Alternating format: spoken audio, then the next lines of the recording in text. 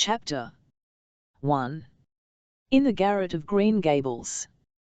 "Thanks be, I'm done with geometry, learning or teaching," it said Anne Shirley, a trifle vindictively, as she thumped a somewhat battered volume of Euclid into a big chest of books, banged the lid in triumph, and sat down upon it, looking at Diana right across the Green Gables garret, with grey eyes that were like a morning sky.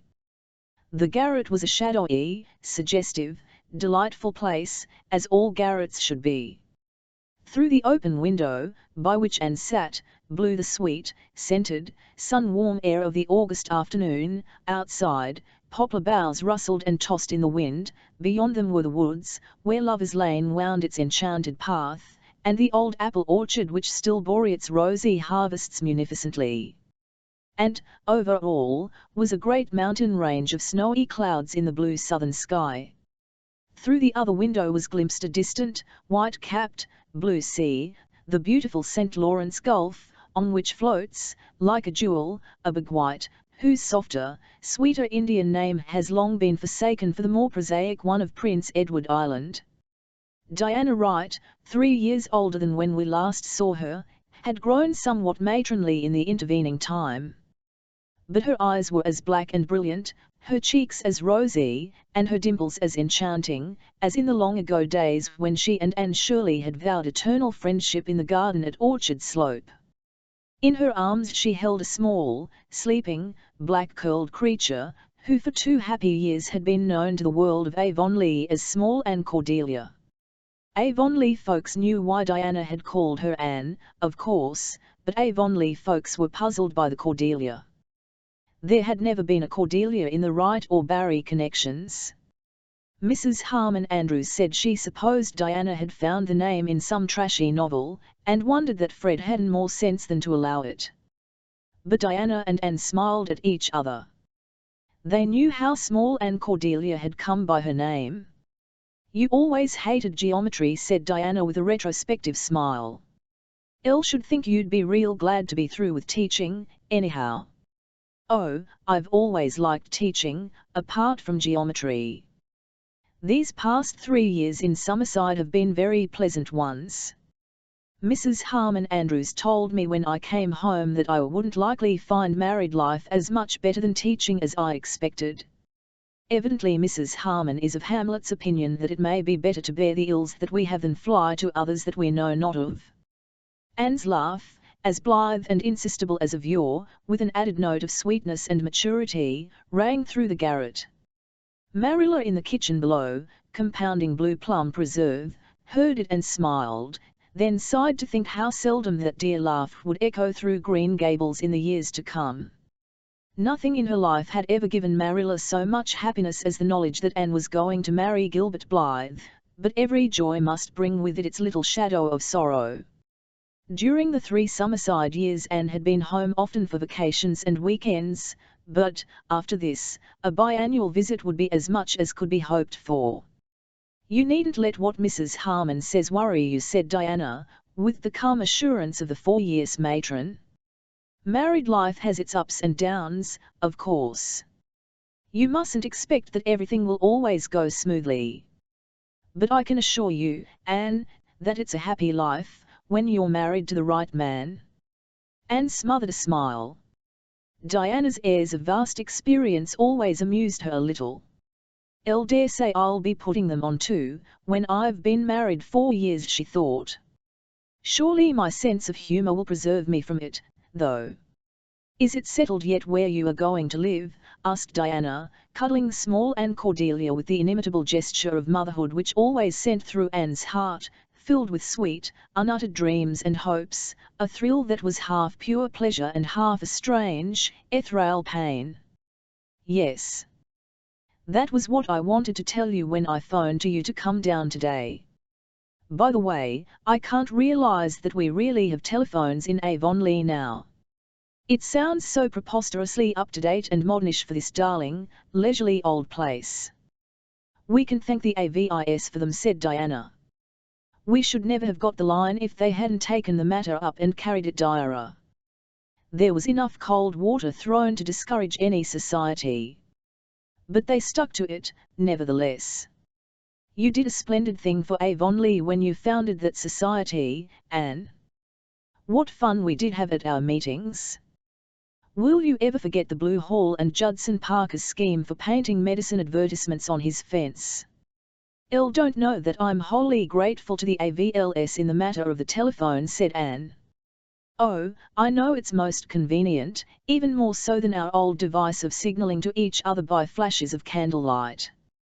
And, as Mrs. Rachel says, Avonlea must keep up with the procession, that's what.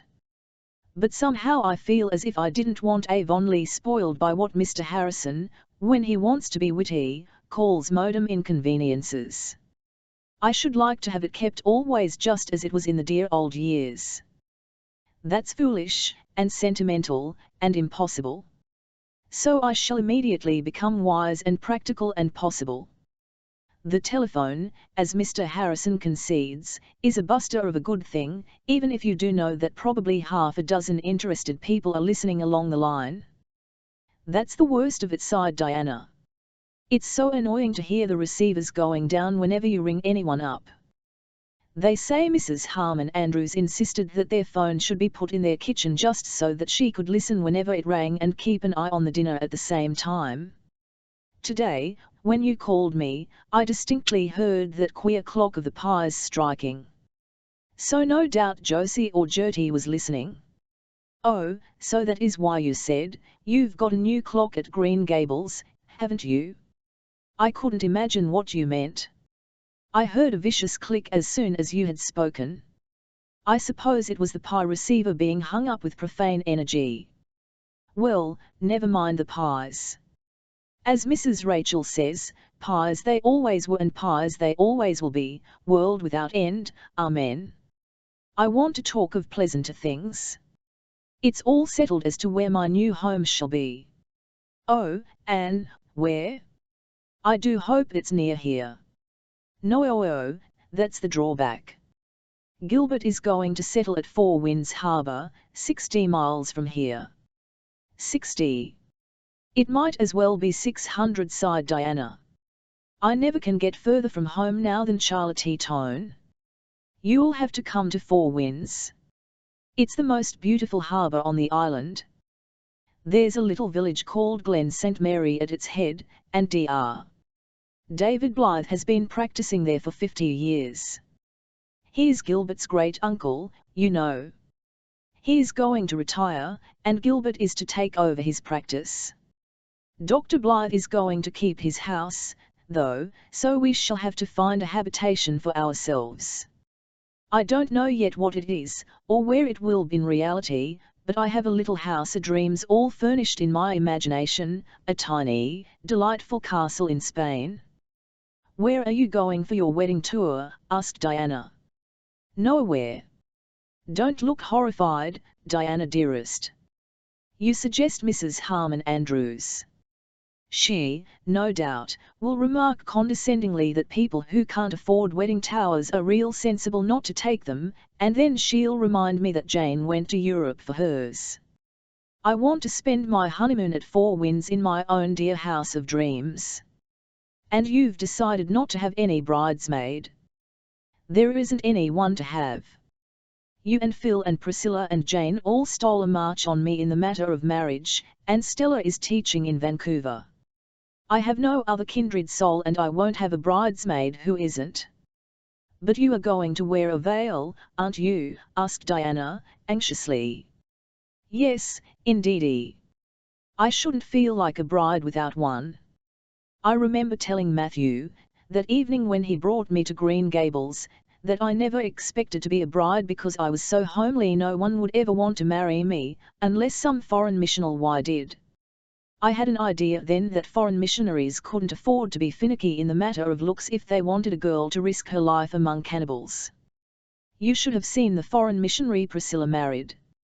He was as handsome and inscrutable as those daydreams we once planned to marry ourselves, Diana. He was the best-dressed man I ever met, and he raved over Priscilla's ethereal, golden beauty. But of course there are no cannibals in Japan. Your wedding dress is a dream, anyhow, sighed Diana rapturously. You'll look like a perfect queen in it, you're so tall and slender. How do you keep so slim, Anne? I'm fatter than ever, I'll soon have no waist at all. Stoutness and slimness seem to be matters of predestination, said Anne. At all events, Mrs. Harmon Andrews can't say to you what she said to me when I came home from Summerside. Well, Anne, you're just about as skinny as ever. It sounds quite romantic to be slender, but skinny has a very different tang. Mrs. Harmon has been talking about your trousseau. She admits it's as nice as Jane's, although she says Jane married a millionaire and you are only marrying a poor young doctor without a cent to his name. Anne laughed. My dresses are nice. I love pretty things. I remember the first pretty dress I ever had, the brown Gloria Matthew gave me for our school concert. Before that everything I had was so ugly. It seemed to me that I stepped into a new world that night. That was the night Gilbert recited Bingen on the Rhine and looked at you when he said, "There's another, not a sister." And you were so furious because he put your pink tissue rose in his breast pocket. You didn't much imagine then that you would ever marry him. Oh, well, that's another instance of predestination, laughed Anne, as they went down the garret stairs. Chapter 2: The House of Dreams. There was more excitement in the air of Green Gables than there had ever been before in all its history. Even Marilla was so excited that she couldn't help showing it, which was little short of being phenomenal. There's never been a wedding in this house, she said, half apologetically, to Mrs. Rachel Lynde. When I was a child I heard an old minister say that a house was not a real home until it had been consecrated by a birth, a wedding and a death. We've had deaths here, my father and mother died here as well as Matthew, and we've even had a birth here. Long ago, just after we moved into this house, we had a married hired man for a little while, and his wife had a baby here. But there's never been a wedding before. It does seem so strange to think of Anne being married. In a way she just seems to me the little girl Matthew brought home here 14 years ago. I can't realize that she's grown up. I shall never forget what I felt when I saw Matthew bringing in a girl. I wonder what became of the boy we would have got if there hadn't been a mistake. I wonder what his fate was. Well, it was a fortunate mistake, said Mrs. Rachel Lynde, though, mind you, there was a time I didn't think so. That evening I came up to see Anne and she treated us to such a scene. Many things have changed since then, that's what. Mrs. Rachel sighed, and then brisked up again. When weddings were in order Mrs. Rachel was ready to let the dead past bury its dead. I'm going to give Anne 2 of my cotton warp spreads, she resumed. A tobacco stripe one and an apple leaf one. She tells me they are getting to be real fashionable again. Well, fashion or no fashion, I don't believe there's anything prettier for a spare room bed than a nice apple leaf spread, that's what. I must see about getting them bleached. I've had them sewed up in cotton bags ever since Thomas died, and no doubt they are an awful colour. But there's a month yet, and dew bleaching will work wonders. Only a month. Marilla sighed and then said proudly, I'm giving Anne that half-dozen braided nigs I have in the garret. I never supposed she'd want them, they are so old-fashioned, and nobody seems to want anything but hooked mats now. But she asked me for them, said she'd rather have them than anything else for her floors. They are pretty. I made them of the nicest rags, and braided them in stripes. It was such company these last few winters. And I'll make her enough blue plum preserve to stock her jam closet for a year. It seems real strange. Those blue plum trees hadn't even a blossom for 3 years, and I thought they might as well be cut down. And this last spring they were white, and such a crop of plums I never remember at Green Gables. Well, thank goodness that Anne and Gilbert really are going to be married after all. It's what I've always prayed for, said Mrs. Rachel, in the tone of one who is comfortably sure that her prayers have availed much. It was a great relief to find out that she really didn't mean to take the Kingsport man. He was rich, to be sure, and Gilbert is poor, at least, to begin with, but then he's an island boy. He's Gilbert Blythe, said Marilla contentedly.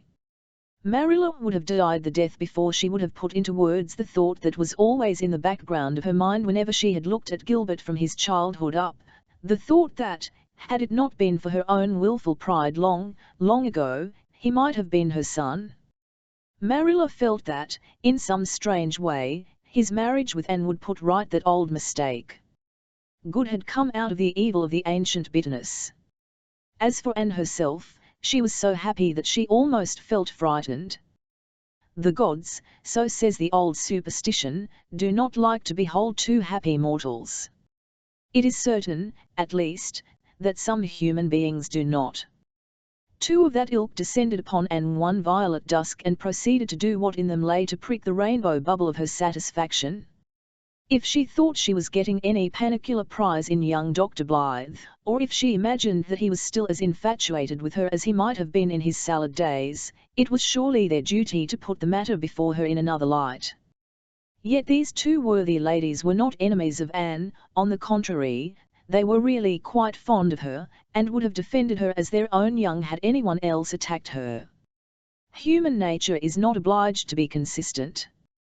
Mrs. Inglis, née Jane Andrews, to quote from the Daily Enterprise, came with her mother and Mrs. Jasper Bell. But in Jane the milk of human kindness had not been curdled by years of matrimonial bickerings. Her lines had fallen in pleasant places. In spite of the fact, as Mrs. Rachel Lynde would say, that she had married a millionaire, her marriage had been happy. Wealth had not spoiled her. She was still the placid, amiable, pink-cheeked Jane of the old quartet, sympathizing with her old chum's happiness and as keenly interested in all the dainty details of Anstrasio as if it could rival her own silken and bejeweled splendors. Jane was not brilliant, and had probably never made a remark worth listening to in her life, but she never said anything that would hurt anyone's feelings, which may be a negative talent but is likewise a rare and enviable one.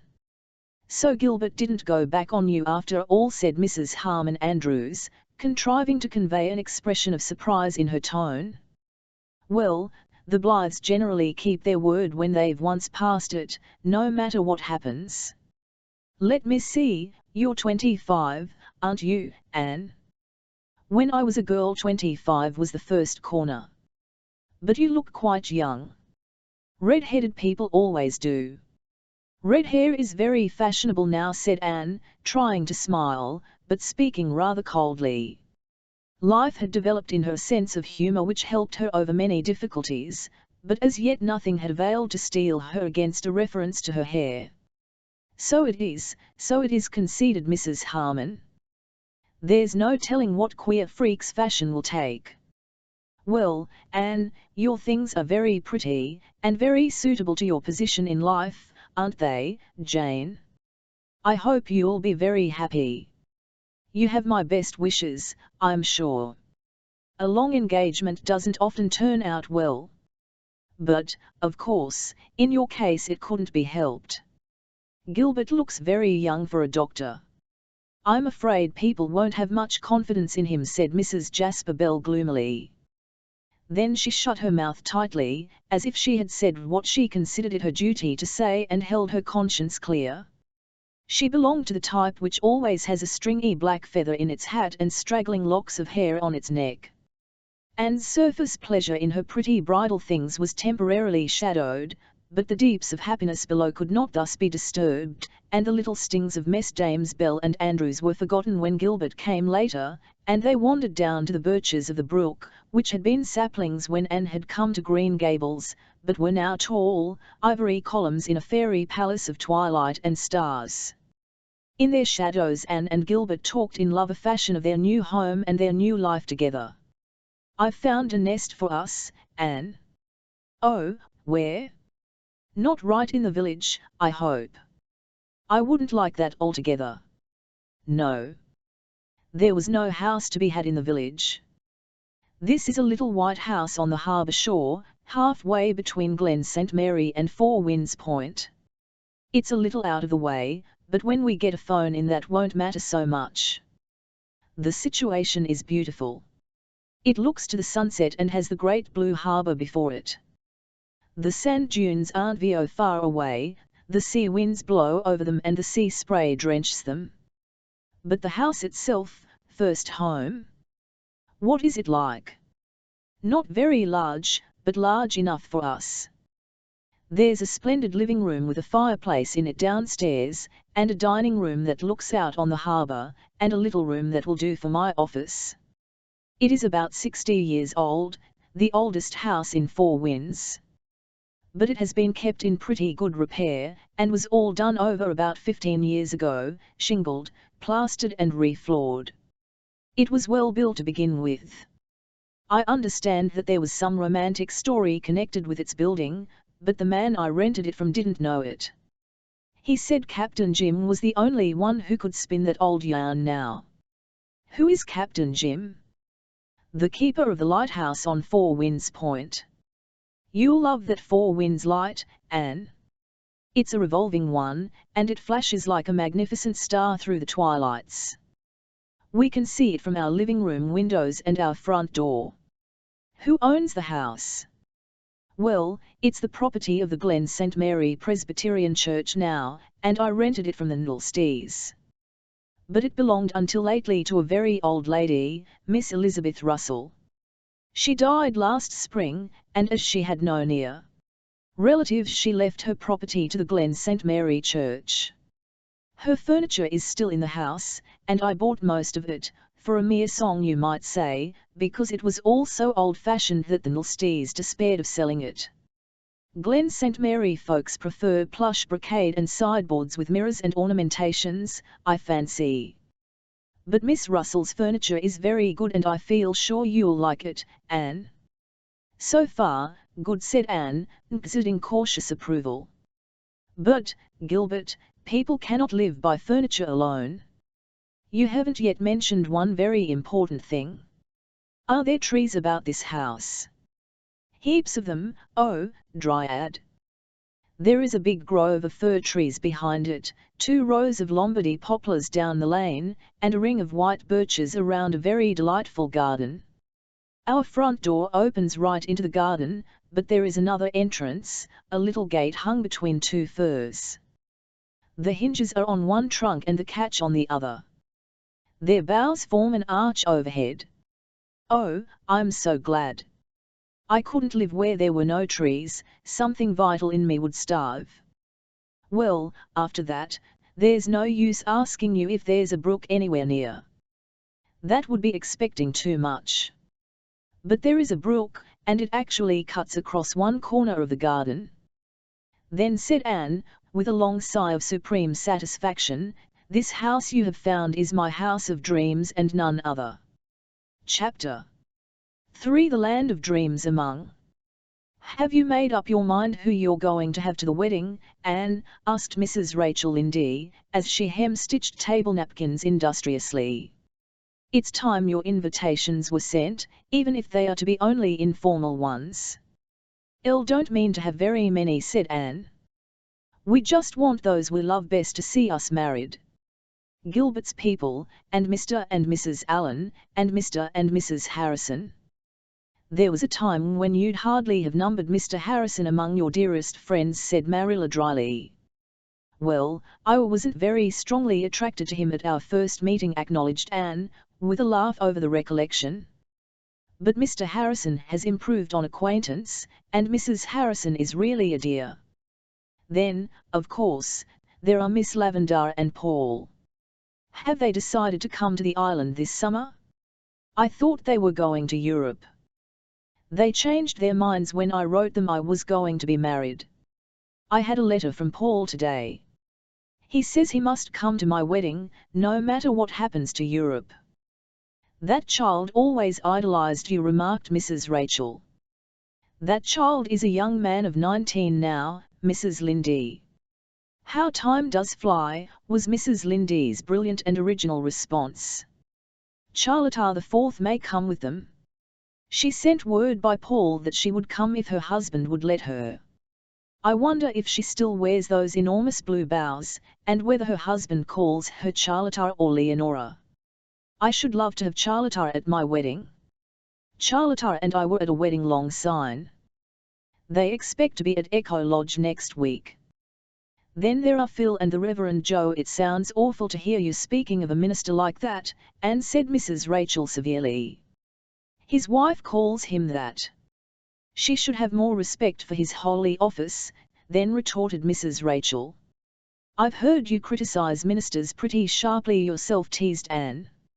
Yes, but I do it reverently, protested Mrs. Lindy. You never heard me nickname a minister.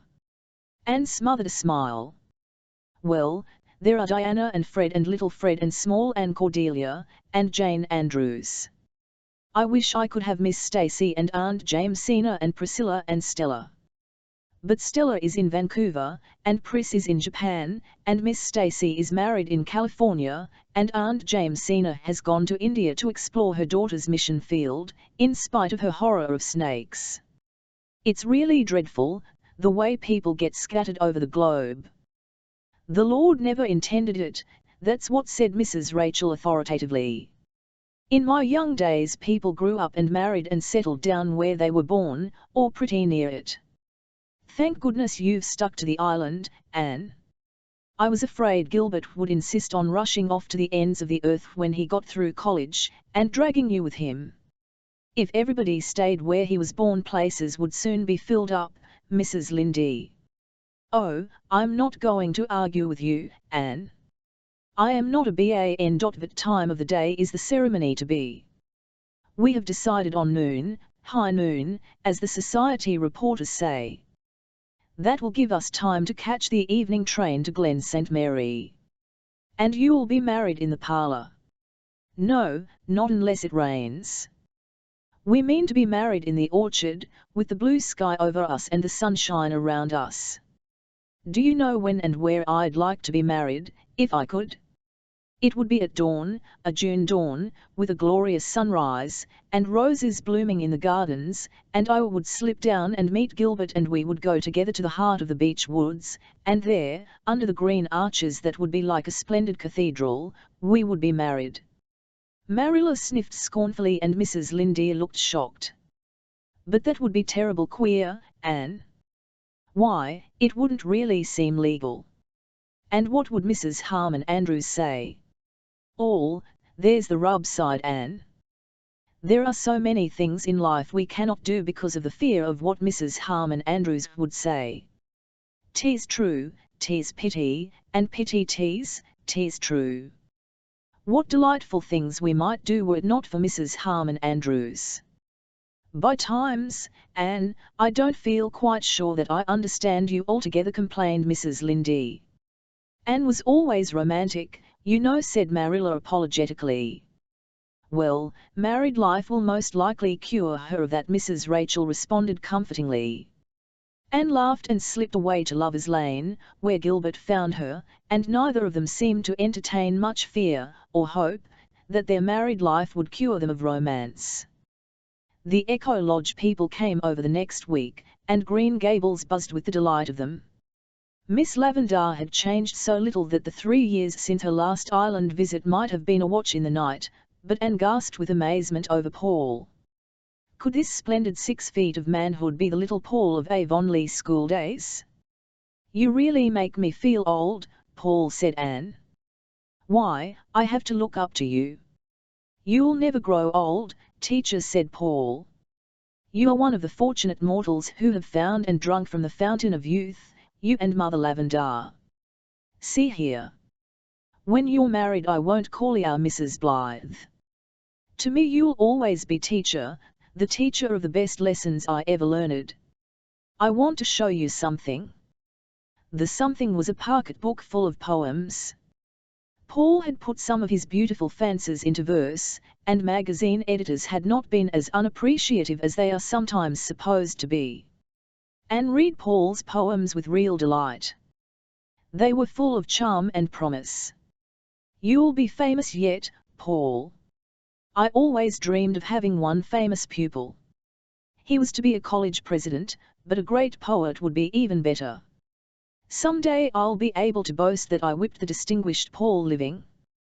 But then I never did whip you, did I, Paul? What an opportunity lost. I think I kept you in at recess, however. You may be famous yourself, teacher. I've seen a good deal of your work these last 3 years. No, I know what I can do. I can write pretty, fanciful little sketches that children love and editors send welcome checks for. But I can do nothing big. My only chance for earthly immortality is a corner in your memoirs. Charlotta IV had discarded the blue bows, but her freckles were not noticeably less. Elle never did think I'd come down to marrying a Yankee, Miss Shirley, she said. But you never know what's before you, and it isn't his fault. He was born that way.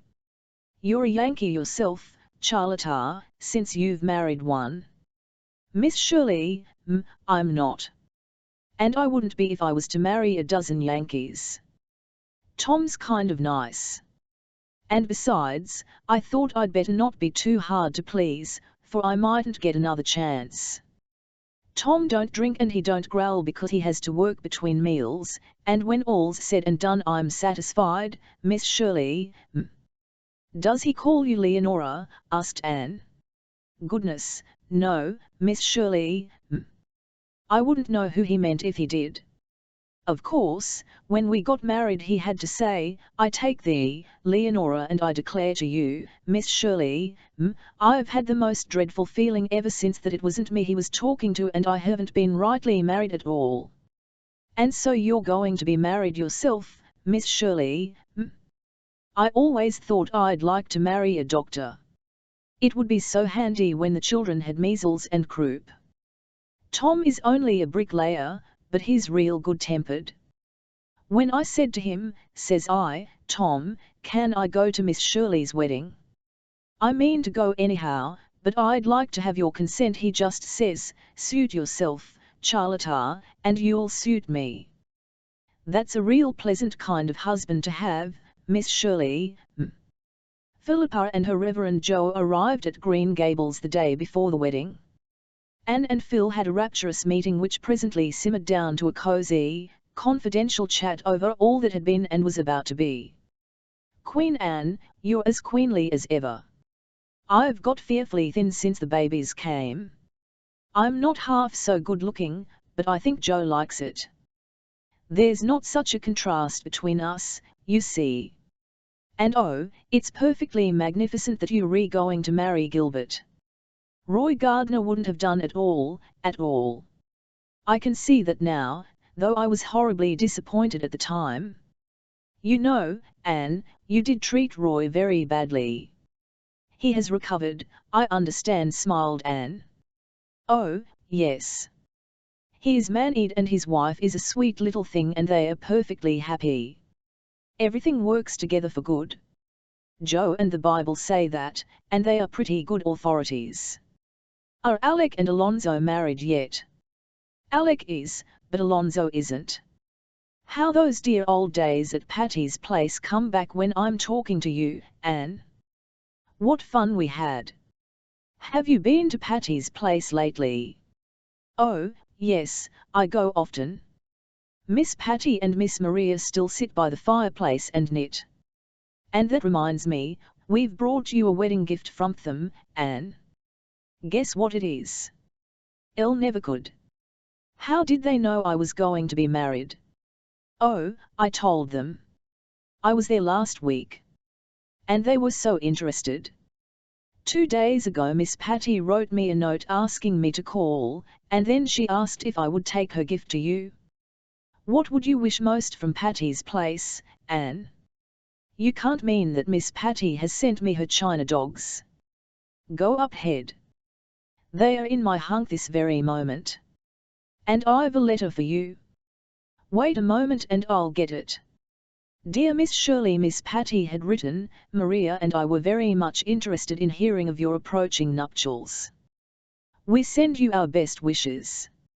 Maria and I have never married, but we have no objection to other people doing so. We are sending you the china dogs. I intended to leave them to you in my will, because you seem to have sincere affection for them. But Maria and I expect to live a good while yet, DV, so I have decided to give you the dogs while you are young. You will not have forgotten that Gog looks to the right and Magog to the left. Just fancy those lovely old dogs sitting by the fireplace in my house of dreams, said Anne rapturously. Elle never expected anything so delightful. That evening Green Gables hummed with preparations for the following day, but in the twilight Anne slipped away. She had a little pilgrimage to make on this last day of her girlhood, and she must make it alone. She went to Matthew's grave, in the little poplar-shaded Avonlea graveyard, and there kept a silent tryst with old memories and immortal loves. How glad Matthew would be tomorrow if he were here, she whispered. But I believe he does know and is glad of it, somewhere else. I've read somewhere that our dead are never dead until we have forgotten them. Matthew will never be dead to me, for I can never forget him. She left on his grave the flowers she had brought and walked slowly down the long hill. It was a gracious evening, full of delectable lights and shadows. In the west was a sky of mackerel clouds, crimson and amber tinted, with long strips of apple-green sky between. Beyond was the glimmering radiance of a sunset sea, and the ceaseless voice of many waters came up from the tawny shore.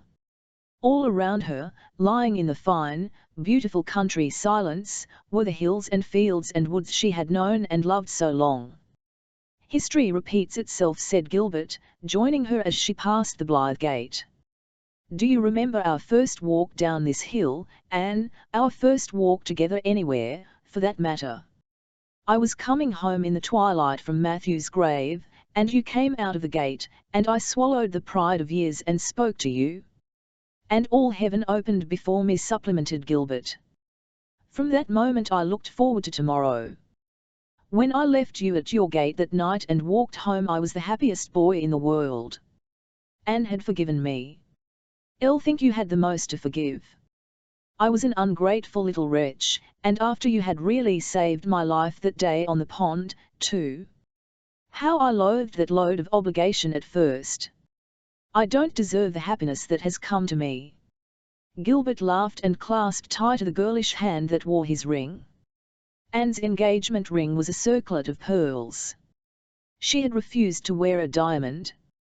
I've never really liked diamonds since I found out they weren't the lovely purple I had dreamed.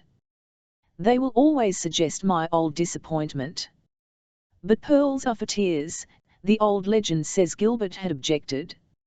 I'm not afraid of that. And tears can be happy as well as sad.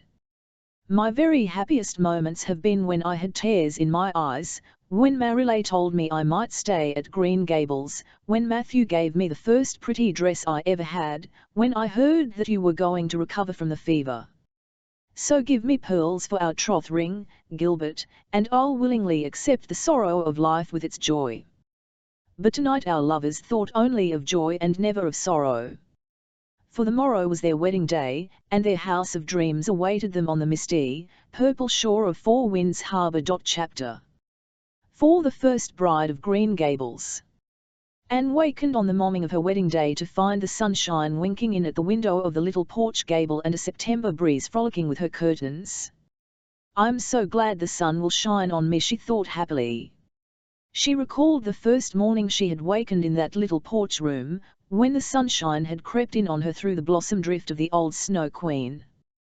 That had not been a happy wakening, for it brought with it the bitter disappointment of the preceding night. But since then the little room had been ended and consecrated by years of happy childhood dreams and maiden visions. To it she had come back joyfully after all her absences. At its window she had knelt through that night of bitter agony when she believed Gilbert dying, and by it she had sat in speechless happiness the night of her betrothal. Many vigils of joy and some of sorrow had been kept there, and today she must leave it forever. Hence 01th it would be hers no more. 15-year-old Dora was to inherit it when she had gone. Nor did Anne wish it otherwise.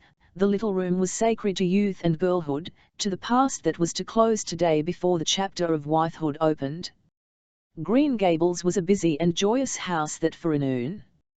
Diana arrived early, with little Fred and small Anne Cordelia, to lend a hand. Davy and Dora, the Green Gables twins, whisked the babies off to the garden. "Don't let small Anne Cordelia spoil her clothes," whined Diana anxiously. "You needn't be afraid to trust her with Dora," said Marilla. "That child is more sensible and careful than most of the mothers I've known. She's really a wonder in some ways. Not much like that other harum-scarum I brought up." Marilla smiled across her chicken salad at Anne. It might even be suspected that she liked the Hanlum-Scanlum best after all. "Those twins are real nice children," said Mrs. Rachel, when she was sure they were out of earshot. "Dora is so womanly and helpful, and Davy is developing into a very smart boy. He isn't the holy terror for mischief he used to be. Elle never was so distracted in my life as I was the first 6 months he was here," acknowledged Marilla. "After that I suppose I got used to him. He's taken a great notion to farming lately, and wants me to let him try running the farm next year. I may, for Mr. Barry doesn't think he'll want to rent it much longer, and some new arrangement will have to be made." "Well, you certainly have a lovely day for your wedding," Anne said Diana, as she slipped a voluminous apron over her silken array. "You couldn't have had a finer one if you'd ordered it from Eaton's." "Indeed, there's too much money going out of this island to that same Eaton's," said Mrs. Lynde indignantly. She had strong views on the subject of octopus-like department stores, and never lost an opportunity of airing them. "And as for those catalogues of theirs, they are the Avonlea girls' Bible now, that's what. They pore over them on Sundays instead of studying the Holy Scriptures." "Well, they are splendid to amuse children with," said Diana. "Fred and Small Anne look at the pictures by the hour." "I amused 10 children without the aid of Eaton's catalogue," said Mrs. Rachel severely. "Come, you two, don't quarrel over Eaton's catalogue," said Anne gaily. "This is my day of days, you know. I'm so happy I want everyone else to be happy, too." "I'm sure I hope your happiness will last, child," sighed Mrs. Rachel. She did hope it and believed it, but she was afraid it was in the nature of a challenge to Providence to flaunt your happiness too openly. Anne, for her own good, must be toned down a trifle. But it was a happy and beautiful bride who came down the old, homespun carpeted stairs that September noon, the first bride of Green Gables, slender and shining-eyed, in the mist of her maiden veil, with her arms full of roses. Gilbert, waiting for her in the hall below, looked up at her with adoring eyes. She was his at last, this evasive, long-sought Anne, won after years of patient waiting. It was to him she was coming in the sweet surrender of the bride. Was he worthy of her? Could he make her as happy as he hoped? If he failed her, if he could not measure up to her standard of manhood, then, as she held out her hand, their eyes met and all doubt was swept away in a glad certainty. They belonged to each other, and, no matter what life might hold for them, it could never alter that. Their happiness was in each other's keeping and both were unafraid. They were married in the sunshine of the old orchard, circled by the loving and kindly faces of long familiar friends. Mr. Allen married them, and the Reverend Joe made what Mrs. Rachel Lynde afterwards pronounced to be the most beautiful wedding prayer she had ever heard. Birds do not often sing in September, but one sang sweetly from some hidden bough while Gilben and Anne repeated their deathless vows. Anne heard it and thrilled to it, Gilbert heard it, and wondered only that all the birds in the world had not burst into jubilant song. Paul heard it and later wrote a Iy about it, which was one of the most admired in his first volume of verse. Charlotta IV heard it and was blissfully sure it meant good luck for her adored Miss Shirley. The bird sang until the ceremony was ended, and then it wound up with one mad little, glad little trill. Never had the old grey-green house among its enfolding orchards known a blither, merrier afternoon. All the old jests and quips that must have done duty at weddings since Eden were served up, and seemed as new and brilliant and mirth-provoking as if they had never been uttered before. Laughter and joy had their way, and when Anne and Gilbert left to catch the Carmody train, with Paul as driver, the twins were ready with rice and old shoes, in the throwing of which Charlotta IV and Mr. Harrison bore a valiant part. Marilla stood at the gate and watched the carriage out of sight down the long lane with its banks of goldenrod. Anne turned at its end to wave her last goodbye. She was gone. Green Gables was her home no more. Marilla's face looked very grey and old as she turned to the house which Anne had filled for 14 years, and even in her absence, with light and life. But Diana and her small fry, the Echo Lodge people and the Allens, had stayed to help the two old ladies over the loneliness of the first evening, and they contrived to have a quietly pleasant little supper time, sitting long around the table and chatting over all the details of the day. While they were sitting there, Anne and Gilbert were alighting from the train at Glen St. Mary. Chapter 5. The Homecoming. Dr. David Blythe had sent his horse and buggy to meet them, and the urchin who had brought it slipped away with a sympathetic grin, leaving them to the delight of driving alone to their new home through the radiant evening. Anne never forgot the loveliness of the view that broke upon them when they had driven over the hill behind the village. Her new home could not yet be seen, but before her lay Four Winds Harbour like a great, shining mirror of rose and silver. Far down, she saw its entrance between the bar of sand dunes on one side and a steep, high, grim, red sandstone cliff on the other. Beyond the bar the sea, calm and austere, dreamed in the afterlight. The little fishing village, nestled in the cove where the sand dunes met the harbour shore, looked like a great opal in the haze. The sky over them was like a jewelled cup from which the dusk was pouring. The air was crisp with the compelling tang of the sea, and the whole landscape was infused with the subtleties of a sea evening. A few dim sails drifted along the darkening fir-clad harbour shores. A bell was ringing from the tower of a little white church on the far side, mellowly and dreamily sweet. The chime floated across the water blent with the moan of the sea. The great revolving light on the cliff at the channel flashed warm and golden against the clear non-hem sky, a trembling, quivering star of good hope. Far out along the horizon was the crinkled grey ribbon of a passing steamer's smoke. "Oh, beautiful, beautiful," murmured Anne. "Elle shall love Four Winds, Gilbert. Where is our house?" "We can't see it yet. The belt of birch running up from that little cove hides it. It's about 2 miles from Glen St. Mary, and there's another mile between it and the lighthouse. We won't have many neighbours, Anne. There's only one house near us and I don't know who lives in it. Shall you be lonely when I'm away?" "Not with that light and that loveliness for company." "Who lives in that house, Gilbert?" "Elle don't know." "It doesn't if the occupants would be kindred spirits, Anne, does it?" The house was a large, substantial affair, painted such a vivid green that the landscape seemed quite faded by contrast. There was an orchard behind it, and a nicely kept lawn before it, but, somehow, there was a certain bareness about it. Perhaps its neatness was responsible for this. The whole establishment, house, bams, orchard, garden, lawn and lane, was so starkly neat. "It doesn't seem probable that anyone with that taste in paint could be very kindred," acknowledged Anne, "unless it were an accident, like our Blue Hall. I feel certain there are no children there, at least. It's even neater than the old Cock Place on the Tory Road, and I never expected to see anything neater than that."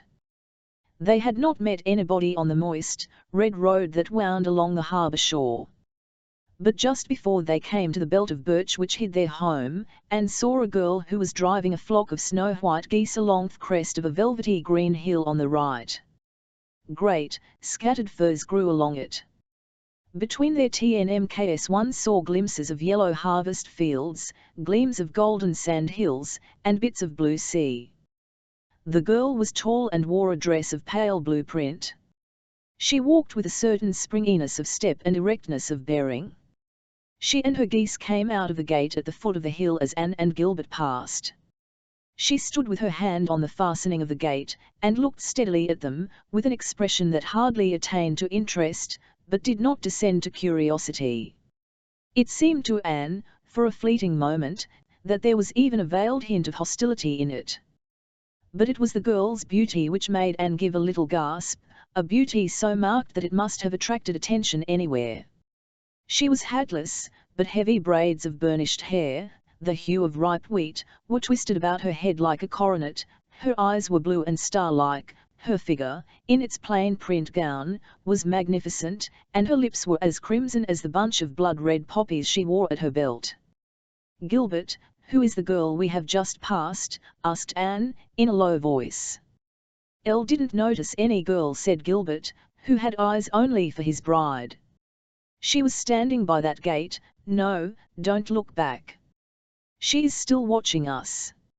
I never saw such a beautiful face.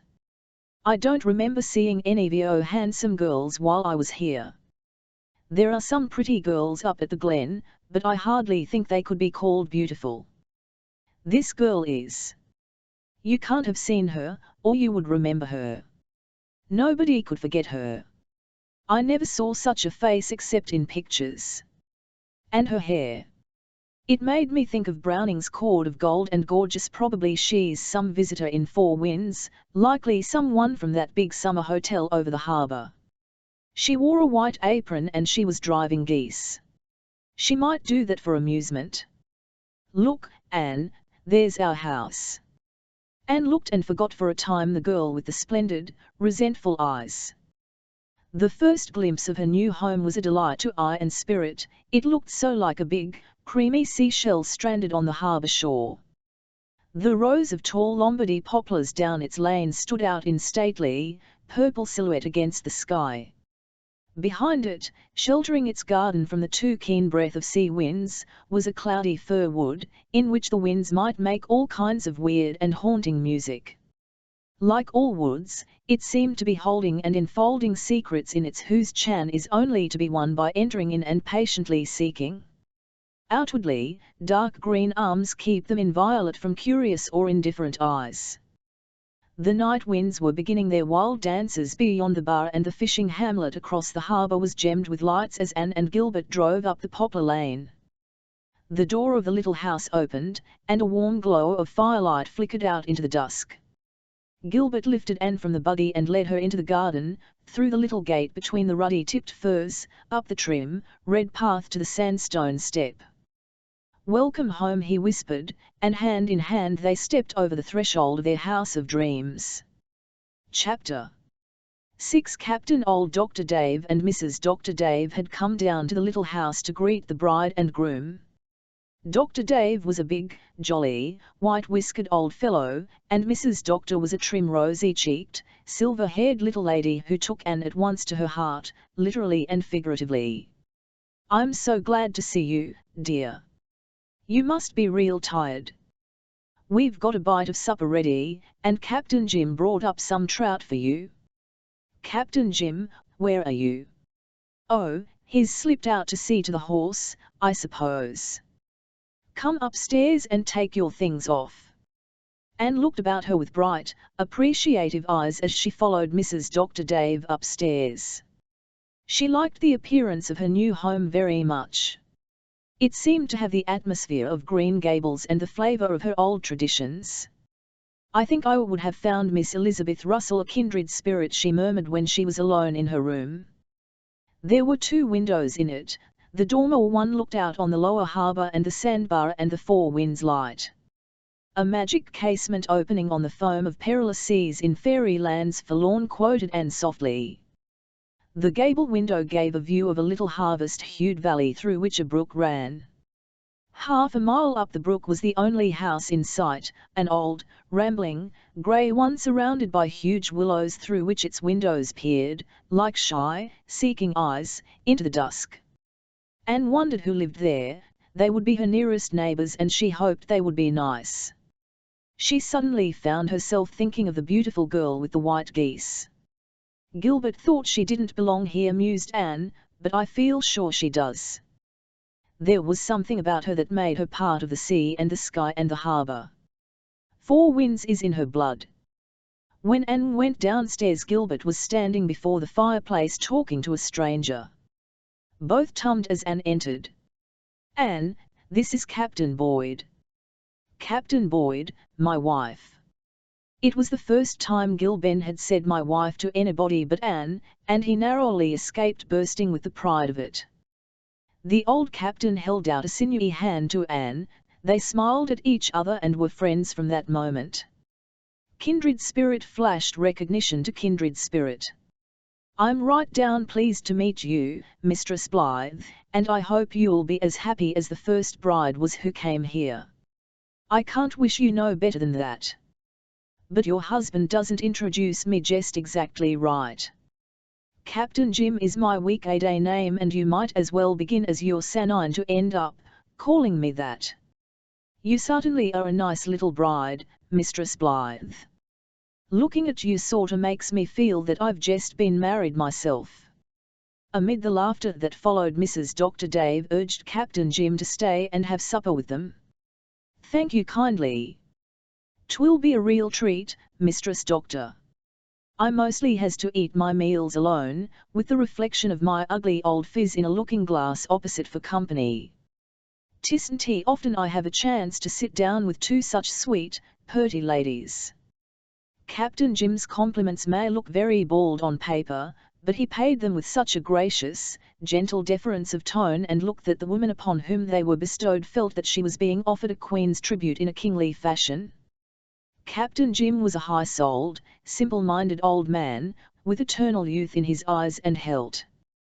He had a tall, rather ungainly figure, somewhat stooped, yet suggestive of great strength and endurance, a clean-shaven face deeply lined and bronzed, a thick mane of iron-grey hair falling quite to his shoulders, and a pair of remarkably blue, deep-set eyes, which sometimes twinkled and sometimes dreamed, and sometimes looked out seaward with a wistful quest in them, as of one seeking something precious and lost. Anne was to learn one day what it was for which Captain Jim looked. It could not be denied that Captain Jim was a homely man. His spare jaws, ntgged mouth, and square brow were not fashioned on the lines of beauty, and he had passed through many hardships and sorrows which had marked his body as well as his soul, but though at first sight and thought him plain she never thought anything more about it, the spirit shining through that rugged tenement beautified it so wholly. They gathered gaily around the supper table. The hearth fire banished the chill of the September evening, but the window of the dining room was open and sea breezes entered at their own sweet will. The view was magnificent, taking in the harbour and the sweep of low, purple hills beyond. The table was heaped with Mrs. Doctor's delicacies, but the piece de resistance was undoubtedly the big platter of sea trout. Thought they'd be sorta tasty after travelling, said Captain Jim. They are fresh as trout can be, Mistress Blythe. 2 hours ago they were swimming in the Glen Pond. Who is attending to the light tonight, Captain Jim? Asked Dr. Dave. Nephew Alec. He understands it as well as I do. Well, now, I'm real glad you asked me to stay to supper. I'm proper hungry, didn't have much of a dinner today. I'll believe you half starve yourself most of the time down at that light, said Mrs. Dr. Dave severely. You won't take the trouble to get up a decent meal. Oh, I do, Mistress Doctor, I do, protested Captain Jim. Why, I live like a king generally. Last night I was up to the Glen and took home 2 pounds of steak. I meant to have a spanking good dinner today. And what happened to the steak? Asked Mrs. Dr. Dave.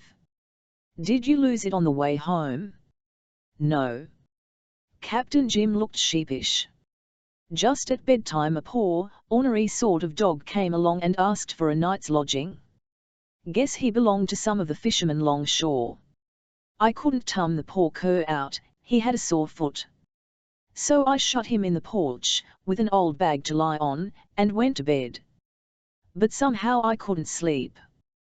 Come to think it over, I sorta remembered that the dog looked hungry.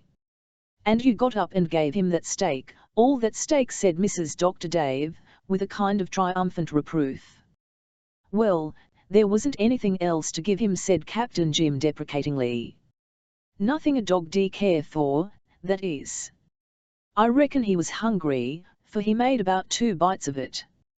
I had a fine sleep the rest of the night, but my dinner had to be sorta scanty, potatoes and point, as you might say. The dog, he lit out for home this morning. I reckon he weren't a vegetarian. The idea of starving yourself for a worthless dog, sniffed Mrs. Doctor. You don't know, but he may be worth a lot to somebody, protested Captain Jim. He didn't look of much account, but you can't go by looks in judging a dog. Like myself, he might be a real beauty inside. The first mate didn't approve of him, I'll allow. His language was right down forcible. But the first mate is prejudiced. No use in taking a cat's opinion of a dog. Tenirat, I lost my dinner, so this nice spread in this delightful company is real pleasant. It's a great thing to have good neighbours. Who lives in the house among the willows up the brook? Asked Anne. Mrs. Dickmore, said Captain. Her husband, he added, as if by way of an afterthought. Anne smiled, and deduced a mental picture of Mrs. Dickmore from Captain Jim's way of putting it, evidently a second Mrs. Rachel Lindley. You haven't many neighbours, Mistress Blythe, Captain Jim went on. This side of the harbour is mighty thinly settled. Most of the land belongs to Mr. Howard up yonder past the glen, and he rents it out for pasture. The other side of the harbour, now, is thick with folks, specially McAllisters. There's a whole colony of McAllisters. You can't throw a stone but you hit one. I was talking to old Leon Blackie the other day. He's been working on the harbour all summer. They're nearly all McAllisters over there, he told me. There's Neil McAllister and Sandy McAllister and William McAllister and Alec McAllister and Angus McAllister, and I believe there's the Devil McAllister. There are nearly as many Elliots and Crawfords, said Dr. Dave, after the laughter had subsided.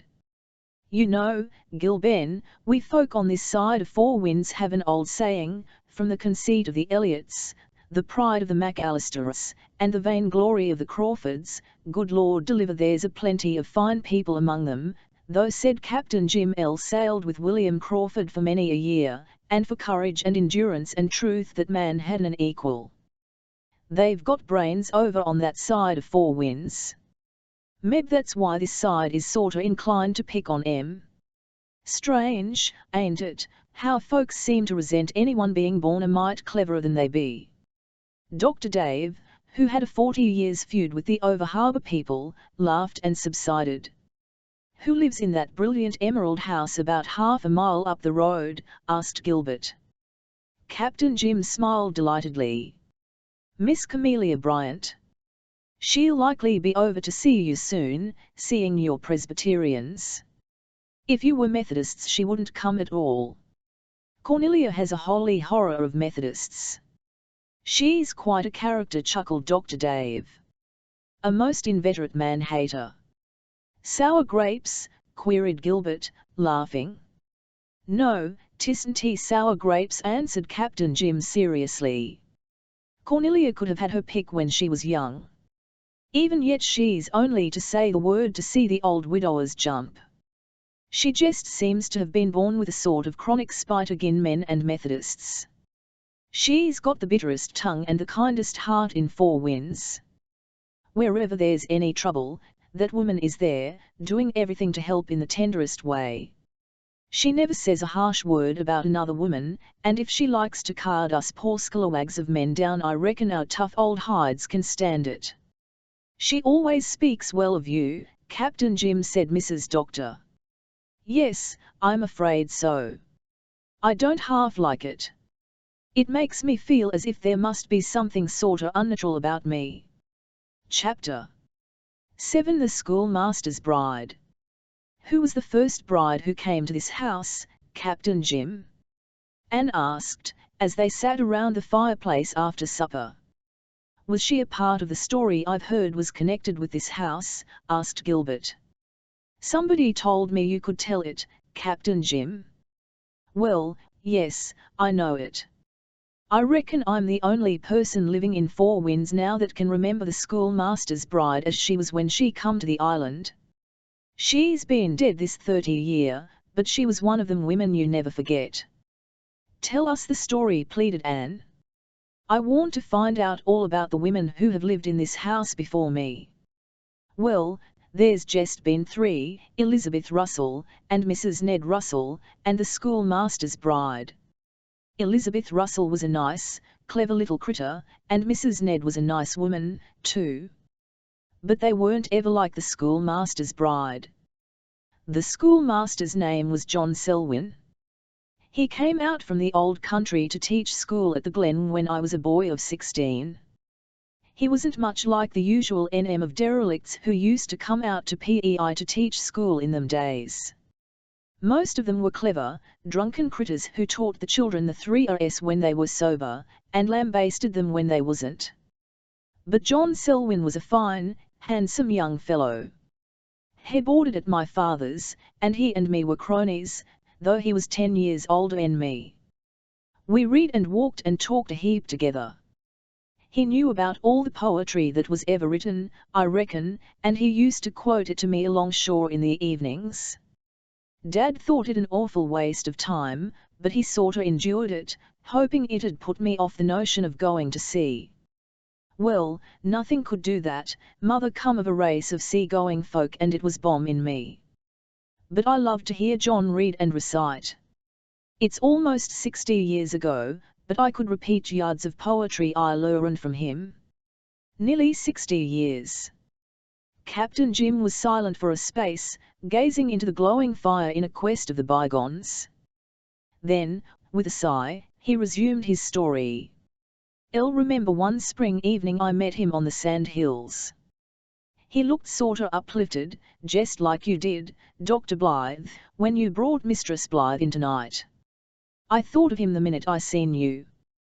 And he told me that he had a sweetheart back home and that she was coming out to him. I wasn't more 'n half pleased, me young lump of selfishness that I was. I thought he wouldn't be as much my friend after she came. But I'd enough decency not to let him see it. He told me all about her. Her name was Persis Lee, and she would have come out with him if it hadn't been for her old uncle. He was sick, and he'd looked after her when her parents died and she wouldn't leave him. And now he was dead and she was coming out to marry John Selwyn. 'Twasn't no easy journey for a woman in them days. There weren't no steamers, you must recollect. When do you expect her, says Elle. She sails on the Royal William, the 20th of June, says he, and so she should be here by mid-July. I must set Carpenter Johnson to building me a home for her. Her letter come today. I know before I opened it that it had good news for me. I saw her a few nights ago. Elle didn't understand him, and then he explained, though I didn't understand that much better. He said he had a gift, or a curse. Them was his words, Mistress Blythe, a gift or a curse. He didn't know which it was. He said a great-great-grandmother of his had it, and they bummed her for a witch on account of it.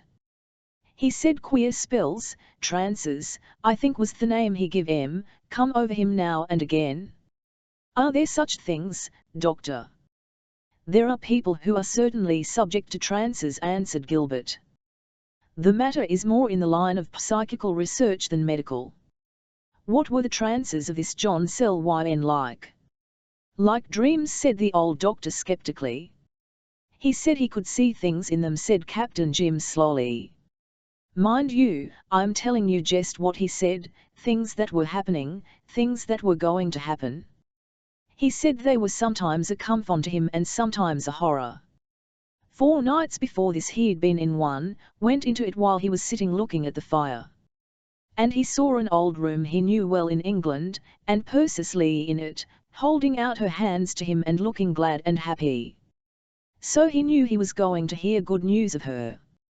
A dream, scoffed the old doctor. Likely, conceded Captain Jim. That's what I said to him at the time. It was a vast more comfortable to think so. I didn't like the idea of him seeing things like that, it was real uncanny. No, says he, I didn't dream it. But we won't talk of this again. You won't be so much my friend if you think much about it. I told him nothing could make me any less his friend. But he just shook his head and says he, lad, I know. I've lost friends before because of this. I don't blame them. There are times when I feel hardly friendly to myself because of it. Such a power has a bit of divinity in it, whether of a good or an evil divinity who shall say? And we mortals all shrink from too close contact with God or devil. Them was his words. I remember them as if 'twas yesterday, though I didn't know just what he meant. What do you suppose he did mean, Doctor? I doubt if he knew what he meant himself, said Dr. Dave testily. "I'll think I understand," whispered Anne. She was listening in her old attitude of clasped lips and shining eyes. Captain Jim treated himself to an admiring smile before he went on with his story.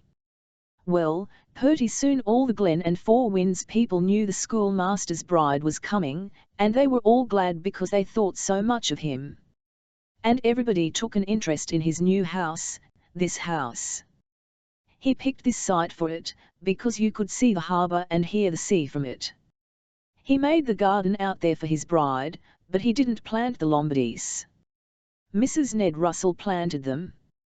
But there's a double row of rose bushes in the garden that the little girls who went to the Glen School set out there for the schoolmaster's bride. He said they were pink for her cheeks and white for her brow and red for her lips. He'd quoted poetry so much that he sorta got into the habit of talking it, too, I reckon. Almost everybody sent him some little present to help out the furnishing of the house. When the Russells came into it they were well-to-do and furnished it real handsome, as you can see, but the first furniture that went into it was plain enough. This little house was rich in love, though. The women sent in quilts and tablecloths and towels, and one man made a chest for her, and another a table, and so on. Even blind old Aunt Margaret Boyd wove a little basket for her out of the sweet-scented sandhill grass. The schoolmaster's wife used it for years to keep her handkerchiefs in.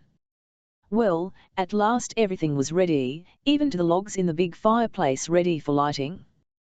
'Twasn't exactly this fireplace, though 'twas in the same place. Miss Elizabeth had this put in when she made the house over 15 years ago. It was a big, old-fashioned fireplace where you could have roasted an ox. Many's the time I've sat here and spun yarns, same's I'm doing tonight. Again there was a silence, while Captain Jim kept a passing tryst with visitants Anne and Gilbert could not see, the folks who had sat with him around that fireplace in the vanished years, with mirth and bridal joy shining in eyes long since closed forever under churchyard sod or heaving leagues of sea. Here on olden nights children had tossed laughter lightly to and fro. Here on winter evenings friends had gathered. Dance and music and jest had been here. Here youths and maidens had dreamed. For Captain Jim the little house was tenanted with shapes entreating remembrance. It was the 1st of July when the house was finished. The schoolmaster began to count the days then. We used to see him walking along the shore, and we'd say to each other, "She'll soon be with him now." She was expected the middle of July, but she didn't come then. Nobody felt anxious. Vessels were often delayed for days and maybe weeks. The Royal William was a week overdue, and then 2, and then 3. And at last we began to be frightened, and it got worse and worse. Finally I couldn't bear to look into John Selwyn's eyes. "Do you know, Mistress Blythe," Captain Jim lowered his voice, "El used to think that they looked just like what his old great-great-grandmothers must have been when they were burning her to death." He never said much, but he taught school like a man in a dream and then hurried to the shore. Many a night he walked there from dark to dawn. People said he was losing his mind. Everybody had given up hope. The Royal William was 8 weeks overdue. It was the middle of September and the schoolmaster's bride hadn't come, never would come, we thought. There was a big storm then that lasted 3 days, and on the evening after it died away I went to the shore. I found the schoolmaster there, leaning with his arms folded against a big rock, gazing out to sea. I spoke to him but he didn't answer. His eyes seemed to be looking at something I couldn't see. His face was set, like a dead man's. "John, John," I called out, just like that, just like a frightened child, "wake up, wake up." That strange, awful look seemed to sort of fade out of his eyes. He turned his head and looked at me. I've never forgot his face, never will forget it till I ships for my last voyage. All is well, lad, he says. I've seen the Royal William coming around East Point. She will be here by dawn. Tomorrow night I shall sit with my bride by my own hearth fire. Do you think he did see it? Demanded Captain Jim abruptly. God knows, said Gilbert softly. Great love and great pain might compass we know not what marvels. I am sure he did see it, said Anne earnestly. Folderol, said Dr. Dave, but he spoke with less conviction than usual. Because, you know, said Captain Jim solemnly, the Royal William came into Four Winds Harbour at daylight the next morning. Every soul in the glen and along the shore was at the old wharf to meet her. The schoolmaster had been watching there all night. How we cheered as she sailed up the channel. Captain Jim's eyes were shining. They were looking at the Four Winds Harbour of 60 years agone, with a battered old ship sailing through the sunrise splendour. And Persis Lee was on board, asked Anne. Yes, her and the captain's wife. They'd had an awful passage, storm after storm, and their provisions give out, too. But there they were at last. When Persis Lee stepped onto the old wharf, John Selwyn took her in his arms, and folks stopped cheering and begun to cry. I cried myself, though 'twas years, mind you, afore I'd admit it. Ain't it funny how ashamed boys are of tears? Was Persis Lee beautiful? Asked Anne. Well, I don't know that you'd call her beautiful, no, said Captain Jim slowly. Somehow, you never got so far along as to wonder if she was handsome or not. It just didn't matter. There was something so sweet and winsome about her that you had to love her, that was all. But she was pleasant to look at, big, clear, hazel eyes and heaps of glossy brown hair, and an English skin. John and her were married at our house that night at early candle lighting. Everybody from far and near was there to see it, and we all brought them down here afterwards. Mistress Selwyn lighted the fire, and we went away and left them sitting here, just as John had seen in that vision of his. A strange thing, a strange thing. But I've seen a terrible lot of strange things in my time. Captain Jim shook his head sagely. It's a dear story, said Anne, feeling that for once she had got enough romance to satisfy her. How long did they live here? 15 years. I ran off to sea soon after they were married, like the young scalawag I was. But every time I come back from a voyage I'd head for here, even before I went home, and tell Mistress Selwyn all about it. 15 happy years. They had a sort of talent for happiness, them two. Some folks are like that, if you've noticed. They couldn't be unhappy for long, no matter what happened. They quailed once or twice, for they was both high-spirited. But Mistress Selwyn says to me once, says she, laughing in that pretty way of hers, I felt dreadful when John and I quarrelled, but underneath it all I was very happy because I had such a nice husband to quarrel with and make it up with. Then they moved to Charlottetown, and Ned Russell bought this house and brought his bride here. They were a gay young pair, as I remember them. Miss Elizabeth Russell was Alec's sister. She came to live with them a year or so later, and she was a creature of milth, too. The walls of this house must be sorta soaked with laughing and good times. You're the third bride I've seen come here, Mistress Blythe, and the handsomest. Captain Jim contrived to give his sunflower compliment the delicacy of a violet, and Anne wore it proudly. She was looking her best that night, with the bridal rose on her cheeks and the love light in her eyes. Even GNLFF old Dr. Dave gave her an approving glance, and told his wife, as they drove 'em together, that red-headed wife of the boys was something of a beauty. "Elle must be getting back to the light," announced Captain Jim. "I've enjoyed this evening something tremendous." "You must come often to see us," said Anne. "Elle wonder if you'd give that invitation if you knew how likely I'll be to accept it," Captain Jim remarked whimsically. "Which is another way of saying you wonder if I mean it," smiled Anne. "I do, cross my heart as we used to say at school. Then I'll come. You're likely to be pestered with me at any hour.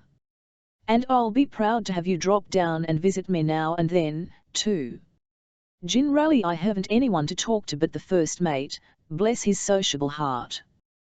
He's a mighty good listener, and has forgot more than any McAllister of them all ever knew, but he isn't much of a conversationalist. You're young and I'm old, but our souls are about the same age, I reckon. We both belong to the race that knows Joseph, as Cornelia Bryant would say. The race that knows Joseph, puzzled Anne. Yes. Cornelia divides all the folks in the world into two kinds, the race that knows Joseph and the race that don't. If a person softer sees eye to eye with you, and has pretty much the same ideas about things, and the same taste in jokes, why, then he belongs to the race that knows Joseph.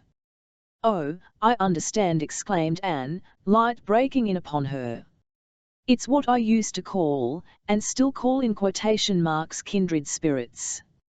Just so, agreed Captain Jim. We're it, whatever it is. When you come in tonight, Mistress Blythe, I says to myself, says I, yes, she is of the race that knows Joseph. And mighty glad I was, for if it wasn't so we couldn't have had any real satisfaction in each other's company. The race that knows Joseph is the salt of the earth, I reckon. The moon had just risen when Anne and Gilbert went to the door with their guests. Four Winds Harbour was beginning to be a thing of dream and glamour and enchantment, a spellbound haven where no tempest might ever raven. The Lombardies down the lane, tall and sombre as the priestly forms of some mystic band, were tipped with silver. Always liked Lombardies, said Captain Jim, waving a long arm at them. They are the trees of princesses. They are out of fashion now. Folks complain that they die at the top and get ragged looking. So they do, if you don't risk your neck every spring climbing up a light ladder to trim them out. I always did it for Miss Elizabeth, so her Lombardies never got out at elbows. She was especially fond of them. She liked their dignity and standoffishness. They don't hobnob with every Tom, Dick and Harry. If it's Maples for company, Mistress Blythe, it's Lombardies for society. What a beautiful night, said Mrs. Dr. Dave, as she climbed into the doctor's buggy. Most nights are beautiful, said Captain Jim. But I low that moonlight over Four Winds makes me sort o' wonder what's left for heaven. The moon's a great friend of mine, Mistress Blythe. I've loved her ever since I can remember. When I was a little chap of 8 I fell asleep in the garden one evening and wasn't missed. I woke up along in the night and I was most scared to death. What shadows and queer noises there was. I durstn't move. Just crouched there quaking, poor small mite. Seemed as if there weren't anyone in the world but myself, and it was mighty big. Then all at once I saw the moon looking down at me through the apple boughs, just like an old friend. I was comforted right off. Got up and walked to the house as brave as a lion, looking at her. Many's the night I've watched her from the deck of my vessel, on seas far away from here. Why don't you folks tell me to take in the slack of my jaw and go home? The laughter of the Goodnights died away. Anne and Gilbert walked hand in hand around their garden. The brook that ran across the Cummer dimpled pellucidly in the shadows of the birches. The poppies along its banks were like shallow cups of moonlight. Flowers that had been planted by the hands of the schoolmaster's bride flung their sweetness on the shadowy air, like the beauty and blessing of sacred yesterdays. Anne paused in the gloom to gather a spray. "I'll love to smell flowers in the dark," she said. "You get hold of their soul then. Oh, Gilbert, this little house is all I've dreamed it. And I'm so glad that we are not the first who have kept bridal tryst here." Chapter 8. Miss Cornelia Bryant Comes to Call. That September was a month of golden mists and purple hazes at Four Winds Harbour, a month of sun-steeped days and of nights that were swimming in moonlight, or pulsating with stars. No storm marred it, no rough wind blew.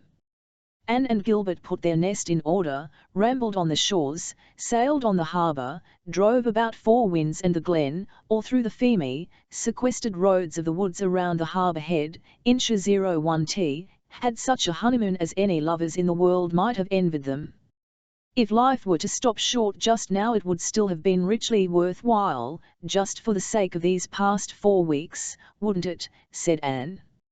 I don't suppose we will ever have 4 such perfect weeks again, but we've had them. Everything, wind, weather, folks, house of dreams, has conspired to make our honeymoon delightful. There hasn't even been a rainy day since we came here. And we haven't quarrelled once, teased Gilbert. Well, that's a pleasure all the greater for being deferred, quoted Anne. I'm so glad we decided to spend our honeymoon here. Our memories of it will always belong here, in our house of dreams, instead of being scattered about in strange places. There was a certain tang of romance and adventure in the atmosphere of their new home which Anne had never found in Avonlea. There, although she had lived in sight of the sea, it had not entered intimately into her life. In Four Winds it surrounded her and called to her constantly. From every window of her new home she saw some varying aspect of it. Its haunting murmur was ever in her ears.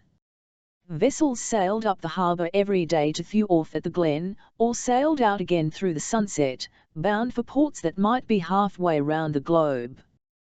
Fishing boats went white-winged down the channel in the mornings, and resumed laden in the evenings. Sailors and fisher-folk travelled the red, winding harbour roads, light-hearted and content. There was always a certain sense of things going to happen, of adventures and farings forth. The ways of Four Winds were less staid and settled and grooved than those of Avonlea. Winds of change blew over them, the sea called ever to the dwellers on shore, and even those who might not answer its call felt the thrill and unrest and mystery and possibilities of it.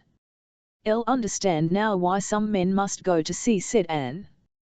"That desire which comes to us all at times, to sail beyond the bourne of sunset, must be imperious when it is born in you. I don't wonder Captain Jim ran away because of it. I never see a ship sailing out of the channel, or a gull soaring over the sandbar, without wishing I were on board the ship or had wings, not like a dove to fly away and be at rest, but like a gull, to sweep out into the very heart of a storm." "You'll stay right here with me, Anne girl," said Gilbert lazily. "I won't have you flying away from me into the hearts of storms." They were sitting on their red sandstone doorstep in the late afternoon. Great tranquillities were all about them in land and sea and sky.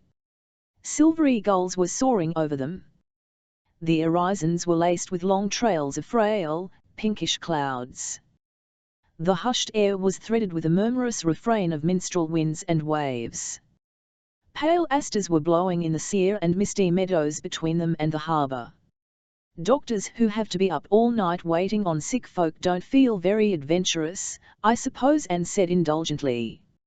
"If you had had a good sleep last night, Gilbert, you'd be as ready as I am for a flight of imagination." "Elle did good work last night," Anne said Gilbert quietly. "I saved a life.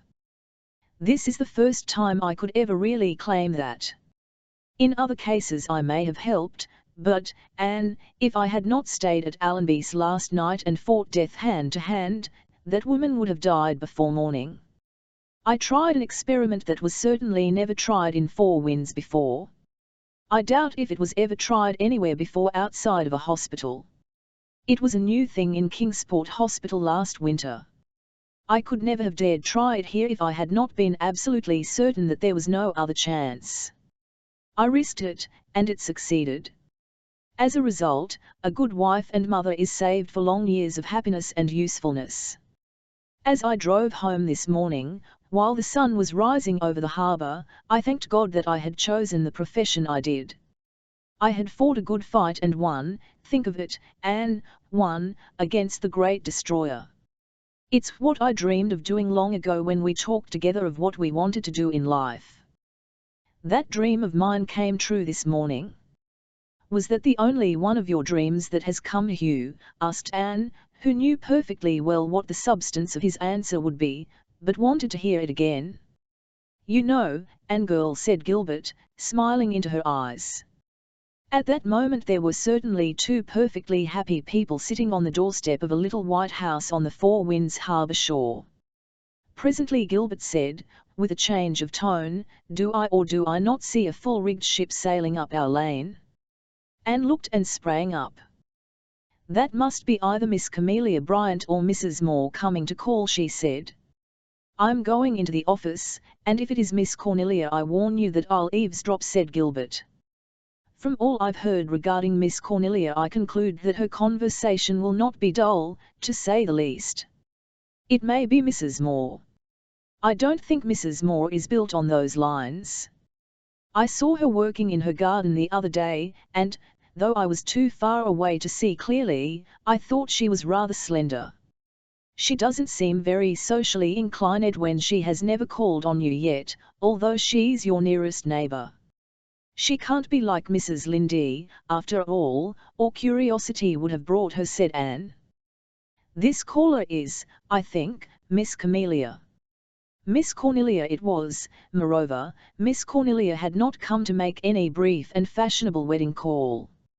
She had her work under her arm in a substantial parcel, and when Anne asked her to stay she promptly took off her capacious sun hat, which had been held on her head, despite irreverent September breezes, by a tight elastic band under her hard little knob of fair hair.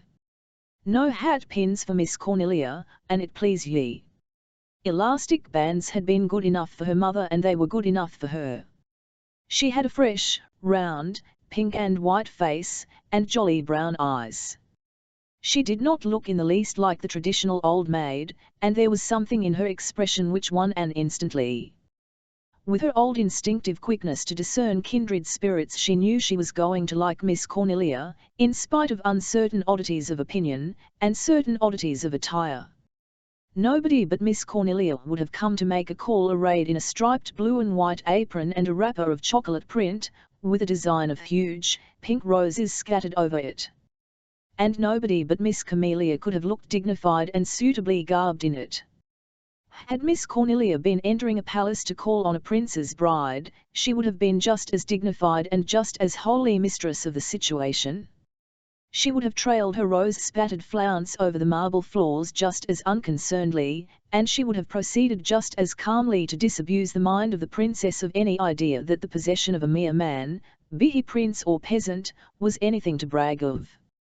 "I've brought my work, Mrs. Blythe, dearie," she remarked, unrolling some dainty material. "I'm in a hurry to get this done, and there isn't any time to lose." Anne looked in some surprise at the white garment spread over Miss Cornelia's ample lap. It was certainly a baby's dress, and it was most beautifully made, with tiny frills and tucks. Miss Cornelia adjusted her glasses and fell to embroidering with exquisite stitches. "This is for Mrs. Fred Proctor up at the Glen," she announced. "She's expecting her 8th baby any day now, and not a stitch has she ready for it. The other 7 have wore out all she made for the first, and she's never had time or strength or spirit to make any more. That woman is a martyr, Mrs. Blythe, believe me. When she married Fred Proctor one knew how it would turn out. He was one of your wicked, fascinating men. After he got married he left off being fascinating and just kept on being wicked. He drinks and he neglects his family. Isn't that like a man? I don't know how Mrs. Proctor would ever keep her children decently clothed if her neighbours didn't help her out." As Anne was afterwards to learn, Miss Cornelia was the only neighbour who troubled herself much about the decency of the young Proctors. "When I heard this 8th baby was coming I decided to make some things for it," Miss Cornelia went on. "This is the last and I want to finish it today." "It's certainly very pretty," said Anne. "I'll get my sewing and we'll have a little thimble party of 2. You are a beautiful sewer, Miss Bryant." "Yes, I'm the best sewer in these parts," said Miss Cornelia in a matter-of-fact tone. "Ought to be. Lord, I've done more of it than if I'd had 100 children of my own, believe me. I suppose I'm a fool, to be putting hand embroidery on this dress for an 8th baby. But, Lord, Mrs. Blythe, dearie, it isn't to blame for being the 8th, and I kind of wished it to have one real pretty dress, just as if it was wanted. Nobody's wanting the poor mite, so I put some extra fuss on its little things just on that account. Any baby might be proud of that dress, said Anne, feeling still more strongly that she was going to like Miss Cornelia. Suppose you've been thinking I was never coming to call on you, resumed Miss Cornelia. But this is harvest month, you know, and I've been busy, and a lot of extra hands hanging round, eating more when they work, just like the men. I'd have come yesterday, but I went to Mrs. Roderick McAllister's funeral. At first I thought my head was aching so badly I couldn't enjoy myself if I did go. But she was 100 years old, and I'd always promised myself that I'd go to her funeral. Was it a successful function? Asked Anne, noticing that the office door was ajar. What's that? Oh, yes, it was a tremendous funeral. She had a very large connection. There was over 120 carriages in the procession. There was 1 or 2 funny things happened. I thought that I would to see old Joe Bradshaw, who is an infidel and never darkens the door of a church, singing Safe in the Arms of Jesus with great gusto and fervour. He glories in singing, that's why he never misses a funeral. Poor Mrs. Bradshaw didn't look much like singing, all wore out slaving. Old Joe starts out once in a while to buy her a present and brings home some new kind of farm machinery. Isn't that like a man? But what else would you expect of a man who never goes to church, even a Methodist one?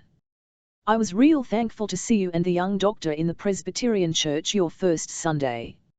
No doctor for me who isn't a Presbyterian. We were in the Methodist church last Sunday evening, said Anne wickedly. Oh, I suppose Dr. Blythe has to go to the Methodist church once in a while or he wouldn't get the Methodist practice. We liked the sermon very much, declared Anne boldly. And I thought the Methodist minister's prayer was one of the most beautiful I ever heard. Oh, I've no doubt he can pray. I never heard anyone make more beautiful prayers than old Simon Bentley, who was always drunk, or hoping to be, and the drunker he was the better he prayed. The Methodist minister is very fine-looking, said Anne, for the benefit of office door.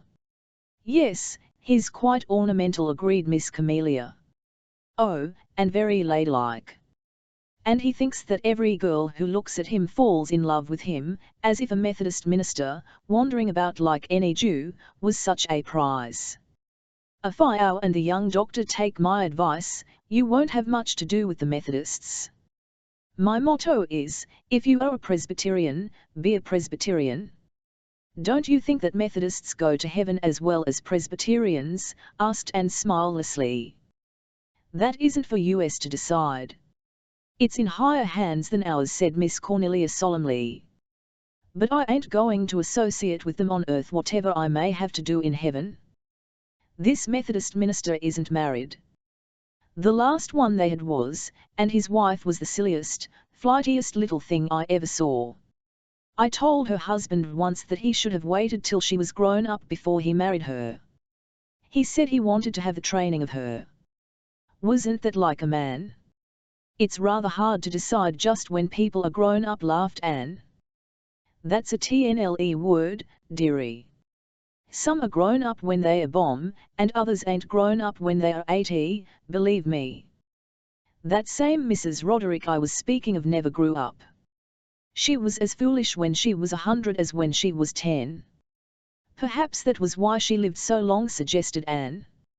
Maybe 'twas. Ro'd rather live 50 sensible years than 100 foolish ones.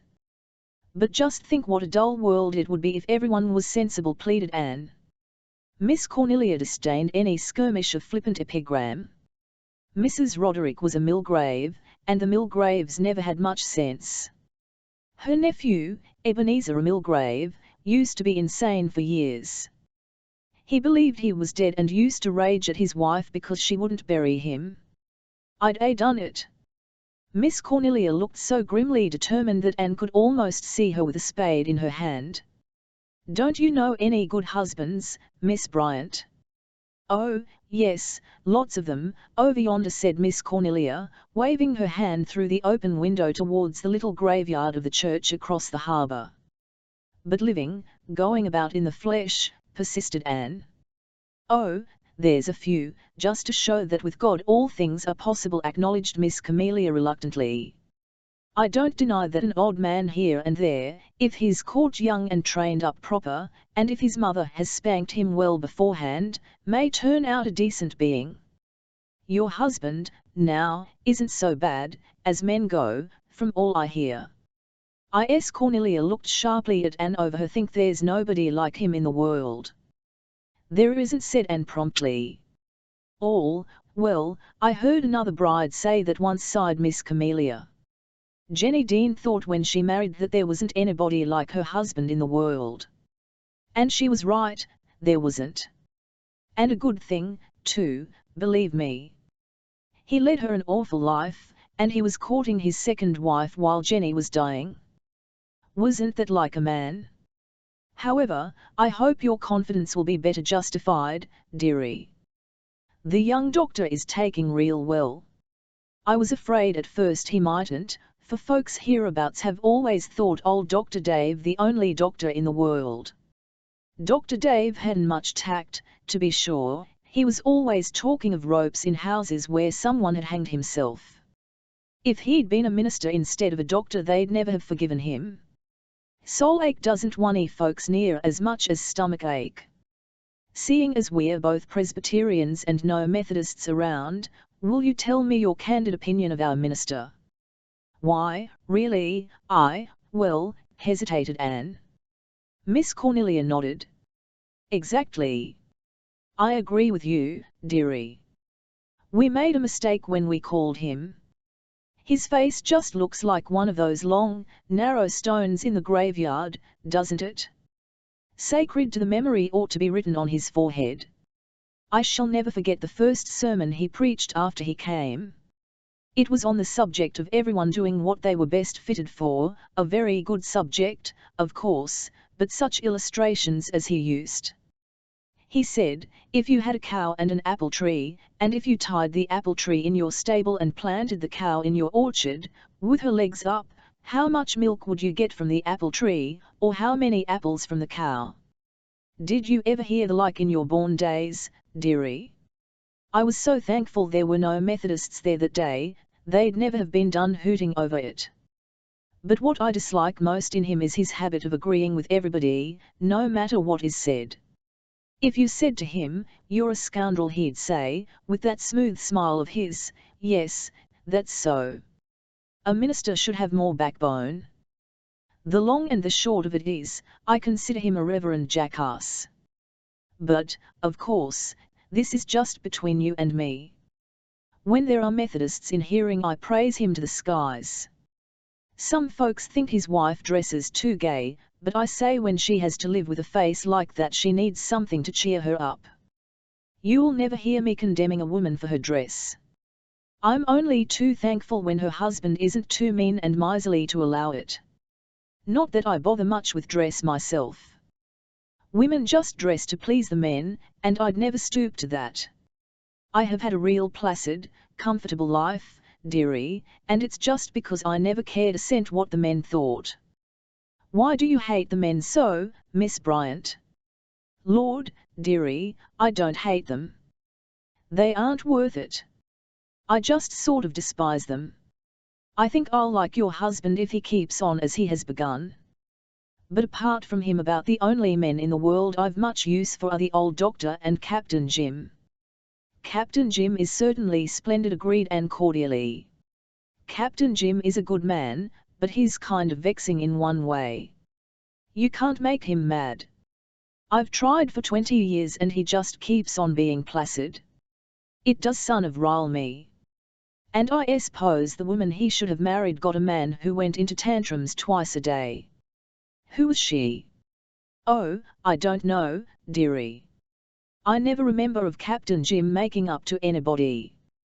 He was edging on old as far as my memory goes. He's 76, you know. I never heard any reason for his staying a bachelor, but there must be one, believe me. He sailed all his life till 5 years ago, and there's no corner of the earth he hasn't poked his nose into. He and Elizabeth Russell were great cronies, all their lives, but they never had any notion of sweethearting. Elizabeth never married, though she had plenty of chances. She was a great beauty when she was young. The year the Prince of Wales came to the island she was visiting her uncle in Charlottetown and he was a government official, and so she got invited to the great ball. She was the prettiest girl there, and the prince danced with her, and all the other women he didn't dance with were furious about it, because their social standing was higher than hers and they said he shouldn't have passed them over. Elizabeth was always very proud of that dance. Mean folks said that was why she never married, she couldn't put up with an ordinary man after dancing with a prince. But that wasn't so. She told me the reason once, it was because she had such a temper that she was afraid she couldn't live peaceably with any man. She had an awful temper, she used to have to go upstairs and bite pieces out of her bureau to keep it down by times. But I told her that wasn't any reason for not marrying if she wanted to. There's no reason why we should let the men have a monopoly of temper, is there, Mrs. Blythe, dearie? I've a bit of temper myself, sighed Anne. It's well you have, dearie. You won't be half so likely to be trodden on, believe me. My, how that golden glow of yours is blooming. Your garden looks fine. Poor Elizabeth always took such care of it. I love it, said Anne. I'm glad it's so full of old-fashioned flowers. Speaking of gardening, we want to get a man to dig up that little lot beyond Thur Grove and set it out with strawberry plants for us. Gilbert is so busy he will never get time for it this fall. Do you know anyone we can get? Well, Henry Hammond up at the Glen goes out doing jobs like that. He'll do, maybe. He's always a heap more interested in his wages than in his work, just like a man, and he's so slow in the uptake that he stands still for 5 minutes before it dawns on him that he's stopped. His father threw a stump at him when he was small. Nice gentle missile, wasn't it? So like a man. Course, the boy never got over it. But he's the only one I can recommend at all. He painted my house for me last spring. It looks real nice now, don't you think? Anne was saved by the clock striking 5. Lord, is it that late? Exclaimed Miss Cornelia. How time does slip by when you're enjoying yourself. Oh well, I must take myself home. No, indeed. You are going to stay and have tea with us, said Anne eagerly. Are you asking me because you think you ought to, or because you really want to? Demanded Miss Camelia.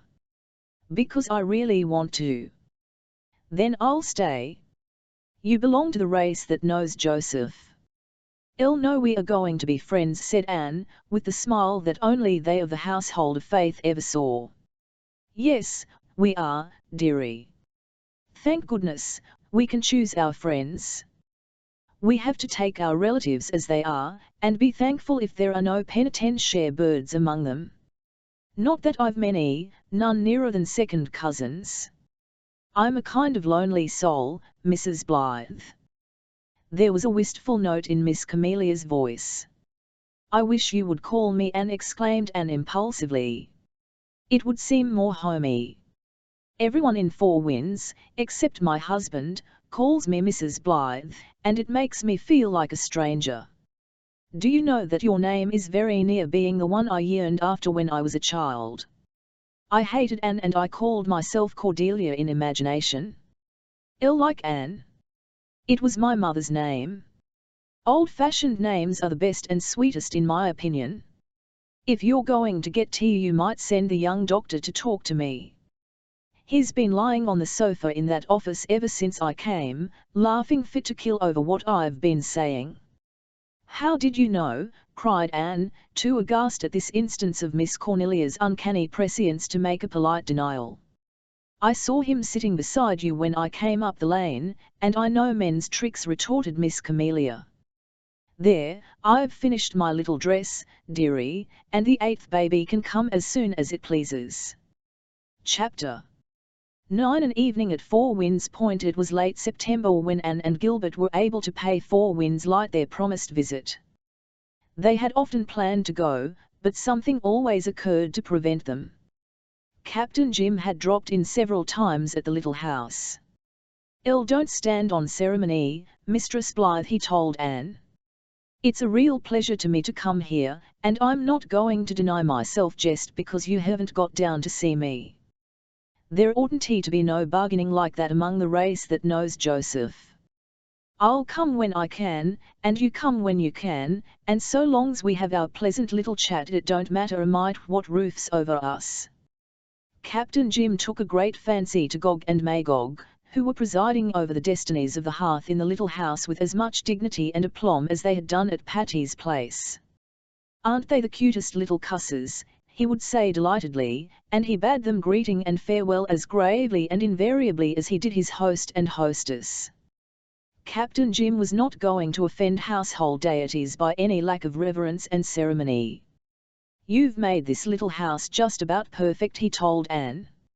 "It never was so nice before.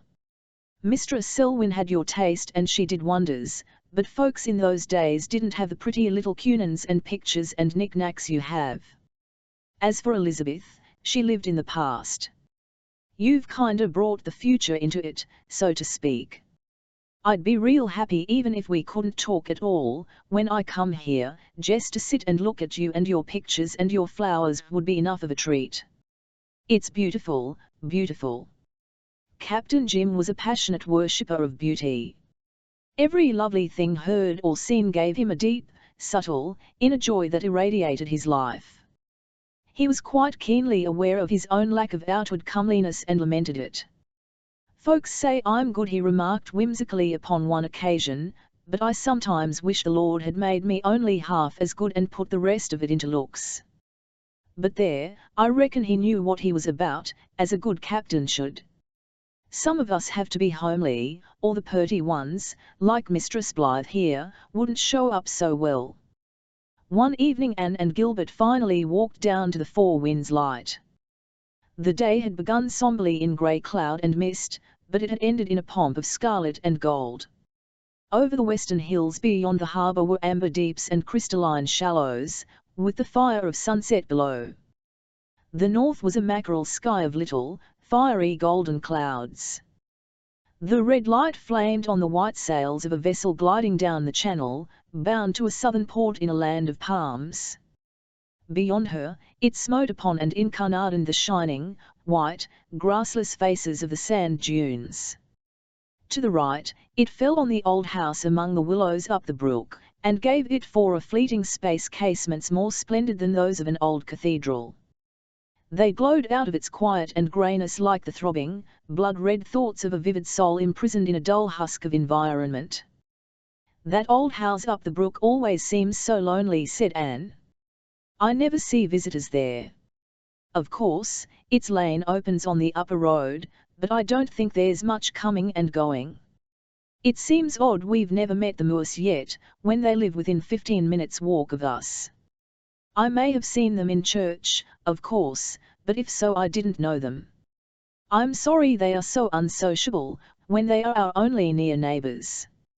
"Evidently they don't belong to the race that knows Joseph," laughed Gilbert.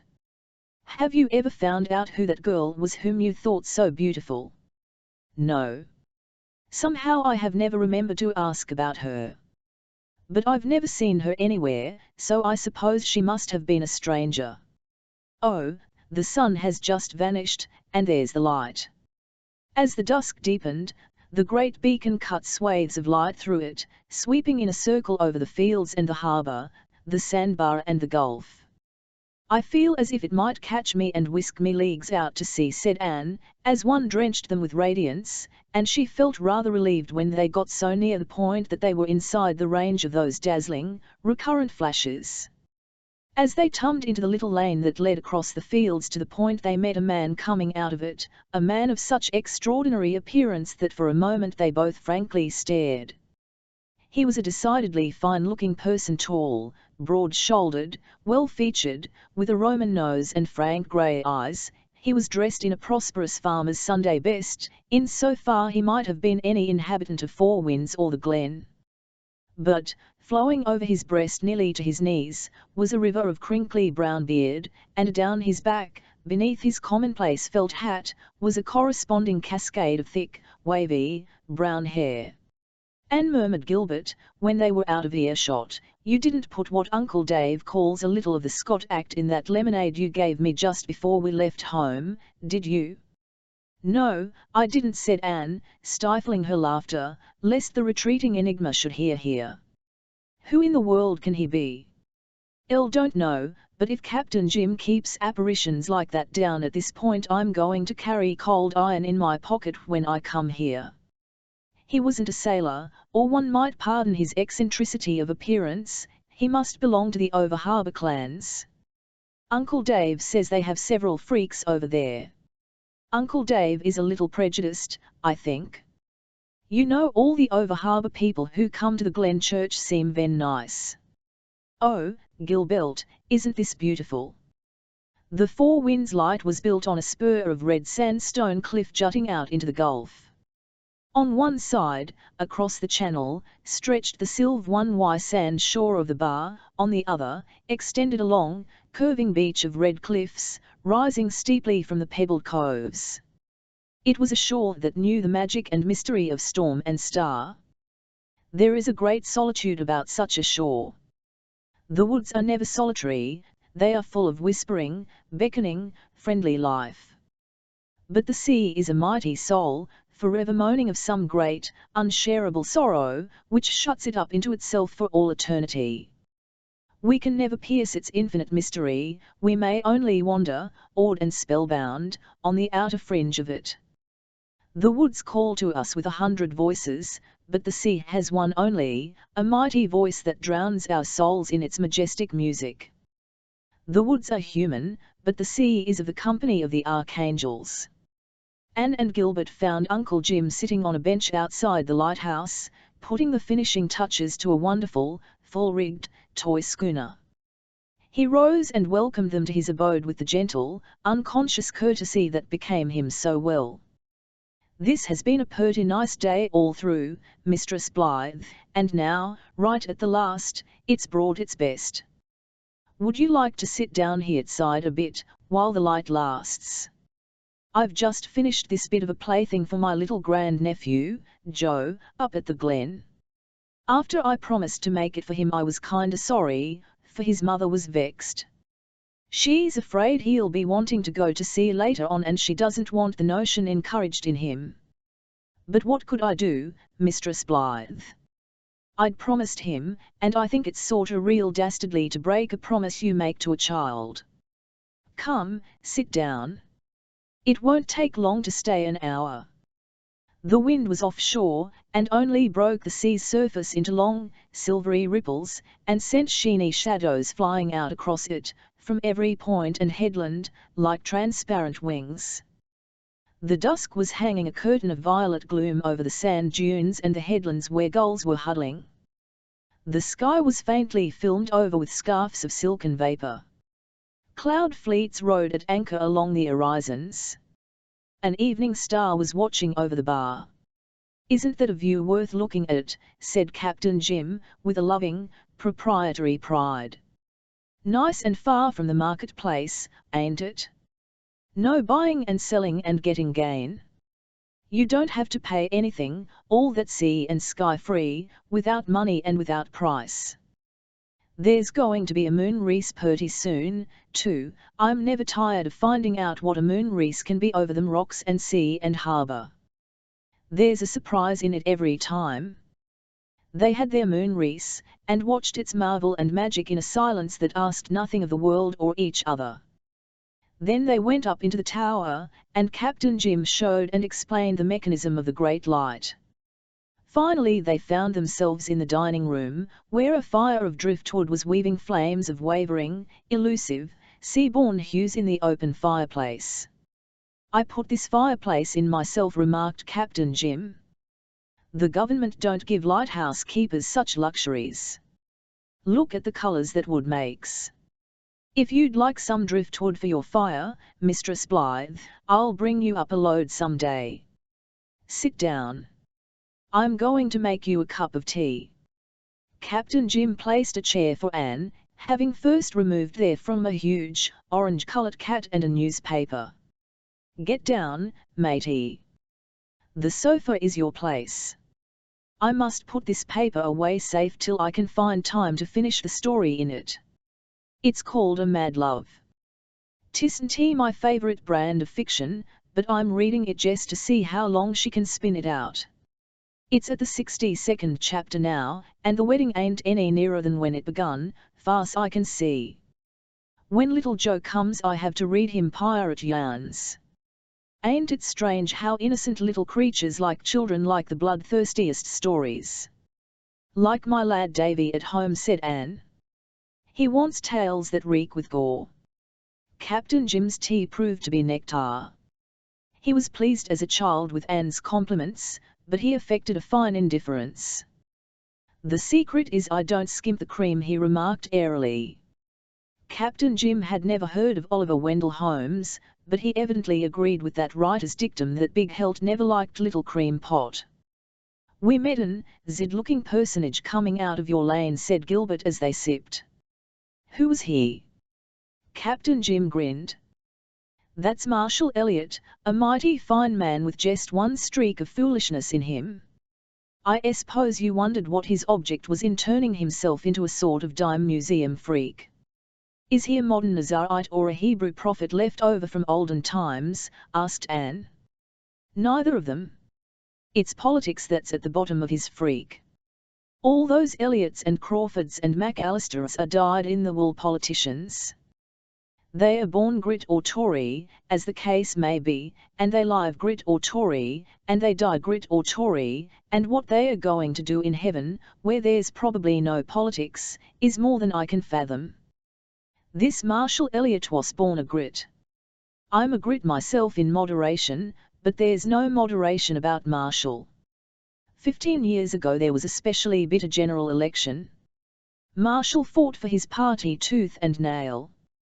He was dead sure the Liberals would win, so sure that he got up at a public meeting and vowed that he wouldn't shave his face or cut his hair until the Grits were in power. Well, they didn't go in, and they've never got in yet, and you saw the result today for yourselves. Marshall stuck to his word. What does his wife think of it? Asked Anne. He's a bachelor. But if he had a wife I reckon she couldn't make him break that vow. That family of Elliots has always been more stubborn than natural. Marshall's brother Alexander had a dog he set great store by, and when it died the man actually wanted to have it buried in the graveyard, along with the other Christians, he said. Course, he wasn't allowed to, so he buried it just outside the graveyard fence, and never darkened the church door again.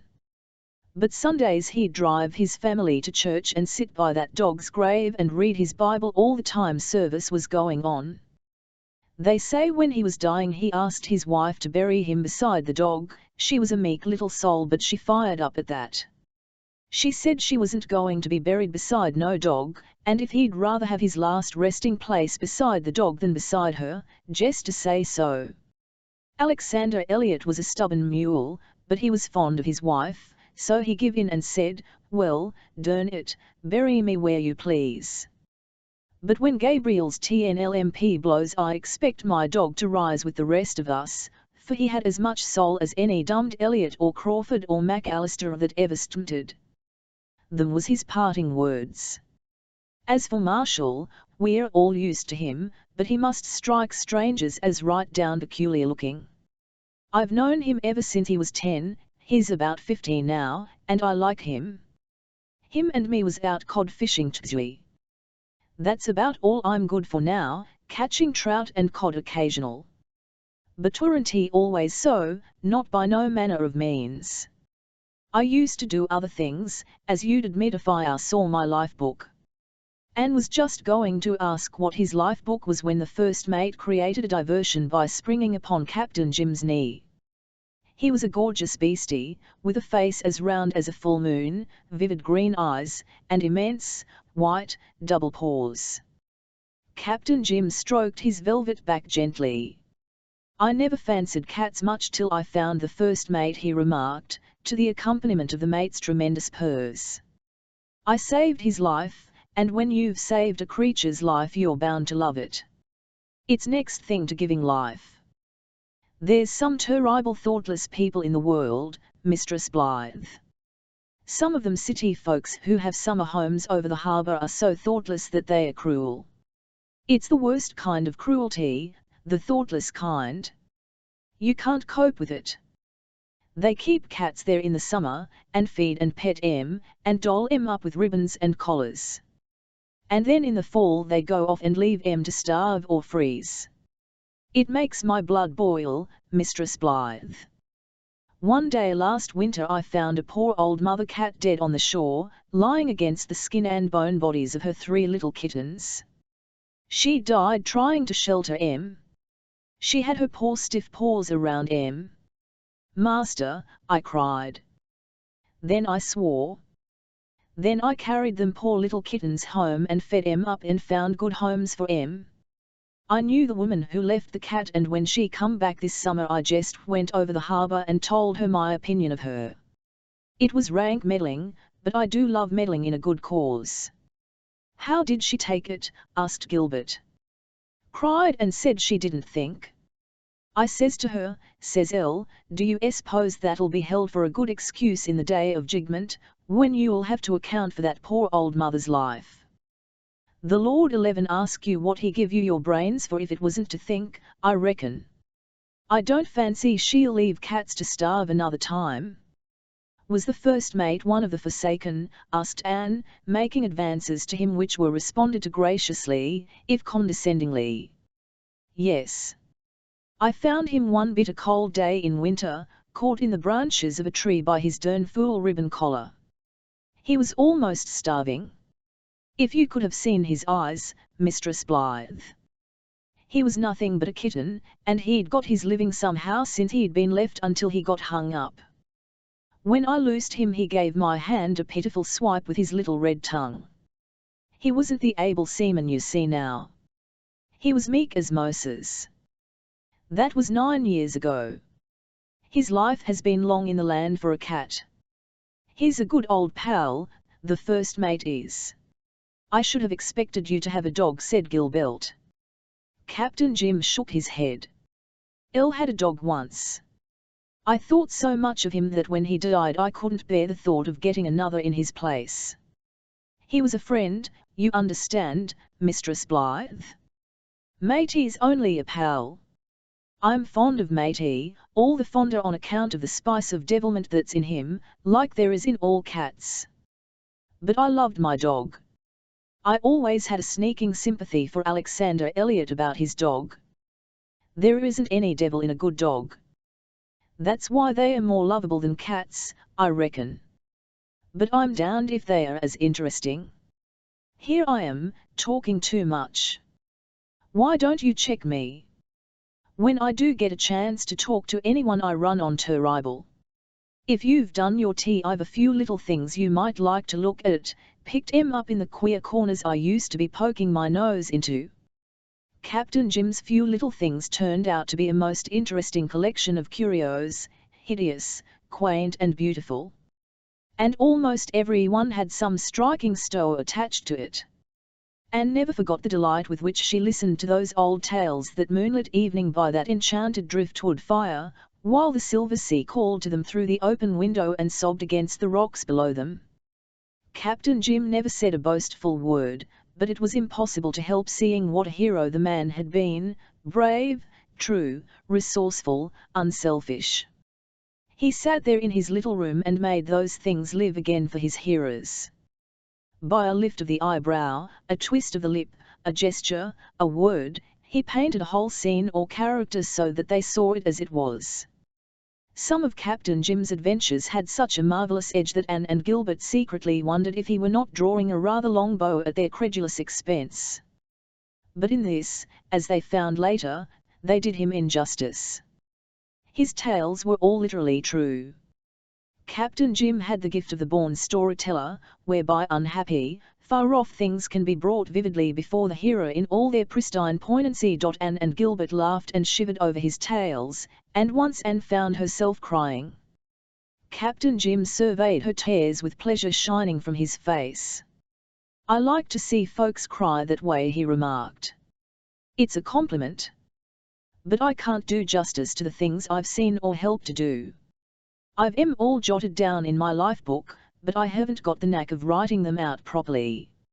If I could hit on just the right words and string 'em together proper on paper, I could make a great book. It would be to mad love holler, and I believe Joe dear like it as well as the pirate yarns. Yes, I've had some adventures in my time, and, do you know, Mistress Blythe, I still lust after 'em. Yes, old and useless as I be, there's an awful longing sweeps over me at times to sail out there, forever and ever. Like Ulysses, you would sail beyond the sunset and the baths of all the western stars until you die," said Anne dreamily. "Ulysses? I've read of him. Yes, that's just how I feel, just how all us old sailors feel, I reckon. I'll die on land after all, I suppose. Well, what is to be will be." There was old William Ford at the Glen who never went on the water in his life, 'cause he was afraid of being drowned. A fortune-teller had predicted he would be. And one day he fainted and fell with his face in the Bam trough and was drowned. "Must you go? Well, come soon and come often. The doctor is to do the talking next time. He knows a heap of things I want to find out. I'm sorta lonesome here by times. It's been worse since Elizabeth Russell died. Her and me was such cronies." Captain Jim spoke with the pathos of the aged, who see their old friends slipping from them one by one, friends whose place can never be quite filled by those of a younger generation, even of the race that knows Joseph. Anne and Gil Ben promised to come soon and often. "He's a rare old fellow, isn't he?" said Gilbert, as they walked home. "Somehow, I can't reconcile his simple, kindly personality with the wild, adventurous life he has lived," mused Anne. "You wouldn't find it so hard if you had seen him the other day down at the fishing village." One of the men of Peter Gautier's boat made a nasty remark about some girl along the shore. Captain Jim fairly scorched the wretched fellow with the lightning of his eyes. He seemed a man transformed. He didn't say much, but the way he said it, you'd have thought it would strip the flesh from the fellow's bones. "I understand that Captain Jim will never allow a word against any woman to be said in his presence." "I'll wonder why he never married," said Anne. "He should have sons with their ships at sea now, and grandchildren climbing over him to hear his stories. He's that kind of a man. Instead, he has nothing but a magnificent cat." But Anne was mistaken. Captain Jim had more than that. He had a memory. Chapter 10 Leslie Moore. "I'm going for a walk to the outside shore tonight," Anne told Gog and Magog one October evening. There was no one else to tell, for Gilbert had gone over the harbour. Anne had her little domain in the speckless order one would expect of anyone brought up by Marilla Cuthbert, and felt that she could gad shoreward with a clear conscience. Many and delightful had been her shore rambles, sometimes with Gilbert, sometimes with Captain Jim, sometimes alone with her own thoughts and new, poignantly sweet dreams that were beginning to span life with their rainbows. She loved the gentle, misty harbour shore and the silvery, wind-haunted sand shore, but best of all she loved the rock shore, with its cliffs and caves and piles of surf-worn boulders, and its coves where the pebbles glittered under the pools, and it was to this shore she hied herself tonight. There had been an autumn storm of wind and rain, lasting for 3 days. Thunderous had been the crash of billows on the rocks, while the white spray and spume that blew over the bar, troubled and misty and tempest-torn the erstwhile blue peace of Four Winds Harbour. Now it was over, and the shore lay clean washed after the storm, not a wind stined, but there was still a fine surf on, dashing on sand and rock in a splendid white turmoil, the only restless thing in the great, pervading stillness and peace. Oh, this is a moment worth living through. Weeks of storm and stress for Anne exclaimed, delightedly sending her far gaze across the tossing waters from the top of the cliff where she stood. Presently she scrambled down the steep path to the little cove below, where she seemed shut in with rocks and sea and sky. "I'm going to dance and sing," she said. "There's no one here to see me, the seagulls won't carry tales of the matter. I may be as crazy as I like." She caught up her skirt and pirouetted along the hard strip of sand just out of reach of the waves that almost lapped her feet with their spent foam. Whirling round and round, laughing like a child, she reached the little headland that ran out to the east of the cove. Then she stopped suddenly, blushing crimson. She was not alone, there had been a witness to her dance and laughter. The girl of the golden hair and sea blue eyes was sitting on a boulder of the headland, half hidden by a jutting rock. She was looking straight at Anne with a strange expression, part wonder, part sympathy. Pan, could it she was, and her splendid hair, more than ever like Browning's gorgeous snake, was bound about her head with a crimson ribbon. She wore a dress of some dark material, very plainly made, but swathed about her waist, outlining its fine curves, was a vivid girdle of red silk. Her hands, clasped over her knee, were brown and somewhat work-hardened, but the skin of her throat and cheeks was as white as cream. A flying gleam of sunset broke through a low-lying western cloud and fell across her hair. For a moment she seemed the spirit of the sea personified, all its mystery, all its passion, all its elusive charm. You must think me crazy," stammered Anne, trying to recover her self-possession. To be seen by this stately girl in such an abandon of childishness, she, Mrs. Dr. Blythe, with all the dignity of the matron to keep up, it was too bad. "No," said the girl, "Elle don't." She said nothing more. Her voice was expressionless, her manner slightly repellent, but there was something in her eyes, eager yet shy, defiant yet pleading, which turned Anne from her purpose of walking away. Instead, she sat down on the boulder beside the girl. "Let's introduce ourselves," she said, with the smile that had never yet failed to win confidence and friendliness. "I am Mrs. Blythe, and I live in that little white house up the harbour shore." "Yes, I know," said the girl. "I am Leslie Moore, Mrs. Dick Moore," she added stiffly. Anne was silent for a moment from sheer amazement. It had not occurred to her that this girl was married, there seemed nothing of the wife about her. And that she should be the neighbour whom Anne had pictured as a commonplace Four Winds housewife. Anne could not quickly adjust her mental focus to this astonishing change. Then you live in that grey house up the brook," she stammered. "Yes. I should have gone over to call on you long ago," said the other. She did not offer any explanation or excuse for not having gone. "I'll wish you would come," said Anne, recovering herself somewhat. "Very such near neighbours, we ought to be friends." "That is the sole fault of Four Winds, there aren't quite enough neighbours. Otherwise it is perfection." "You like it?" "Like it? I love it. It is the most beautiful place I ever saw."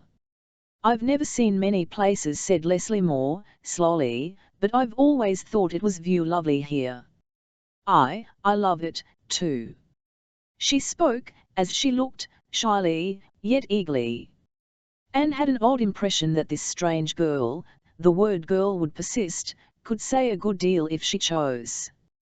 "I'll often come to the shore," she added. "So do Elle," said Anne. "It's a wonder we haven't met here before. Probably you come earlier in the evening than I do. It is generally late, almost dark, when I come. And I love to come just after a storm, like this. I don't like the sea so well when it's calm and quiet. I like the snlggle, and the crash, and the noise. I love it in all its moods," declared Anne. "The sea at Four Winds is to me what Lover's Lane was at home. Tonight it seemed so free, so untamed, something broke loose in me, too, out of sympathy. That was why I danced along the shore in that wild way. I didn't suppose anybody was looking, of course.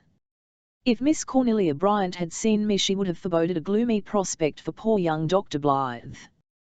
You know Miss Camelia, said Leslie, laughing. She had an exquisite laugh, it bubbled up suddenly and unexpectedly with something of the delicious quality of a baby's. Anne laughed, too. Oh, yes. She has been down to my house of dreams several times. Your house of dreams. Oh, that's a dear, foolish little name Gilbert and I have for our home. We just call it that between ourselves. It slipped out before I thought. So Miss Russell's little white house is your house of dreams, said Leslie wonderingly. I had a house of dreams once, but it was a palace, she with a laugh, the sweetness of which was marred by a little note of derision. Oh, I once dreamed of a palace, too, said Anne. I suppose all girls do. And then we settled down contentedly in 8-room houses that seem to fulfill all the desires of our hearts, because our prince is there. You should have had your palace really, though, you are so beautiful. You must let me say it, it has to be said, I'm nearly bursting with admiration. You are the loveliest thing I ever saw, Mrs. Moore. If we are to be friends you must call me Leslie, said the other with an odd passion. Of course I will. And my friends call me Anne. I suppose I am beautiful, Leslie went on, looking stormily out to sea. I hate my beauty. I wish I had always been as brown and plain as the brownest and plainest girl at the fishing village over there. Well, what do you think of Miss Cornelia? The abrupt change of subject shut the door on any further confidences.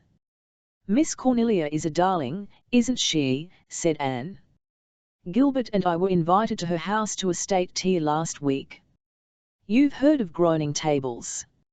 I seem to recall seeing the expression in the newspaper reports of weddings, said Leslie, smiling. Well, Miss Cornelia's groaned, at least, it creaked, positively. You couldn't have believed she would have cooked so much for 2 ordinary people. She had every kind of pie you could name, I think, except lemon pie. She said she had taken the prize for lemon pies at the Charlottetown exhibition 10 years ago and had never made any since for fear of losing her reputation for them. Were you able to eat enough pie to please her? One wasn't. Gilbert won her heart by eating, I won't tell you how much. She said she never knew a man who didn't like pie better than his Bible. Do you know, I love Miss Camelia. So do Elle, said Leslie. She is the best friend I have in the world. Anne wondered secretly why, if this were so, Miss Cornelia had never mentioned Mrs. Dick Moore to her. Miss Camelia had certainly talked freely about every other individual in or near Four Winds. Isn't that beautiful? Said Leslie, after a brief silence, pointing to the exquisite effect of a shaft of light falling through a cleft in the rock behind them, across a dark green pool at its base. If I had come here, and seen nothing but just that, I would go home satisfied. The effects of light and shadow all along these shores are wonderful, agreed Anne. My little sewing room looks out on the harbour, and I sit at its window and feast my eyes. The colours and shadows are never the same 2 minutes together. And you are never lonely? Asked Leslie abruptly. Never, when you are alone. No, I don't think I've ever been really lonely in my life, answered Anne. Even when I'm alone I have real good company, dreams and imaginations and pretendings. I like to be alone now and then, just to think over things and taste them. But I love friendship, and nice, jolly little times with people. Oh, won't you come to see me, often? Please do. I believe, Anne added, laughing, that you'd like me if you knew me. I'll wonder if you would like me, said Leslie seriously. She was not fishing for a compliment. She looked out across the waves that were beginning to be garlanded with blossoms of moonlit foam, and her eyes filled with shadows. I'm sure I would, said Anne. And please don't think I'm utterly irresponsible because you saw me dancing on the shore at sunset. No doubt I shall be dignified after a time. You see, I haven't been married very long.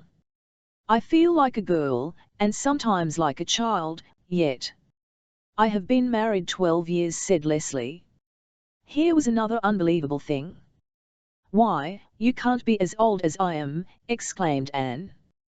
You must have been a child when you were married. Elle was 16, said Leslie, rising, and picking up the cap and jacket lying beside her. I am 28 now. Well, I must go back. So must Elle. Gilbert will probably be home. But I'm so glad we both came to the shore tonight and met each other. Leslie said nothing, and Anne was a little chilled. She had offered friendship frankly, but it had not been accepted very graciously, if it had not been absolutely repelled. In silence they climbed the cliffs and walked across a pasture field of which the feathery, bleached, wild grasses were like a carpet of creamy velvet in the moonlight. When they reached the shore lane, Leslie turned. I go this way, Mrs. Blythe. You will come over and see me sometime, won't you? Anne felt as if the invitation had been thrown at her. She got the impression that Leslie Moore gave it reluctantly. Elle will come if you really want me to, she said a little coldly. Oh, I do, exclaimed Leslie, with an eagerness which seemed to burst forth and beat down some restraint that had been imposed on it. Then I'll come. Good night, Leslie. Good night, Mrs. Blythe. Anne walked home in a brown study and poured out her tale to Gilbert. So Mrs. Dick Moore isn't one of the race that knows Joseph, said Gilbert teasingly. Not exactly. And yet, I think she was one of them once, but has gone or got into exile, said Anne musingly. She is certainly very different from the other women about here. You can't talk about eggs and butter to her. To think I've been imagining her second Mrs. Rachel Lynde. Have you ever seen Dick Moore, Gilbert? No. I've seen several men working about the fields of the farm, but I don't know which was more. She never mentioned him. I know she isn't happy. From what you tell me, I suppose she was married before she was old enough to know her own mind or heart, and found out too late that she had made a mistake. It's a common tragedy enough, Anne. A fine woman would have made the best of it. Mrs. Moore has evidently let it make her bitter and resentful. Don't let us judge her till we know, pleaded Anne. I don't believe her case is so ordinary. You will understand her fascination when you meet her, Gilbert. It is a thing quite apart from her beauty. I feel that she possesses a rich nature, into which a friend might enter as into a kingdom, but for some reason she bars everyone out and shuts all her possibilities up in herself, so that they cannot develop and blossom. There, I've been struggling to define her to myself ever since I left her, and that is the nearest I can get to it. I'm going to ask Miss Cornelia about her. Chapter 11. The Story of Leslie Moore. Yes, the 8th baby arrived a fortnight ago, said Miss Cornelia, from a rocker before the fire of the little house one chilly October afternoon. It's a girl. Fred was ranting mad, said he wanted a boy, when the TNLTH is he didn't want it at all. If it had been a boy he'd have ranted because it wasn't a girl. They had 4 girls and 3 boys before, so I can't see that it made much difference what this one was, but of course he'd have to be cantankerous, just like a man. The baby is real pretty, dressed up in its nice little clothes. It has black eyes and the dearest, tiny hands. I must go and see it. I just love babies, said Anne, smiling to herself over a thought too dear and sacred to be put into words. Don't say but what they are nice, admitted Miss Cornelia. But some folks seem to have more than they really need, believe me. My poor cousin Flora up at the Glen had 11, and such a slave as she is. Her husband suicided 3 years ago. Just like a man. What made him do that? Asked Anne, rather shocked. Couldn't get his way over something, so he jumped into the well. A good riddance. He was a born tyrant. But of course it spoiled the well. Flora could never abide the thought of using it again, poor thing. So she had another dug, and a frightful expense it was, and the water as hard as nails. If he had to drown himself, there was plenty of water in the harbour, wasn't there? I've no patience with a man like that. We've only had 2 suicides in Four Winds in my recollection. The other was Frank West, Leslie Moore's father. By the way, has Leslie ever been over to call on you yet?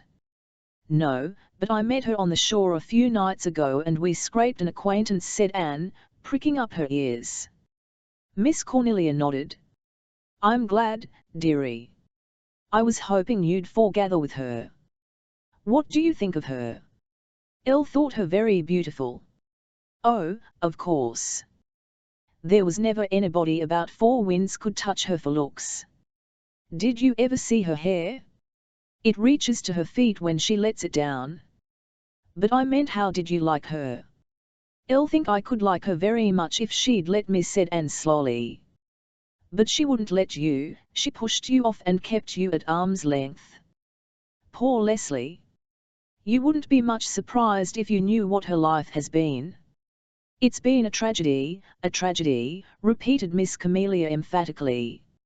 I wish you would tell me all about her, that is, if you can do so without betraying any confidence. Lord, dearie, everybody in Four Winds knows poor Leslie's story.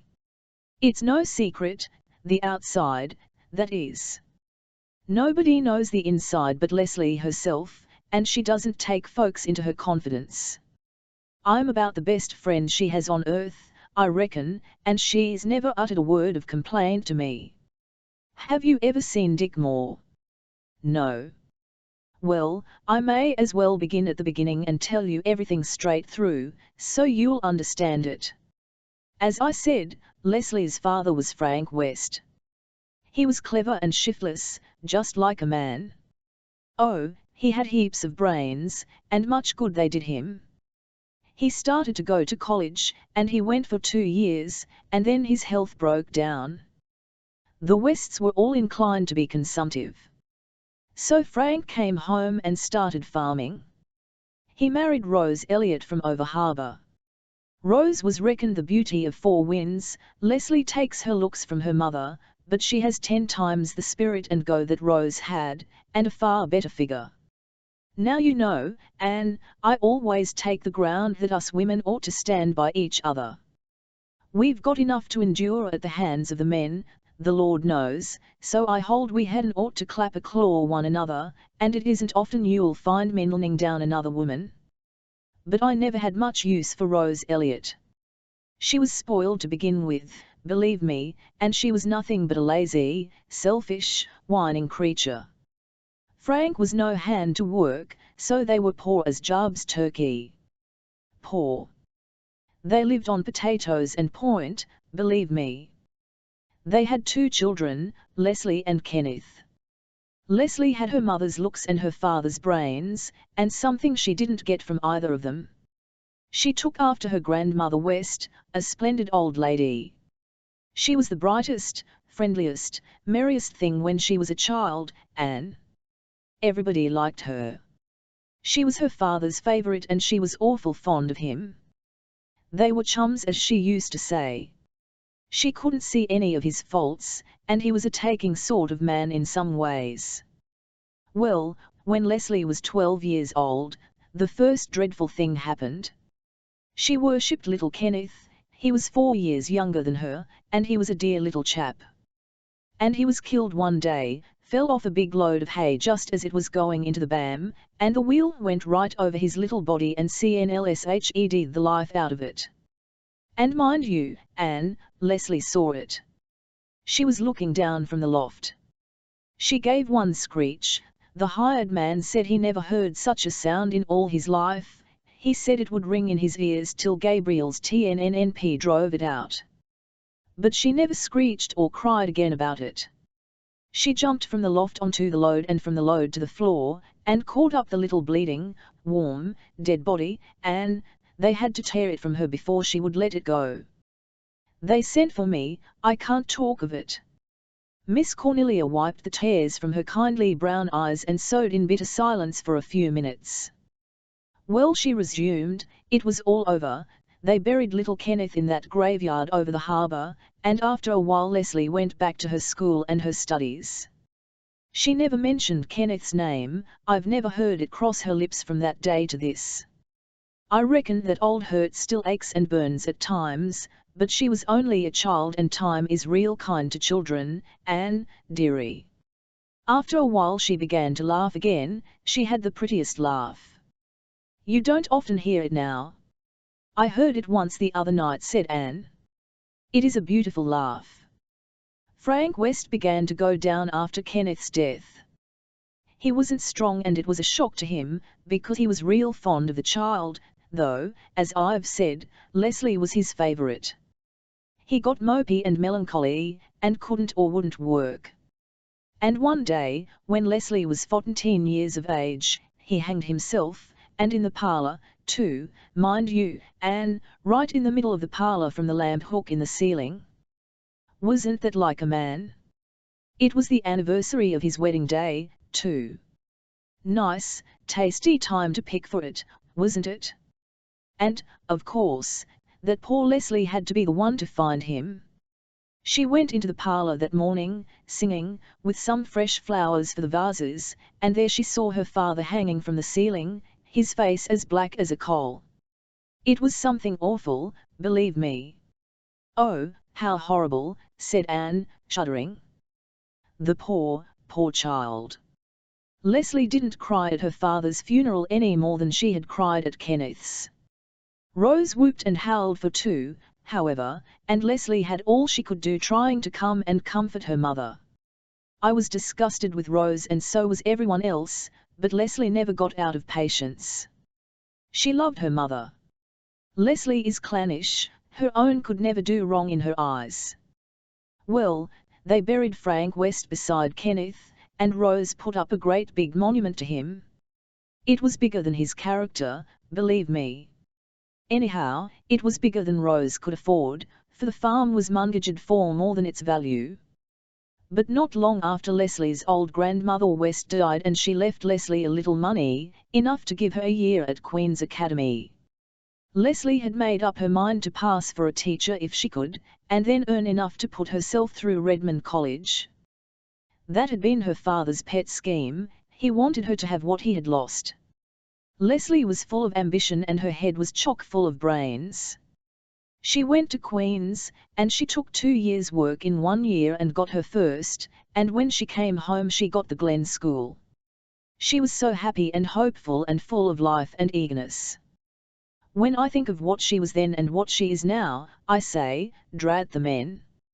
Miss Cornelia snipped her thread off as viciously as if, Nero-like, she was severing the neck of mankind by the stroke. Dick Moore came into her life that summer. His father, Abner Moore, kept store at the Glen, but Dick had a sea-going streak in him from his mother. He used to sail in summer and clerk in his father's store in winter. He was a big, handsome fellow, with a little ugly soul. He was always wanting something till he got it, and then he stopped wanting it, just like a man. Oh, he didn't growl at the weather when it was fine, and he was mostly real pleasant and agreeable when everything went right. But he drank a good deal, and there were some nasty stories told of him and a girl down at the fishing village. He wasn't fit for Leslie to wipe her feet on, that's the long and short of it. And he was a Methodist. But he was clean mad about her, because of her good looks in the first place, and because she wouldn't have anything to say to him in the second. He vowed he'd have her, and he got her. How did he bring it about? Oh, it was an iniquitous thing. I'll never forgive Rose West. You see, dearie, Abner Moore held the mortgage on the West farm, and the interest was overdue some years, and Dick just went and told Mrs. West that if Leslie wouldn't marry him he'd get his father to foreclose the mortgage. Rose carried on tenable, fainted and wept, and pleaded with Leslie not to let her be turned out of her home. She said it would break her hell to leave the home she'd come to as a bride. I wouldn't have blamed her for feeling dreadful bad over it, but you wouldn't have thought she'd be so selfish as to sacrifice her own flesh and blood because of it, would you?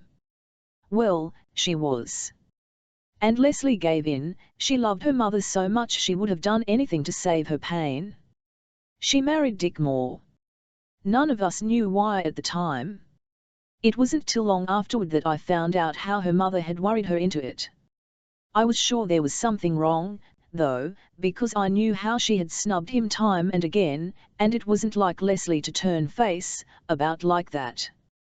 Besides, I knew that Dick Moore wasn't the kind of man Leslie could ever fancy, in spite of his good looks and dashing ways. Of course, there was no wedding, but Rose asked me to go and see them married. I went, but I was sorry I did. I'd seen Leslie's face at her brother's funeral and at her father's funeral, and now it seemed to me I was seeing it at her own funeral.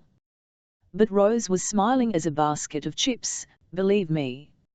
Leslie and Dick settled down on the West Place. Rose couldn't bear to part with her dear daughter, and lived there for the winter.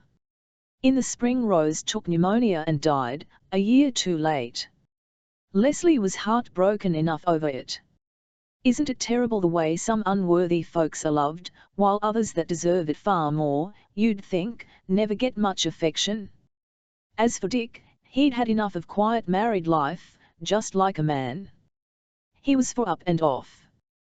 He went over to Nova Scotia to visit his relations. His father had come from Nova Scotia, and he backed to Leslie that his cousin, George Moore, was going on a voyage to Havana and he was going too. The name of the vessel was the Four Sisters and they were to be gone about 9 weeks. It must have been a relief to Leslie. But she never said anything.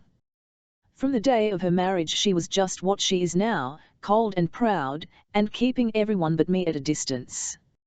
I won't be kept at a distance, believe me. I've just stuck to Leslie as close as I knew how in spite of everything. She told me you were the best friend she had, said Anne. Did she? Exclaimed Miss Camelia delightedly. Well, I'm real thankful to hear it. Sometimes I've wondered if she really did want me round at all. She never let me think so. You must have thought her out more than you think, or she wouldn't have said that much itself to you. Oh, that poor, heartbroken girl. I never see Dick Moore but I want to run a knife clean through him.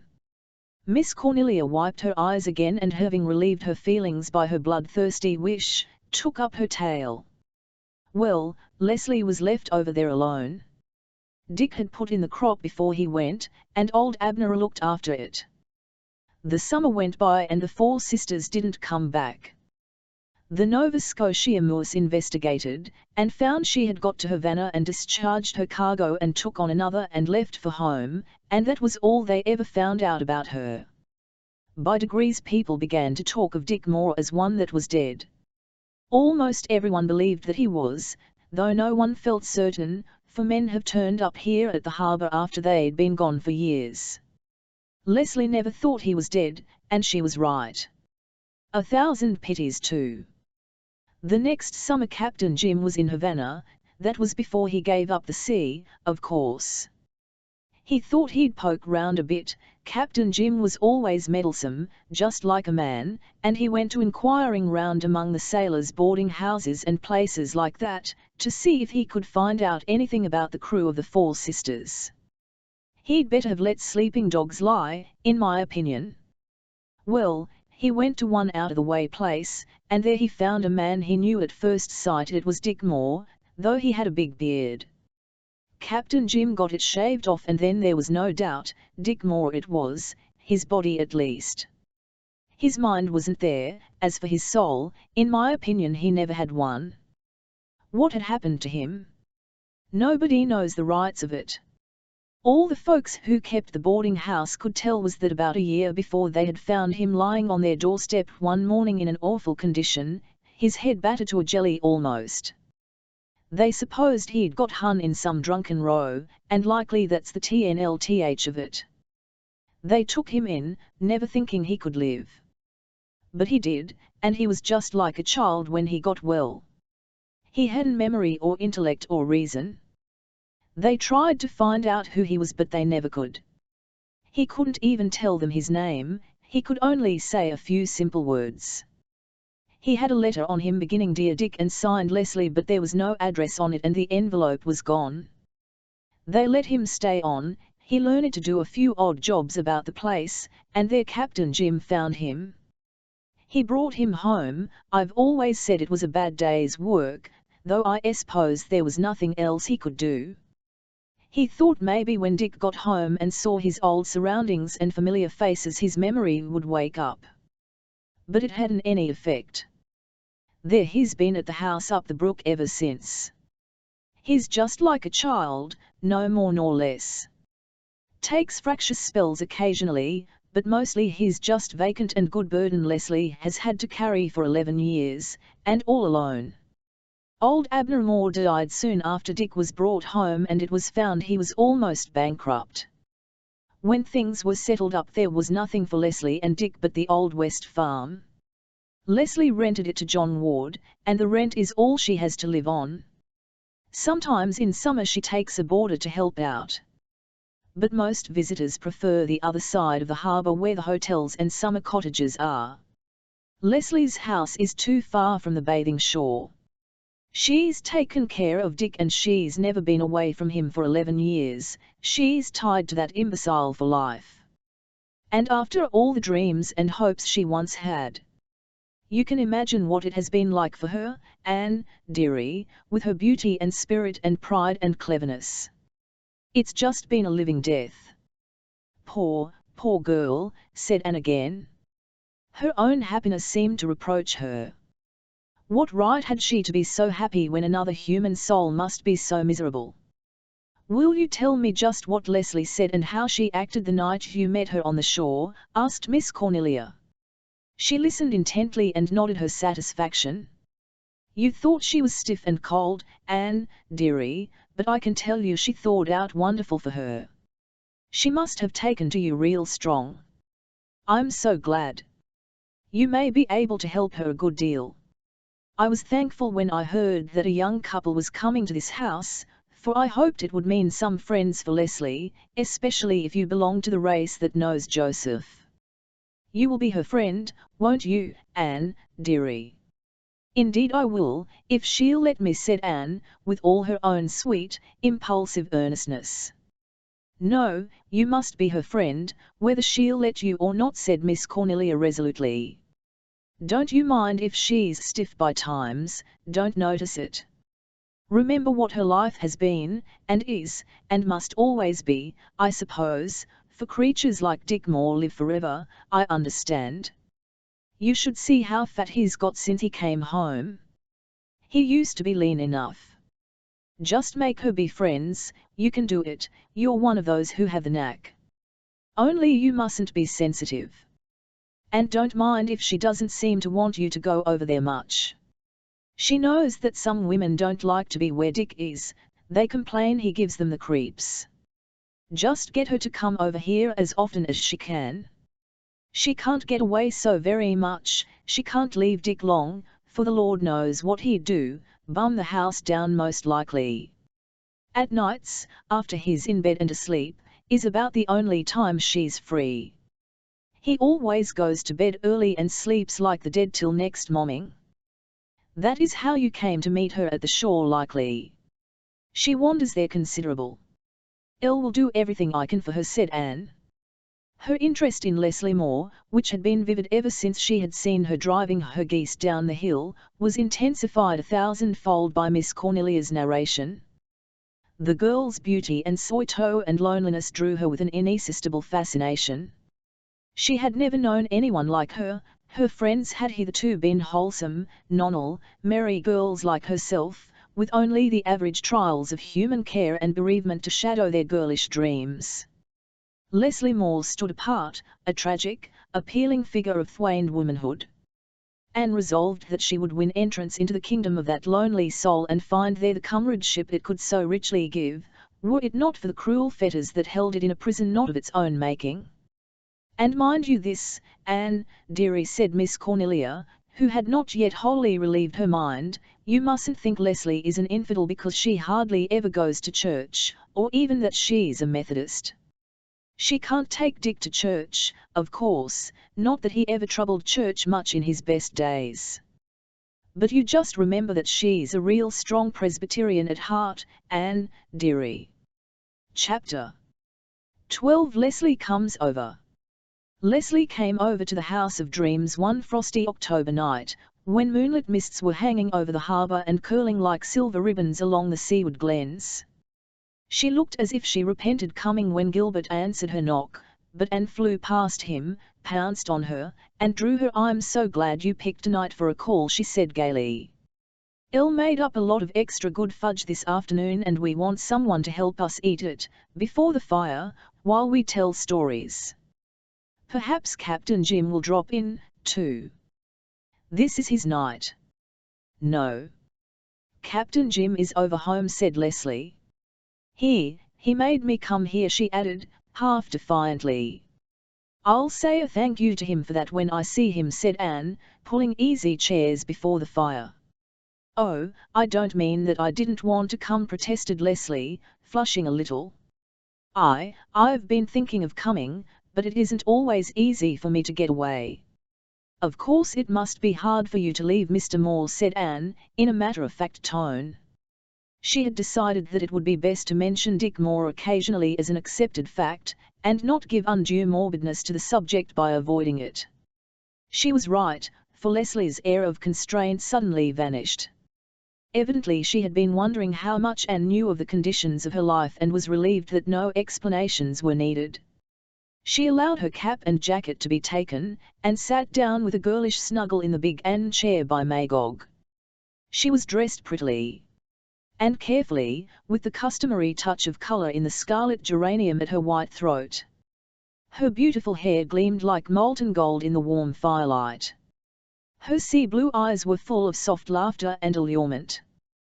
For the moment, under the influence of the little House of Dreams, she was a girl again, a girl forgetful of the past and its bitterness.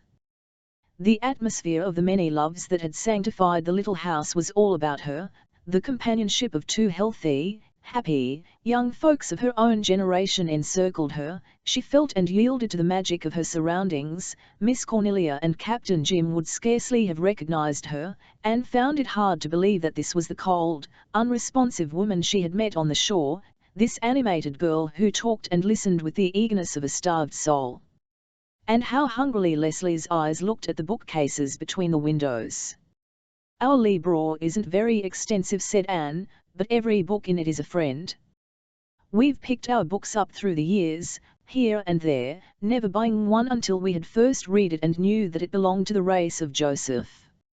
Leslie laughed, beautiful laughter that seemed akin to all the mirth that had echoed through the little house in the vanished years. "I'll have a few books of father's, not many," she said. "I've read them until I know them almost by heart. I don't get many books. There's a circulating library at the Glen store, but I don't think the committee who pick the books for Mr. Parker know what books are of Joseph's race, or perhaps they don't care. It was so seldom I got one I really liked that I gave up getting any." "I'll hope you'll look on our bookshelves as your own," said Anne. "You are entirely and wholeheartedly welcome to the loan of any book on them." "You are setting a feast of fat things before me," said Leslie, joyously. Then, as the clock struck 10, she rose, half unwillingly. "I must go. I didn't realize it was so late. Captain Jim is always saying it doesn't take long to stay an hour. But I've stayed too, and oh, but I've enjoyed them," she added frankly. "Come often," said Anne and Gilbert. They had risen and stood together in the firelight's glow. Leslie looked at them, youthful, hopeful, happy, typifying all she had missed and must forever miss. The light went out of her face and eyes, the girl vanished. It was the sorrowful, cheated woman who answered the invitation almost coldly and got herself away with a pitiful haste. Anne watched her until she was lost in the shadows of the chill and misty night. Then she turned slowly back to the glow of her own radiant hearthstone. "Isn't she lovely, Gilbert? Her hair fascinates me. Miss Cornelia says it reaches to her feet. Ruby Gillis had beautiful hair, but Leslie S. is alive, every thread of it is living gold. She is very beautiful, agreed Gilbert, so heartily that Anne almost wished he were a little less enthusiastic. Gilbert, would you like my hair better if it were like Leslie's? She asked wistfully. Elle wouldn't have your hair any colour but just what it is for the world, said Gilbert, with one or two convincing accompaniments. You wouldn't be Anne if you had golden hair, or hair of any colour but red, said Anne, with gloomy satisfaction. Yes, red, to give warmth to that milk-white skin and those shining grey-green eyes of yours.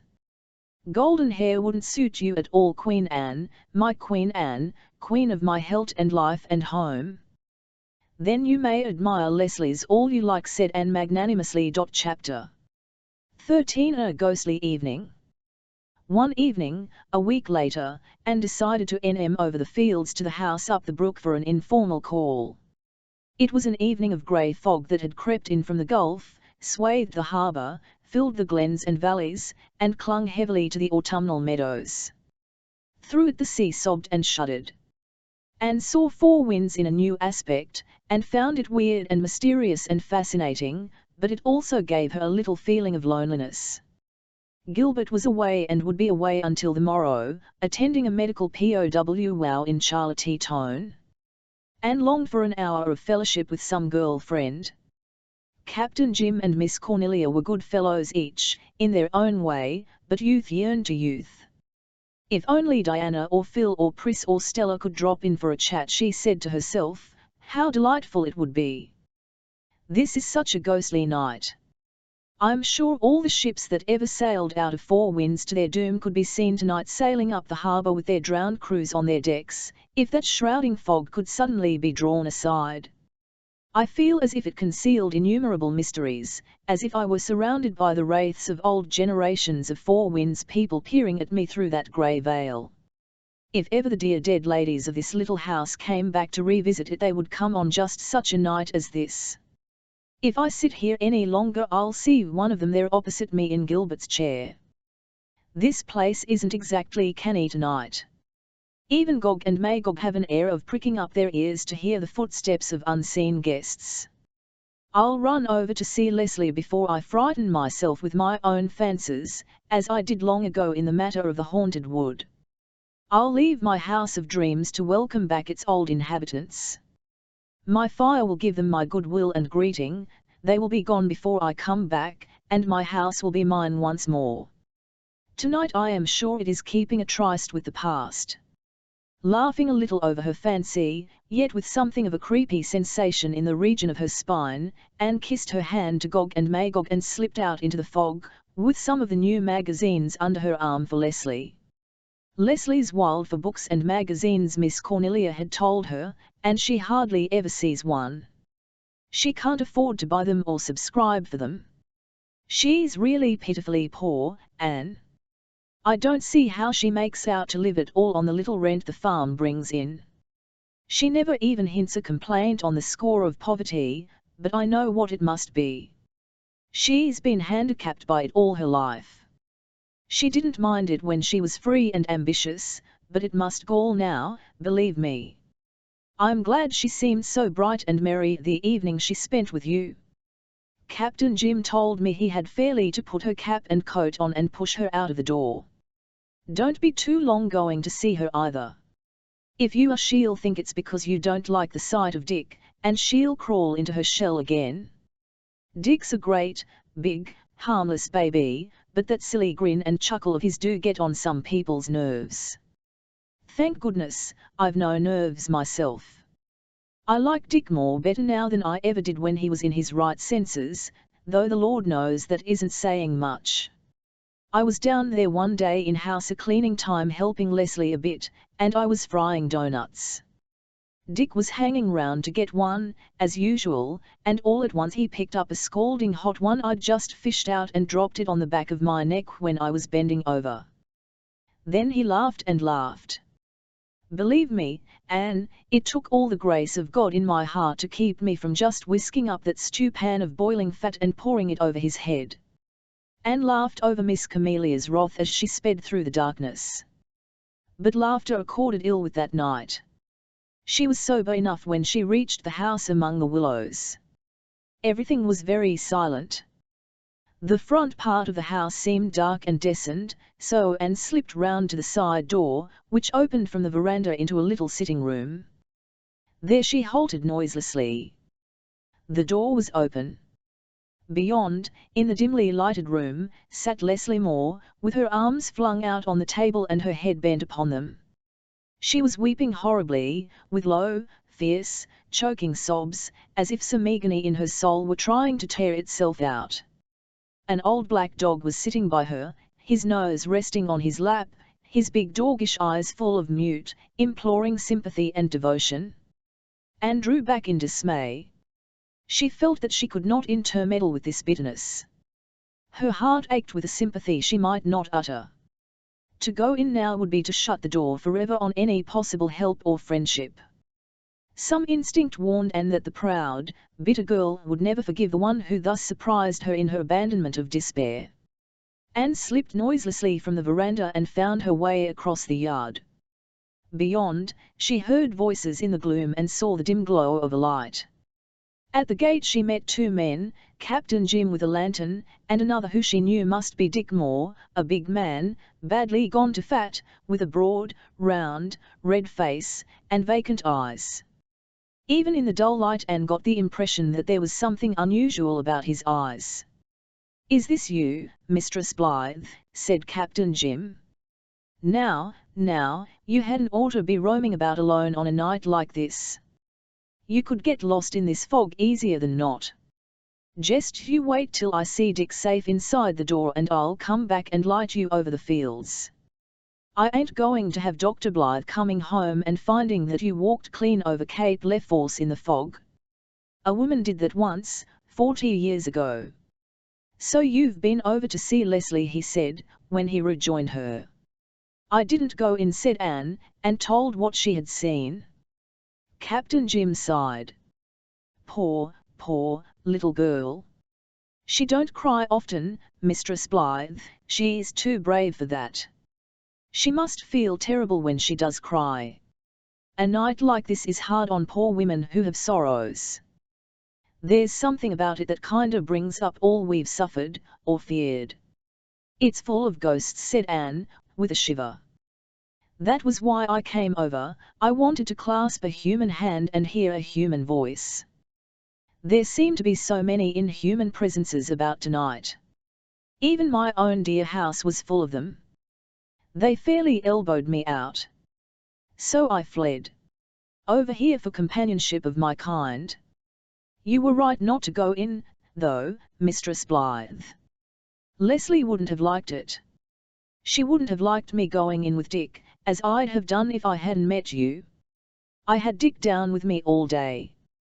I keep him with me as much as I can to help Leslie a bit." "Isn't there something about his eyes?" asked Anne. "You noticed that?" "Yes, one is blue and father is hazel, his father had the same. It's a more peculiarity. That was what told me he was Dick Moore when I saw him first down in QB.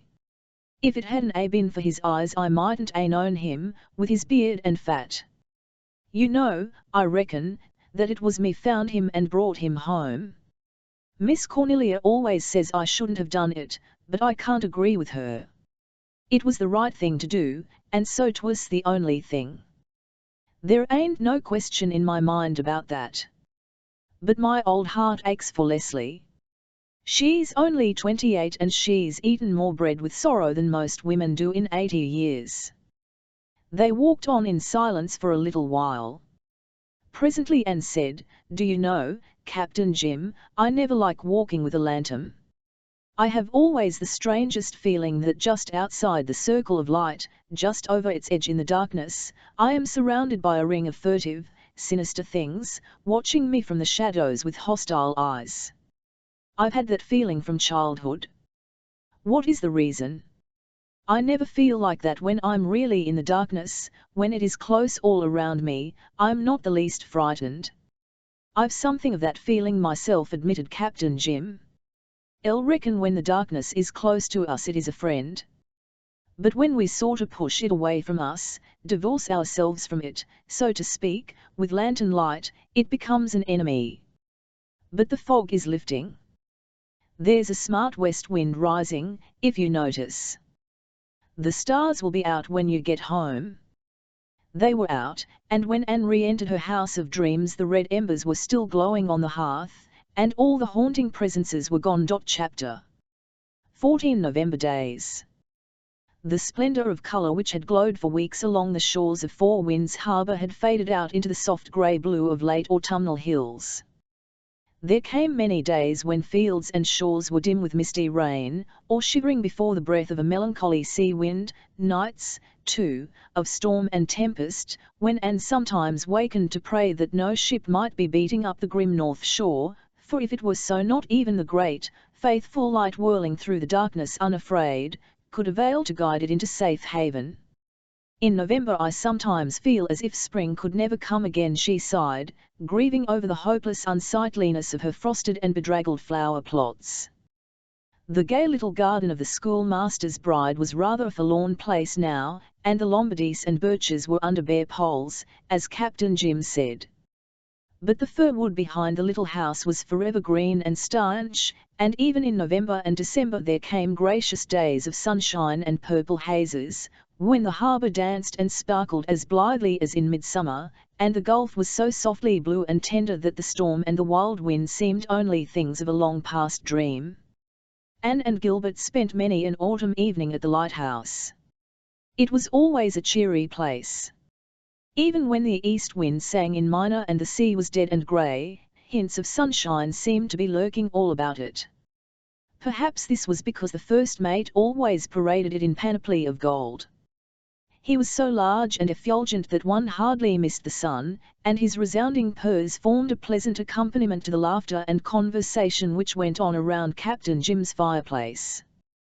Captain Jim and Gilbert had many long discussions and high converse on matters beyond the ken of cat or king. "I like to ponder on all kinds of problems, though I can't solve 'em," said Captain Jim. "My father held that we should never talk of things we couldn't understand, but if we didn't, Doctor, the subjects for conversation would be mighty few. I reckon the gods laugh many a time to hear us, but what matters so long as we remember that we're only men and don't take to fancying that we're gods ourselves, really, knowing good and evil. I reckon our POW wows won't do us or anyone much harm, so let's have another whack at the whence, why and whither this evening, Doctor." While they hacked and listened or dreamed. Sometimes Leslie went to the lighthouse with them, and she and Anne wandered along the shore in the eerie twilight, or sat on the rocks below the lighthouse until the darkness drove them back to the cheer of the driftwood fire. Then Captain Jim would brew them tea and tell them tales of land and sea and whatsoever might betide the great forgotten world outside. Leslie seemed always to enjoy those lighthouse carousels very much, and bloomed out for the time being into ready wit and beautiful laughter, or glowing-eyed silence. There was a certain tang and savour in the conversation when Leslie was present which they missed when she was absent. Even when she did not talk she seemed to inspire others to brilliancy. Captain Jim told his stories better, Gilbert was quicker in argument and repartee, and felt little gushes and trickles of fancy and imagination bubbling to her lips under the influence of Leslie's personality. That girl was born to be a leader in social and intellectual circles, far away from Four Winds, she said to Gilbert as they walked home one night. "She's just wasted here, wasted. Weren't you listening to Captain Jim and yours truly the other night when we discussed that subject generally? We came to the comforting conclusion that the Creator probably knew how to run his universe quite as well as we do, and that, after all, there are no such things as wasted lives, saving and except when an individual willfully squanders and wastes his own life, which Leslie Moore certainly hasn't done. And some people might think that a Redmond B.A., whom editors were beginning to honour, was wasted as the wife of a struggling country doctor in the rural community of Four Winds. Gilbert. If you had married Roy Gardner, now continued Gilbert mercilessly, you could have been a leader in social and intellectual circles far away from Four Winds. Gilbert Blythe. You know you were in love with him at one time, Anne. Gilbert, that's mean, pizen mean, just like all the men as Miss Cornelia says. I never was in love with him. I only imagined I was. You know that. You know I'd rather be your wife in our house of dreams and fulfillment than a queen in a palace. Gilbert's answer was not in words, but I am afraid that both of them forgot poor Leslie speeding her lonely way across the fields to a house that was neither a palace nor the fulfillment of a dream. The moon was rising over the sad, dark sea behind them and transfiguring it. Her light had not yet reached the harbour, the Finther side of which was shadowy and suggestive, with dim coves and rich glooms and whirling lights. "How the home lights shine out tonight through the dark," said Anne. "That string of them over the harbour looks like a necklace. And what a cascade there is up at the glen. Oh, look, Gilbert, there is ours. I'm so glad we left it bumming. I hate to come home to a dark house. Our home light, Gilbert. Isn't it lovely to see? Just one of Earth's many millions of homes, Anne, girl, but ours, our beacon in a naughty world. When a fellow has a home and a dear, little, red-haired wife in it, what more need he ask of life?" "Well, he might ask one thing more," whispered Anne happily. "Gilbert, it seems as if I just couldn't wait for the spring." Chapter 15 Christmas at Four Winds. Oh, at first Anne and Gil Ben talked of going home to Avonlea for Christmas, but eventually they decided to stay in Four Winds. "I want to spend the first Christmas of our life together in our own home," decreed Anne. So it fell out that Marilla and Mrs. Rachel Lynde and the twins came to Four Winds for Christmas. Marilla had the face of a woman who had circumnavigated the globe. She had never been 60 miles away from home before, and she had never eaten a Christmas dinner anywhere save at Green Gables. Mrs. Rachel had made and brought with her an enormous plum pudding. Nothing could have convinced Mrs. Rachel that a college graduate of the younger generation could make a Christmas plum pudding properly, but she bestowed approval on Anne's house. "Anne's a good housekeeper," she said to Marilla in the spare room the night of their arrival. "I've looked into her bread box and her scrap pail. I always judge a housekeeper by those, that's what. There's nothing in the pail that shouldn't have been thrown away, and no stale pieces in the bread box. Of course, she was trained up with you, but, then, she went to college afterwards. I notice she's got my tobacco stripe quilt on the bed here, and that big round braided mat of yours before her living room fire. It makes me feel right at home." Anne's first Christmas in her own house was as delightful as she could have wished. The day was fine and bright, the first skim of snow had fallen. On Christmas Eve and made the world beautiful, the harbour was still open and glittering. Captain Jim and Miss Cornelia came to dinner. Leslie and Dick had been invited, but Leslie made excuse. They always went to her Uncle Isaac West's for Christmas, she said. She'd rather have it so, Miss Cornelia told Anne. She can't bear taking Dick where there are strangers. Christmas is always a hard time for Leslie. She and her father used to make a lot of it. Miss Cornelia and Mrs. Rachel did not take a very violent fancy to each other. Two sons hold not their courses in one sphere. But they did not clash at all, for Mrs. Rachel was in the kitchen helping Anne and Marilla with the dinner, and it fell to Gilbert to entertain Captain Jim and Miss Cornelia, or rather to be entertained by them, for a dialogue between those two old friends and antagonists was assuredly never dull. "It's many a year since there was a Christmas dinner here, Mistress Blythe," said Captain Jim. "Miss Russell always went to her friends in town for Christmas. But I was here to the first Christmas dinner that was ever eaten in this house, and the schoolmaster's bride cooked it. That was 60 years ago today, Mistress Blythe, and a day very like this, just enough snow to make the hills white, and the harbour as blue as June. I was only a lad, and I'd never been invited out to dinner before, and I was too shy to eat enough. I've got all over that." "Most men do," said Miss Cornelia, sewing furiously. Miss Cornelia was not going to sit with idle hands, even on Christmas. Babies come without any consideration for holidays, and there was one expected in a poverty-stricken household at Glen St. Mary. Miss Cornelia had sent that household a substantial dinner for its little swarm, and so meant to eat her own with a comfortable conscience. "Well, you know, the way to a man's heart is through his stomach," Cornelia explained Captain Jim. "I believe you, when he has a heart," retorted Miss Camelia. "I suppose that's why so many women kill themselves cooking, just as poor Amelia Baxter did. She died last Christmas morning, and she said it was the first Christmas since she was married that she didn't have to cook a big, 20-plate dinner. It must have been a real pleasant change for her. Well, she's been dead a year, so you'll soon hear of Horace Baxter taking notice." "El heard he was taking notice already," said Captain Jim, winking at Gilbert. "Wasn't he up to your place one Sunday lately, with his funeral blacks on, and a boiled collar?" "No, he wasn't. And he needn't come neither. I could have had him long ago when he was fresh. I don't want any second-hand goods, believe me. As for Horace Baxter, he was in financial difficulties a year ago last summer, and he prayed to the Lord for help, and when his wife died and he got her life insurance, he said he believed it was the answer to his prayer." "Wasn't that like a man?" "Have you really proof that he said that, Cornelia?" "I'll have the Methodist minister's word for it, if you call that proof. Robert Baxter told me the same thing, TCX, but I admit that isn't evidence.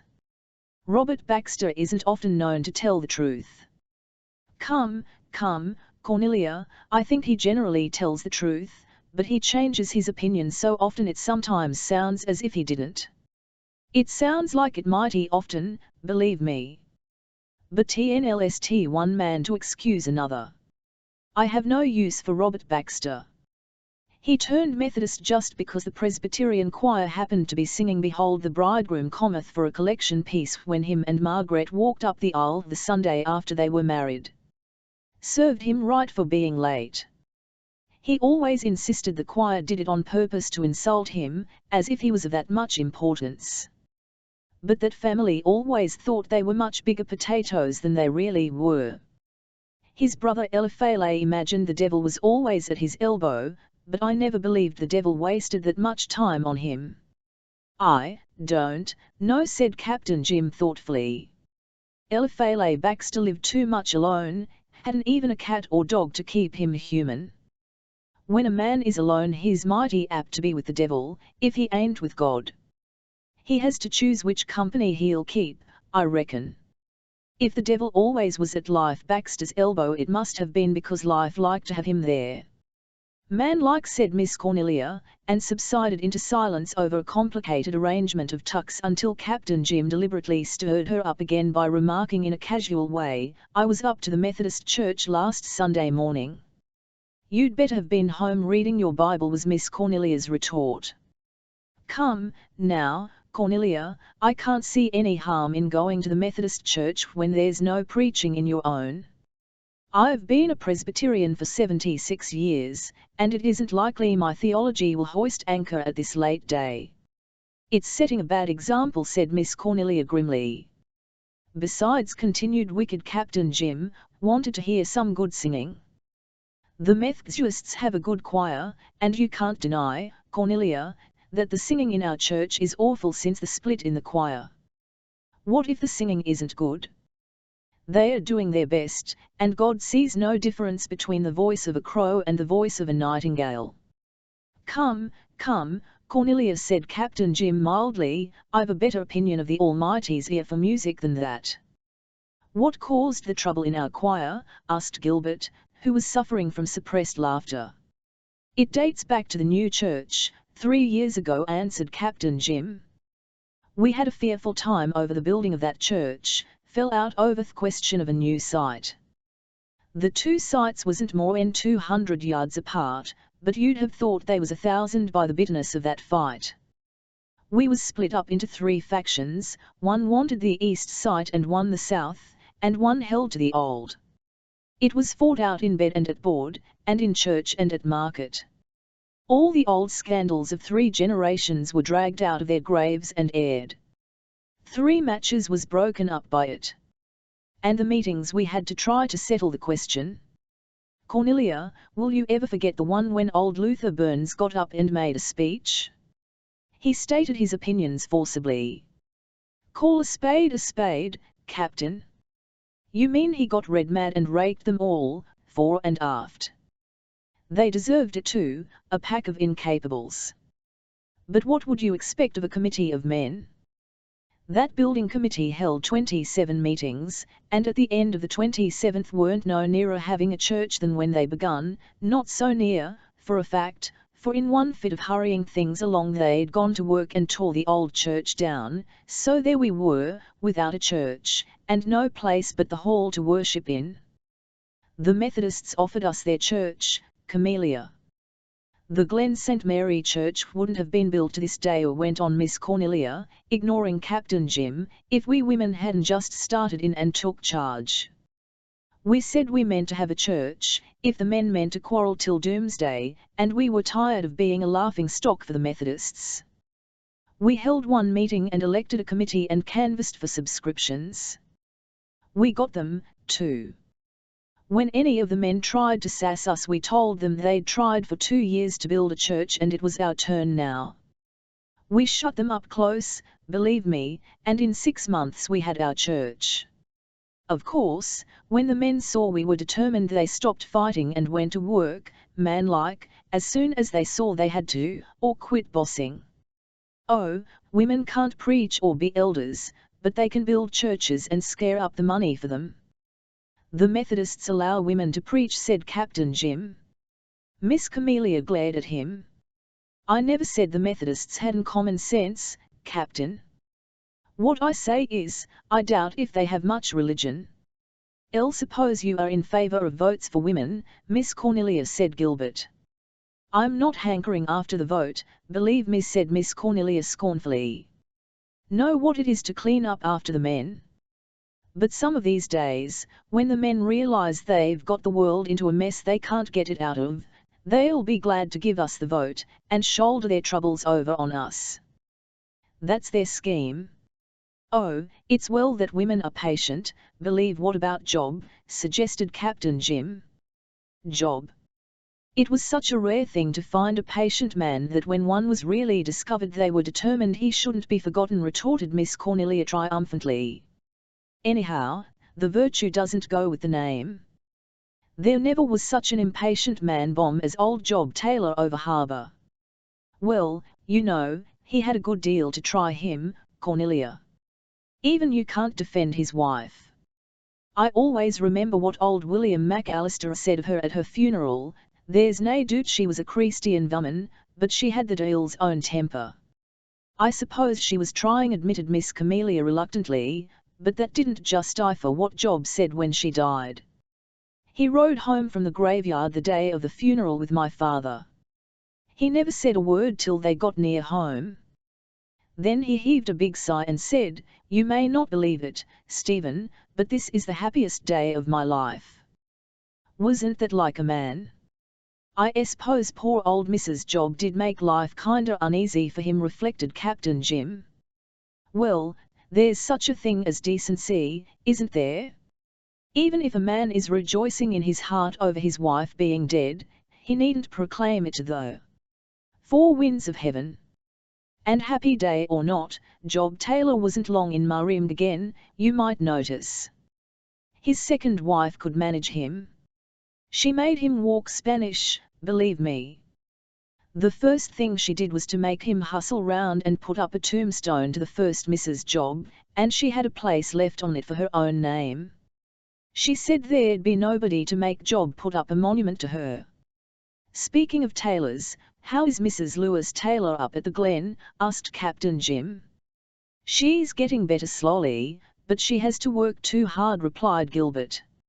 Her husband works hard too, raising prize pigs, said Miss Cornelia. He's noted for his beautiful pigs. He's a heap prouder of his pigs than of his children. But then, to be sure, his pigs are the best pigs possible, while his children don't amount to much. He picked a poor mother for them, and starved her while she was bearing and rearing them. His pigs got the cream and his children got the skim milk. There are times, Cornelia, when I have to agree with you, though it hurts me," said Captain Jim. "That's just exactly the TNLTH about Lewis Taylor. When I see those poor, miserable children of his, robbed of all children ought to have, it poisons my own bite and sup for days afterwards." Gilbert went out to the kitchen in response to Anne's beckoning. Anne shut the door and gave him a cannibal lecture. "Gilbert, you and Captain Jim must stop baiting Miss Cornelia." "Oh, I've been listening to you, and I just won't allow it." "Anne, Miss Cornelia is enjoying herself hugely." "You know she is." "Well, never mind. You two needn't egg her on like that. Dinner is ready now, and, Gilbert, don't let Mrs. Rachel carve the geese. I know she means to offer to do it because she doesn't think you can do it properly. Show her you can." "I ought to be able to. I've been studying ABCD diagrams of carving for the past month," said Gilben. "Only don't talk to me while I'm doing it, Anne, for if you drive the letters out of my head I'll be in a worse predicament than you were in old geometry days when the teacher changed them." Gilbert carved the geese beautifully. Even Mrs. Rachel had to admit that. And everybody ate of them and enjoyed them. Anne's first Christmas dinner was a great success and she beamed with housewifely pride. Merry was the feast and long, and when it was over they gathered around the cheer of the red hearth flame and Captain Jim told them stories until the red sun swung low over Four Winds Harbour, and the long blue shadows of the Lombardies fell across the snow in the lane. "Elle must be getting back to the light," he said finally. "I'll just have time to walk home before sundown. Thank you for a beautiful Christmas, Mistress Blythe. Bring Master Davy down to the light some night before he goes home. I'll want to see those stone gods," said Davy with a relish. Chapter 16 New Year's Eve at the Light. The Green Gables folk went home after Christmas, Marilla under solemn covenant to return for a month in the spring.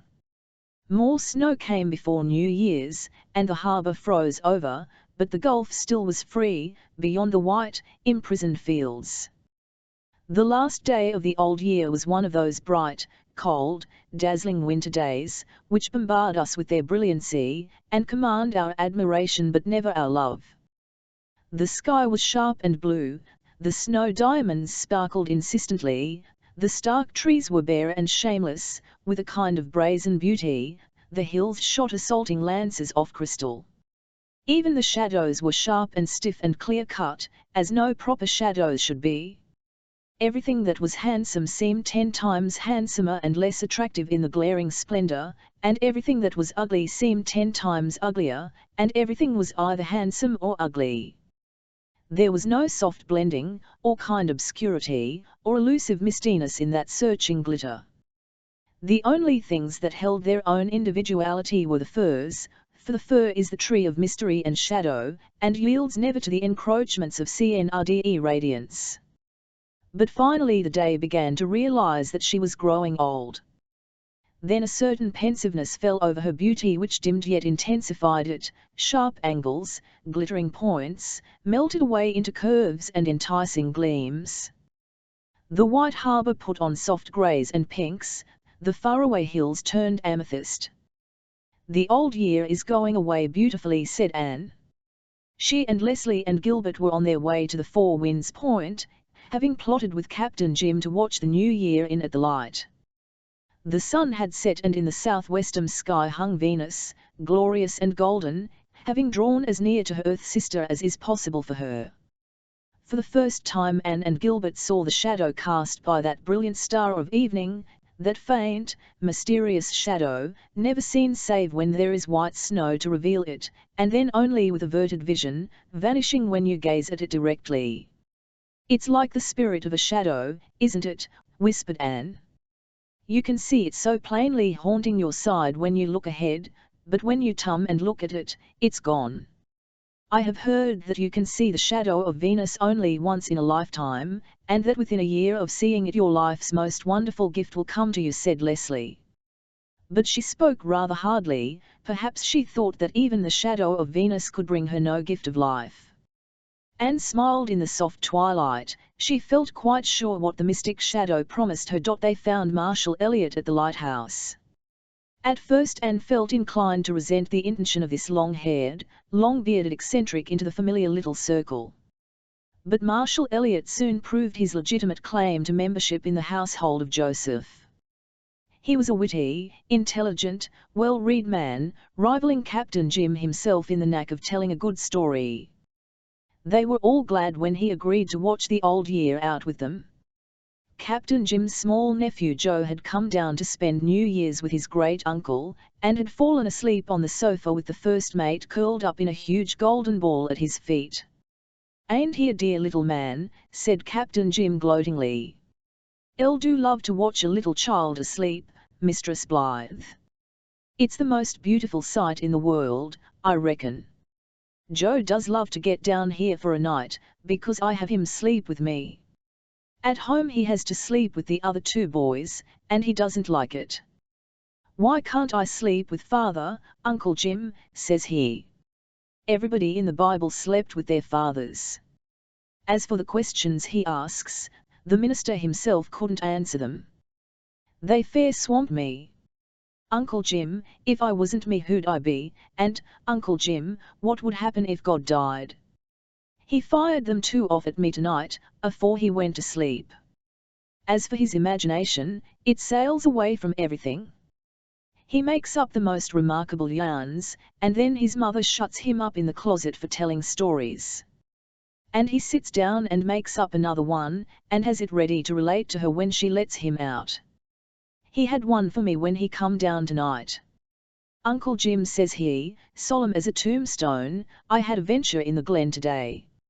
Yes, what was it, says I, expecting something quite startling, but nowise prepared for what I really got.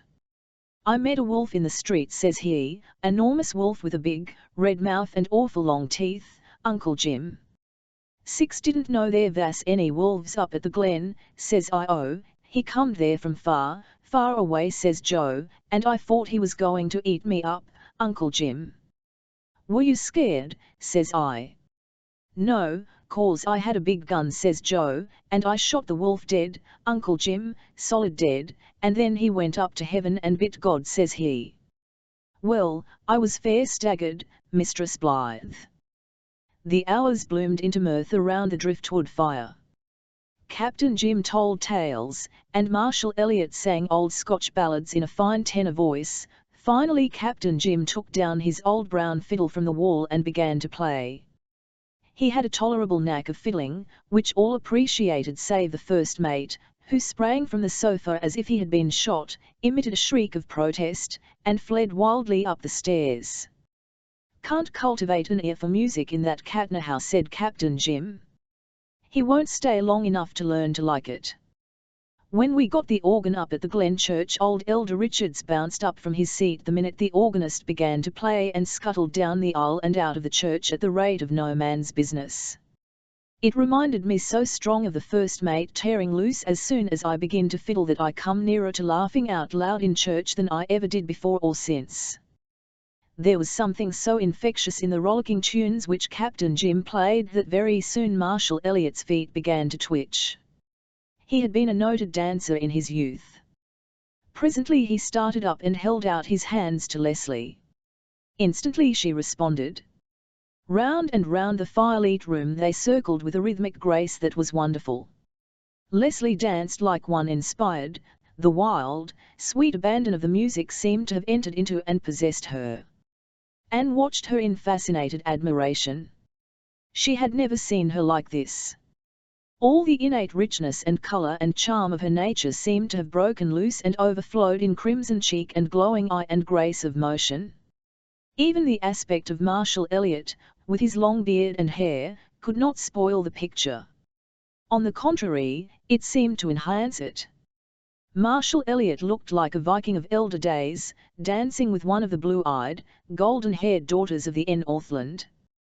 "The purtiest dancing I ever saw, and I've seen some in my time," declared Captain Jim, when at last the bow fell from his tired hand.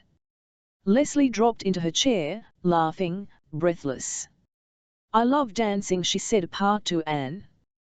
I haven't danced since I was 16, but I love it. The music seems to through my veins like quicksilver and I forget the delight of keeping time to it. There isn't any floor beneath me, or walls about me, or roof over me, I'm floating amid the stars. Captain Jim hung his fiddle up in its place, beside a large frame enclosing several banknotes. Is there anybody else of your acquaintance who can afford to hang his walls with banknotes for pictures? He asked. There's 20 $10 notes there, not one the glass over them. They are old Bank of P. E. Island notes. Had them by me when the bank failed, and I had 'em framed and hung up, partly as a reminder not to put your trust in banks, and partly to give me a real luxurious, millionaire-y feeling. Hello, matey, don't be scared. You can come back now. The music and revelry is over for tonight. The old year has just another hour to stay with us. I've seen 76 New Years come in over that gulf yonder, Mistress Blythe. You'll see 100, said Marshall Elliot. Captain Jim shook his head. No, and I don't want to, at least, I think I don't. Death grows friendlier as we grow older. Not that one of us really wants to die though, Marshall. Tennyson spoke truth when he said that. There's old Mrs. Wallace up at the Glen. She's had heaps of trouble all her life, poor soul, and she's lost almost everyone she cared about. She's always saying that she'll be glad when her time comes, and she doesn't want to sojourn any longer in this vale of tears. But when she takes a sick spell there's a fuss. Doctors from town, and a trained nurse, and enough medicine to kill a dog. Life may be a vale of tears, all right, but there are some folks who enjoy weeping, I reckon. They spent the old year's last hour quietly around the fire. A few minutes before 12 Captain Jim rose and opened the door. We must let the new year in, he said. Outside was a fine blue night. A sparkling ribbon of moonlight garlanded the gulf. Inside the bar the harbour shone like a pavement of pearl. They stood before the door and waited, Captain Jim with his ripe, full experience, Marshall Elliot in his vigorous but empty middle life, Gilbert and Anne with their precious memories and exquisite hopes, Leslie with her record of starved years and her hopeless future. On the little shelf above the fireplace struck 12. Welcome, New Year, said Captain Jim, bowing low as the last stroke died away. I wish you all the best year of your lives, mates.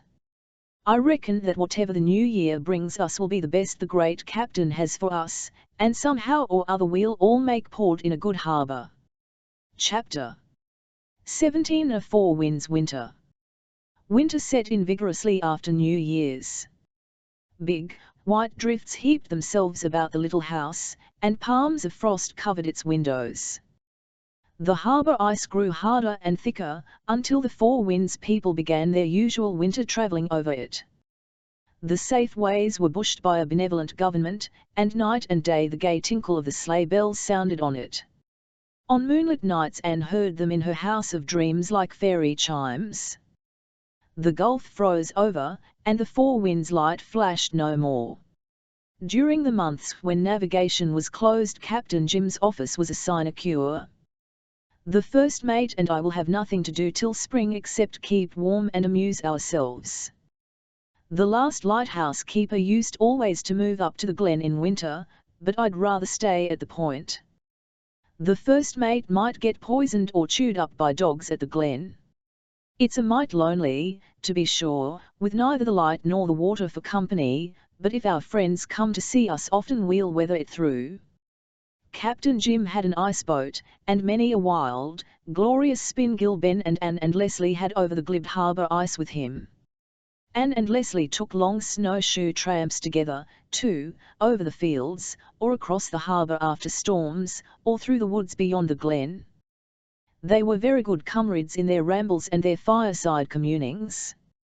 Each had something to give the other, each felt life the richer for friendly exchange of thought and friendly silence, each looked across the white fields between their homes with a pleasant consciousness of a friend beyond. But, in spite of all this, Anne felt that there was always a barrier between Leslie and herself, a constraint that never wholly vanished. "I don't know why I can't get closer to her," Anne said one evening to Captain Jim. "I like her so much, I admire her so much, I want to take her right into my heart and creep right into hers. But I can never cross the barrier." "You've been too happy all your life, Mistress Blythe," said Captain Jim thoughtfully.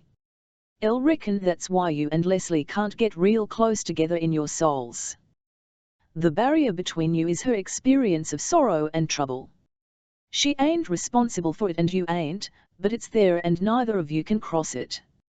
"My childhood wasn't very happy before I came to Green Gables," said Anne, gazing soberly out of the window at the still, sad, dead beauty of the leafless tree shadows on the moonlit snow. "Maybe not, but it was just the usual unhappiness of a child who hasn't anyone to look after it properly." "There hasn't been any tragedy in your life, Mistress Blythe." "And poor Leslie's has been almost all tragedy. She feels, I reckon, though maybe she hardly knows she feels it, that there's a vast deal in her life you can't enter nor understand, and so she has to keep you back from it, hold you off, so to speak, from tempting her. You know, if we've got anything about us that hurts we shrink from anyone's touch on or near it. It holds good with our souls as well as our bodies, I reckon.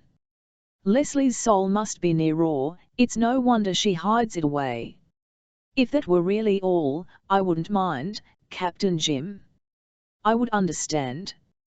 But there are times, not always, but now and again, when I almost have to believe that Leslie doesn't like me. Sometimes I surprise a look in her eyes that seems to show resentment and dislike. It goes so quickly, but I've seen it, I'm sure of that. And it hurts me, Captain Jim. I'm not used to being disliked, and I've tried so hard to win Leslie's friendship." "You have won it, Mistress Blythe. Don't you go cherishing any foolish notion that Leslie don't like you. If she didn't she wouldn't have anything to do with you, much less chumming with you as she does. I know Leslie Moore too well not to be sure of that. The first time I ever saw her, driving her geese down the hill on the day I came to Four Winds, she looked at me with the same expression," persisted Anne. "I felt it, even in the midst of my admiration of her beauty. She looked at me resentfully, she did, indeed, Captain Jim. The resentment must have been about something else, Mistress Blythe, and you just come in for a share of it because you happened past. Leslie does take sullen spells now and again, poor girl. I can't blame her, when I know what she has to put up with. I don't know why it's permitted. The doctor and I have talked a lot about the origin of evil, but we haven't quite found out all about it yet. There's a vast of ununderstandable things in life, ain't there, Mistress Blythe? Sometimes things seem to work out real proper like, same as with you and the doctor. And then again they all seem to go catawampus. There's Leslie, so clever and beautiful you'd think she was meant for a queen, and instead she's cooped up over there, robbed of almost everything a woman devalue, with no prospect except waiting on Dick Moore all her life. Though, mind you, Mistress Blythe, I dare say she'd choose her life now, such as it is, rather than the life she lived with Dick before he went away. That's something a clumsy old sailor's tongue mustn't meddle with. But you've helped Leslie a lot, she's a different creature since you come to Four Winds. Us old friends see the difference in her, as you can't. Miss Cornelia and me was talking it over the other day, and it's one of the mighty few points that we see eye to eye on. So just you throw overboard any idea of her not liking you." Anne could hardly discard it completely, for there were undoubtedly times when she felt, with an instinct that was not to be combated by reason, that Leslie harboured a queer, indefinable resentment towards her. At times, this secret consciousness marred the delight of their comradeship, at others it was almost forgotten, but Anne always felt the hidden Tom was there and might prick her at any moment. She felt a cruel sting from it on the day when she told Leslie of what she hoped the spring would bring to the little house of dreams. Leslie looked at her with hard, bitter, unfriendly eyes. "So you are to have that, too," she said in a choked voice. And without another word she had turned and gone across the fields homeward. Anne was deeply hurt. For the moment she felt as if she could never like Leslie again. But when Leslie came over a few evenings later she was so pleasant, so friendly, so frank, and witty, and winsome, that Anne was charmed into forgiveness and forgetfulness. Only, she never mentioned her darling Hope to Leslie again, nor did Leslie ever refer to it. But one evening, when late winter was listening for the word of spring, she came over to the little house for a twilight chat, and when she went away she left a small, white box on the table. Anne found it after she was gone and opened it wonderingly. In it was a tiny white dress of exquisite workmanship, delicate embroidery, wonderful tucking, sheer loveliness. Every stitch in it was handwork, and the little frills of lace at neck and sleeves were of real Valenciennes. Lying on it was a Leslie's love. "What hours of work she must have put on it," said Anne. "And the material must have cost more than she could really afford. It is very sweet of her." But Leslie was brusque and curt when Anne thanked her, and again the latter felt thrown back upon herself. Leslie's gift was not alone in the little house. Miss Cornelia had, for the time being, given up sewing for unwanted, unwelcome eighth babies, and fallen to sewing for a very much wanted first one, whose welcome would leave nothing to be desired.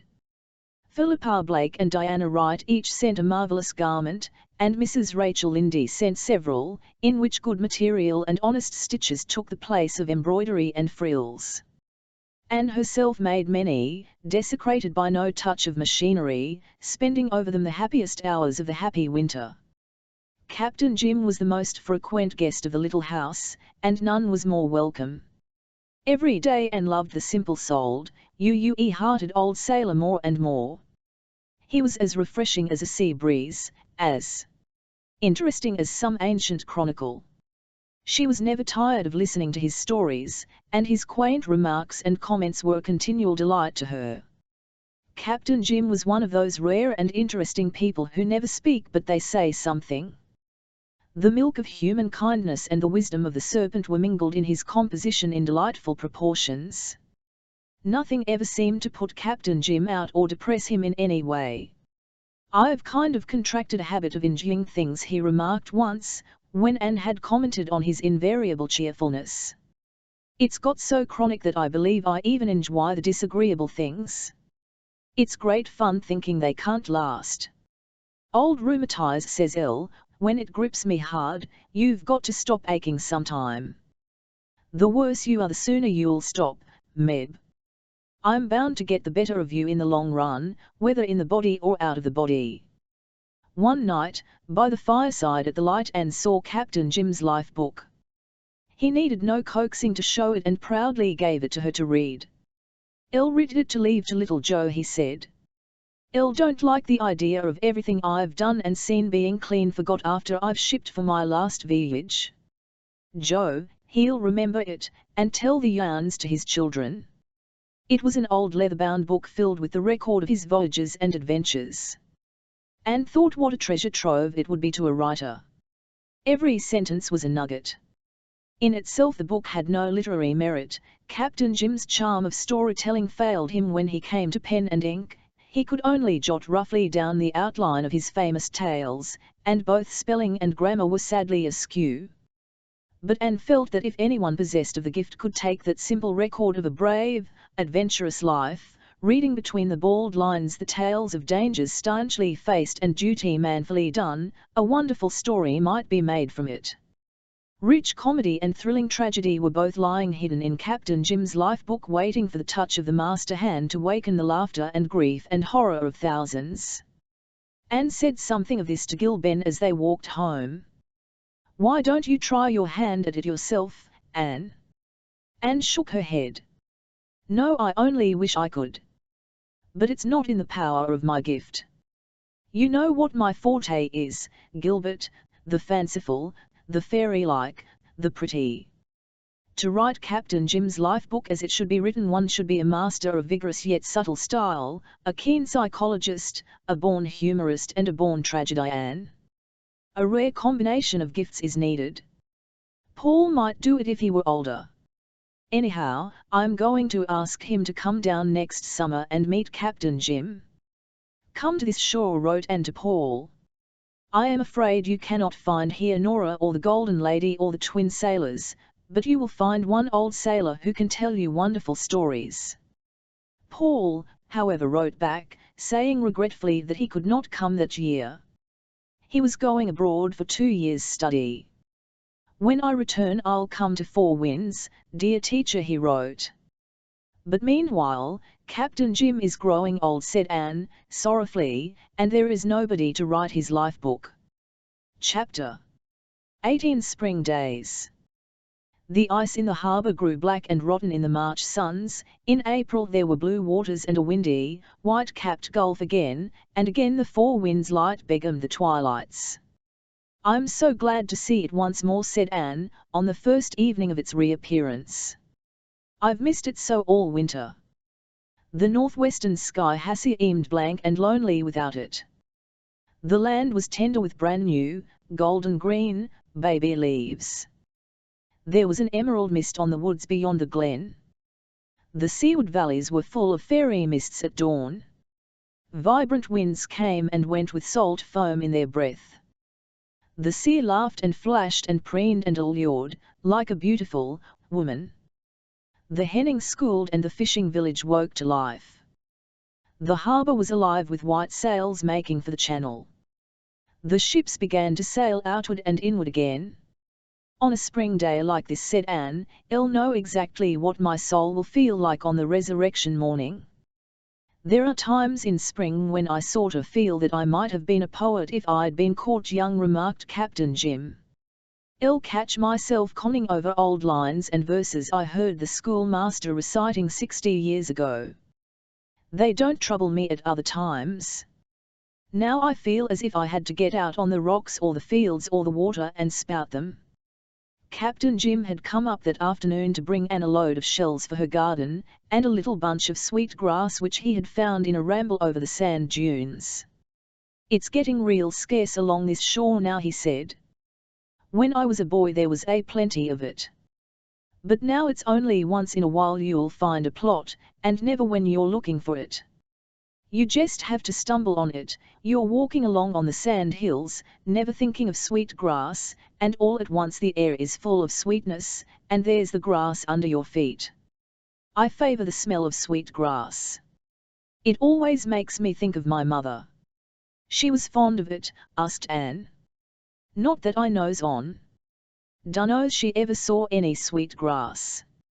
No, it's because it has a kind of motherly perfume, not too young, you understand, something kind of seasoned and wholesome and dependable, just like a mother.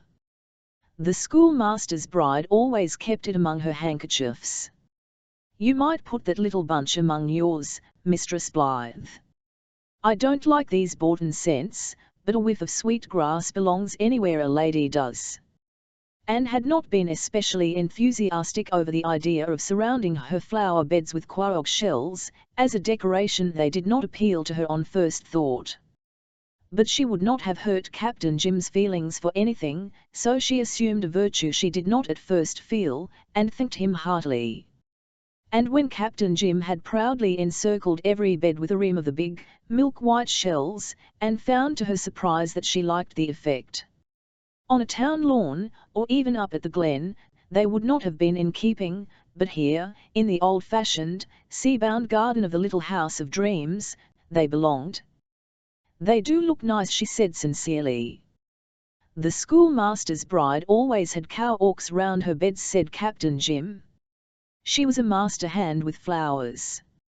She looked at 'em, and touched they grew like mad. Some folks have that knack, I reckon you have it, too, Mistress Blythe. Oh, I don't know, but I love my garden, and I love working in it. To potter with green, growing things, watching each day to see the dear, new sprouts come up, is like taking a hand in creation, I think. Just now my garden is like faith, the substance of things hoped for. But bide a wee. It always amazes me to look at the little, wrinkled brown seeds and think of the rainbows in 'em, said Captain Jim. When I ponder on them seeds, I don't find it nowise hard to believe that we've got souls that'll live in other worlds. You couldn't hardly believe there was life in them tiny things, some no bigger than grains of dust, let alone colour and scent, if you hadn't seen the miracle, could you? Anne, who was counting her days like silver beads on a rosary, could not now take the long walk to the lighthouse or up the Glen Road. But Miss Cornelia and Captain Jim came very often to the little house. Miss Cornelia was the joy of Anne's and Gilbert's existence. They laughed side-splittingly over her speeches after every visit. When Captain Jim and she happened to visit the little house at the same time, there was much sport for the listening. They waged wordy warfare, she attacking, he defending. Anne once reproached the captain for his baiting of Miss Cornelia. "Oh, I do love to set her going," Mistress Blythe chuckled, the unrepentant sinner. "It's the greatest amusement I have in life. That tongue of hers would blister a stone. And you and that young dog of a doctor enjoy listening to her as much as I do." Captain Jim came along another evening to bring Anne some Mayflowers. The garden was full of the moist, scented air of a maritime spring evening. There was a milk-white mist on the edge of the sea, with a young moon kissing it, and a silver gladness of stars over the glen. The bell of the church across the harbour was ringing dreamily sweet. The mellow chime drifted through the dusk to mingle with the soft spring moan of the sea. Captain Jim's Mayflowers added the last completing touch to the charm of the night. "Elle haven't seen any this spring, and I've missed them," said Anne, burying her face in them. "They ain't to be found around Four Winds, only in the barrens away behind the glen up yonder. I took a little trip today to the land of nothing to do, and hunted these up for you. I reckon they are the last you'll see this spring, for they are nearly done." "How kind and thoughtful you are, Captain Jim." Nobody else, not even a shake of her head at him, remembered that I always long for Mayflowers in spring. "Well, I had another errand, too. I wanted to take Mr. Howard back yonder a mess of trout. He likes one occasional, and it's all I can do for a kindness he did me once. I stayed all the afternoon and talked to him. He likes to talk to me, though he's a highly educated man and I'm only an ignorant old sailor, because he's one of the folks that's got to talk or they are miserable, and he finds listeners scarce around here. The Glen folks fight shy of him because they think he's an infidel. He ain't that far gone. Exactly, few men is, I reckon, but he's what you might call a heretic. Heretics are wicked, but they are mighty interesting. It's just that they've got sorta lost looking for God, being under the impression that he's hard to find, which he ain't never. Most of 'em blunder to him after a while, I guess. I don't think listening to Mr. Howard's arguments is likely to do me much harm. Mind you, I believe what I was brought up to believe. It saves a vast of bother, and back of it all, God is good. The trouble with Mr. Howard is that he's a little too clever. He thinks that he's bound to live up to his cleverness, and that it's smarter to thrash out some new way of getting to heaven than to go by the old track the common, ignorant folks is travelling. But he'll get there sometime all right, and then he'll laugh at himself." "Mr. Howard was a Methodist to begin with," said Miss Cornelia, as if she thought he had not far to go from that to heresy.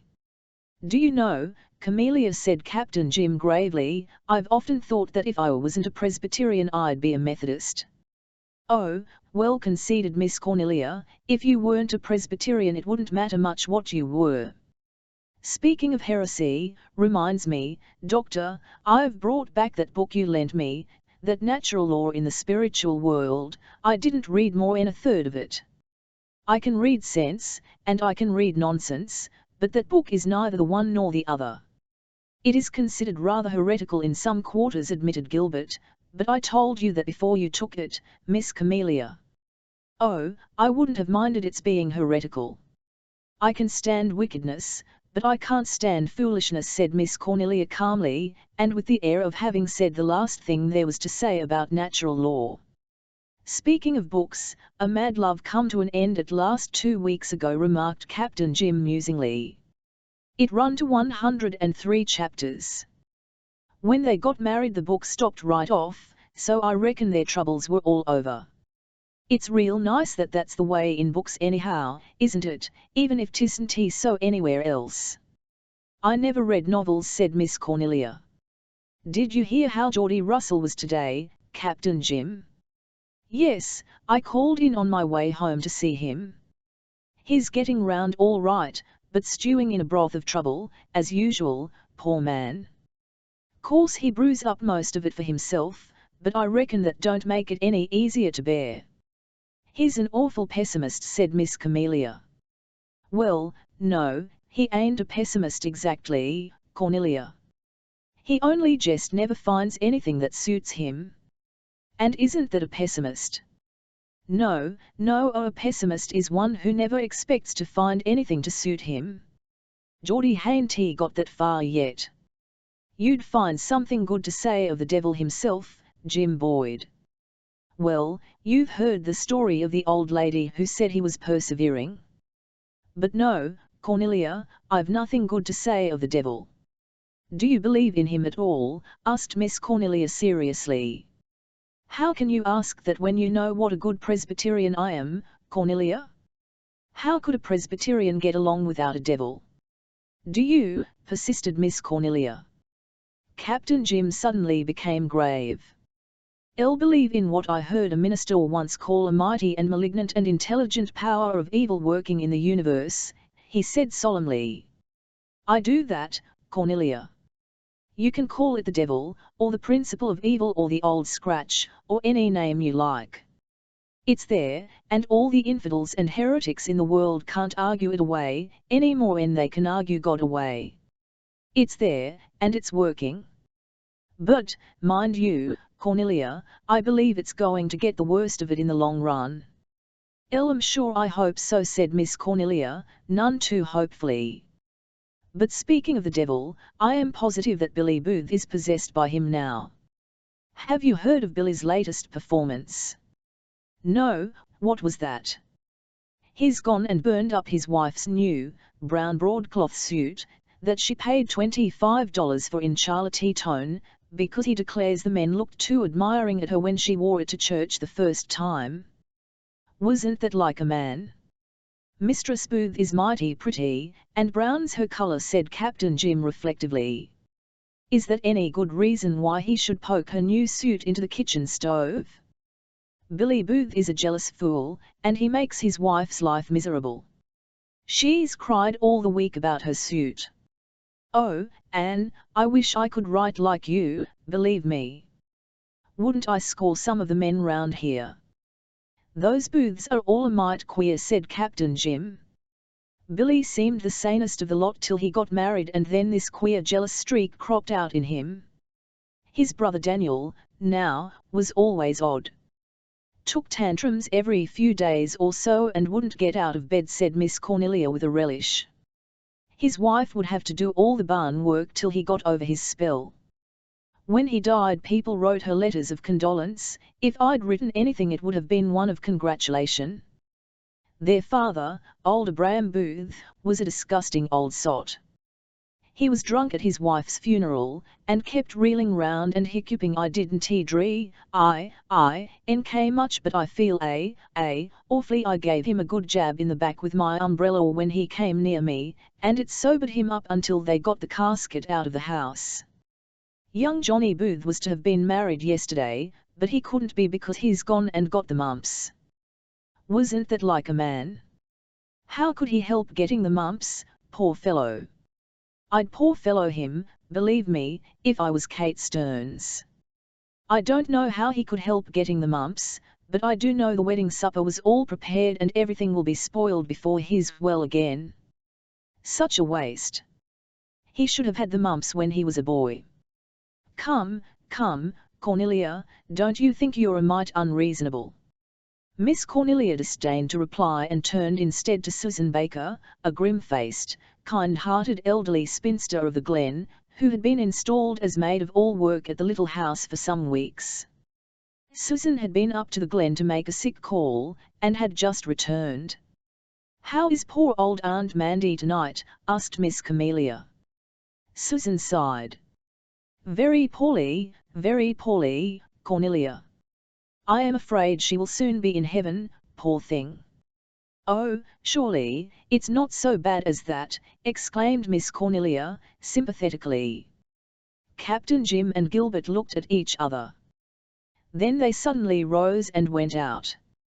"There are times," said Captain Jim, between spasms, "when it would be a sin not to laugh." Them two excellent women. Chapter 19. Dawn and Dusk. In early June, when the sandhills were a great glory of pink wild roses, and the glen was smothered in apple blossoms, Marilla arrived at the little house, accompanied by a black horsehair trunk, patterned with brass nails, which had reposed undisturbed in the Green Gables garret for half a century.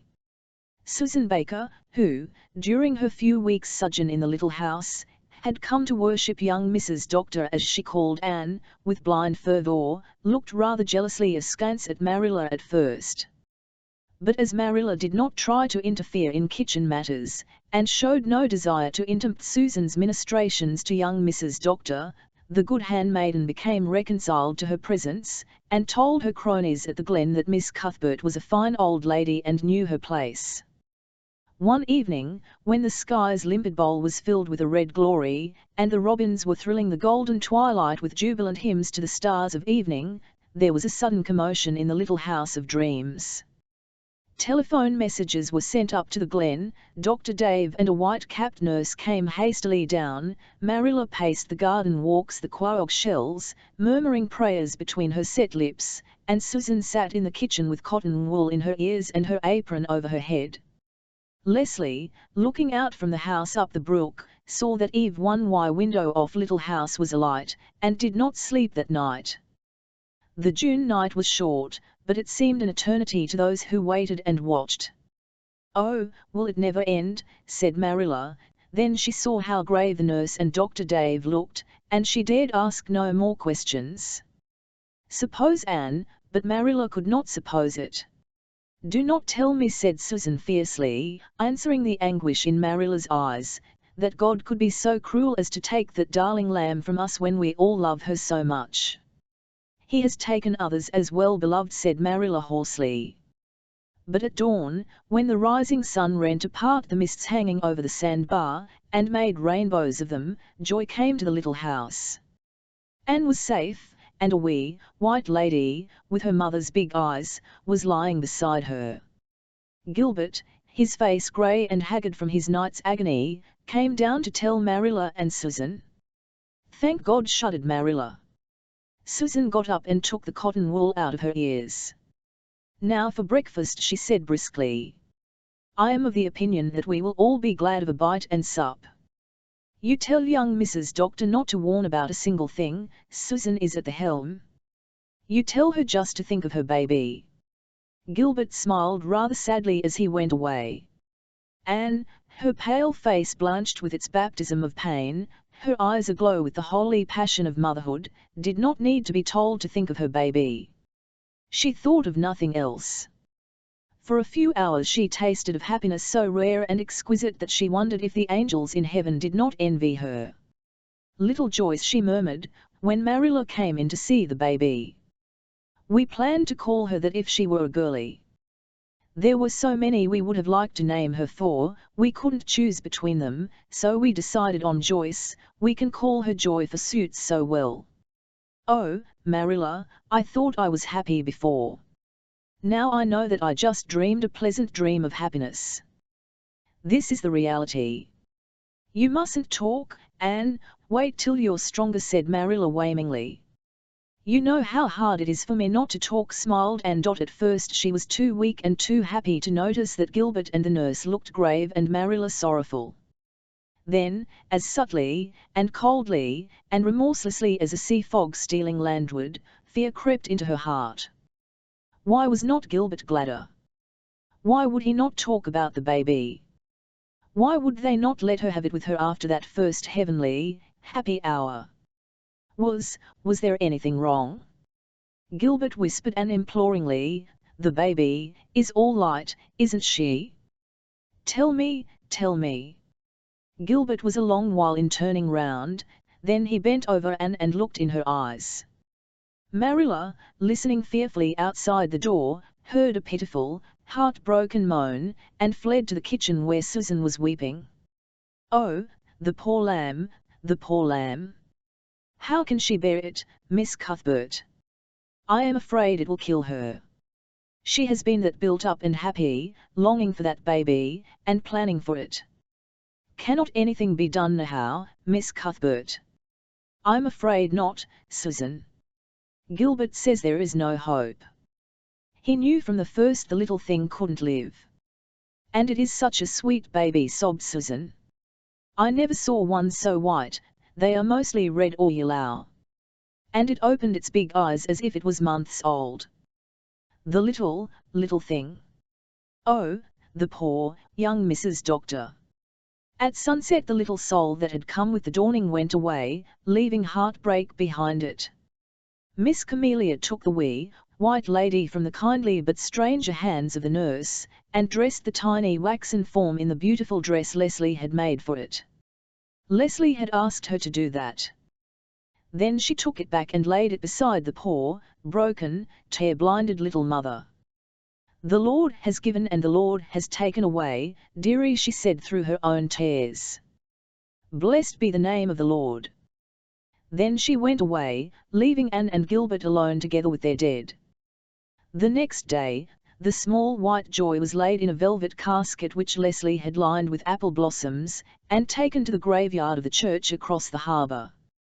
Miss Camelia and Marilla put all the little love-made garments away, together with the ruffled basket which had been befrilled and belaced for dimpled limbs and downy head. Little Joy was never to sleep there, she had found a colder, narrower bed. "This has been an awful disappointment to me," sighed Miss Camelia. "I've looked forward to this baby, and I did want it to be a girl, too." "I can only be thankful that Anne's life was spared," said Marilla, with a shiver, recalling those hours of darkness when the girl she loved was passing through the valley of the shadow. Poor lamb. "Her health is broken," said Susan. "I'll envy Anne," said Leslie suddenly and fiercely, "and I'd envy her even if she had died. She was a mother for one beautiful day. I'd gladly give my life for that." "Elle wouldn't talk like that, Leslie, dearie," said Miss Cornelia deprecatingly.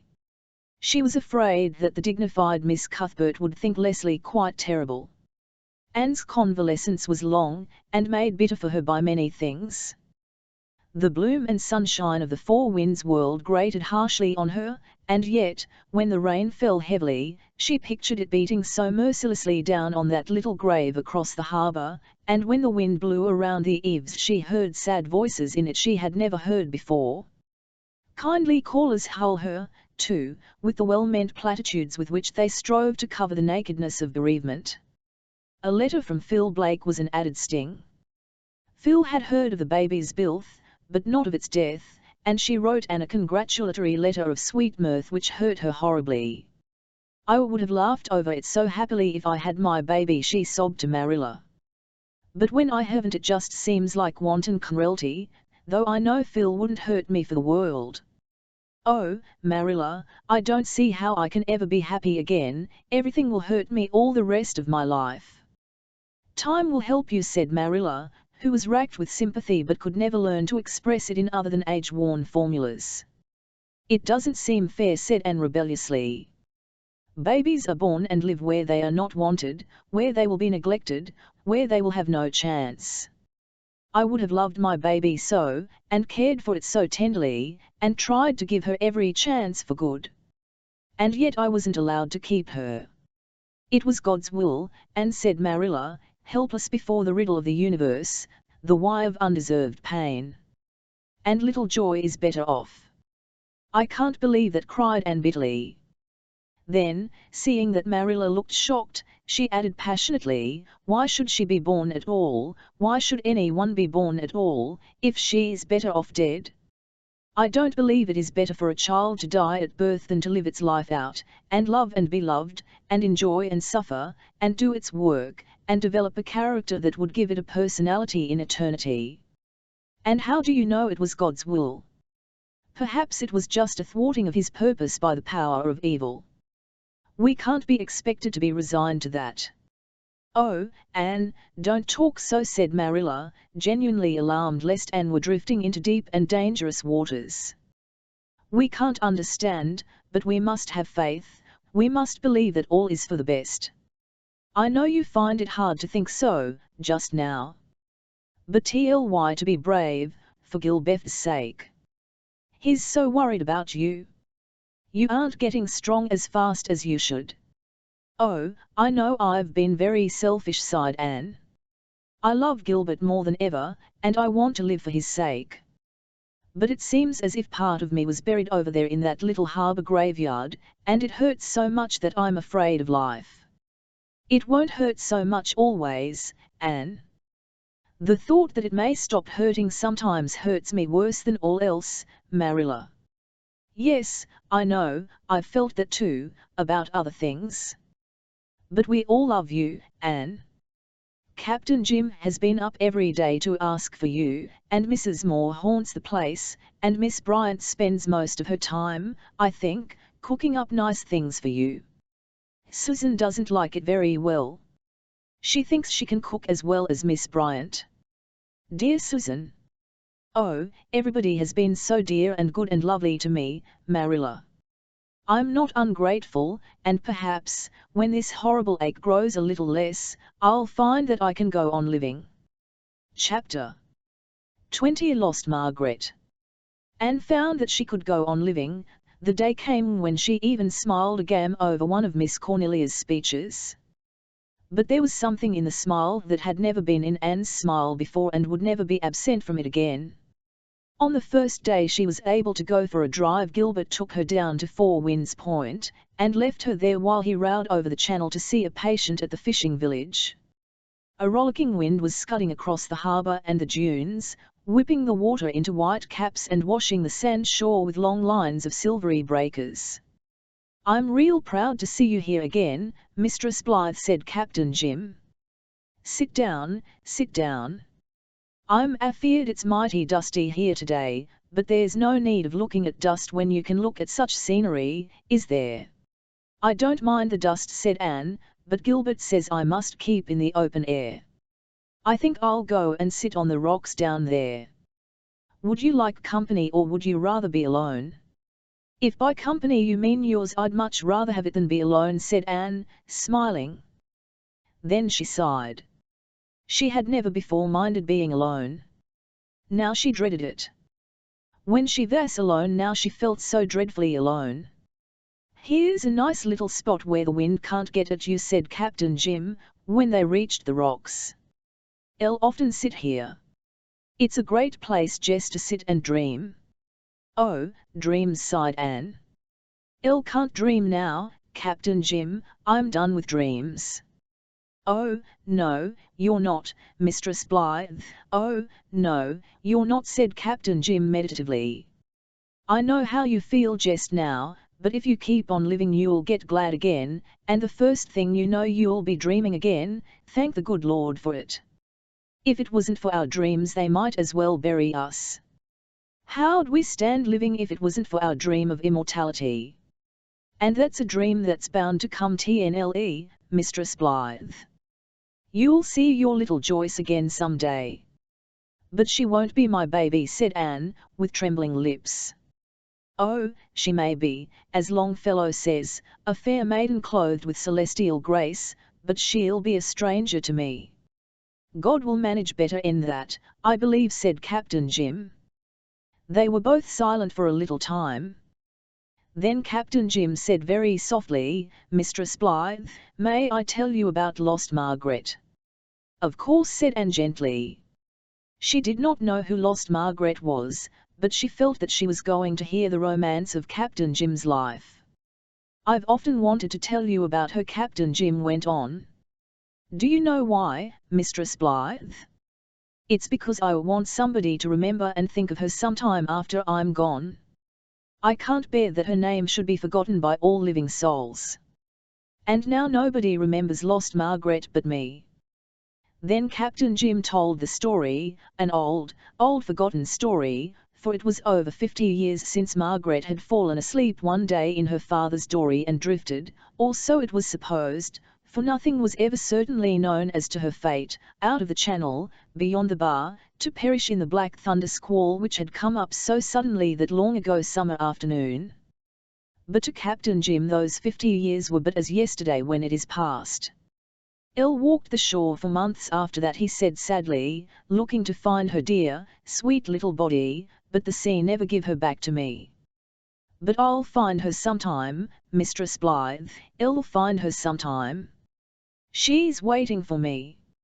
I wish I could tell you just how she looked, but I can't.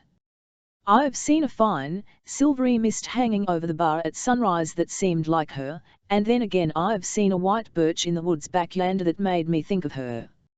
She had pale, brown hair and a little white, sweet face, and long slender fingers like yours, Mistress Blythe, only browner, for she was a shore girl. Sometimes I wake up in the night and hear the sea calling to me in the old way, and it seems as if lost Margaret called in it. And when there's a storm and the waves are sobbing and moaning, I hear her lamenting among them.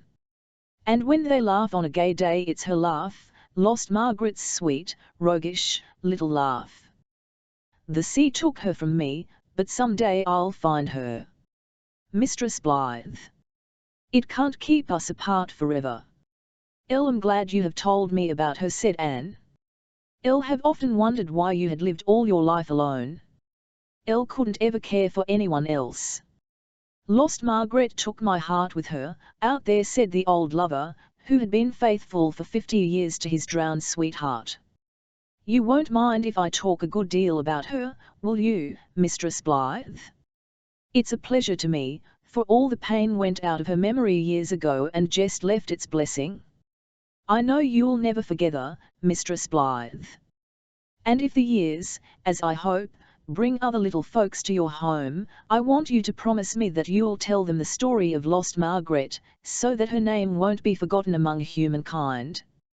Chapter 21 Barriers Swept Away. Anne, said Leslie, breaking abruptly a short silence, you don't know how good it is to be sitting here with you again, working, and talking, and being silent together. They were sitting among the blue-eyed grasses on the bank of the brook in Anne's garden. The water sparkled and crooned past them, the birches threw dappled shadows over them, roses bloomed along the walks. The sun was beginning to be low, and the air was full of woven music. There was one music of the wind in the firs behind the house, and another of the waves on the bar, and still another from the distant bell of the church near which the wee, white lady slept. Anne loved that bell, though it brought sorrowful thoughts now. She looked curiously at Leslie, who had thrown down her sewing and spoken with a lack of restraint that was very unusual with her. On that horrible night when you were so ill, Leslie went on, Elle kept thinking that perhaps we'd have no more talks and walks and works together. And I realized just what your friendship had come to mean to me, just what you meant, and just what a hateful little beast I had been. Leslie. Leslie. I never allow anyone to call my friends names. It's true. That's exactly what I am, a hateful little beast. There's something I've got to tell you, Anne. I suppose it will make you despise me, but I must confess it.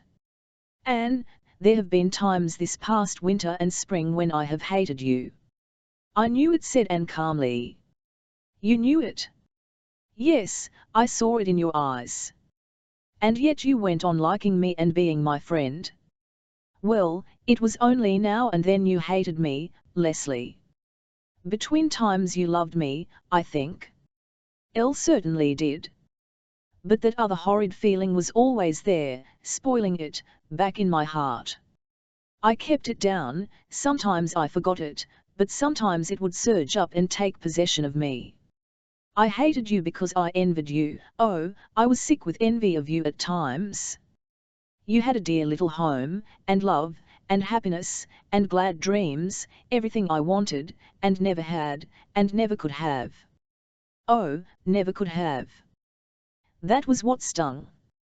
I wouldn't have envied you if I had had any hope that life would ever be different for me. But I hadn't, and it didn't seem fair. It made me rebellious, and it hurt me, and so I hated you at times. Oh, I was so ashamed of it, I'm dying of shame now, but I couldn't conquer it. That night, when I was afraid you mightn't live, I thought I was going to be punished for my wickedness, and I loved you so then. Anne, I never had anything to love since my mother died, except Dick's old dog, and it's so dreadful to have nothing to love. Life is so empty, and there's nothing worse than emptiness, and I might have loved you so much, and that horrible thing had spoiled it. Leslie was trembling and growing almost incoherent with the violence of her emotion. Don't, Leslie implored Anne, oh, don't. I understand, don't talk of it any more. I must. When I knew you were going to live, I vowed that I would tell you as soon as you were well, that I wouldn't go on accepting your friendship and companionship without telling you how unworthy I was of it.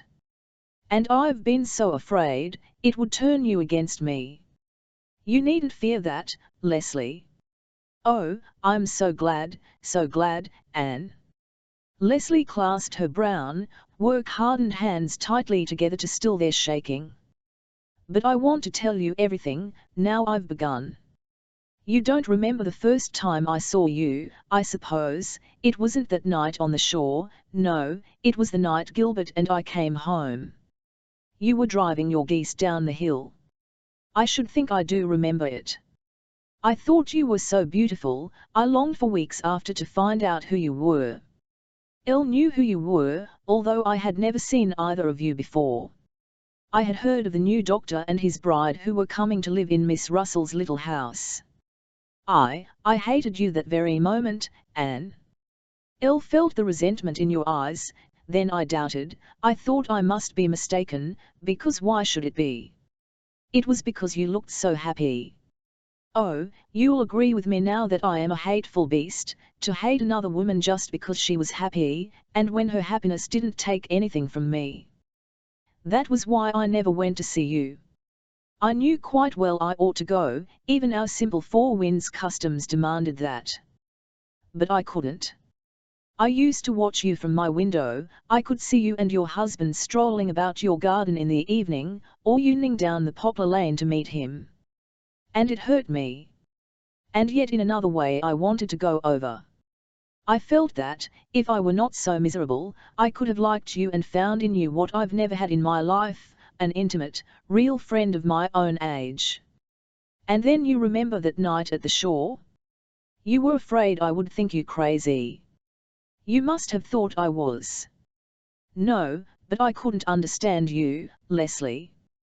One moment you drew me to you, the next you pushed me back. I was very unhappy that evening. I had had a hard day. Dick had been very, very hard to manage that day. Generally he is quite good-natured and easily controlled, you know, Anne. But some days he is very different. I was so heartsick, I ran away to the shore as soon as he went to sleep. It was my only refuge. I sat there thinking of how my poor father had ended his life, and wondering if I wouldn't be driven to it some day. Oh, my heart was full of black thoughts. And then you came dancing along the cove like a glad, light-hearted child. I hated you more then than I've ever done since. And yet I craved your friendship.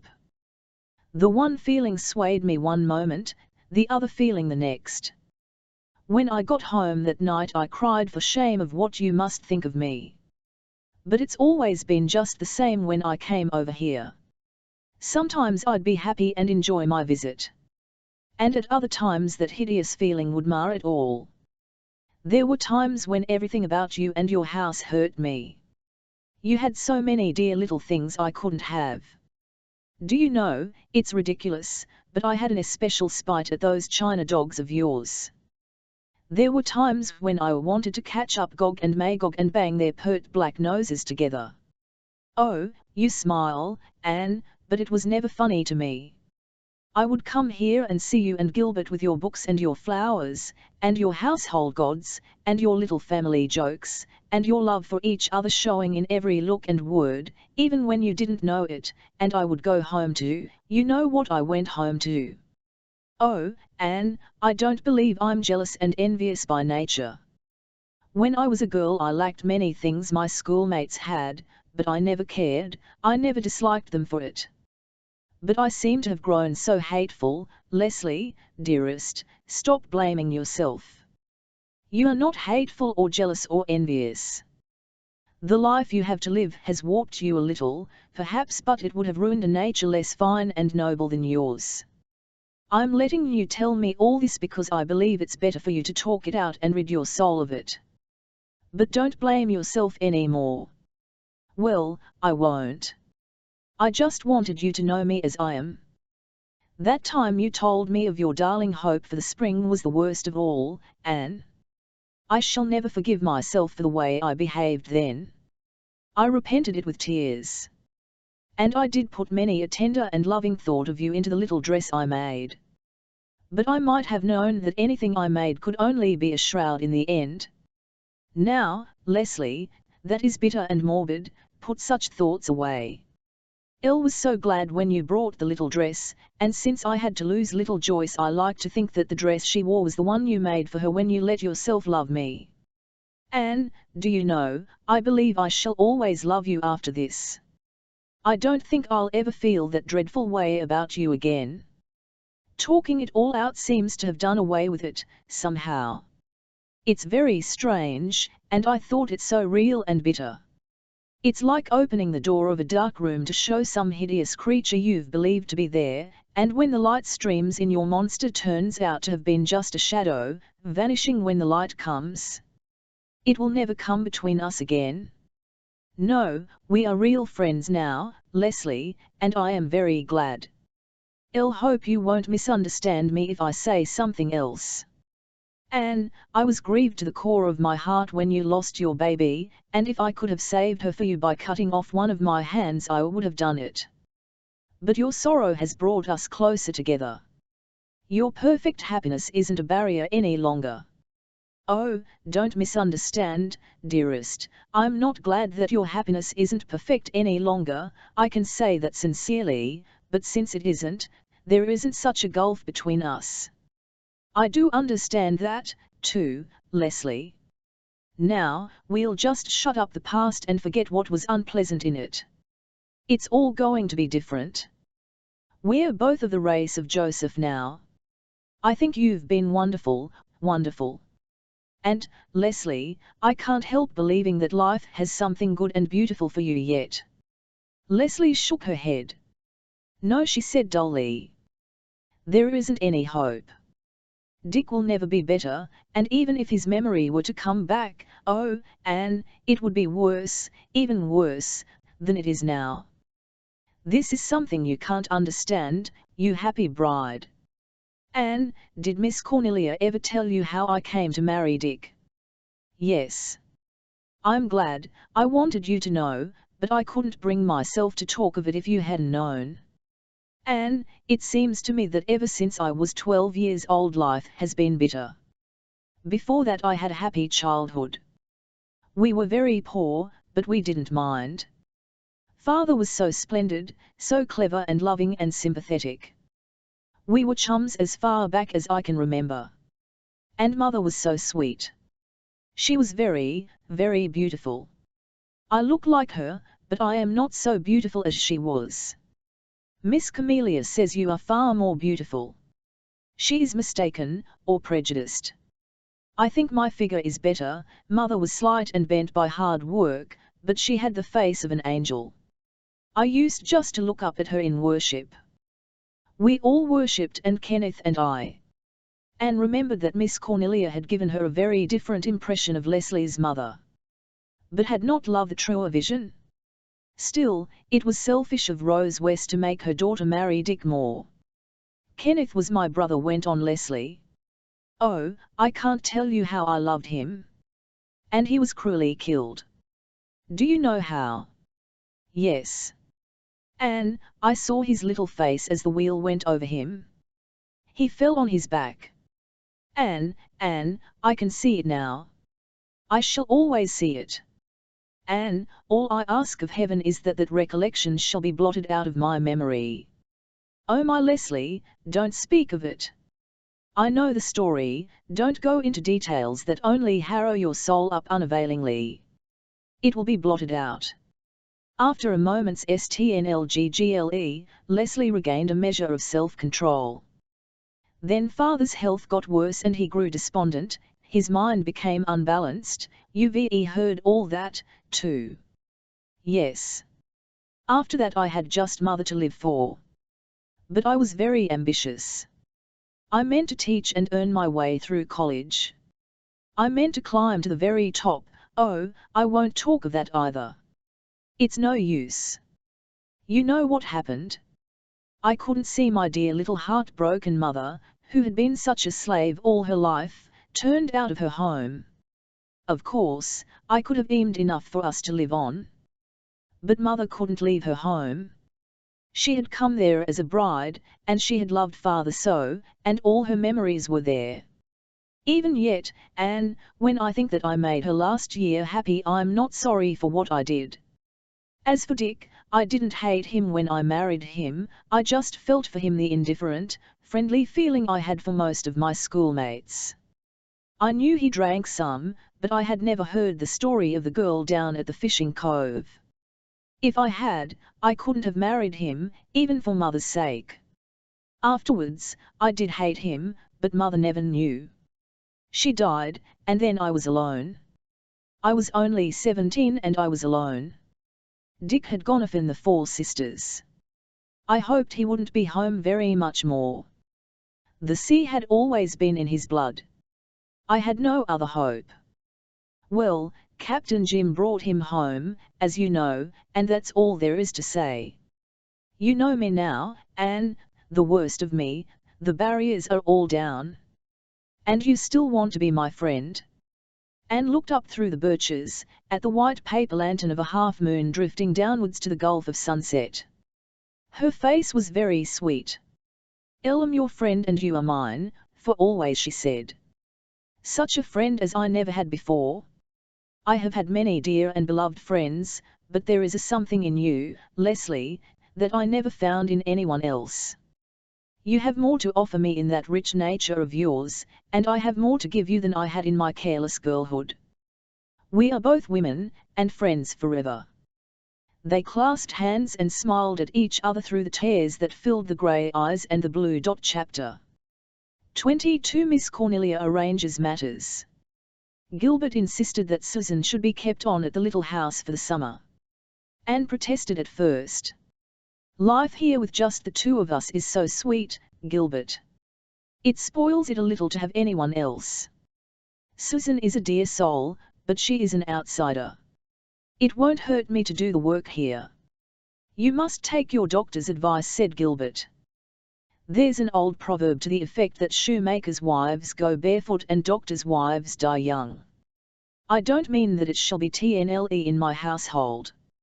You will keep Susan until the old spring comes back into your step, and those little hollows on your cheeks fill out.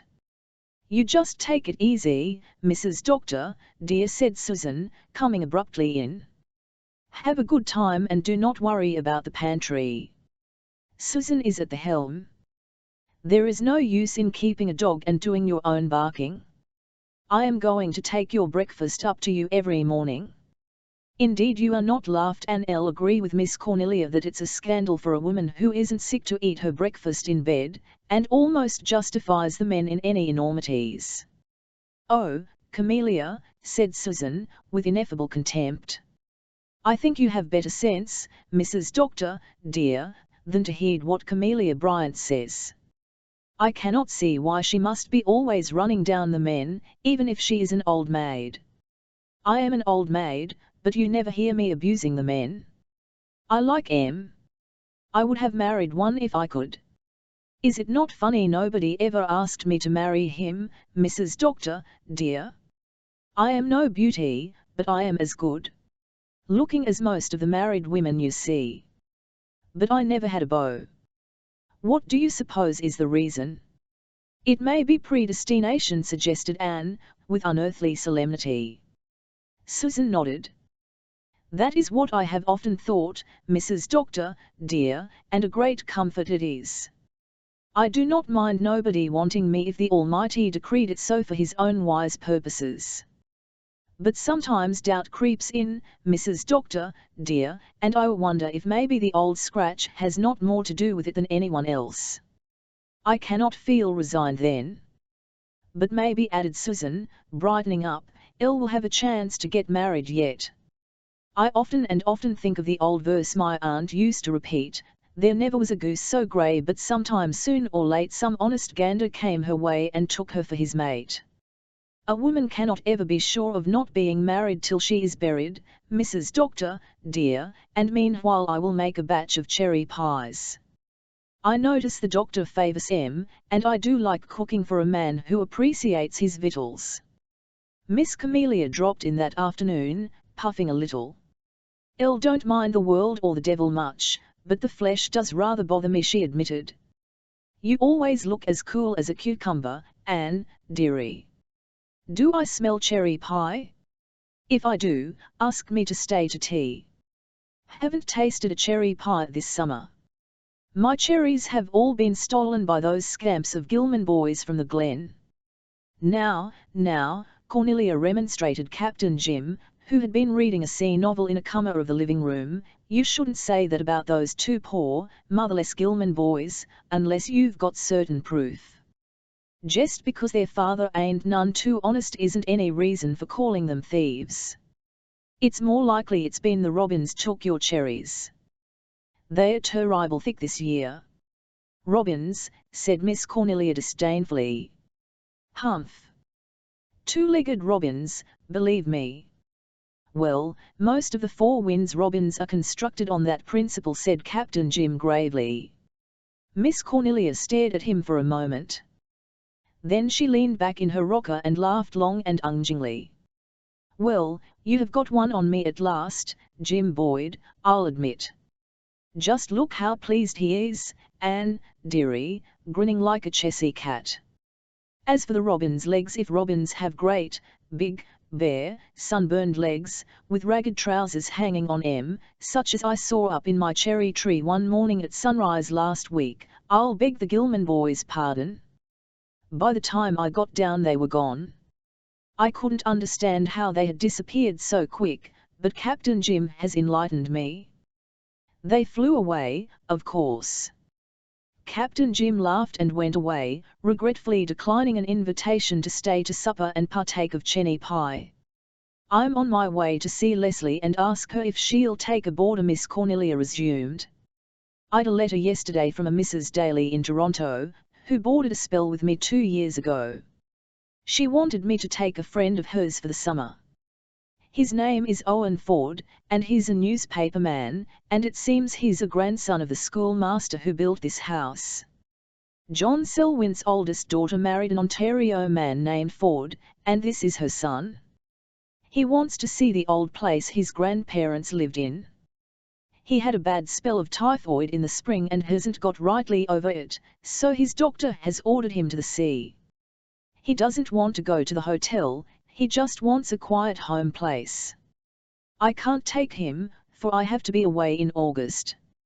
I've been appointed a delegate to the WFMS convention in Kingsport and I'm going. I don't know whether Leslie'll want to be bothered with him, either, but there's no one else.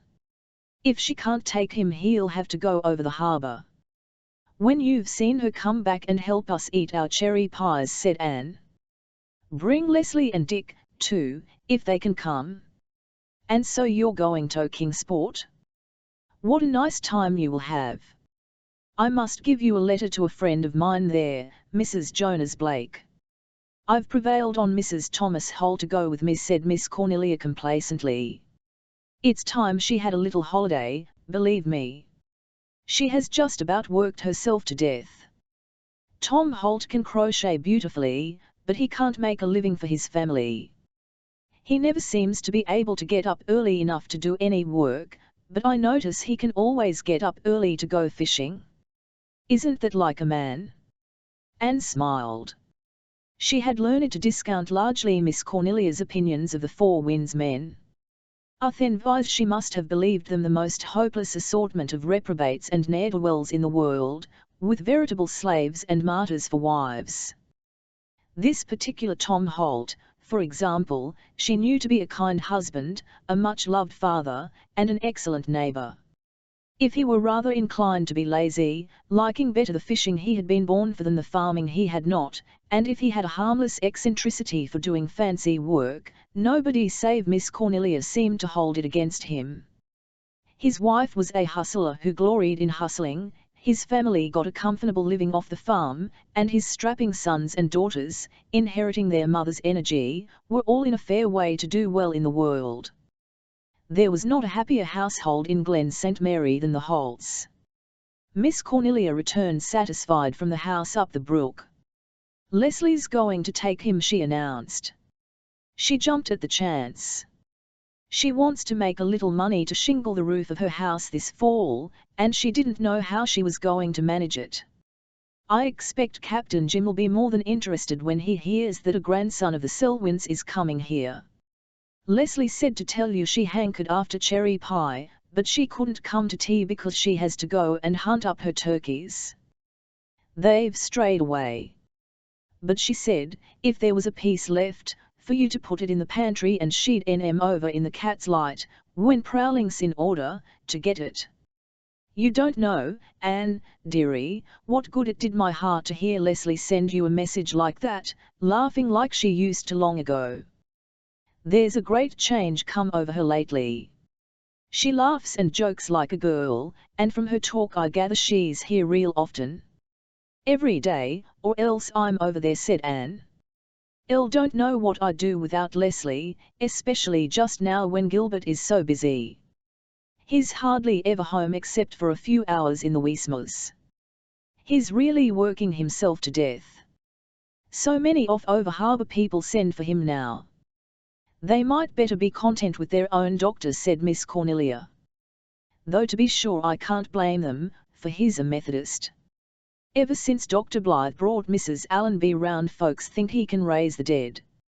I believe Dr. Dave is a mite jealous, just like a man. He thinks Dr. Blythe has too many newfangled notions. Well, I says to him, it was a newfangled notion saved Rhoda Allenby. If you'd been attending her she'd have died, and had a tombstone saying it had pleased God to take her away. Oh, I do like to speak my mind to Dr. Dave. He's bossed the Glen for years, and he thinks he's forgotten more than other people ever knew. Speaking of doctors, I wish Dr. Blythe'd run over and see to that boil on Dick Moore's neck. It's getting past Leslie's skill. I'm sure I don't know what Dick Moore wants to start in having boils for, as if he wasn't enough trouble without that. Do you know, Dick has taken quite a fancy to me," said Anne. "He follows me round like a dog, and smiles like a pleased child when I notice. Does it make you creepy?" "Not at all. I rather like poor Dick Moore. He seems so pitiful and appealing, somehow. You wouldn't think him very appealing if you'd see him on his cantankerous days, believe me. But I'm glad you don't mind him, it's all the nicer for Leslie. She'll have more to do when her boarder comes. I hope he'll be a decent creature. You'll probably like him, he's a writer. I'll wonder why people so commonly suppose that if two individuals are both writers they must therefore be hugely congenial," said Anne, rather scornfully. "Nobody would expect two blacksmiths to be violently attracted toward each other merely because they were both blacksmiths." Nevertheless, she looked forward to the advent of Owen Ford with a pleasant sense of expectation. If he were young and likeable he might prove a very pleasant addition to society in Four Winds. The latch string of the little house was always out for the race of Joseph.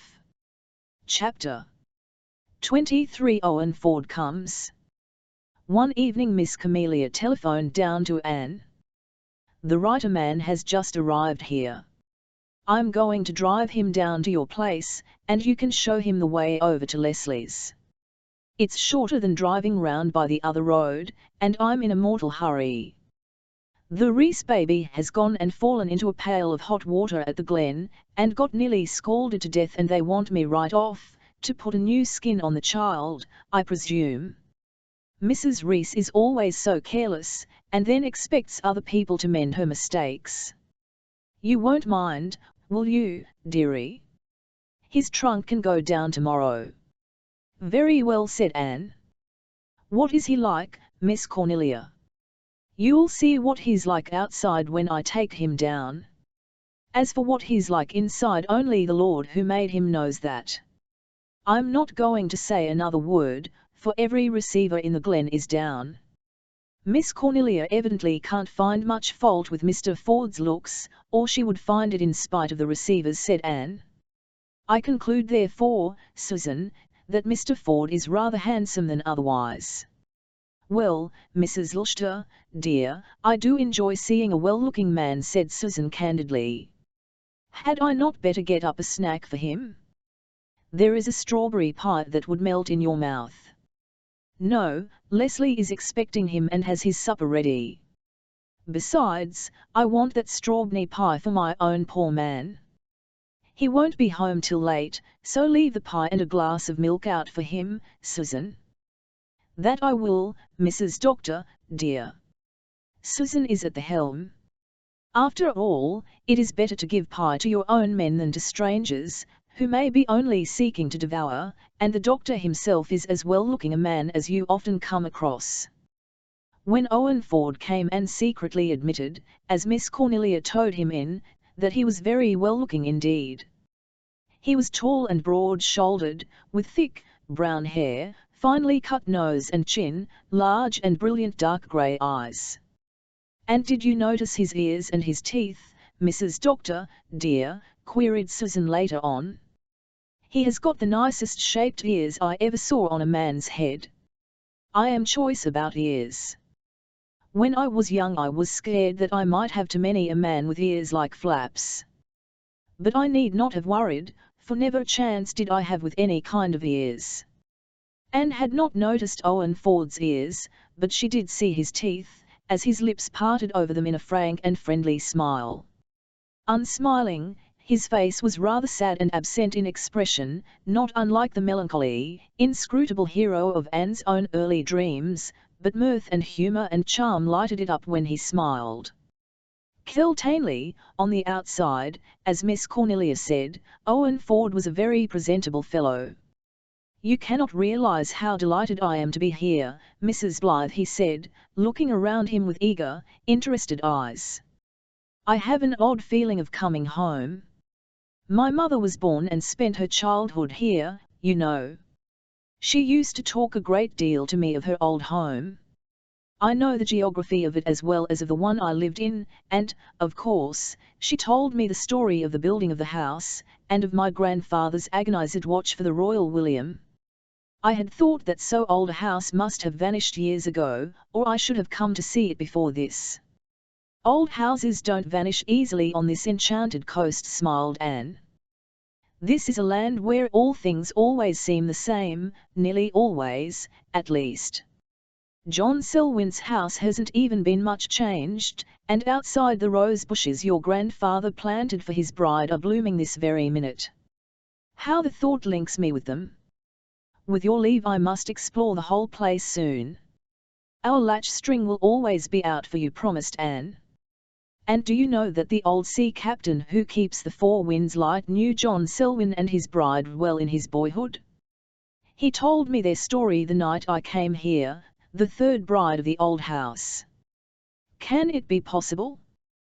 This is a discovery. I must hunt him up. It won't be difficult, we are all cronies of Captain Jim. He will be as eager to see you as you could be to see him. Your grandmother shines like a star in his memory. But I think Mrs. Moore is expecting you. I'll show you our Crosslots Road. Anne walked with him to the house up the brook, over a field that was as white as snow with daisies. A boatload of people were singing far across the harbour. The sound drifted over the water like faint, unearthly music wind blown across a starlit sea. The big light flashed and beaconed. Owen Ford looked around him with satisfaction. "And so this is Four Winds," he said. "I wasn't prepared to find it quite so beautiful, in spite of all Mother's praises. What colors, what scenery, what charm! I shall get as strong as a horse in no time. And if inspiration comes from beauty, I should certainly be able to begin my great Canadian novel here." "You haven't begun it yet?" asked Anne. "Alack a day, no. I've never been able to get the right central idea for it. It lurks beyond me, it allures, and beckons, and recedes, I almost grasp it and it is gone. Perhaps amid this peace and loveliness, I shall be able to capture it. Miss Bryant tells me that you write." "Oh, I do little things for children. I haven't done much since I was married. And, I have no designs on a great Canadian novel," laughed Anne. "That is quite beyond me." Owen Ford laughed too. "I'll dare say it is beyond me as well. All the same, I mean to have a try at it some day, if I can ever get time. A newspaper man doesn't have much chance for that sort of thing. I've done a good deal of short story writing for the magazines, but I've never had the leisure that seems to be necessary for the writing of a book. With 3 months of liberty I ought to make a start, though, if I could only get the necessary motif for it, the soul of the book." An idea whisked through Anne's brain with a suddenness that made her jump. But she did not utter it, for they had reached the Moore house. As they entered the yard, Leslie came out on the veranda from the side door, peering through the gloom for some sign of her expected guest. She stood just where the warm yellow light flooded her from the open door. She wore a plain dress of cheap, cream-tinted cotton voile, with the usual girdle of crimson. Leslie was never without her touch of crimson. She had told Anne that she never felt satisfied without a gleam of red somewhere about her, if it were only a flower. To Anne, it always seemed to symbolize Leslie's glowing, pent-up personality, denied all expression save in that flaming glint. Leslie's dress was cut a little away at the neck and had shone sleeves. Her arms gleamed like ivory-tinted marble. Every exquisite curve of her form was outlined in soft darkness against the light. Her hair shone in it like flame. Beyond her was a purple sky, flowering with stars over the harbour. Anne heard her companion give a gasp. Even in the dusk she could see the amazement and admiration on his face.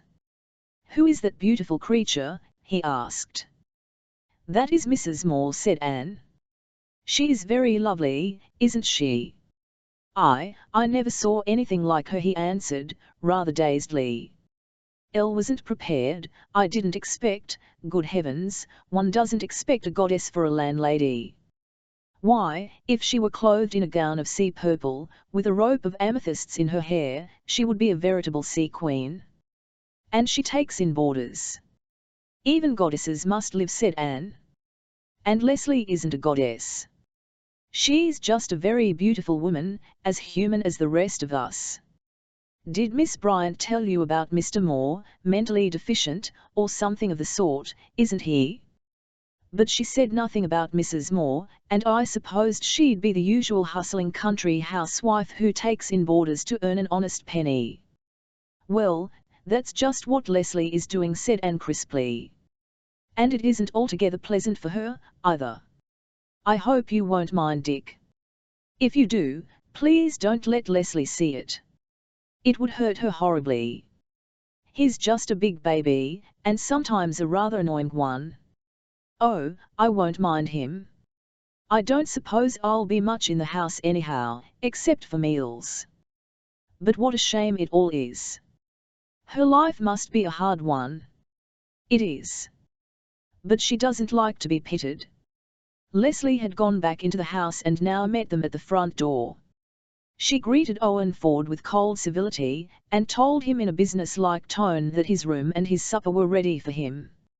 Dick, with a pleased grin, shambled upstairs with the valise, and Owen Ford was installed as an inmate of the old house among the willows. Chapter 24 The Life Book of Captain Jim. I have a little brown cocoon of an idea that may possibly expand into a magnificent moth of fulfillment, Anne told Gilbert when she reached home.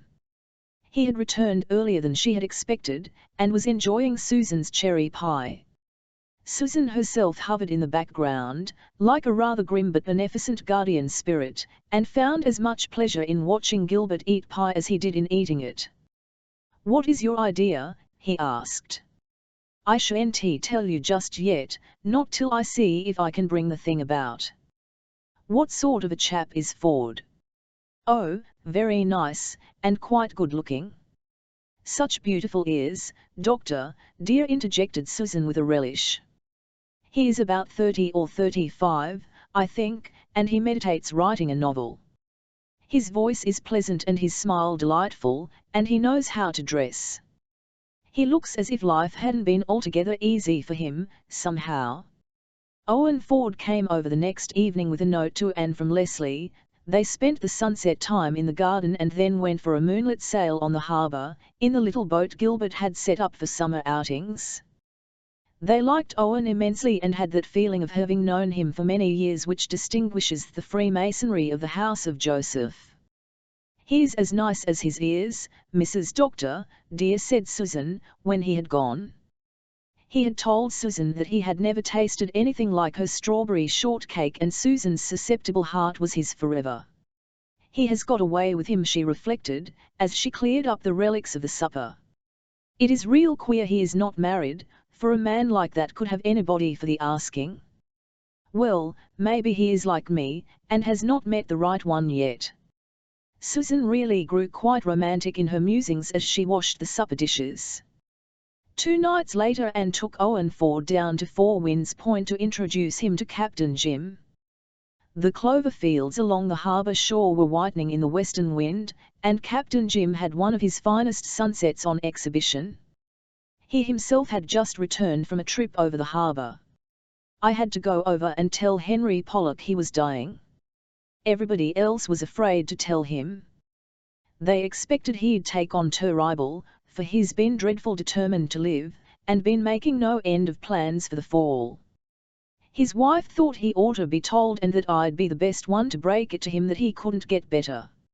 Henry and me are old cronies, we sailed in the Grey Gull for years together. Well, I went over and sat down by Henry's bed and I says to him, says I, just right out plain and simple, for if a thing's got to be told it may as well be told first as last, says I, mate, I reckon you've got your sailing orders this time. I was sorta quaking inside, for it's an awful thing to have to tell a man who hain't any idea he's dying that he is.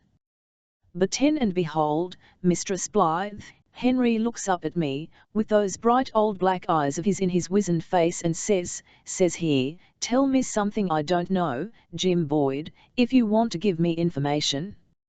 I've known that for a week. I was too astonished to speak, and Henry, he chuckled. To see you coming in here, says he, with your face as solemn as a tombstone, and sitting down there with your hands clasped over your stomach, and passing me out a blue mouldy old item of news like that.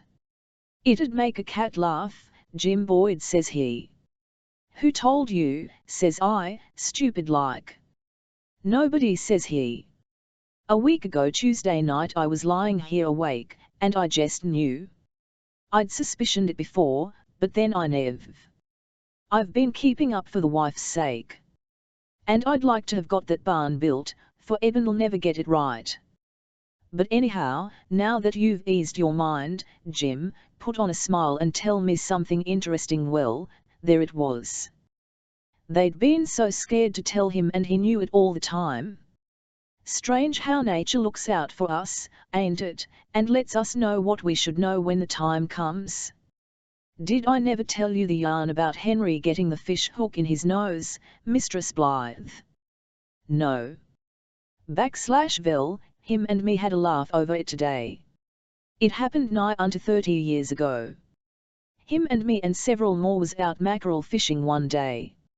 It was a great day, never saw such a school of mackerel in the Gulf, and in the general excitement Henry got quite wild and contrived to stick a fish hook clean through one side of his nose.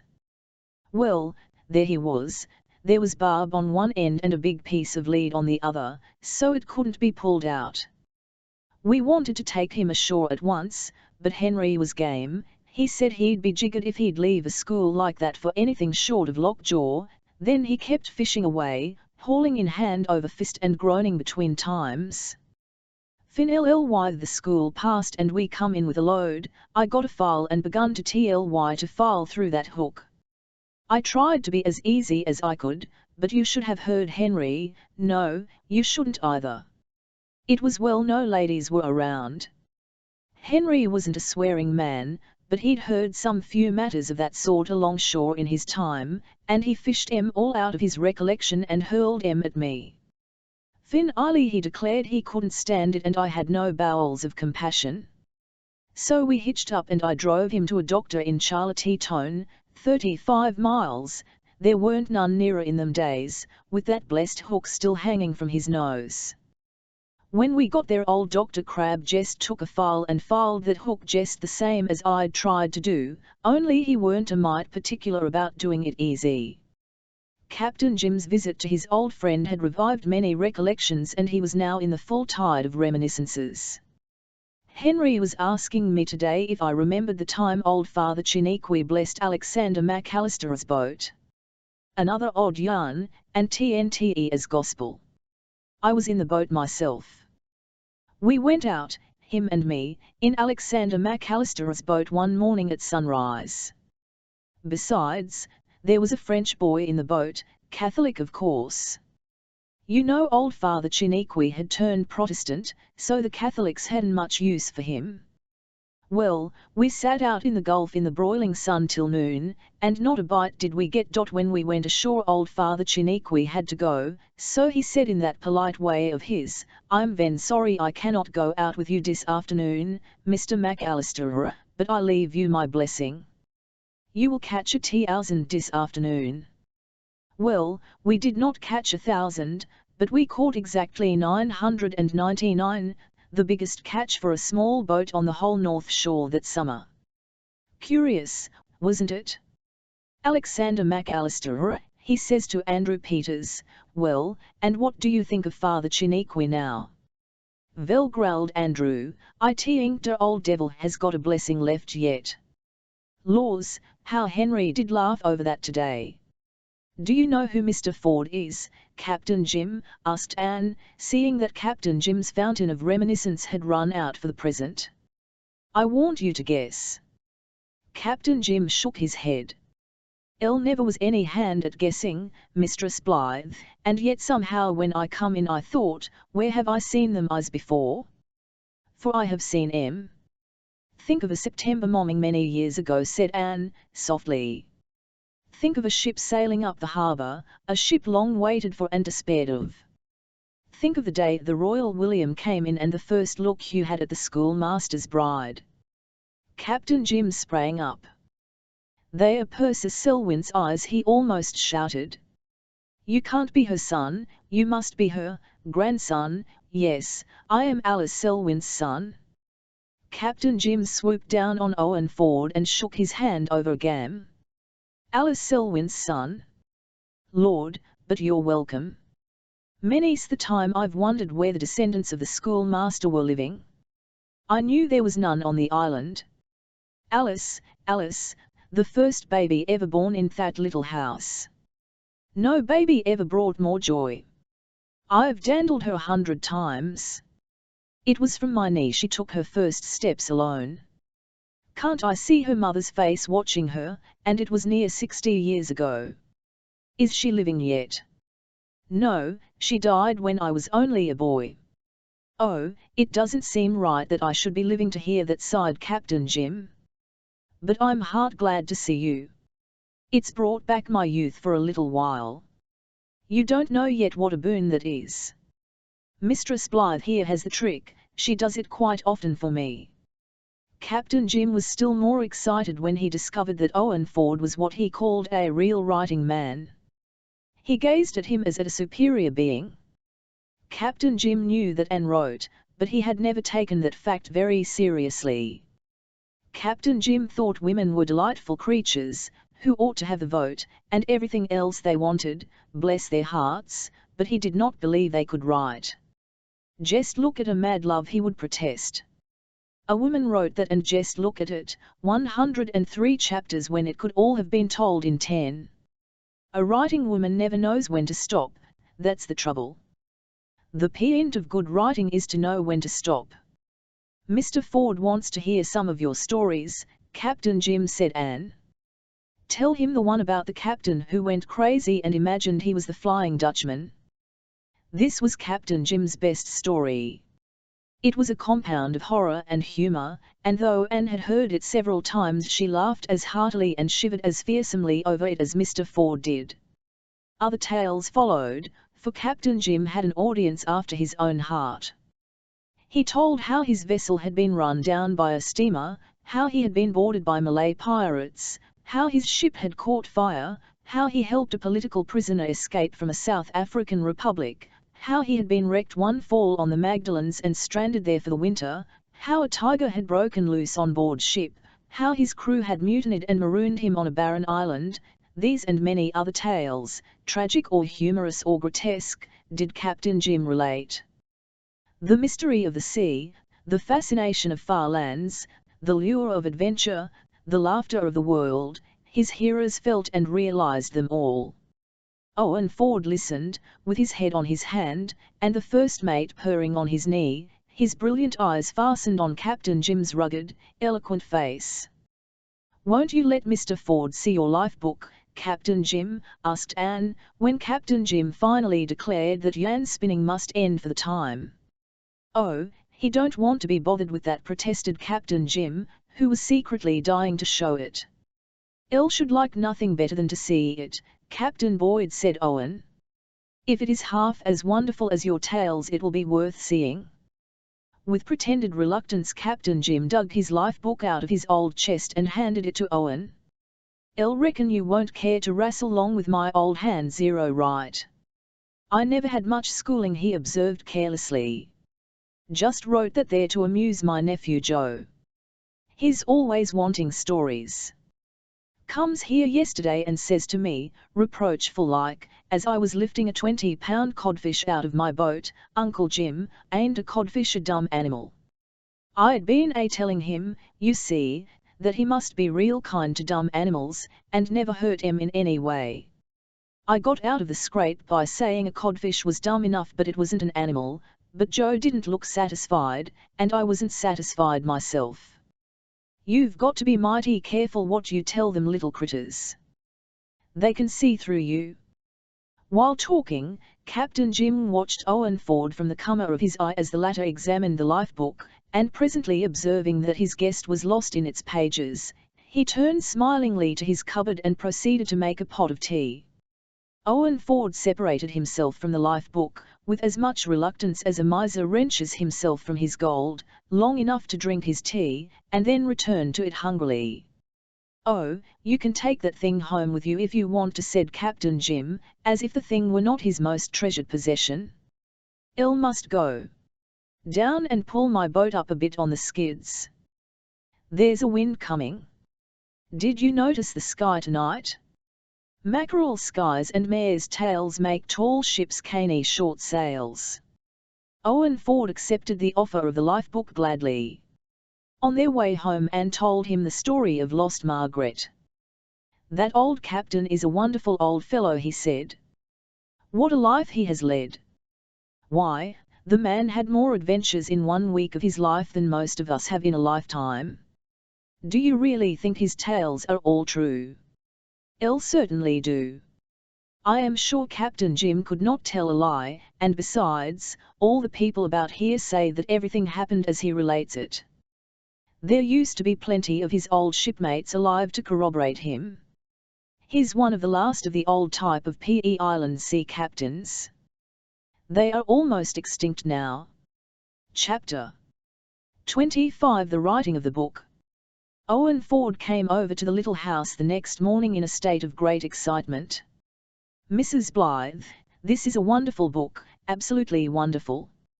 If I could take it and use the material for a book, I feel certain I could make the novel of the year out of it.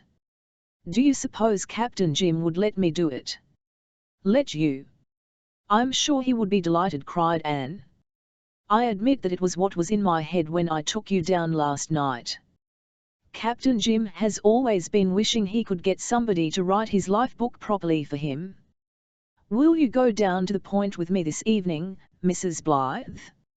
I'll ask him about that life book myself, but I want you to tell him that you told me the story of Lost Margaret and ask him if he will let me use it as a thread of romance with which to weave the stories of the life book into a harmonious whole.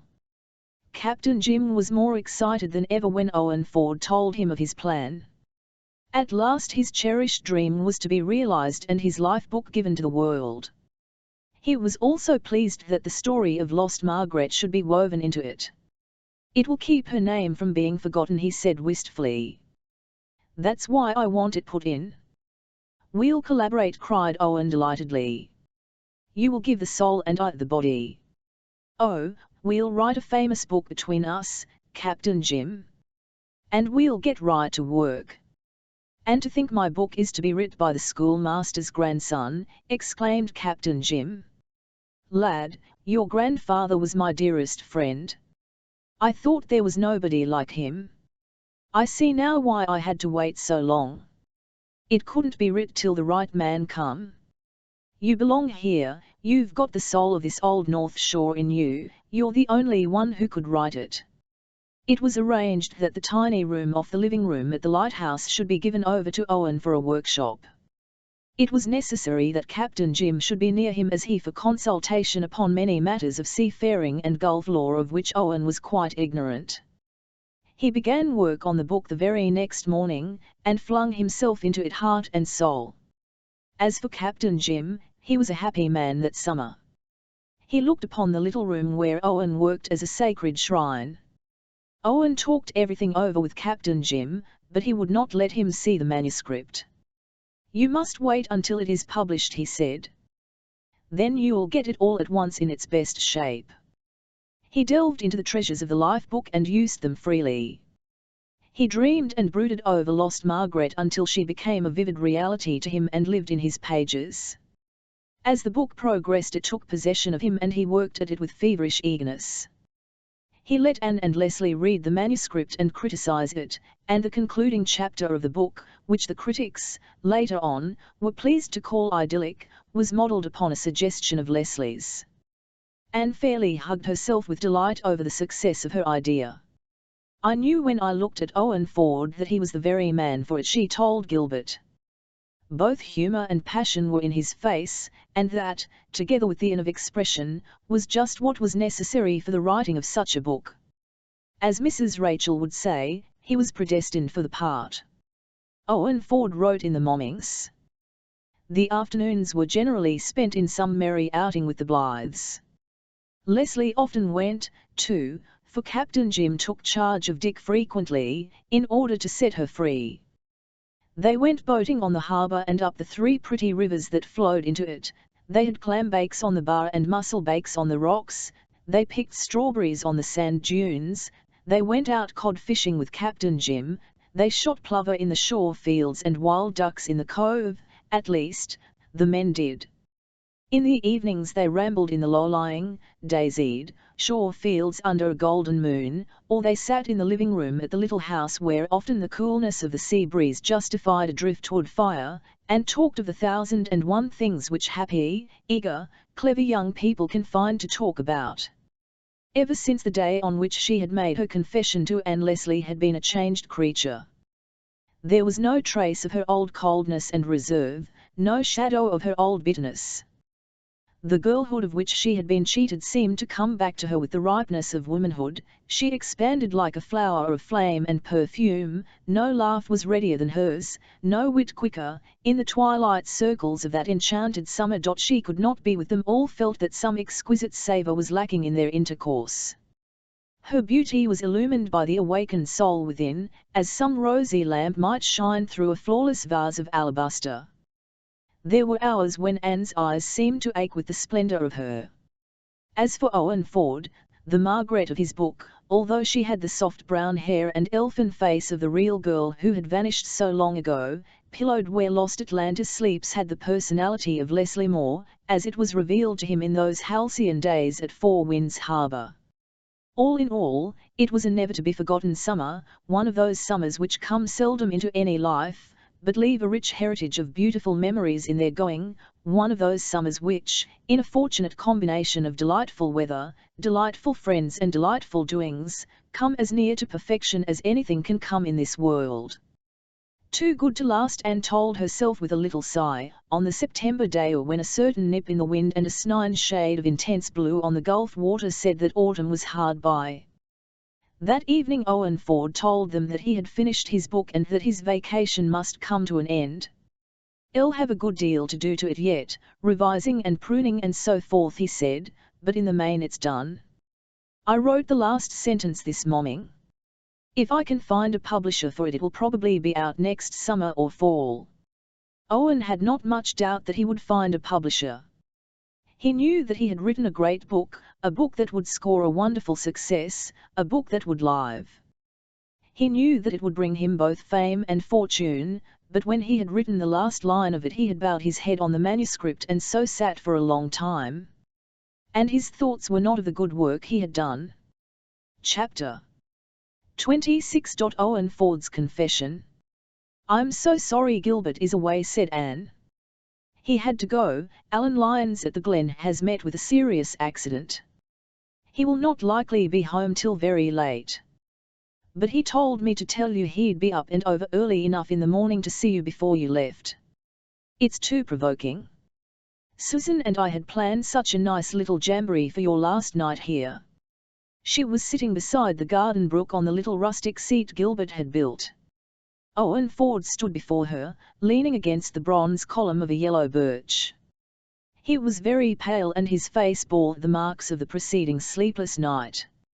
Anne, glancing up at him, wondered if, after all, his summer had brought him the strength it should. Had he worked too hard over his book? She remembered that for a week he had not been looking well. "I'm rather glad the doctor is away," said Owen slowly. "I wanted to see you alone, Mrs. Blythe. There is something I must tell somebody, or I think it will drive me mad. I've been trying for a week to look it in the face, and I can't.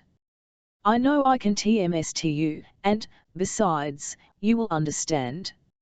A woman with eyes like yours always understands. You are one of the folks people instinctively tell things to. Mrs. Blythe, I love Leslie." "Love her? That seems too weak a word." His voice suddenly broke with the suppressed passion of his utterance. He turned his head away and hid his face on his arm. His whole form shook.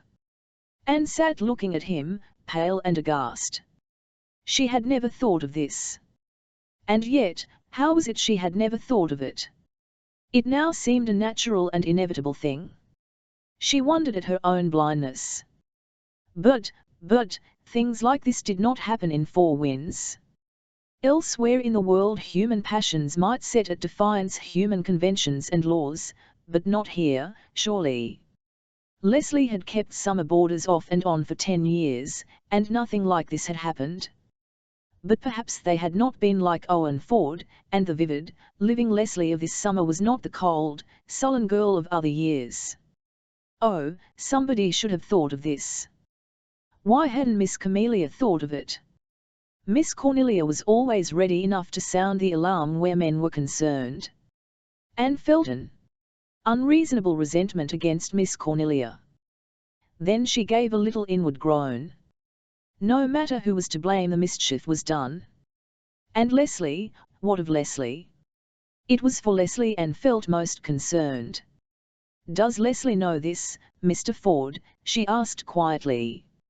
"She has guessed it."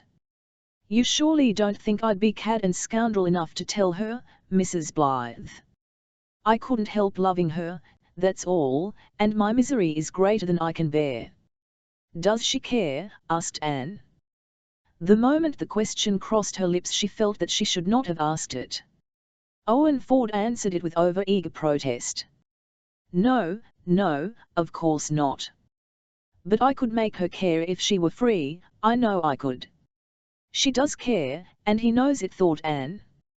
Aloud she said, sympathetically but decidedly, "But she is not free, Mr. Ford. And the only thing you can do is to go away in silence and leave her to her own life." I know, groaned Owen. He sat down on the grassy bank and stared moodily into the amber water beneath him. I know there's nothing to do, nothing but to say conventionally, goodbye, Mrs. Moore. Thank you for all your kindness to me this summer, just as I would have said it to the sunsy, bustling, keen-eyed housewife I expected her to be when I came. Then I'll pay my board money like any honest boarder and go. Oh, it's very simple. No doubt, no perplexity, a straight road to the end of the world. And I'll walk it, you needn't fear that I won't, Mrs. Blythe. But it would be easier to walk over red-hot ploughshares. Anne flinched with the pain of his voice. And there was so little she could say that would be adequate to the situation.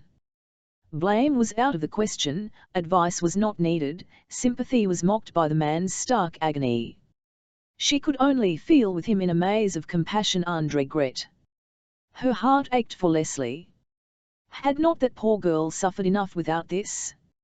It wouldn't be so hard to go and leave her if she were only happy, resumed Owen passionately. But to think of her living death, to realize what it is to which I do leave her. That is the worst of all. I would give my life to make her happy, and I can do nothing even to help her, nothing. She is bound forever to that poor wretch, with nothing to look forward to but growing old in a succession of empty, meaningless, barren years. It drives me mad to think of it. But I must go through my life, never seeing her, but always knowing what she is enduring. It's hideous, hideous. It is very hard, said Anne sorrowfully. We, her friends here, all know how hard it is for her. And she is so richly fitted for life, said Owen rebelliously. Her beauty is the least of her dower, and she is the most beautiful woman I've ever known. That laugh of hers! I've angled all summer to evoke that laugh, just for the delight of hearing it. And her eyes, they are as deep and blue as the gulf out there. I never saw such blueness, and gold. Did you ever see her hair down, Mrs. Blythe? No. Elle did, once. I had gone down to the point to go fishing with Captain Jim, but it was too rough to go out, so I came back. She had taken the opportunity of what she expected to be an afternoon alone to wash her hair, and she was standing on the veranda in the sunshine to dry it. It fell all about her to her feet in a fountain of living gold. When she saw me she hurried in, and the wind caught her hair and swirled it all around her, Danae in her cloud. Somehow, just then the knowledge that I loved her came home to me, and realized that I had loved her from the moment I first saw her standing against the darkness in that glow of light. And she must live on here, petting and soothing Dick, pinching and saving for a mere existence, while I spend my life longing vainly for her, and debarred, by that very fact, from even giving her the little help a friend might. I walked the shore last night, almost till dawn, and thrashed it all out over and over again. And yet, in spite of everything, I can't find it in my heart to be sorry that I came to Four Winds. It seems to me that, bad as everything is, it would be still worse never to have known Leslie. It's burning, searing pain to love her and leave her, but not to have loved her is unthinkable. I suppose all this sounds very crazy, all these terrible emotions always do sound foolish when we put them into our inadequate words. They are not meant to be spoken, only felt and endured. I shouldn't have spoken, but it has helped, some. At least, it has given me strength to go away respectably tomorrow morning, without making a scene. You'll write me now and then, won't you, Mrs. Blythe, and give me what news there is to give of her? Yes, said Anne. Oh, I'm so sorry you are going, we'll miss you so, we've all been such friends. If it were not for this you could come back other summers. Perhaps, even yet, by and by, when you've forgotten, perhaps, I shall never forget, and I shall never come back to Four Winds, said Owen briefly. Silence and twilight fell over the garden. Far away the sea was lapping gently and monotonously on the bar. The wind of evening in the poplars sounded like some sad, weird, old enemy, some broken dream of old memories. a slender shapely young aspen rose up before them against the fine maize and emerald and paling rose of the western sky, which brought out even leaf and twig in dark, tremulous, elfin loveliness. "Isn't that beautiful?" said Owen, pointing to it with the air of a man who puts a snide conversation behind him. "It's so beautiful that it hurts me," said Anne softly. "Perfect things like that always did hurt me. I remember I called it the queer ache when I was a child." "What is the reason that pain like this seems inseparable from perfection? Is it the pain of finality, when we realize that there can be nothing beyond but retrogression?" "Perhaps," said Owen dreamily, "it is the prisoned infinite in us calling out to its kindred infinite as expressed in that visible perfection." "You seem to have a cold in the head. Better rub some tallow on your nose when you go to bed," said Miss Cornelia, who had come in through the little gate between the firs in time to catch Owen's last remark. Miss Cornelia liked Owen, but it was a matter of principle with her to visit any highfalutin language from a man with a snub. Miss Cornelia personated the comedy that ever peeps around the corner at the tragedy of life. Anne, whose nerves had been rather strained, laughed hysterically, and even Owen smiled. Certainly, sentiment and passion had a way of shrinking out of sight in Miss Cornelia's presence. And yet to Anne nothing seemed quite as hopeless and dark and painful as it had seemed a few moments before. But sleep was far from her eyes that night. Chapter 27 On the Sandbar. Owen Ford left Four Winds the next morning. In the evening Anne went over to see Leslie, but found nobody. The house was locked and there was no light in any window. It looked like a home left soulless. Leslie did not run over on the following day, which Anne thought a bad sign. Gilbert having occasion to go in the evening to the fishing cove, Anne drove with him to the point, intending to stay a while with Captain Jim. But the great light, cutting its swathes through the fog of the autumn evening, was in care of Alec Boyd and Captain Jim was away. "What will you do?" asked Gilbert. "Come with me. Elle don't want to go to the cove, but I'll go over the channel with you, and roam about on the sand shore till you come back. The rock shore is too slippery and grim tonight." Alone on the sands of the bar Anne gave herself up to the eerie charm of the night. It was warm for September, and the late afternoon had been foggy, but a full moon had in part lessened the fog and transformed the harbour and the gulf and the surrounding shores into a strange, fantastic, unreal world of pale silver mist, through which everything loomed phantom-like. Captain Josiah Crawford's black schooner sailing down the channel, laden with potatoes for Blue Earnose ports, was a spectral ship bound for a far uncharted land, ever receding, never to be reached. The calls of unseen gulls overhead were the cries of the souls of doomed seamen. The little curls of foam that blew across the sand were elfin things stealing up from the sea caves. The big, round-shouldered sand dunes were the sleeping giants of some old northern tale. The lights that glimmered palely across the harbour were the delusive beacons on some coast of fairyland. Anne pleased herself with 100 fancies as she wandered through the mist. It was delightful, romantic, mysterious to be roaming here alone on this enchanted shore. But was she alone? Something loomed in the mist before her, took shape and form, suddenly moved towards her across the wave-rippled sand. "Leslie!" exclaimed Anne in amazement. "Whatever are you doing here tonight?" "If it comes to that, whatever are you doing here?" said Leslie, trying to laugh. The effort was a failure. She looked very pale and tired, but the love locks under her scarlet cap were curling about her face and eyes like little sparkling rings of gold. "I'm waiting for Gilbert, he's over at the cove. I intended to stay at the light, but Captain Jim is away." "Well, one came here because I wanted to walk, and walk, and walk," said Leslie restlessly. "I couldn't on the rock shore, the tide was too high and the rocks prisoned me. I had to come here, or I should have gone mad, I think. I rowed myself over the channel in Captain Jim's flat. I've been here for an hour. Come, come, let us walk. I can't stand still." "Oh, Anne. Leslie, dearest, what is the trouble? Asked Anne, though she knew too well already. Elle can't tell you, don't ask me. I wouldn't mind your knowing, I wish you did know, but I can't tell you, I can't tell anyone. I've been such a fool, Anne, and oh, it hurts so terribly to be a fool. There's nothing so painful in the world. She laughed bitterly. Anne slipped her arm around her. Leslie, is it that you have learned to care for Mr. Ford?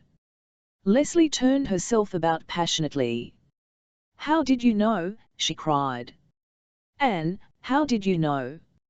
Oh, is it written in my face for everyone to see? Is it as plain as that? No, no, I can't tell you how I knew. It just came into my mind, somehow. Leslie, don't look at me like that.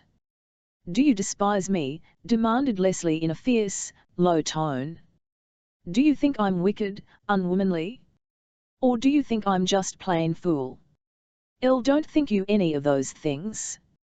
Come, dear, let's just talk it over sensibly, as we might talk over any other of the great crises of life. You've been brooding over it and let yourself drift into a morbid view of it.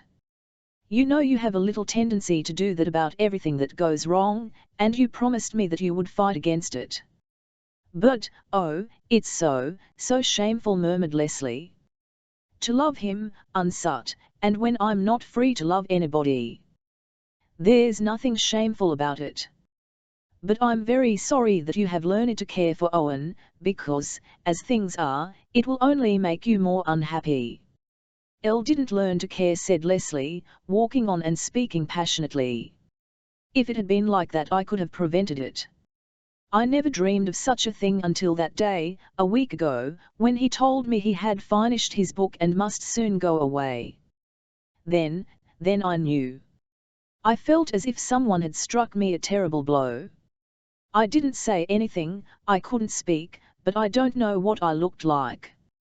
I'm so afraid my face betrayed me. Oh, I would die of shame if I thought he knew, or suspected. Anne was miserably silent, hampered by her deductions from her conversation with Owen. Leslie went on feverishly, as if she found relief in speech. I was so happy all this summer, Anne, happier than I ever was in my life. I thought it was because everything had been made clear between you and me, and that it was our friendship which made life seem so beautiful and full once more. And it was, in pan, but not all, oh, not nearly all. I know now why everything was so different. And now it's all over, and he has gone. How can I live, Anne? When I tumbled back into the house this morning after he had gone, the solitude struck me like a blow in the face. It won't seem so hard by and by, dear, said Anne, who always felt the pain of her friends so keenly that she could not speak easy, fluent words of comforting. Besides, she remembered how well-meant speeches had hurt her in her own sorrow and was afraid.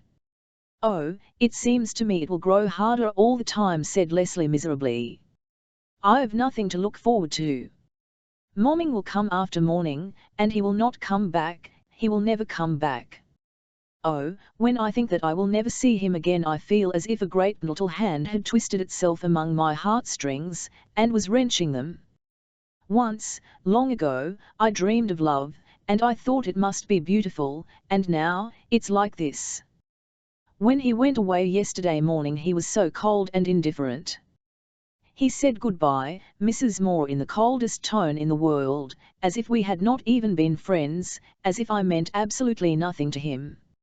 I know I didn't want him to care, but he might have been a little kinder. Oh, I wish Gilbert would come, thought Anne. She was racked between her sympathy for Leslie and the necessity of avoiding anything that would betray Owen's confidence.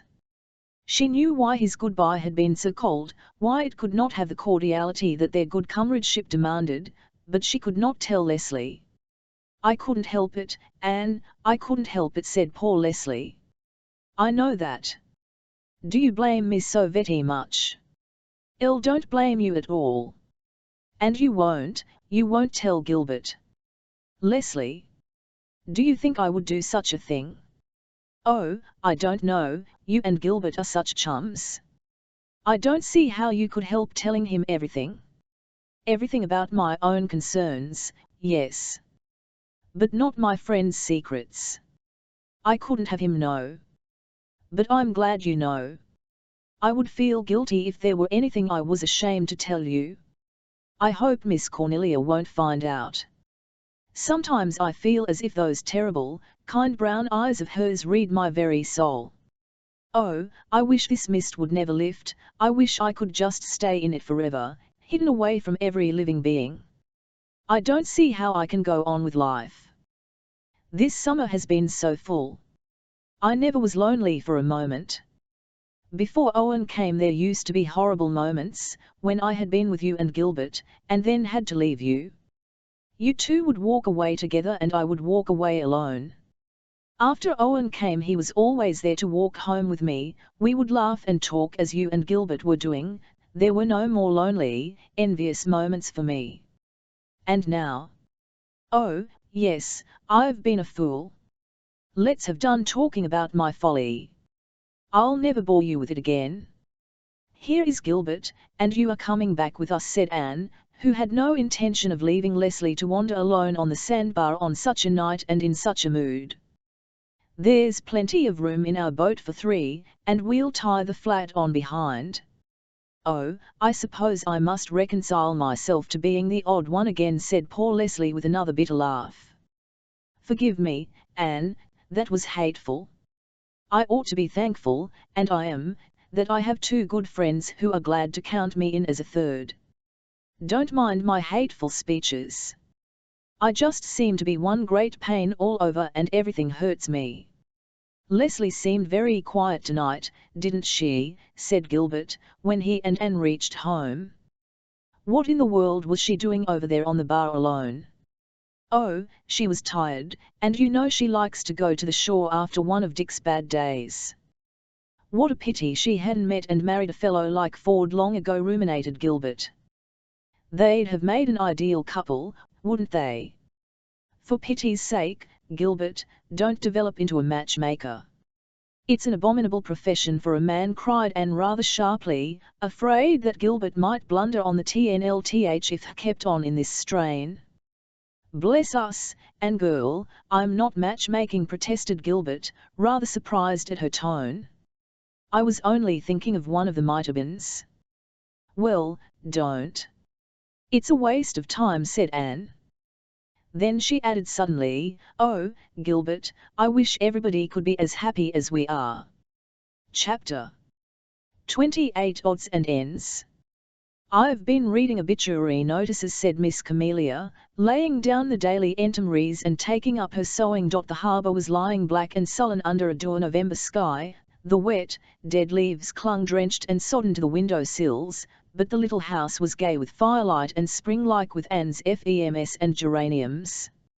It's always summer here, and Leslie had said one day, and all who were the guests of that house of dreams felt the same. The Enterprise seems to run to obituaries these days, quoth Miss Cornelia. It always has a couple of columns of them, and I read every line. It's one of my forms of recreation, especially when there's some original poetry attached to them. Here's a choice sample for you. She's gone to be with her Maker, never more to roam. She used to play and sing with joy the song of home, sweet home. Who says we haven't any poetical talent on the island?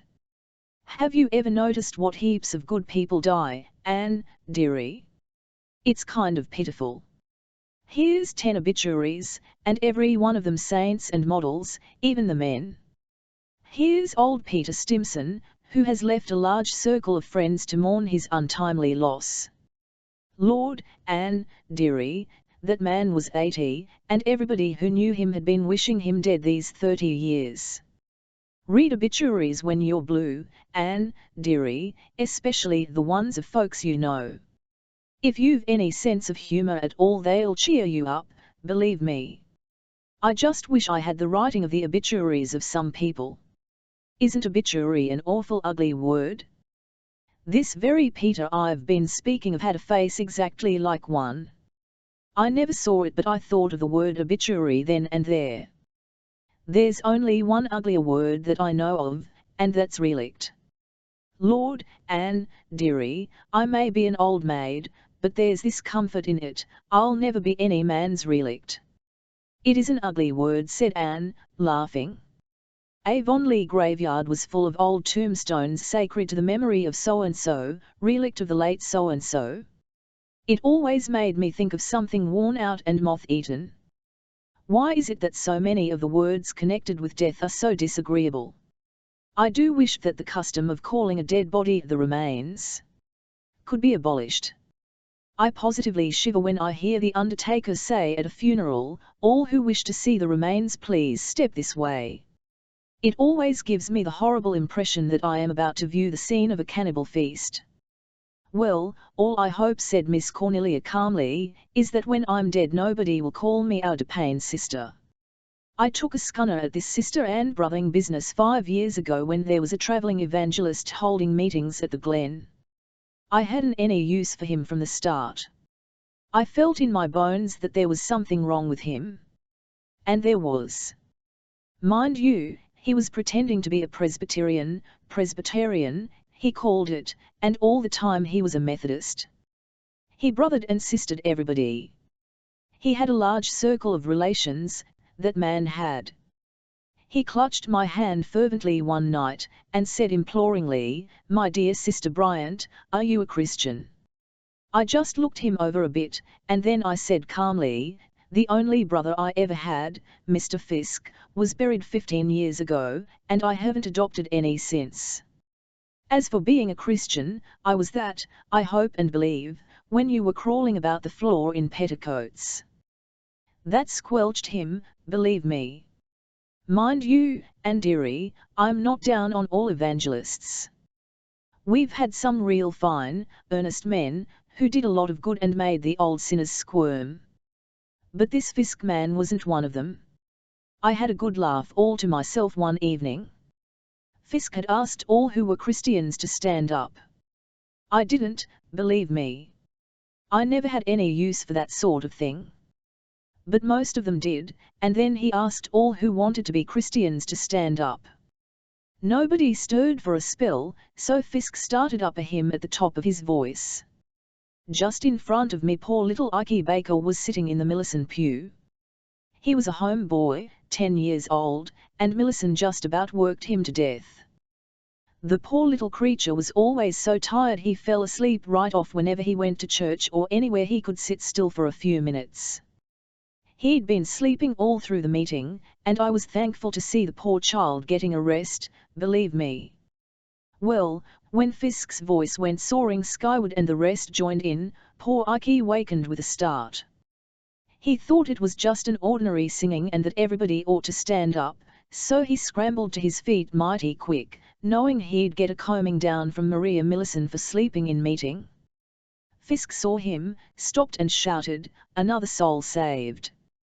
Glory hallelujah! And there was poor, frightened Ikey, only half awake and yawning, never thinking about his soul at all. Poor child, he never had time to think of anything but his tired, oven-balked little body.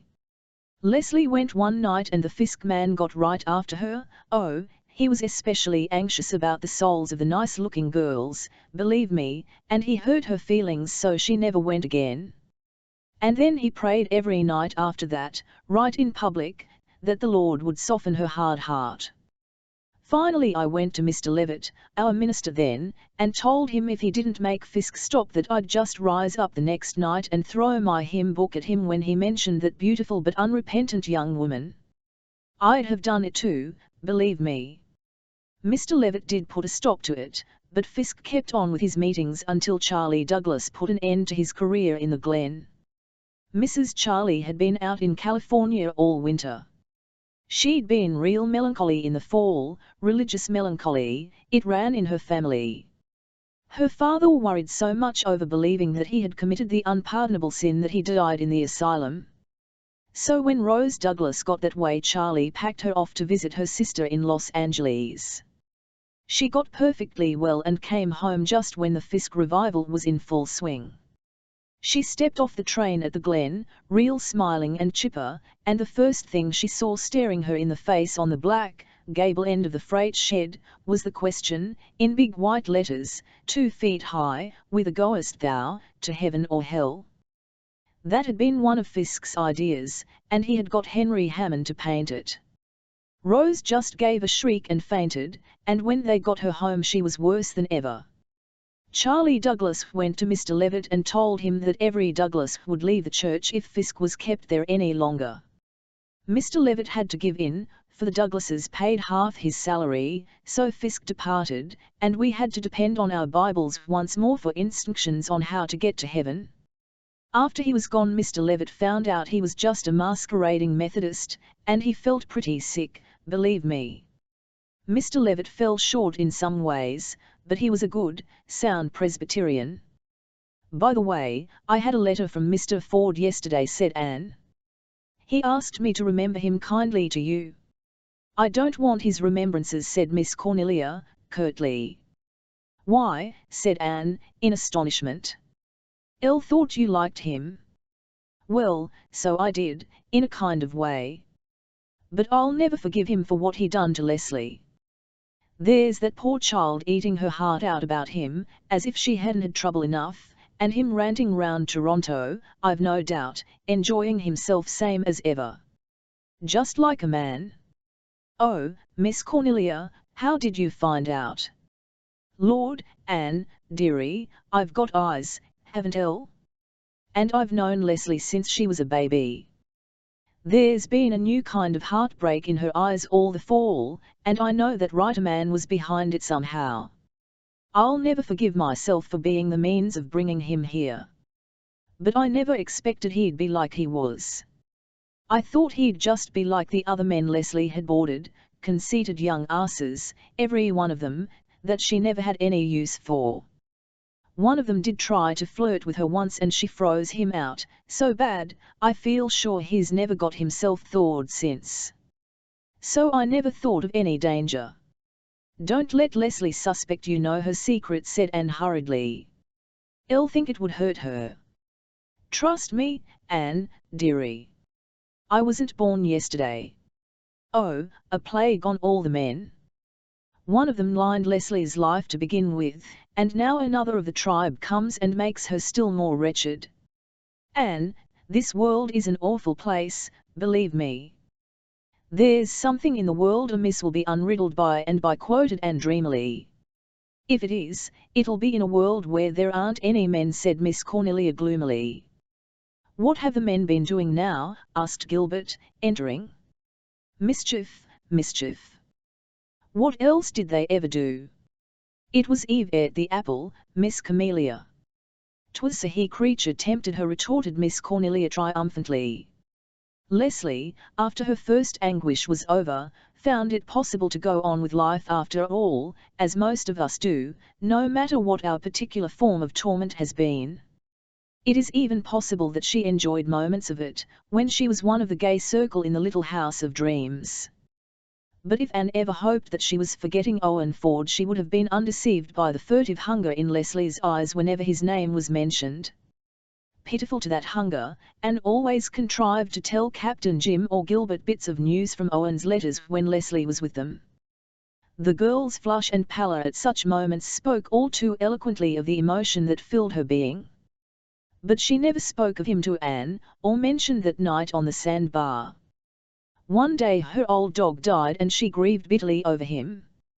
He's been my friend so long, she said sorrowfully to Anne. He was Dick's old dog, you know. Dick had him for a year or so before we were married. He left him with me when he sailed on the Four Sisters. Carlo got very fond of me, and his dog love helped me through that first dreadful year after Mother died, when I was alone. When I heard that Dick was coming back I was afraid Carlo wouldn't be so much mine. But he never seemed to care for Dick, though he had been so fond of him once. He would snap and growl at him as if he were a stranger. I was glad. It was nice to have one thing whose love was all mine. That old dog has been such a comfort to me, Anne. He got so feeble in the fall that I was afraid he couldn't live long, but I hoped I could nurse him through the winter. He seemed pretty well this morning. He was lying on the rug before the fire, then, all at once, he got up and crept over to me. He put his head on my lap and gave me one loving look out of his big, soft, dog eyes, and then he just shivered and died. I shall miss him so. Let me give you another dog, Leslie, said Anne. I'm getting a lovely Gordon setter for a Christmas present for Gilbert. Let me give you one too. Leslie shook her head. Not just now, thank you, Anne. I don't feel like having another dog yet. I don't seem to have any affection left for another. Perhaps, in time, I'll let you give me one. I really need one as a kind of protection. But there was something almost human about Carlo. It wouldn't be decent to fill his place too hurriedly, dear old fellow. Anne went to Avonlea a week before Christmas and stayed until after the holidays. Gilbert came up for her, and there was a glad New Year celebration at Green Gables, when Barrys and Blythes and Wrights assembled to devour a dinner which had cost Mrs. Rachel and Marilla much careful thought and preparation. When they went back to Four Winds, the little house was almost drifted over, for the third storm of a winter that was to prove phenomenally stormy had whirled up the harbour and heaped huge snow mountains about everything it encountered. But Captain Jim had shovelled out doors and paths, and Miss Camelia had come down and kindled the hearth fire. It's good to see you back, Anne, dearie. But did you ever see such drifts? You can't see the Moor Place at all unless you go upstairs. Leslie'll be so glad you're back. She's almost buried alive over there. Fortunately Dick can shovel snow, and thinks it's great fun. Susan sent me word to tell you she would be on hand tomorrow. Where are you off to now, Captain? I'll reckon I'll plough up to the glen and sit a bit with old Martin Strong. He's not far from his end and he's lonesome. He hasn't many friends, been too busy all his life to make any. He's made heaps of money, though. Well, he thought that since he couldn't serve and Mammon he'd better stick to Mammon, said Miss Cornelia crisply. So he shouldn't complain if he doesn't find Mammon very good company now. Captain Jim went out, but remembered something in the yard and tummed back for a moment. I'd a letter from Mr. Ford, Mistress Blythe, and he says the life book is accepted and is going to be published next fall. I felt fair uplifted when I got the news. To think that I'm to see it in print at last. That man is clean crazy on the subject of his life book, said Miss Cornelia compassionately. For my part, I think there's far too many books in the world now. Chapter 29. Gilbert and Anne disagree. Gilbert laid down the ponderous medical tome over which he had been poring until the increasing dusk of the March evening made him desist. He leaned back in his chair and gazed meditatively out of the window. It was early spring, probably the ugliest time of the year. Not even the sunset could redeem the dead, sodden landscape and rotten black harbour ice upon which he looked. No sign of life was visible, save a big black crow winging his solitary way across a leaden field. Gilbert speculated idly concerning that crow. Was he a family crow, with a black but comely crow wife awaiting him in the woods beyond the glen? Or was he a glossy young buck of a crow on courting thoughts intent? Or was he a cynical bachelor crow, believing that he travels the fastest who travels alone? Whatever he was, he soon disappeared in congenial gloom and Gilbert turned to the cheerier view indoors. The firelight flickered from point to point, gleaming on the white and green coats of Gog and Magog, on the sleek, brown head of the beautiful setter basking on the rug, on the picture frames on the walls, on the vaseful of daffodils from the window garden, on Anne herself, sitting by her little table, with her sewing beside her and her hands clasped over her knee while she traced out pictures in the fire, castles in Spain whose airy turrets pierced moonlit cloud and sunset bar, ships sailing from the haven of Good Hope straight to Four Winds Harbour with precious burthen. For Anne was again a dreamer of dreams, albeit a grim shape of fear went with her night and day to shadow and darken her visions. Gilbert was accustomed to refer to himself as an old married man. But he still looked upon Anne with the incredulous eyes of a lover. He couldn't wholly believe yet that she was really his. It might be only a dream after all, part and parcel of this magic house of dreams. His soul still went on tiptoe before her, lest the charm be shattered and the dream dispelled. And he said slowly, "Lend me your ears. I want to talk with you about something." Anne looked across at him through the firelit gloom. "What is it?" she asked gaily. "You look fearfully solemn, Gilbert." "I really haven't done anything naughty today." "Ask Susan." "It's not of you, or ourselves, I want to talk. It's about Dick Moore." "Dick Moore," echoed Anne, sitting up alertly. "Why, what in the world have you to say about Dick? I've been thinking a great deal about him lately. Do you remember that time last summer I treated him for those carbuncles on his neck?" "Yes, yes. I took the opportunity to examine the scars on his head thoroughly. I've always thought Dick was a very interesting case from a medical point of view. Lately I've been studying the history of trephining and the cases where it has been employed. And I have come to the conclusion that if Dick Moore were taken to a good hospital and the operation of trephining performed on several places in his skull, his memory and faculties might be restored." "Gilbert." Anne's voice was full of protest. "Surely you don't mean it." "I do, indeed. And I have decided that it is my duty to broach the subject to Leslie." "Gilbert Blythe, you shall not do any such thing!" cried Anne vehemently. "Oh, Gilbert, you won't, you won't. You couldn't be so cruel. Promise me you won't." "Why, Anne girl, I didn't suppose you would take it like this." "Be reasonable." "Elle won't be reasonable, I can't be reasonable, I am reasonable. It is you who are unreasonable." "Gilbert, have you ever once thought what it would mean for Leslie if Dick Moore were to be restored to his right senses? Just stop and think. She's unhappy enough now, but life as Dick's nurse and attendant is 1,000 times easier for her than life as Dick's wife." I know. It's unthinkable. Don't you meddle with the matter. Leave well enough alone. I'll have thought over that aspect of the case thoroughly, Anne. But I believe that a doctor is bound to set the sanctity of a patient's mind and body above all other considerations, no matter what the consequences may be. I believe it his duty to endeavour to restore health and sanity, if there is any hope whatever of it." "But Dick isn't your patient in that respect," cried Anne, taking another tack. "If Leslie had asked you if anything could be done for him, then it might be your duty to tell her what you really thought. But you've no right to meddle." "Elle, don't call it meddling. Uncle Dave told Leslie 12 years ago that nothing could be done for Dick. She believes that, of course." "And why did Uncle Dave tell her that, if it wasn't true?" cried Anne, triumphantly. "Doesn't he know as much about it as you?" "I think not, though it may sound conceited and presumptuous to say it. And you know as well as I that he is rather prejudiced against what he calls these newfangled notions of cutting and carving. He's even opposed to operating for appendicitis." "He's right," exclaimed Anne, with a complete change of front.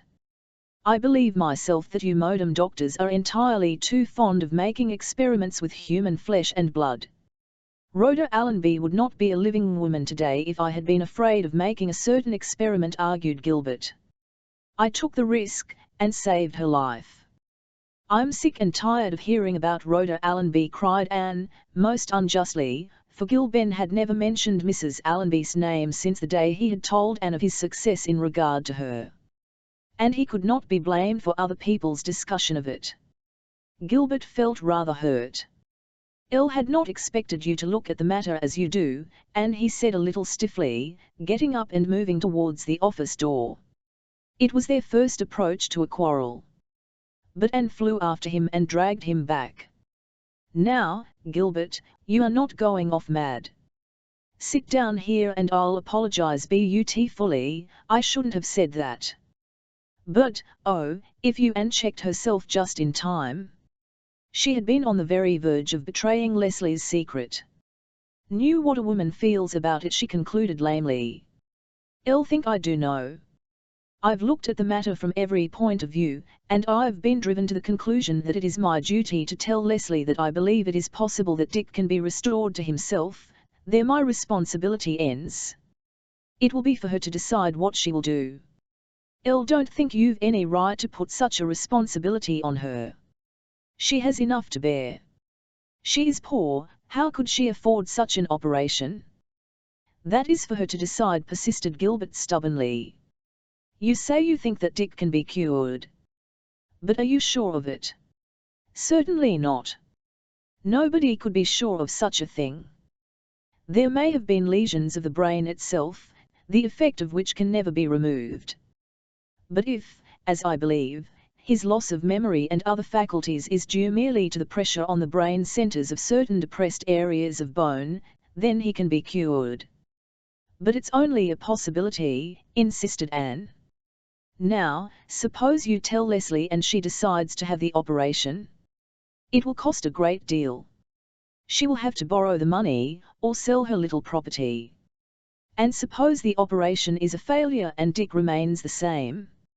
How will she be able to pay back the money she borrows, or make a living for herself and that big helpless creature if she sells the farm? Oh, I know.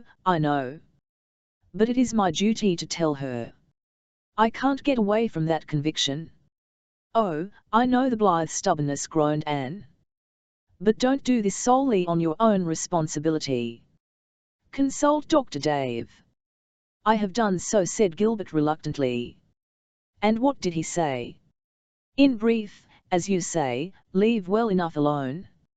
Apart from his prejudice against newfangled surgery, I'm afraid he looks at the case from your point of view.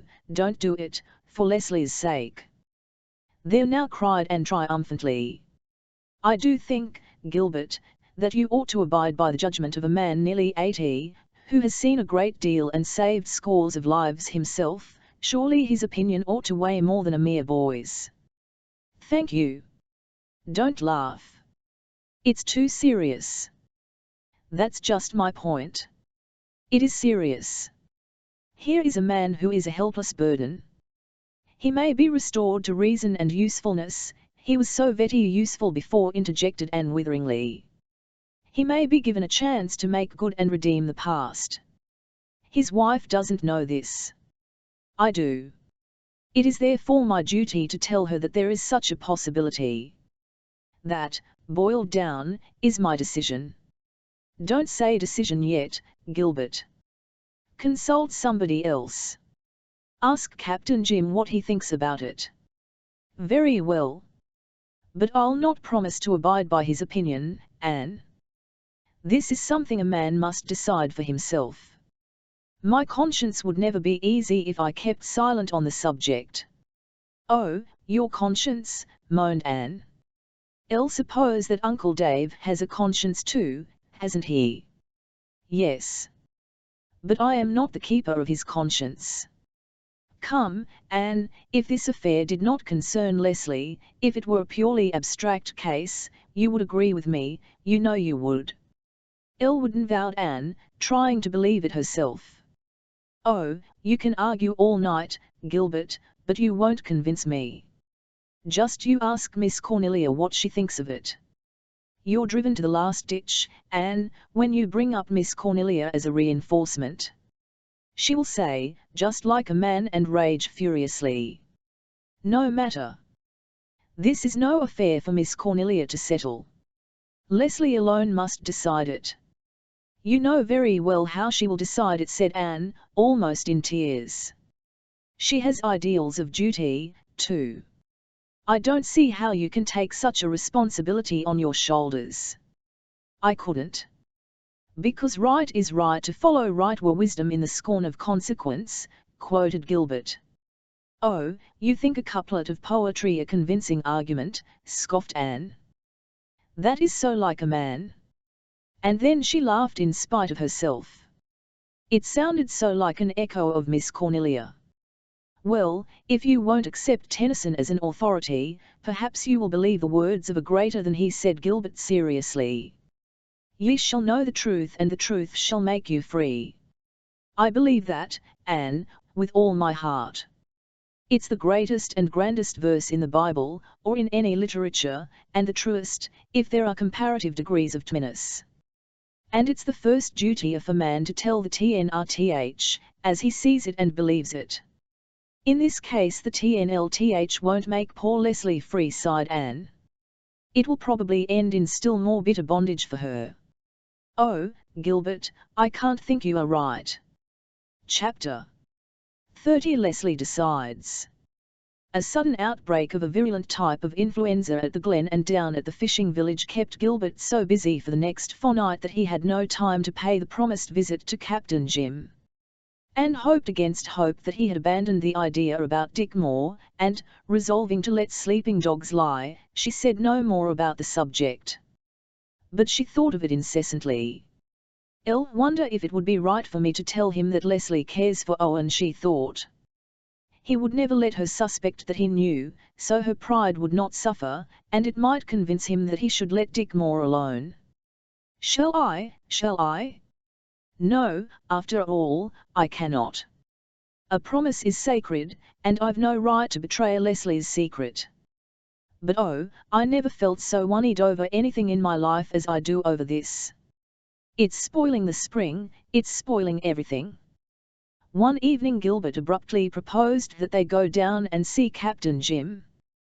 With a sinking heart Anne agreed, and they set forth.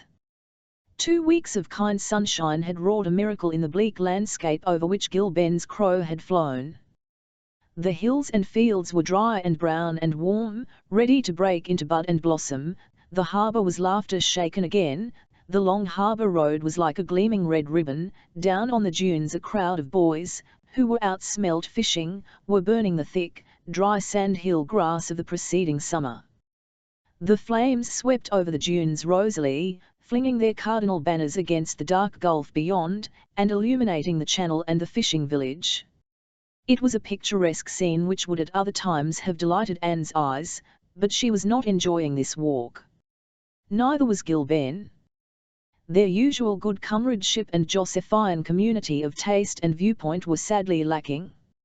Anne's disapproval of the whole project showed itself in the haughty uplift of her head and the studied politeness of her remarks. Gilben's mouth was set in all the blithe obstinacy, but his eyes were troubled. He meant to do what he believed to be his duty, but to be at outs with Anne was a high price to pay. Altogether, both were glad when they reached the light, and remorseful that they should be glad. Captain Jim put away the fishing net upon which he was working, and welcomed them joyfully. In the searching light of the spring evening he looked older than Anne had ever seen him.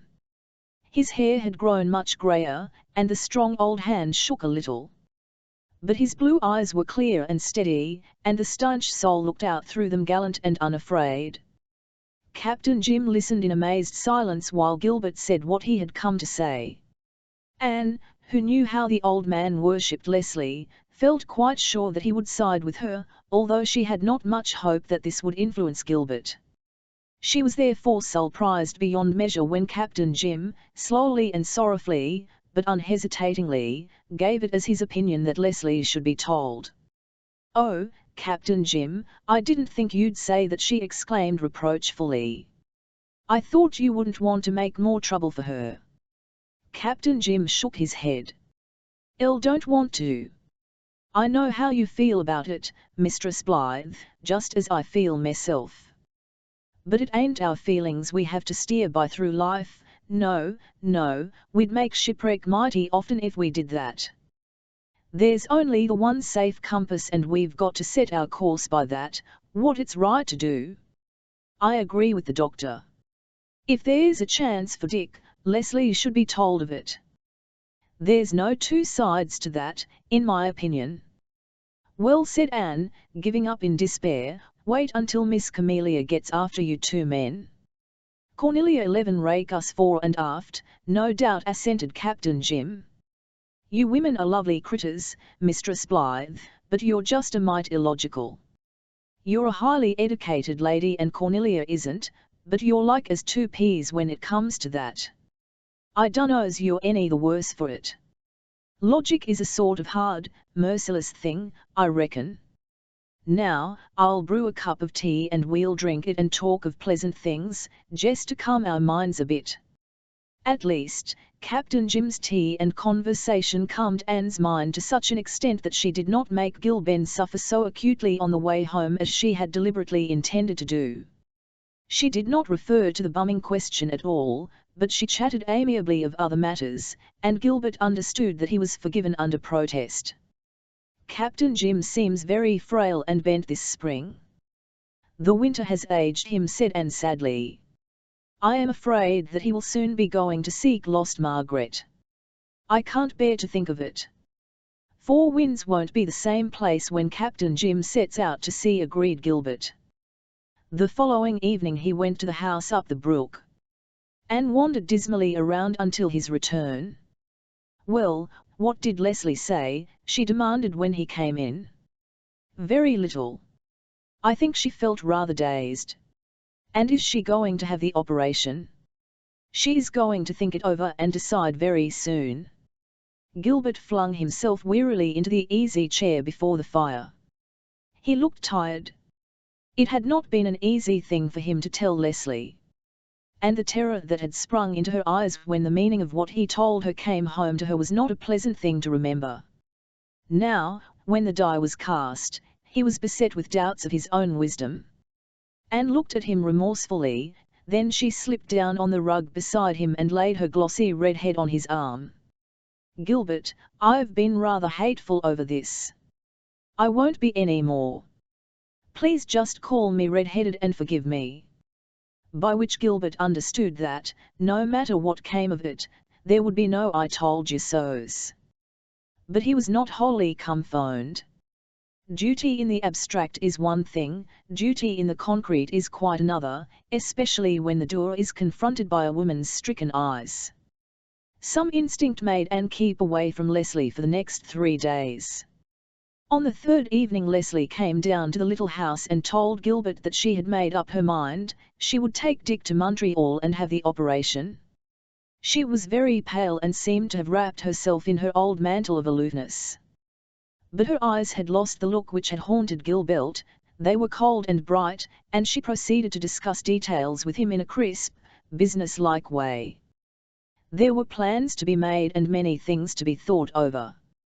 When Leslie had got the information she wanted, she went home. Anne wanted to walk part of the way with her. Better not, said Leslie curtly. Today's rain has made the ground damp. Good night. Have I lost my friend? Said Anne with a sigh. If the operation is successful and Dick Moore finds himself again, Leslie will retreat into some remote fastness of her soul where none of us can ever find her. Perhaps she will leave him, said Gilbert. Leslie would never do that, Gilbert. Her sense of duty is very strong. She told me once that her grandmother West always impressed upon her the fact that when she assumed any responsibility she must never shirk it, no matter what the consequences might be. That is one of her cardinal rules. I suppose it's very old-fashioned. Don't be bitter, Anne girl. You know you don't think it old-fashioned, you know you have the very same idea of sacredness of assumed responsibilities yourself. And you are right. Shirking responsibilities is the curse of our modern life, the secret of all the unrest and discontent that is seething in the world. Thus saith the preacher, mocked Anne. But under the mockety she felt that he was right, and she was very sick at heart for Leslie. A week later Miss Camelia descended like an avalanche upon the little house. Gilbert was away and Anne was compelled to bear the shock of the impact alone. Miss Camelia hardly waited to get her hat off before she began. Anne, do you mean to tell me it's true what I've heard, that Dr. Blythe has told Leslie Dick can be cured, and that she is going to take him to Montreal to have him operated on? Yes, it is quite true, Miss Cornelia said Anne bravely. Well, it's inhuman cruelty, that's what it is, said Miss Cornelia, violently agitated. I did think Dr. Blythe was a decent man. I didn't think he could have been guilty of this. Dear Blythe thought it was his duty to tell Leslie that there was a chance for Dick, said Anne with spirit, and she added, loyalty to Gilbert getting the better of her, I agree with him. Oh, no, You don't, dearie, bowels of compassion could. Captain Jim does, said Miss Cornelia. No person with any don't quote that old ninny to me, cried Miss Cornelia. And I don't care who agrees with him. Think, THLNK, what it means to that poor hunted, harried girl. We do think of it. But Gilbert believes that a doctor should put the welfare of a patient's mind and body before all other considerations. That's just like a man. But I expected better things of you, Anne, said Miss Camelia, more in sorrow than in wrath. Then she proceeded to bombard Anne with precisely the same arguments with which the latter had attacked Gilbert, and Anne valiantly defended her husband with the weapons he had used for his own protection. Long was the fray, but Miss Cornelia made an end at last. It's an iniquitous shame, she declared, almost in tears. That's just what it is, an iniquitous shame. Poor Leslie. Don't you think Dick should be considered a little too, pleaded Anne. Dick Moore. He's happy enough. He's a better behaved and more reputable member of society now than he ever was before. Why, he was a drunkard and pedlaps worse. Are you going to set him loose again to roar and to devour? He may reform, said poor Anne, beset by foe without and traitor within. Reform your grandmother, retorted Miss Cornelia. Dick Moore got the injuries that left him as he is in a drunken brawl. He deserves his fate. It was sent on him for a punishment. I don't believe the doctor has any business to tamper with the visitations of God. Nobody knows how Dick was hurt, Miss Cornelia. It may not have been in a drunken brawl at all. He may have been waylaid and robbed. Pigs may whistle, but they've poor mouths for it, said Miss Cornelia. Well, the gist of what you tell me is that the thing is settled and there's no use in talking. If that's so, I'll hold my tongue. I don't propose to wear my teeth out gnawing files. When a thing has to be, I give into it. But I like to make mighty sure first that it has to be. Now, I'll devote my energies to comforting and sustaining Leslie. And after all, added Miss Cornelia, brightening up hopefully, perhaps nothing can be done for Dick. Chapter 31. The Truth Makes Free. Leslie, having once made up her mind what to do, proceeded to do it with characteristic resolution and speed. House cleaning must be finished with first, whatever issues of life and death might await beyond. The grey house up the brook was put into flawless order and cleanliness, with Miss Cornelia's ready assistance. Miss Cornelia, having said her say to Anne, and later on to Gilbert and Captain Jim, sparing neither of them, let it be assured, never spoke of the matter to Leslie. She accepted the fact of Dick's operation, referred to it when necessary in a business-like way, and ignored it when it was not. Leslie never attempted to discuss it. She was very cold and quiet during these beautiful spring days. She seldom visited Anne, and though she was invariably courteous and friendly, that very courtesy was as an icy barrier between her and the people of the little house. The old jokes and laughter and chumminess of common things could not reach her over it. Anne refused to feel HTNT. She knew that Leslie was in the grip of a hideous dread, a dread that wrapped her away from all little glimpses of happiness and hours of pleasure. When one great passion seizes possession of the soul, all other feelings are crowded aside. Never in all her life had Leslie Moore shuddered away from the future with more intolerably terror. But she went forward as unswervingly in the path she had elected as the martyrs of old walked their chosen way, knowing the end of it to be the fiery agony of the stake. The financial question was settled with greater ease than Anne had feared. Leslie borrowed the necessary money from Captain Jim, and, at her insistence, he took a mortgage on the little farm. So that is one thing off the poor girl's mind, Miss Cornelia told Anne, and off mine too. Now, if Dick gets well enough to work again, he'll be able to earn enough to pay the interest on it, and if he doesn't, I know Captain Jim 11 manage some way that Leslie won't have to. He said as much to me. I'm getting old, Cornelia, he said, and I've no chick or child of my own. Leslie won't take a gift from a living man, but maybe she will from a dead one, so it will be all right as far as that goes. I wish everything else might be settled as satisfactorily. As for that wretch of a Dick, he's been awful these last few days. The devil was in him, believe me. Leslie and I couldn't get on with our work for the tricks he'd play. He chased all her ducks one day around the yard till most of them died. And not one thing would he do for us. Sometimes, you know, he'll make himself quite handy, bringing in pails of water and wood. But this week if we sent him to the well he'd try to climb down into it. I thought once, if you'd only shoot down there head first everything would be nicely settled. Oh, Miss Cornelia. Now, you needn't Miss Cornelia me, Anne, dearie. Anybody would have thought the same.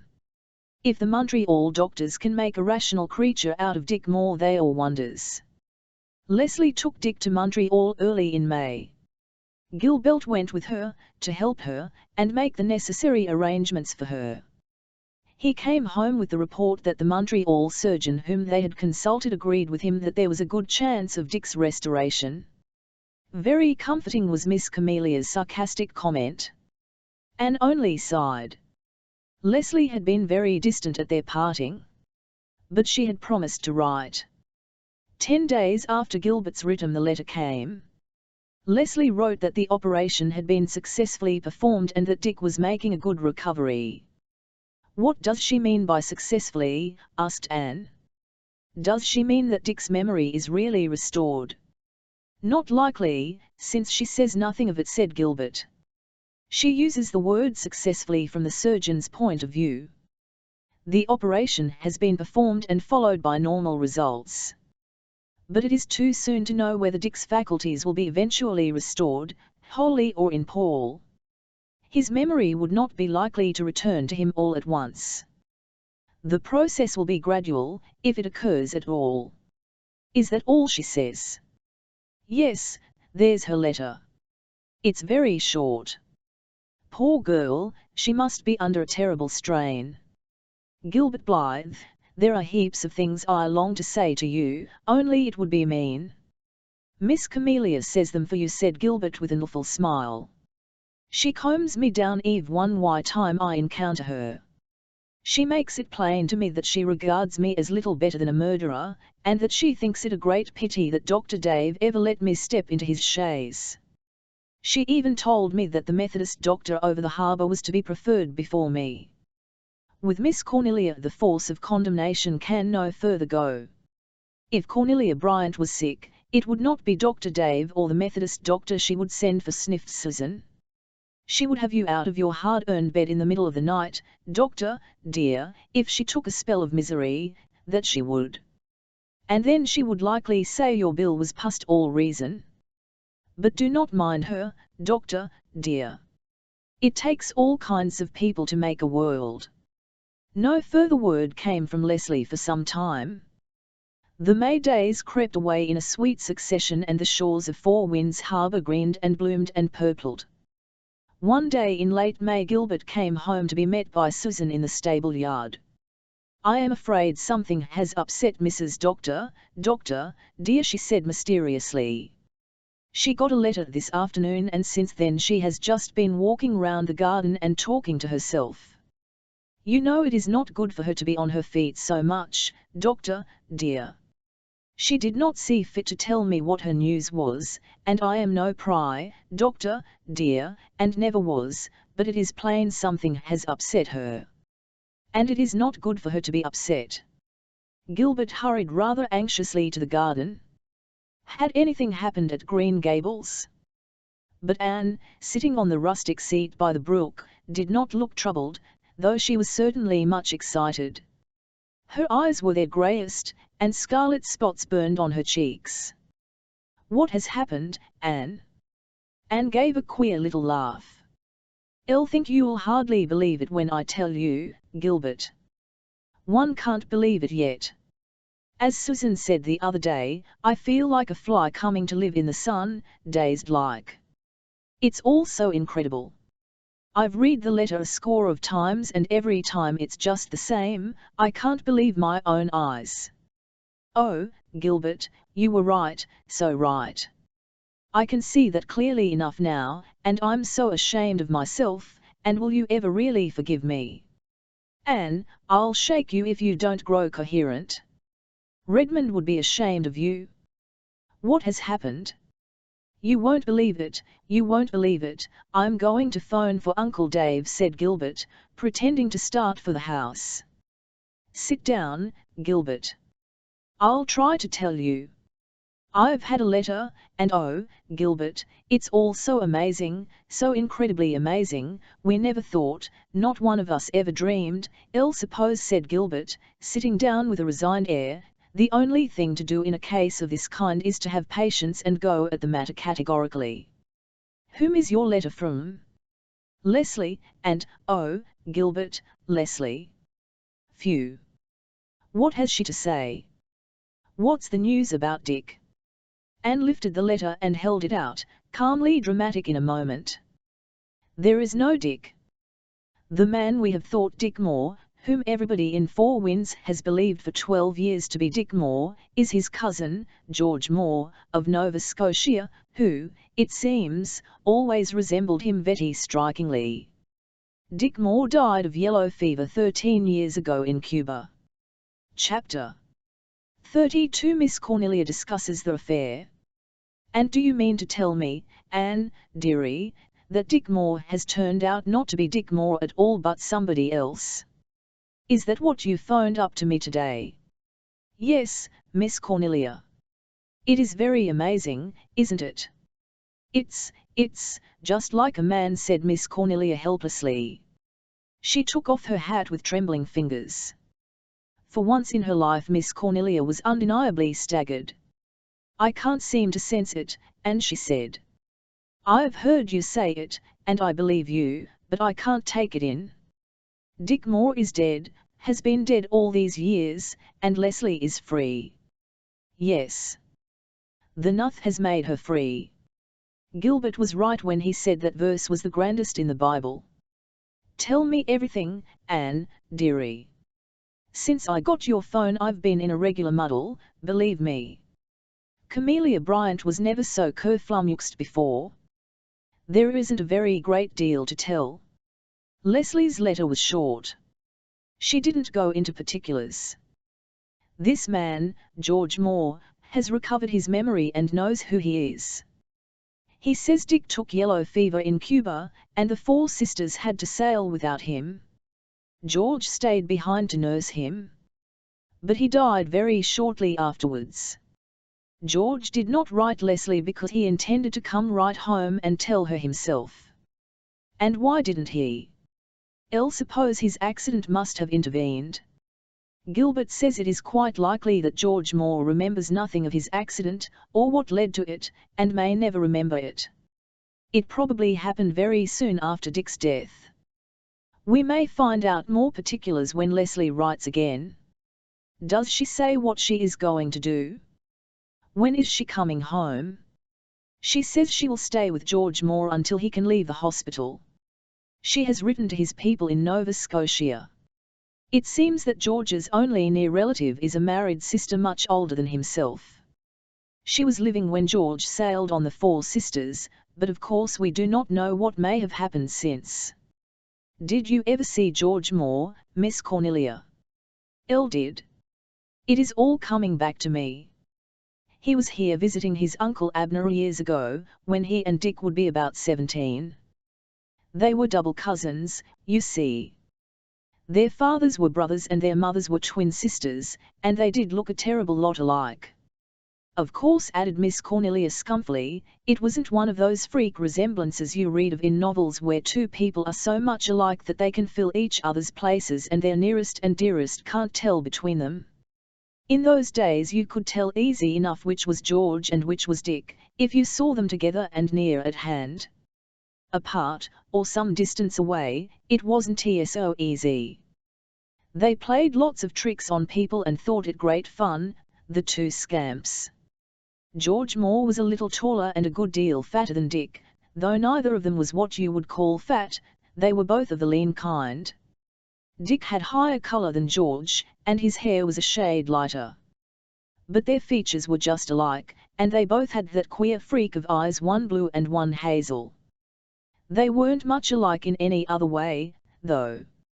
George was a real nice fellow, though he was a scalawag for mischief, and some said he had a liking for a glass even then.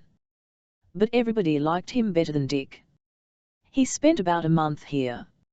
Leslie never saw him, she was only about 8 or 9 then, and I remember now that she spent that whole winter over harbour with her grandmother West. Captain Jim was away, too. That was the winter he was wrecked on the Magdalens. I don't suppose either he or Leslie had ever heard about the Nova Scotia cousin looking so much like Dick. Nobody ever thought of him when Captain Jim brought George, I should say, home. Of course, we all thought Dick had changed considerable, he'd got so lumpish and fat. But we put that down to what had happened to him, and no doubt that was the reason, for, as I've said, George wasn't fat to begin with either. And there was no other way we could have guessed, for the man's senses were clean gone. I can't see that it is any wonder we were all deceived. But it's a staggering thing. And Leslie has sacrificed the best years of her life to nursing a man who hadn't any claim on her. Oh, drat the men. No matter what they do, it's the wrong thing. And no matter who they are, it's somebody they shouldn't be. They do exasperate me. Gilbert and Captain Jim are men, and it is through them that the TNLTH has been discovered at last, said Anne. Well, I admit that, conceded Miss Cornelia reluctantly. I'm sorry I raked the doctor off so. It's the first time in my life I've ever felt ashamed of anything I said to a man. I don't know as I shall tell him so, though. He'll just have to take it for granted. Well, Anne, dearie, it's a mercy the Lord doesn't answer all our prayers. I've been praying hard right along that the operation wouldn't cure Dick. Of course I didn't put it just quite so plain. But that was what was in the back of my mind, and I have no doubt the Lord knew it. Well, He has answered the spirit of your prayer. You really wish that things shouldn't be made any harder for Leslie. I'm afraid that in my secret heart I've been hoping the operation wouldn't succeed, and I am wholesomely ashamed of it. How does Leslie seem to take it? She writes like one dazed. I think that, like ourselves, she hardly realizes it yet. She says, it all seems like a strange dream to me, Anne. That is the only reference she makes to herself. Poor child. I suppose when the chains are struck off a prisoner he'd feel queer and lost without them for a while. Anne, dearie, here's a thought keeps coming into my mind. What about Owen Ford? We both know Leslie was fond of him. Did it ever occur to you that he was fond of her? Admitted Anne, feeling that she might say so much. Well, I hadn't any reason to think he was, but it just appeared to me he must be. Now, Anne, dearie, the Lord knows I'm not a matchmaker, and I scorn all such doings. But if I were you and writing to that Ford man I'd just mention, casual like, what has happened? That is what Rode do. Of course I will mention it when I write him, said Anne, a trifle distantly. Somehow, this was a thing she could not discuss with Miss Cornelia. And yet, she had to admit that the same thought had been lurking in her mind ever since she had heard of Leslie's freedom. But she would not desecrate it by free speech. Of course there is no great rush, dearie. But Dick Moore's been dead for 13 years and Leslie has wasted enough of her life for him. We'll just see what comes of it. As for this George Moore, who's gone and come back to life when everyone thought he was dead and done for, just like a man, I'm real sorry for him. He won't seem to fit in anywhere. He is still a young man, and if he recovers completely, as seems likely, he will be able to make a place for himself again. It must be very strange for him, poor fellow. I suppose all these years since his accident will not exist for him. Chapter 33 Leslie returns. A fortnight later Leslie MCME came home alone to the old house where she had spent so many bitter years. In the June twilight she went over the fields to Anne's, and appeared with ghost-like suddenness in the scented garden. "Leslie," cried Anne in amazement. "Where have you sprung from? We never knew you were coming. Why didn't you write? We would have met you." "I couldn't write somehow, Anne. It seemed so futile to try to say anything with pen and ink. And I wanted to get back quietly and unobserved." Anne put her arms about Leslie and kissed her. Leslie returned the kiss warmly. She looked pale and tired, and she gave a little sigh as she dropped down on the grasses beside a great bed of daffodils that were gleaming through the pale, silvery twilight like golden stars. "And you have come home alone, Leslie?" "Yes. George Moore's sister came to Montreal and took him home with her. Poor fellow, he was sorry to part with me, though I was a stranger to him when his memoir first came back. He clung to me in those first hard days when he was trying to realize that Dick's death was not the thing of yesterday that it seemed to him. It was all very hard for him. I helped him all I could. When his sister came it was easier for him, because it seemed to him only the other day that he had seen her last. Fortunately she had not changed much, and that helped him, too. It is all so strange and wonderful, Leslie. I think we none of us realize it yet. Elle cannot. When I went into the house over there an hour ago, I felt that it must be a dream, that Dick must be there, with his childish smile, as he had been for so long. Anne, I seem stunned yet. I'm not glad or sorry, or anything. I feel as if something had been torn suddenly out of my life and left a terrible hole. I feel as if I couldn't be I, as if I must have changed into somebody else and couldn't get used to it. It gives me a horrible lonely, dazed, helpless feeling. It's good to see you again, it seems as if you were a sort of anchor for my drifting soul. Oh, Anne, I dread it all, the gossip and wonderment and questioning. When I think of that, I wish that I need not have come home at all. Dr. Dave was at the station when I came off the train, he brought me home. Poor old man, he feels very badly because he told me years ago that nothing could be done for Dick. I honestly thought so, Leslie, he said to me today. But I should have told you not to depend on my opinion, I should have told you to go to a specialist. If I had, you would have been saved many bitter years, and poor George Moore many wasted ones. I blame myself very much, Leslie. I told him not to do that, he had done what he thought right. He has always been so kind to me, I couldn't bear to see him whining over it. And Dick, George, I mean. Is his memory fully restored? Practically. Of course, there are a great many details he can't recall yet, but he remembers more and more every day. He went out for a walk on the evening after Dick was buried. He had Dick's money and watch on him, he meant to bring them home to me, along with my letter. He admits he went to a place where the sailors resorted, and he remembers drinking, and nothing else. Anne, I shall never forget the moment he remembered his own name. I saw him looking at me with an intelligent but puzzled expression. I said, "Do you know me, Dick?" He answered, "I never saw you before." "Who are you?" "And my name is not Dick. I am George Moore, and Dick died of yellow fever yesterday. Where am I? What has happened to me? I fainted, Anne. And ever since I have felt as if I were in a dream. You will soon adjust yourself to this new state of things, Leslie. And you are young, life is before you, you will have many beautiful years yet. Perhaps I shall be able to look at it in that way after a while, Anne. Just now I feel too tired and indifferent to think about the future. Anne, I'm lonely. I miss Dick. Isn't it all then strange? Do you know, I was really fond of poor Dick, George, I suppose I should say, just as I would have been fond of a helpless child who depended on me for everything.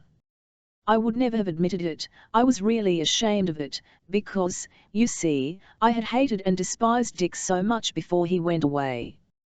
When I heard that Captain Jim was bringing him home, I expected I would just feel the same to him. But I never did, although I continued to loathe him as I remembered him before. From the time he came home I felt only pity, a pity that hurt and wrung me. I supposed then that it was just because his accident had made him so helpless and changed. But now I believe it was because there was really a different personality there.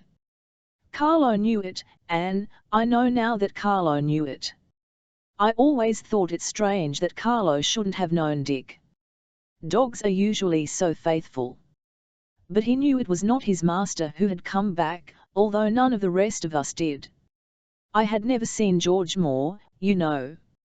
I remember now that Dick once mentioned casually that he had a cousin in Nova Scotia who looked as much like him as a twin, but the thing had gone out of my memory, and in any case I would never have thought it of any importance. You see, it never occurred to me to question Dick's identity. Any change in him seemed to me just the result of the accident. Oh, Anne, that night in April when Gilbert told me he thought Dick might be cured. I can never forget it. It seemed to me that I had once been a prisoner in a hideous cage of torture, and then the door had been opened and I could get out. I was still chained to the cage, but I was not in it. And that night I felt that a merciless hand was drawing me back into the cage, back to a torture even more terrible than it had once been. I didn't blame Gilbert. I felt he was right. And he had been very good. He said that if, in view of the expense and uncertainty of the operation, I should decide not to risk it, he would not blame me in the least. But I knew how I ought to decide, and I couldn't face it. All night I walked the floor like a madwoman, trying to compel myself to face it. I couldn't, Anne, I thought I couldn't, and when morning broke I set my teeth and resolved that I wouldn't. I would let things remain as they were. It was very wicked, I know. It would have been just punishment for such wickedness if I had just been left to abide by that decision. I kept to it all day. That afternoon I had to go up to the Glen to do some shopping. It was one of Dick's quiet, drowsy days, so I left him alone. I was gone a little longer than I had expected, and he missed me. He felt lonely. And when I got home, he ran to meet me just like a child, with such a pleased smile on his face. Somehow, Anne, I just gave way then. That smile on his poor vacant face was more than I could endure. I felt as if I were denying a child the chance to grow and develop. I knew that I must give him his chance, no matter what the consequences might be. So I came over and told Gilbert. Oh, Anne, you must have thought me hateful in those weeks before I went away. I didn't mean to be, but I couldn't think of anything except what I had to do, and everything and everybody about me were like shadows. No, I understood, Leslie. And now it is all over, your chain is broken, there is no cage. There is no cage, repeated Leslie absently, plucking at the fringing grasses with her slender, brown hands. But, it doesn't seem as if there were anything else, Anne. You remember what I told you of my folly that night on the sandbar? I find one doesn't get over being a fool very quickly. Sometimes I think there are people who are fools forever. And to be a fool, of that kind, is almost as bad as being a dog on a chain. You will feel very differently after you get over being tired and bewildered, said Anne, who, knowing a certain thing that Leslie did not know, did not feel herself called upon to waste overmuch sympathy. Leslie laid her splendid golden head against Anne's knee. Anyhow, I have you, she said. Life can't be altogether empty with such a friend. Anne, pat my head, just as if I were a little girl, mother me a bit, and let me tell you while my stubborn tongue is loosed a little just what you and your comradeship have meant to me since that night I met you on the rock shore. Chapter 34. The Ship o' Dreams comes to harbour. One morning, when a windy golden sunrise was billowing over the gulf in waves of light, a certain weary stork flew over the bar of Four Winds Harbour on his way from the land of evening stars. Under his wing was tucked a sleepy, starry-eyed, little creature.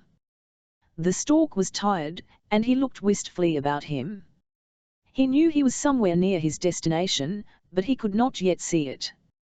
The big, white lighthouse on the red sandstone cliff had its good points, but no stork possessed of any gumption would leave a new, velvet baby there. An old grey house, surrounded by willows, in a blossomy brook valley, looked more promising, but did not seem quite the thing either. The staring green abode further on was manifestly out of the question. Then the stork brightened up. He had caught sight of the very place, a little white house nestled against a big, whispering finwood, with a spiral of blue smoke winding up from its kitchen chimney, a house which just looked as if it were meant for babies. The stork gave a sigh of satisfaction, and softly alighted on the ridgepole. Half an hour later Gilbert ran down the hall and tapped on the spare room door. A drowsy voice answered him, and in a moment Marilla's pale, scared face peeped out from behind the door. "Marilla, Anne has sent me to tell you that a certain young gentleman has arrived here. He hasn't brought much luggage with him, but he evidently means to stay." "For pity's sake," said Marilla blankly. "You don't mean to tell me, Gilbert, that it's all over? Why wasn't I called? Anne wouldn't let us disturb you when there was no need." "Nobody was called until about 2 hours ago. There was no passage perilous this time. And, Gilbert, will this baby live?" "He certainly will. He weighs 10 pounds and, why, listen to him. Nothing wrong with his lungs, is there?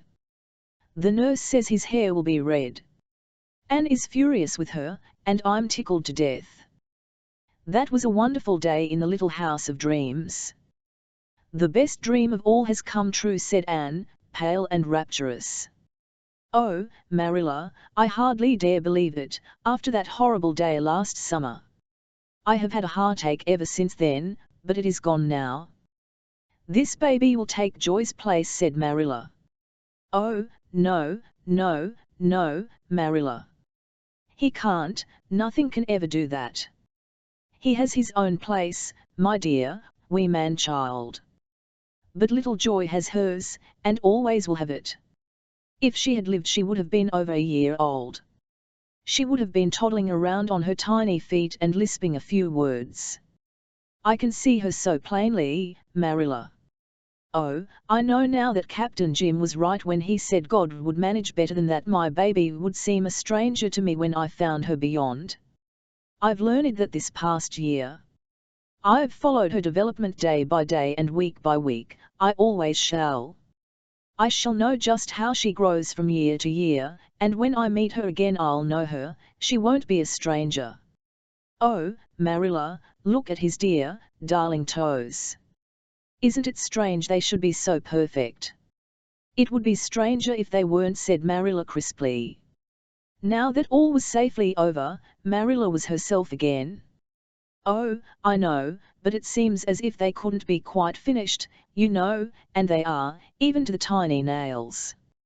And his hands, just look at his hands, Marilla." "They appear to be a good deal like hands," Marilla conceded. "See how he clings to my finger. I'm sure he knows me already. He cries when the nurse takes him away. Oh, Marilla, do you don't think, do you, that his hair is going to be red?" "I don't see much hair of any color," said Marilla. "I wouldn't worry about it, if I were you, until it becomes visible." "Marilla, he has hair, look at that fine little down all over his head. Anyway, nurse says his eyes will be hazel and his forehead is exactly like Gilbert's. And he has the nicest little ears, Mrs. Doctor, dear," said Susan. "The first thing I did was to look at his ears.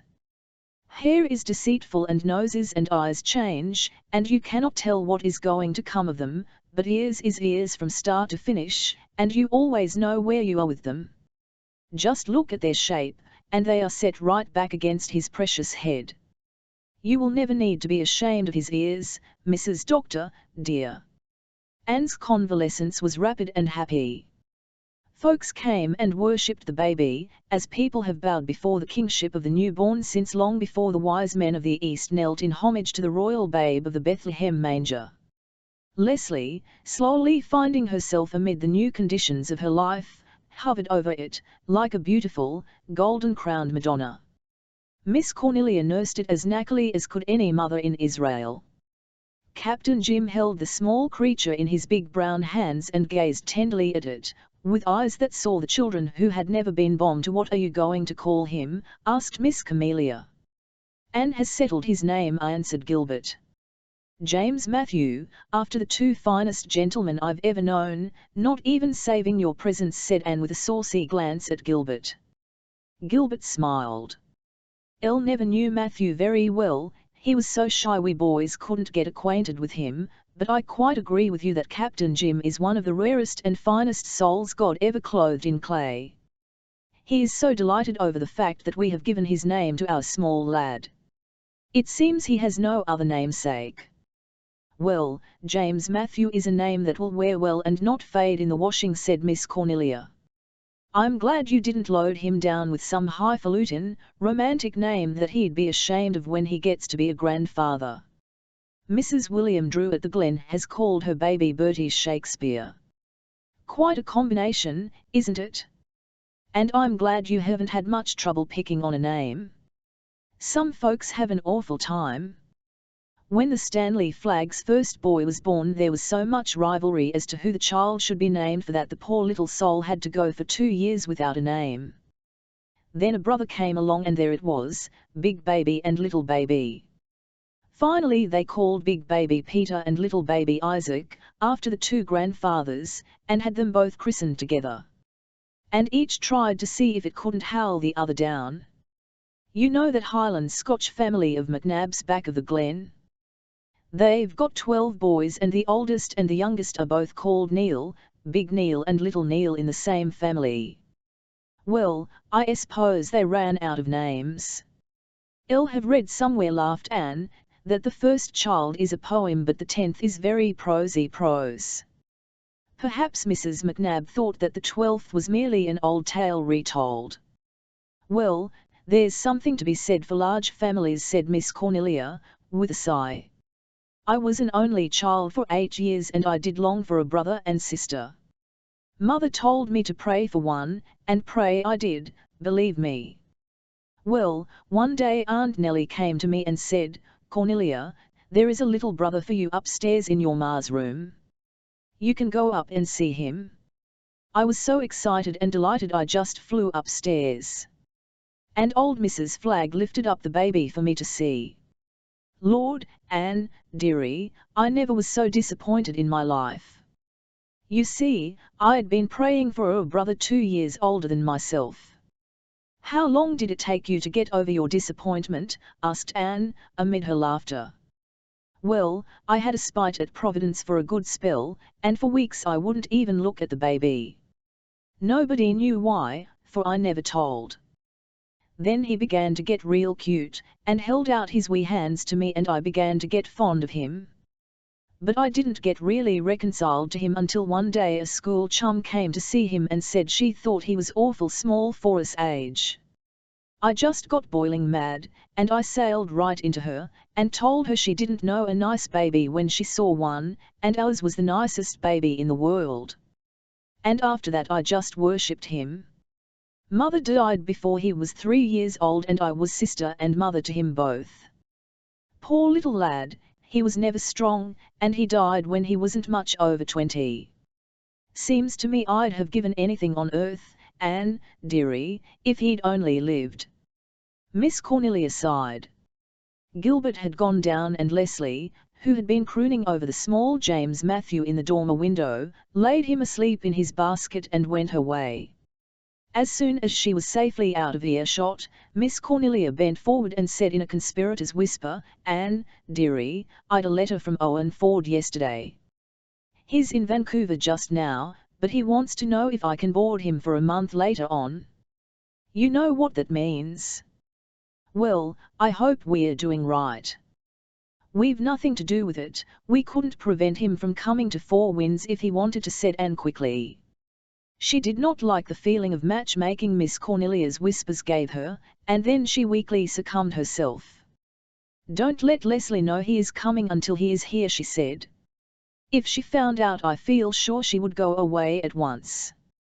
She intends to go in the fall anyhow, she told me so the other day. She's going to Montreal to take up nursing and make what she can of her life.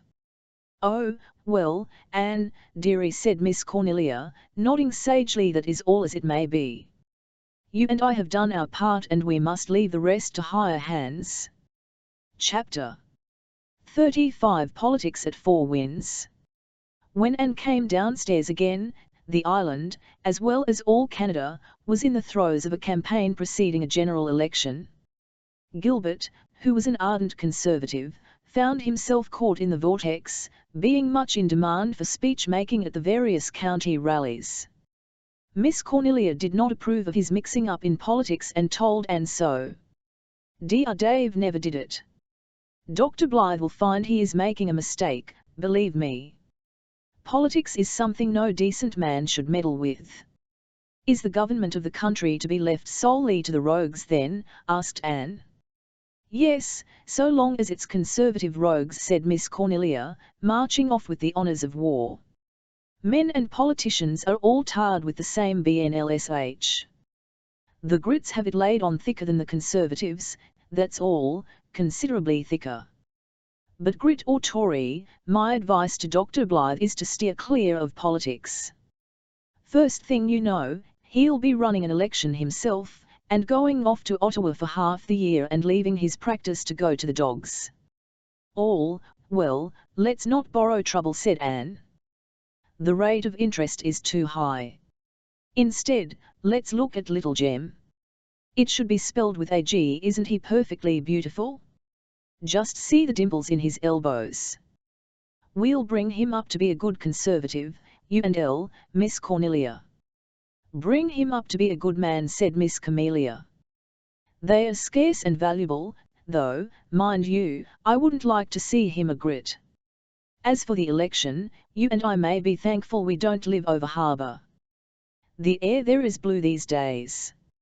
Every Elliot and Crawford and McAllister is on the warpath, loaded for bear. This side is peaceful and calm, seeing there's so few men. Captain Jim's a Grit, but it's my opinion he's ashamed of it, for he never talks politics. There isn't any earthly doubt that the Conservatives will be returned with a big majority again. Miss Cornelia was mistaken. On the morning after the election, Captain Jim dropped in at the little house to tell the news. So virulent is the microbe of party politics, even in a peaceable old man, that Captain Jim's cheeks were flushed and his eyes were flashing with all his old-time fire. Mistress Blythe, the Liberals are in with a sweeping majority. After 18 years of total mismanagement, this downtrodden country is going to have a chance at last. I never heard you make such a bitter partisan speech before, Captain Jim. I didn't think you had so much political venom in you, laughed Anne, who was not much excited over the tidings. Little Jem had said Wowga that morning. What were principalities and powers, the rise and fall of dynasties, the overthrow of Grit or Tory, compared with that miraculous occurrence? It's been accumulating for a long while, said Captain Jim, with a deprecating smile. Elle thought I was only a moderate Grit, but when the news came that we were in, I found out how gritty I really was. You know the doctor and I are Conservatives. Well, it's the only bad thing I know of either of you, Mistress Blythe. Cornelia is a Tory, too. I called in on my way from the Glen to tell her the news. Didn't you know you took your life in your hands?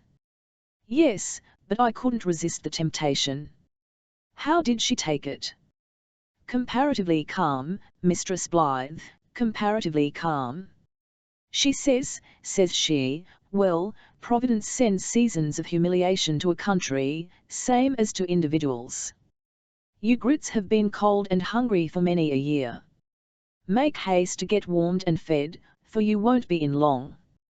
Well, now Cornelia, I says, Meb Providence thinks Canada needs a real long spell of humiliation. Ah, Susan, have you heard the news? The Liberals are in. Susan had just come in from the kitchen, attended by the of delectable dishes which always seemed to hover around her. Now, are they? She said, with beautiful unconcern. Well, I never could see but that my bread rose just as light when grits were in as when they were not. And if any party, Mrs. Doctor, dear, will make it rain before the week is out, and save our kitchen garden from entire ruination, that is the party Susan will vote for. In the meantime, will you just step out and give me your opinion on the meat for dinner? I am fearing that it is very tough, and I think that we had better change our butcher as well as our government. One evening, a week later, Anne walked down to the Point, to see if she could get some fresh fish from Captain Jim, leaving Little Jem for the first time. It was quite a tragedy. Suppose he cried? Suppose Susan did not know just exactly what to do for him? Susan was calm and serene. I'll have had as much experience with him as you, Mrs. Doctor, dear, have I not? Yes, with him, but not with other babies. Why, I looked after 3 pairs of twins, when I was a child, Susan.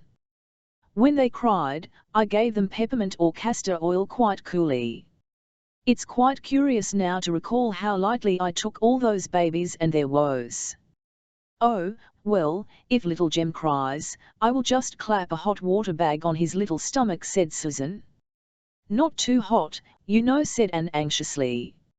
Oh, was it really wise to go? Do not you fret, Mrs. Doctor, dear. Susan is not the woman to bum a wee man. Bless him, he has no notion of crying. Anne tore herself away finally and enjoyed her walk to the Point after all, through the long shadows of the sun setting. Captain Jim was not in the living room of the lighthouse, but another man was, a handsome, middle-aged man, with a strong, clean-shaven chin, who was unknown to Anne. Nevertheless, when she sat down, he began to talk to her with all the assurance of an old acquaintance. There was nothing amiss in what he said or the way he said it, but Anne rather resented such a cool taking for granted in a complete stranger. Her replies were frosty, and as few as decency required. Nothing daunted, her companion talked on for several minutes, then excused himself and went away. Anne could have sworn there was a twinkle in his eye, and it annoyed her. Who was the creature? There was something vaguely familiar about him, but she was certain she had never seen him before. Captain Jim, who was that who just went out? She asked, as Captain Jim came in. Marshall Elliot, answered the captain. Marshall Elliot, cried Anne. Oh, Captain Jim, it wasn't, yes, it was his voice. Oh, Captain Jim, I didn't know him, and I was quite insulting to him. Why didn't he tell me? He must have seen I didn't know he wouldn't say a word about it, he'd just enjoy the joke. Don't worry over snubbing him, he'll think it fun. Yes, Marshall shaved off his beard at last and cut his hair. His polty is in, you know. I didn't know him myself first time I saw him. He was up in Carter's store at the Glen the night after Election Day, along with a crowd of others, waiting for the news. About 12 the phone came through, the Liberals were in. Marshall just got up and walked out, he didn't cheer or shout, he left the others to do that, and they nearly lifted the roof off Carter's store, I reckon. Of course, all the Tories were over in Raymond Russell's store. Not much cheering there. Marshall went straight down the street to the side door of Augustus Palmer's barber shop. Augustus was in bed asleep, but Marshall hammered on the door until he got up and come down, wanting to know what all the racket was about. Come into your shop and do the best job you ever did in your life, Gus, said Marshall. The Liberals are in and you're going to barber a good grit before the sun rises. Gus was mad as hops, partly because he'd been dragged out of bed, but more because he's a Tory. He vowed he wouldn't shave any man after 12 at night. You'll do what I want you to do, sonny, said Marshall, or I'll just turn you over my knee and give you one of those spankings your mother forgot. He'd have done it, too, and Gus knew it, for Marshall is as strong as an ox and Gus is only a midget of a man. So he gave in and towed Marshall into the shop and went to work. Now, says he, I'll barber you up, but if you say one word to me about the grits getting in while I'm doing it, I'll cut your throat with this razor, says he. You wouldn't have thought mild little Gus could be so bloodthirsty, would you? Shows what party politics will do for a man. Marshall kept quiet and got his hair and beard disposed of and went home. When his old housekeeper heard him come upstairs, she peeked out of her bedroom door to see whether 'twas him or the hired boy. And when she saw a strange man striding down the hall with a candle in his hand, she screamed blue murder and fainted dead away. They had to send for the doctor before they could bring her to, and it was several days before she could look at Marshall without shaking all over. Captain Jim had no fish. He seldom went out in his boat that summer, and his long tramping expeditions were over. He spent a great deal of his time sitting by his seaward window, looking out over the Gulf, with his swiftly whitening head leaning on his hand. He sat there tonight for many silent minutes, keeping some tryst with the past which Anne would not disturb. Presently he pointed to the iris of the west.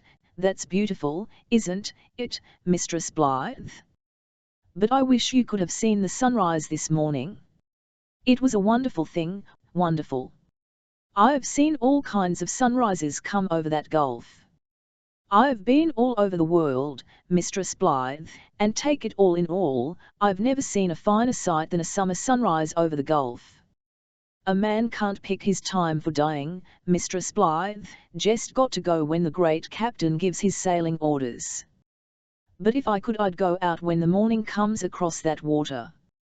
I've watched it many a time and thought what a thing it would be to pass out through that great white glory to whatever was waiting beyant, on a sea that ain't mapped out on any ainly charfle. I think, Mistress Blythe, that I'd find lost Margaret there. Captain Jim had often talked to Anne of lost Margaret since he had told her the old story. His love for her trembled in every tone, that love that had never grown faint or forgetful. Anyway, I hope when my time comes I'll go quick and easy. I don't think I'm a coward, Mistress Blythe. Lve looked an ugly death in the face more than once without blenching. But the thought of a lingering death does give me a queer, sick feeling of horror. Don't talk about leaving us, dear Captain, Jim pleaded Anne, in a choked voice, patting the old brown hand, once so strong, but now grown very feeble. What would we do without you? Captain Jim smiled beautifully. Oh, you'd get along, you wouldn't forget the old man altogether, Mistress Blythe. No, I don't think you'll ever quite forget him. The race of Joseph always remembers one another. But it'll be a memory that won't hurt. I like to think that my memory won't hurt my friends, it'll always be kind of pleasant to them, I hope and believe. It won't be very long now before lost Margaret calls me, for the last time. I'll be all ready to answer. I just spoke of this because there's a little favour I want to ask you. Here's this poor old matey of mine. Captain Jim reached out a hand and poked the big, warm, velvety, golden ball on the sofa.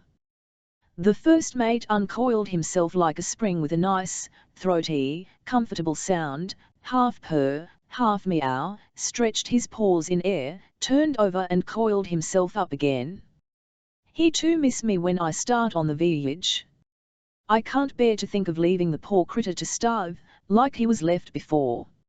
If anything happens to me, will you give matey a bite and a cummer, Mistress Blythe? Indeed I will. Then that is all I had on my mind. Your little gem is to have the few curious things I picked up, I've seen to that. And now I don't like to see tears in those pretty eyes, Mistress Blythe. I'll maybe hang on for quite a spell yet. I heard you reading a piece of poetry one day last winter, one of Tennyson's pieces. I'd sorta like to hear it again, if you could recite it for softly and clearly, while the sea wind blew in on them, and repeated the beautiful lines of Tennyson's wonderful swan song, Crossing the Bar.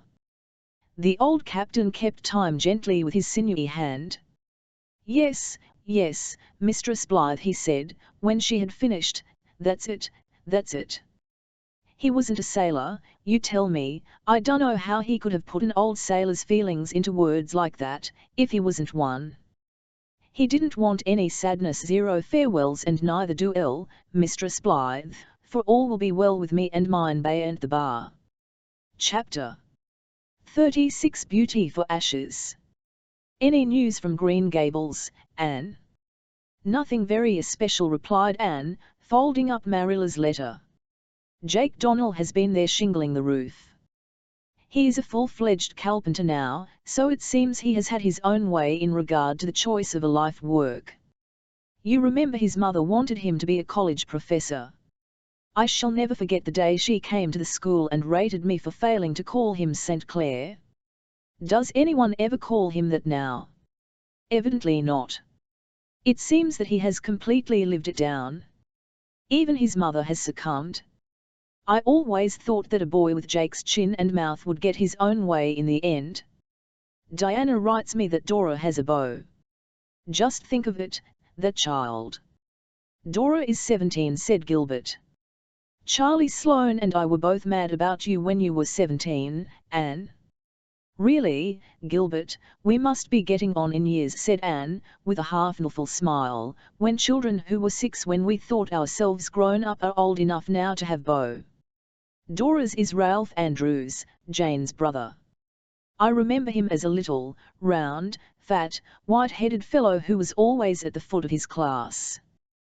But I understand he is quite a fine-looking young man now. Dora will probably marry young. She's of the same type as Charlotta the Fourth. She'll never miss her first chance for fear she might not get another. Well, if she marries Ralph, I hope he will be a little more up-and-coming than his brother Billy, mused Anne. For instance, said Gilbert, laughing, let us hope he will be able to propose on his own account. Anne, would you have married Billy if he had asked you himself, instead of getting Jane to do it for him? I might have. Anne went off into a shriek of laughter over the recollection of her first proposal. The shock of the whole thing might have hypnotized me into some such rash and foolish act. Let us be thankful he did it by proxy. I had a letter from George Moore yesterday, said Leslie, from the cummer where she was reading. Oh, how is he? Asked Anne interestedly, yet with an unreal feeling that she was inquiring about someone whom she did not know. He is well, but he finds it very hard to adapt himself to all the changes in his old home and friends. He is going to sea again in the spring. It's in his blood, he says, and he longs for it. But he told me something that made me glad for him, poor fellow. Before he sailed on the Four Sisters he was engaged to a girl at home. He did not tell me anything about her in Montreal, because he said he supposed she would have forgotten him and married someone else long ago, and with him, you see, his engagement and love was still a thing of the present. It was pretty hard on him, but when he got home he found she had never married and still cared for him. They are to be married this fall. I'm going to ask him to bring her over here for a little trip. He says he wants to come and see the place where he lived so many years without knowing it. What a nice little romance, said Anne, whose love for the romantic was immoral. And to think, she added with a sigh of self-reproach, that if I had had my way George Moore would never have come up from the grave in which his identity was buried. How I did fight against Gilbert's suggestion. Well, I am punished. I shall never be able to have a different opinion from Gilbert's again. If I try to have, he will squelch me by casting George Moore's case up to me. As if even that would squelch a woman, mocked Gilbert. At least do not become my echo, Anne. A little opposition gives spice to life. I do not want a wife like John McAllister's over the harbour. No matter what he says, she at once remarks in that drab, lifeless little voice of hers, that is very TNLE, John, dear me. Anne and Leslie laughed. Anne's laughter was silver and Leslie's golden, and the combination of the two was as satisfactory as a perfect chord in music. Susan, coming in on the heels of the laughter, echoed it with a resounding sigh. "Why, Susan, what is the matter?" asked Gilbert.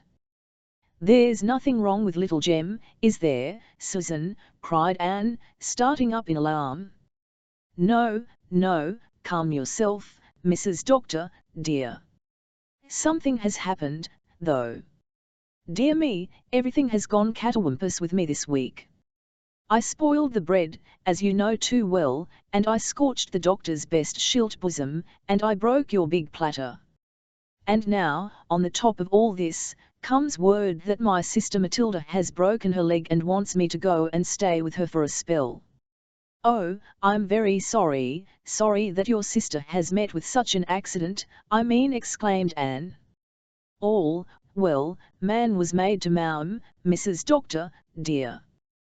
That sounds as if it ought to be in the Bible, but they tell me a person named Burns wrote it. And there is no doubt that we are born to trouble as the sparks fly upward. As for Matilda, I do not know what to think of her. None of our family ever broke their legs before. But whatever she has done, she is still my sister, and I feel that it is my duty to go and wait on her, if you can spare me for a few weeks, Mrs. Doctor, dear." "Of course, Susan, of course. I can get someone to help me while you are gone. If you cannot, I will not go, Mrs. Doctor, dear," Matilda's leg to the contrary notwithstanding. "I will not have you worried, and that blessed child upset in consequence, for any number of legs. Oh, you must go to your sister at once, Susan. I can get a girl from the Cove, who will do for a time." "Anne, will you let me come and stay with you while Susan is away?" exclaimed Leslie. "Do. I'd love to, and it would be an act of charity on your part. I'm so horribly lonely over there in that big barn of a house. There's so little to do, and at night I'm worse than lonely, I'm frightened and nervous in spite of locked doors. There was a tramp around 2 days ago." Anne joyfully agreed, and next day Leslie was installed as an inmate of the little house of dreams. Miss Cornelia warmly approved of the arrangement. "It seems providential," she told Anne in confidence. "I'm sorry for Matilda Clow, but since she had to break her leg it couldn't have happened at a better time. Leslie will be here while Owen Ford is in Four Winds, and those old cats up at the Glen won't get the chance to meow, as they would if she was living over there alone and Owen going to see her.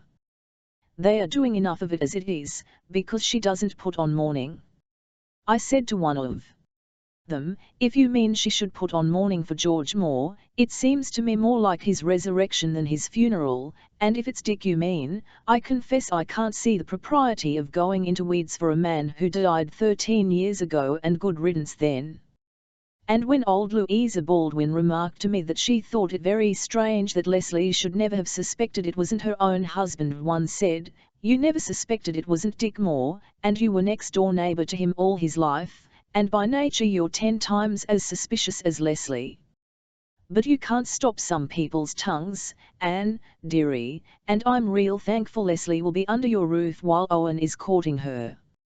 Owen Ford came to the little house one August evening when Leslie and Anne were absorbed in worshipping the baby. He paused at the open door of the living room, unseen by the two within, gazing with greedy eyes at the beautiful picture.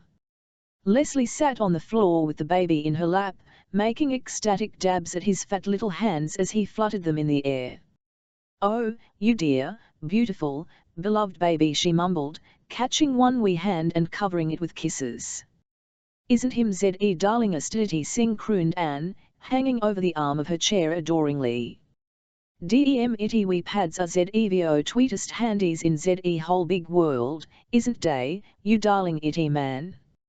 Anne, in the months before little Jem's coming, had pored diligently over several wise volumes, and pinned her faith to one in especial, Sir Oracle on the Care and Training of Children. Sir Oracle implored parents by all they held sacred never to talk baby talk to their children. Infants should invariably be addressed in classical language from the moment of their birth. So should they learn to speak English undefiled from their earliest utterance.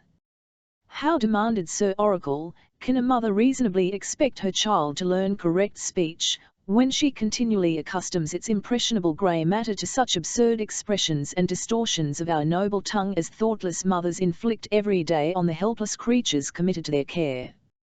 Can a child who is constantly called tweetity wee singy ever attain to any proper conception of his own being and possibilities and destiny? Anne was vastly impressed with this, and informed Gilbert that she meant to make it an inflexible rule never, under any circumstances, to talk baby talk to her children. Gilbert agreed with her, and they made a solemn compact on the subject, a compact which Anne shamelessly violated the very first moment little Jem was laid in her arms. "Oh, the darling itty wee sing," she had exclaimed. And she had continued to violate it ever since. When Gilbert teased her she laughed Sir Oracle to scorn.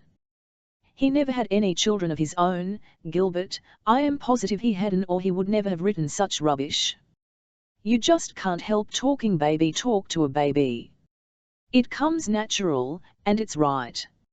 It would be inhuman to talk to those tiny, soft, velvety little creatures as we do to great big boys and girls. Babies want love and cuddling and all the sweet baby talk they can get, and little Jem is going to have it, bless his dear itty heartums." "But you're the worst I ever heard," Anne protested Gilbert, who, not being a mother but only a father, was not wholly convinced yet that Sir Oracle was wrong. "I never heard anything like the way you talk to that child." "Very likely you never did. Go away, go away. Didn't I bring up 3 pairs of Hammond twins before I was 11? You and Sir Oracle are nothing but cold-blooded theorists. Gilbert, just look at him. He's smiling at me, he knows what we're talking about. And 00 destagrees with Evie word Moses says, don't 00, angel lover." Gilbert put his arm about them. "Oh, you mothers," he said. "You mothers. God knew what he was about when he made you."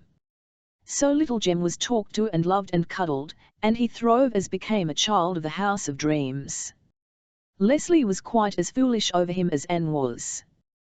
When their work was done and Gilbert was out of the way, they gave themselves over to shameless orgies of love-making and ecstasies of adoration, such as that in which Owen Ford had surprised them. Leslie was the first to become aware of him. Even in the twilight Anne could see the sudden whiteness that swept over her beautiful face, blotting out the crimson of lip and cheeks. Owen came forward, eagerly, blind for a moment to Anne. "Leslie," he said, holding out his hand.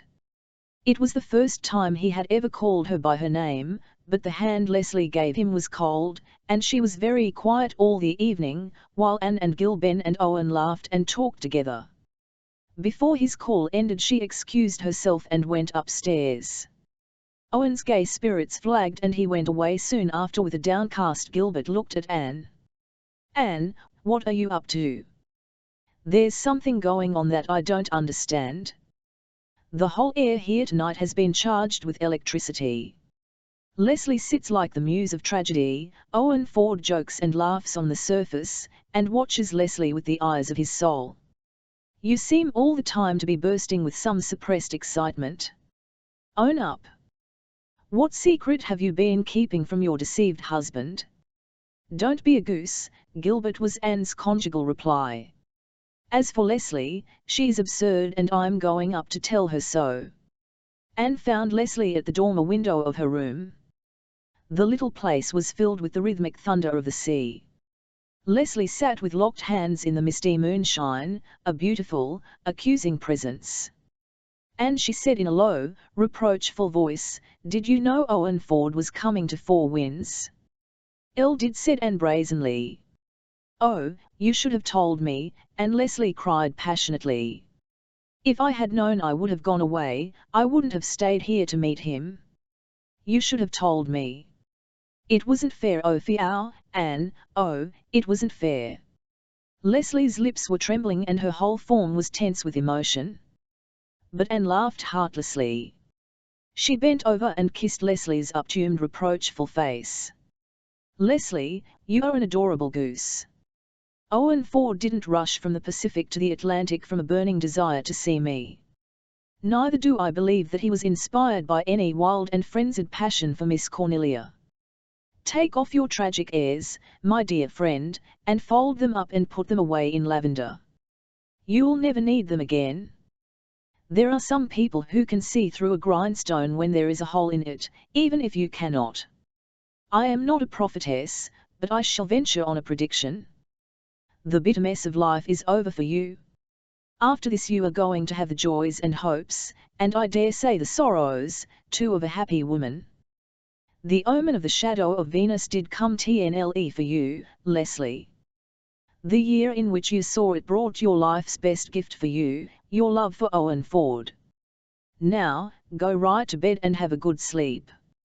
Leslie obeyed orders in so far that she went to bed, but it may be questioned if she slept much. I do not think she dared to dream wakingly. Life had been so hard for this poor Leslie, the path on which she had had to walk had been so straight, that she could not whisper to her own heart the hopes that might wait on the future. But she watched the great revolving light bestarring the short hours of the summer night, and her eyes grew soft and bright and young once more. Nor, when Owen Ford came next day, to ask her to go with him to the shore, did she say him nay. Chapter 37 Miss Cornelia makes a startling announcement. Miss Cornelia sailed down to the little house one drowsy afternoon, when the gulf was the faint, bleached blue of the August seas, and the orange lilies at the gate of Anne's garden held up their imperial cups to be filled with the molten gold of August sunshine. Not that Miss Cornelia concerned herself with painted oceans or sun-thirsty lilies. She sat in her favourite rocker in unusual idleness. She sewed not, neither did she spin. Nor did she say a single derogatory word concerning any portion of mankind. In short, Miss Cornelia's conversation was singularly devoid of spice that day, and Gilbert, who had stayed home to listen to her, instead of going a-fishing, as he had intended, felt himself aggrieved. What had come over Miss Cornelia? She did not look cast down or worried. On the contrary, there was a certain air of nervous exaltation about her. "Where is Leslie?" she asked, not as if it mattered much either. "Owen and she went raspberrying in the woods back of her farm," answered Anne. "They won't be back before supper time, if then." "They don't seem to have any idea that there is such a thing as a clock," said Gilbert. "I can't get to the bottom of that affair. I'm certain you women pulled strings. But Anne, undutiful wife, won't tell me. Will you, Miss Cornelia?" "No, I shall not." "But," said Miss Cornelia, with the air of one determined to take the plunge and have it over, "I will tell you something else. I came today on Pumos to tell it. I am going to be married." Anne and Gilbert were silent. If Miss Cornelia had announced her intention of going out to the Channel and drowning herself, the thing might have been believable. This was not. So they waited. Of course Miss Cornelia had made a mistake. "Well, you both look sort of flummoxed," said Miss Cornelia, with a twinkle in her eyes. Now that the awkward moment of revelation was over, Miss Cornelia was her own woman again. "Do you think I'm too young and inexperienced for matrimony?" "You know, it is rather staggering," said Gilbert, trying to gather his wits together. "I've heard you say a score of times that you wouldn't marry the best man in the world." "I'm not going to marry the best man in the world," retorted Miss Cornelia. "Marshall Elliot is a long way from being the best." "Are you going to marry Marshall Elliot?" exclaimed Anne, recovering her power of speech under this second shock. "Yes. I could have had him any time these 20 years if I'd lifted my finger. But do you suppose I was going to walk into church beside a perambulating haystack like that?" "I'm sure we are very glad, and we wish you all possible happiness," said Anne, very flatly and inadequately, as she felt. She was not prepared for such an occasion. She had never imagined herself offering betrothal felicitations to Miss Cornelia. "Thanks, I knew you would," said Miss Cornelia. "You are the first of my friends to know it." We shall be so sorry to lose you, though, dear Miss Cornelia, said Anne, beginning to be a little sad and sentimental. Oh, you won't lose me, said Miss Cornelia unsentimentally. You don't suppose I would live over harbour with all those McAllisters and Elliots and Crawfords, do you? From the conceit of the Elliots, the pride of the McAllisters and the vain glow of the Crawfords, good Lord deliver us. Marshall is coming to live at my place. I'm sick and tired of hired men. That Jim Hastings I've got this summer is positively the worst of the species. He would drive anyone to getting married. What do you think? He upset the churn yesterday and spilled a big churning of cream over the yard. And not one whit concerned about it was he. Just gave a foolish laugh and said cream was good for the land. Wasn't that like a man? I told him I wasn't in the habit of fertilizing my backyard with cream. Well, I wish you all manner of happiness too, Miss Cornelia, said Gilbert, solemnly, but he added, unable to resist the temptation to tease Miss Cornelia, despite Anne's imploring eyes, fear your day of independence is done. As you know, Marshall Elliot is a very determined like a man who can stick to a thing, retorted Miss Cornelia. Amos Grant, who used to be after me long ago, couldn't. You never saw such or either vain. He jumped into the pond to drown himself once and then changed his mind and swum out again. Wasn't that like a man? Marshall would have stuck to it and drowned. And he has a bit of a temper, they tell me, persisted Gilbert. He wouldn't be an Elliot if he hadn't. I'm thankful he has. It will be real fun to make him mad. And you can generally do something with a temper-y man when it comes to repenting time. But you can't do anything with a man who just keeps placid and aggravating. You know he's a grit, Miss Cornelia. Yes, he's, admitted Miss Camelia rather sadly. And of course there is no hope of making a conservative of him. But at least he is a Presbyterian. So I suppose I shall have to be satisfied with that. Would you marry him if he were a Methodist, Miss Cornelia? No, I would not. Politics is for this world, but religion is for both. And you may be a relict after all, Miss Cornelia. Not L. Marshall will live me out. The Elliots are long-lived, and the Bryants are not. When are you to be married? Asked Anne. In about a month's time. My wedding dress is to be navy blue silk. And I want to ask you, Anne, dearie, if you think it would be all right to wear a veil with a navy blue dress. I've always thought I'd like to wear a veil if I ever got married. Marshall says to have it if I want to. Isn't that like a man? Why shouldn't you wear it if you want to? Asked Anne. Well, one doesn't want to be different from other people, said Miss Cornelia, who was not noticeably like anyone else on the face of the earth. As I say, I do fancy a veil. But maybe it shouldn't be worn with any dress but a white one. Please tell me, Anne, dearie, what you really think. I'll go by your advice. I don't think veils are usually worn with any but white dresses, admitted Anne, but that is merely a convention, and I am like Mr. Elliot, Miss Cornelia. I don't see any good reason why you shouldn't have a veil if you want one. But Miss Cornelia, who made her calls in calico wrappers, shook her head. If it isn't the proper thing I won't wear it, she said, with a sigh of regret for a lost dream. Since you are determined to be married, Miss Cornelia, said Gilbert solemnly, shall give you the excellent rules for the management of a husband which my grandmother gave my mother when she married my father. Well, I reckon I can manage Marshall Elliot, said Miss Cornelia placidly. But let us hear your rules. The first one is, catch him. He's caught. Go on. The second one is, feed him well. With enough pie. What next? The third and fourth are, keep your eye on him. I'll believe you, said Miss Cornelia emphatically. Chapter 38 Red Roses. The garden of the little house was a haunt beloved of bees and reddened by late roses that August. The little house folk lived much in it, and were given to taking picnic suppers in the grassy corner beyond the brook and sitting about in it through the twilights when great night moths sailed athwart the velvet gloom. One evening Owen Ford found Leslie alone in it. Anne and Gilbert were away, and Susan, who was expected back that night, had not yet returned. The northern sky was amber and pale green over the fir tops. The air was cool, for August was nearing September, and Leslie wore a crimson scarf over her white dress. Together they wandered through the little, friendly, flower-crowded paths in silence. Owen must go soon. His holiday was nearly over. Leslie found her heart beating wildly.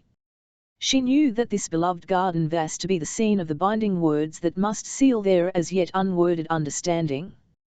Some evenings a strange odour blows down the air of this garden, like a phantom perfume, said Owen. I'll have never been able to discover from just what flower it comes. It is elusive and haunting and wonderfully sweet. I like to fancy it is the soul of Grandmother Selwyn passing on a little visit to the old spot she loved so well.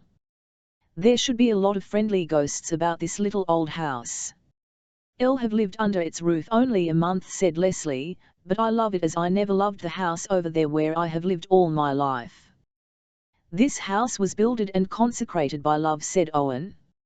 Such houses must exert an influence over those who live in them. And this garden, it is over 60 years old, and the history of 1,000 hopes and joys is written in its blossoms.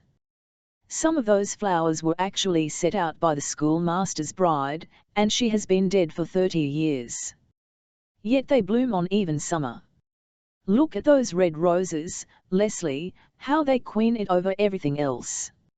I love the red roses, said Leslie. Anne likes the pink ones best, and Gilbert likes the white. But I want the crimson ones. They satisfy some craving in me as no other flower does. These roses are very late, they bloom after all the others have gone, and they hold all the warmth and soul of the summer come to fruition, said Owen, plucking some of the glowing, half-opened buds. The rose is the flower of love, the world has acclaimed it so for centuries. The pink roses are love hopeful and expectant, the white roses are love dead or forsaken, but the red roses are, Leslie, what are the red roses? Love triumphant, said Leslie in a low voice. Yes, love triumphant and perfect. Leslie, you know, you understand. I have loved you from the first. And I know you love me, I don't need to ask you. But I want to hear you say it, my darling, my darling. Leslie said something in a very low and tremulous voice. Their hands and lips met, it was life's supreme moment for them, and as they stood there in the old garden, with its many years of love and delight and sorrow and glory, he crowned her shining hair with the red, red rose of a love triumphant. Anne and Gilbert returned presently, accompanied by Captain Jim. Anne lighted a few sticks of driftwood in the fireplace, for love of the pixie flames, and they sat around it for an hour of good fellowship.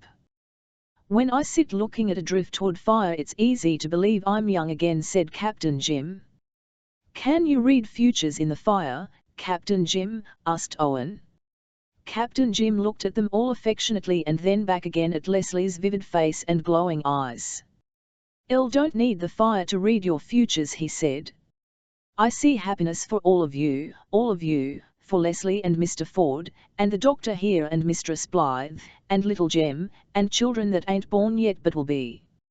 Happiness for you all, though, mind you, I reckon you'll have your troubles and worries and sorrows, too. They are bound to come, and no house, whether it's a palace or a little house of dreams, can bar 'em out. But they won't get the better of you if you face 'em together with love and trust. You can weather any storm with them too for compass and pilot." The old man rose suddenly and placed one hand on Leslie's head and one on Anne's. "Two good, sweet women," he said. "True and faithful and to be depended on. Your husbands will have honor in the gates because of you, your children will rise up and call you blessed in the years to come." There was a strange solemnity about the little scene. Anne and Leslie bowed as those receiving a benediction. Gilbert suddenly bnlshed his hand over his eyes. Owen Ford was rapt as one who can see visions. All was silent for a space. The little house of dreams added another poignant and unforgettable moment to its store of memories. "Elle must be going now," said Captain Jim slowly at last. He took up his hat and looked lingeringly about the room. "Good night, all of you," he said, as he went out. Anne, pierced by the unusual wistfulness of his farewell, ran to the door after him. "Come back soon, Captain Jim," she called, as he passed through the little gate hung between the firs. He called cheerily back to her. But Captain Jim had sat by the old fireside of the House of Dreams for the last time. And went slowly back to the others. "It's so pitiful to think of him going all alone down to that lonely point," she said. "And there is no one to welcome him there. Captain Jim is such good company for others that one can't imagine him being anything but good company for himself," said Owen.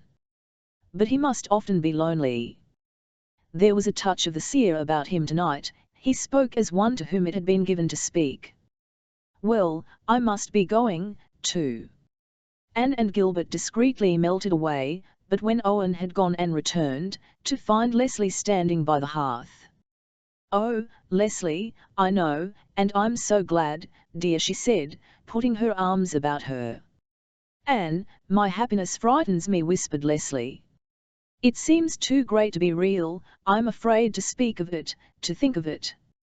It seems to me that it must just be another dream of this House of Dreams, and it will vanish when I leave here." "Well, you are not going to leave here until Owen takes you. You are going to stay with me until that time comes. Do you think I'd let you go over to that lonely, sad place again?" "Thank you, dear. I meant to ask you if I might stay with you. I didn't want to go back there. It would seem like going back into the chill and dreariness of the old life again." Anne, what a friend you've been to me, la good, sweet woman, true and faithful and to be depended on." Captain Jim summed you up. "He said women, not woman," smiled Anne. "Perhaps Captain Jim sees us both through the rose-colored spectacles of his love for us. But we can try to live up to his belief in us, at least. Do you remember," Anne said Leslie slowly, "that I once said, that night we met on the shore, that I hated my good looks? I did, then. It always seemed to me that if I had been homely Dick would never have thought of me. I hated my beauty because it had attracted him, but now, oh, I'm glad that I have it. It's all I have to offer Owen, his artist soul delights in it. I feel as if I do not come to him quite empty-handed." "Owen loves your beauty, Leslie. Who would not? But it's foolish of you to say or think that that is all you bring him. He will tell you that, I needn't. And now I must lock up. I expected Susan back tonight, but she has not come." "Oh, yes, here I am, Mrs. Doctor, dear," said Susan, entering unexpectedly from the kitchen, and puffing like a hen drawing rails at that. "It's quite a walk from the glen down here. I'm glad to see you back, Susan. How is your sister?" "She is able to sit up, but of course she cannot walk yet. However, she is very well able to get on without me now, for her daughter has come home for her vacation. And I am thankful to be back, Mrs. Doctor, dear." Matilda's leg was broken and no mistake, but her tongue was not. She would talk the legs off an iron pot, that she would, Mrs. Doctor, dear, though I grieve to say it of my own sister. She was always a great talker, and yet she was the first of our family to get married. She really did not care much about marrying James Clow, but she could not bear to disoblige him. Not but what James is a good man. The only fault I have to find with him is that he always starts in to say grace with such an unearthly groan, Mrs. Doctor, dear. It always frightens my appetite clear away. And speaking of getting married, Mrs. Doctor, dear, is it TNLE that Camelia Bryant is going to be married to Marshall Elliott?"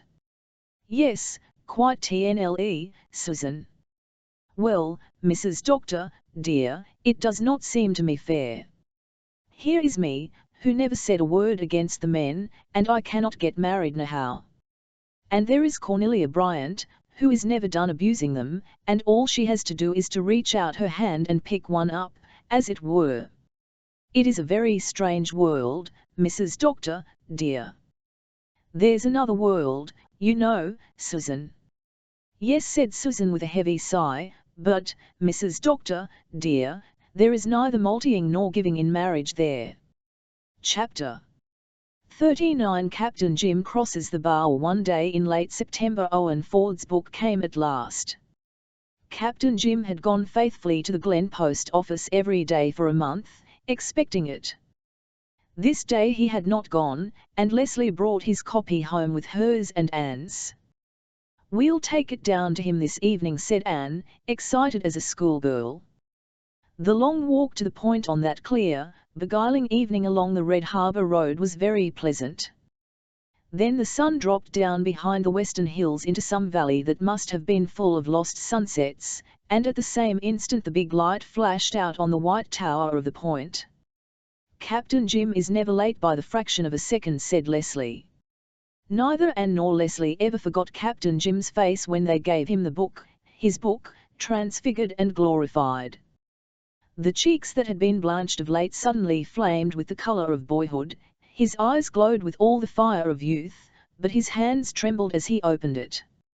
It was called simply The Life Book of Captain Jim, and on the title page the names of Owen Ford and James Boyd were printed as collaborators. The frontispiece was a photograph of Captain Jim himself, standing at the door of the lighthouse, looking across the gulf. Owen Ford had snapped him one day while the book was being written. Captain Jim had known this, but he had not known that the picture was to be in the book. "Just think of it," he said, "the old sailor right there in a real printed book. This is the proudest day of my life. I'm like to bust, girls. There'll be no sleep for me tonight. I'll read my book clean through before sun-up." "We'll go right away and leave you free to begin it," said Anne. Captain Jim had been handling the book in a kind of reverent rapture. Now he decidedly closed it and laid it aside. "No, no, you're not going away before you take a cup of tea with the old man," he protested. "I couldn't hear to that, could you, matey? The life book will keep, I reckon. I've waited for it this many a year.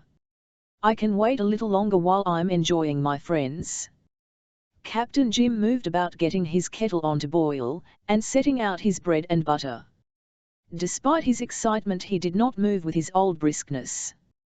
His movements were slow and halting. But the girls did not offer to help him. They knew it would hurt his feelings. "You just picked the right evening to visit me," he said, producing a cake from his cupboard. "Little Joe's mother sent me down a big basket full of cakes and pies today. A blessing on all good cooks," says Elle. "Look at this purty cake, all frosting and nuts.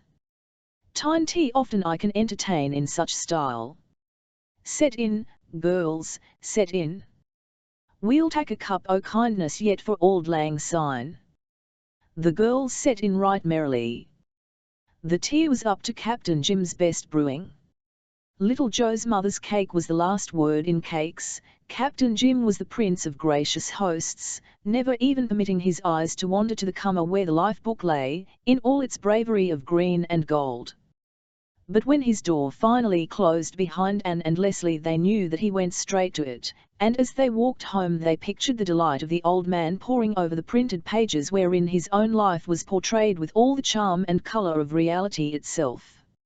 "I wonder how he will like the ending I suggested," said Leslie. She was never to know. Early the next morning Anne awakened to find Gilbert bending over her, fully dressed, and with an expression of anxiety on his face. "Are you called out?" she asked drowsily. "No. Anne, I'm afraid there's something wrong at the Point.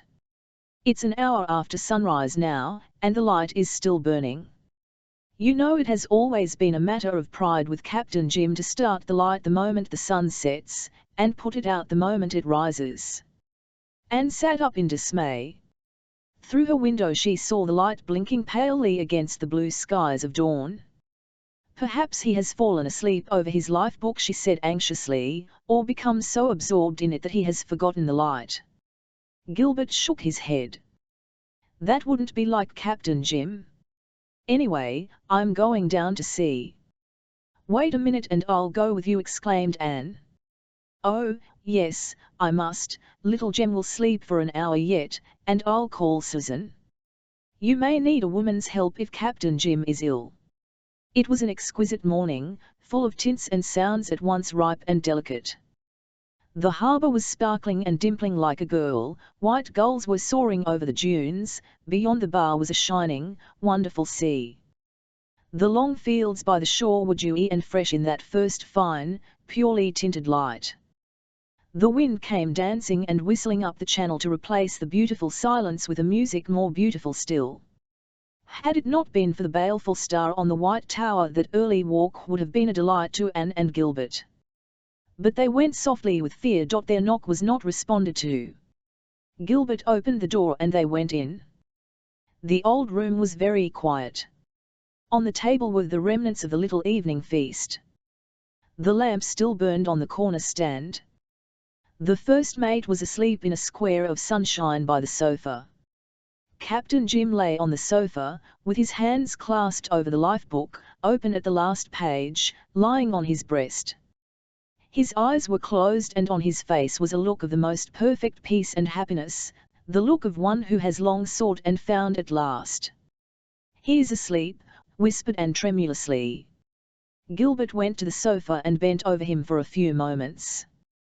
Then he straightened up. "Yes, he sleeps, well," he added quietly. "Anne, Captain Jim has crossed the bar." They could not know precisely at what hour he had died, but Anne always believed that he had had his wish, and went out when the morning came across the gulf. Out on that shining tide his spirit drifted, over the sunrise sea of pearl and silver, to the haven where lost Margaret waited, beyond the storms and calms. Chapter 40. Farewell to the House of Dreams. Captain Jim was buried in the little over-harbour graveyard, very near to the spot where the wee white lady slept. His relatives put up a very expensive, very ugly monument at which he would have poked sly fun had he seen it in life. But his real monument was in the hearts of those who knew him, and in the book that was to live for generations. Leslie mourned that Captain Jim had not lived to see the amazing success of it. How he would have delighted in the reviews, they are almost all so kindly. And to have seen his life book heading the lists of the best sellers, oh, if he could just have lived to see it, Anne. But Anne, despite her grief, was wiser. It was the book itself he cared for, Leslie, not what might be said of it, and he had it.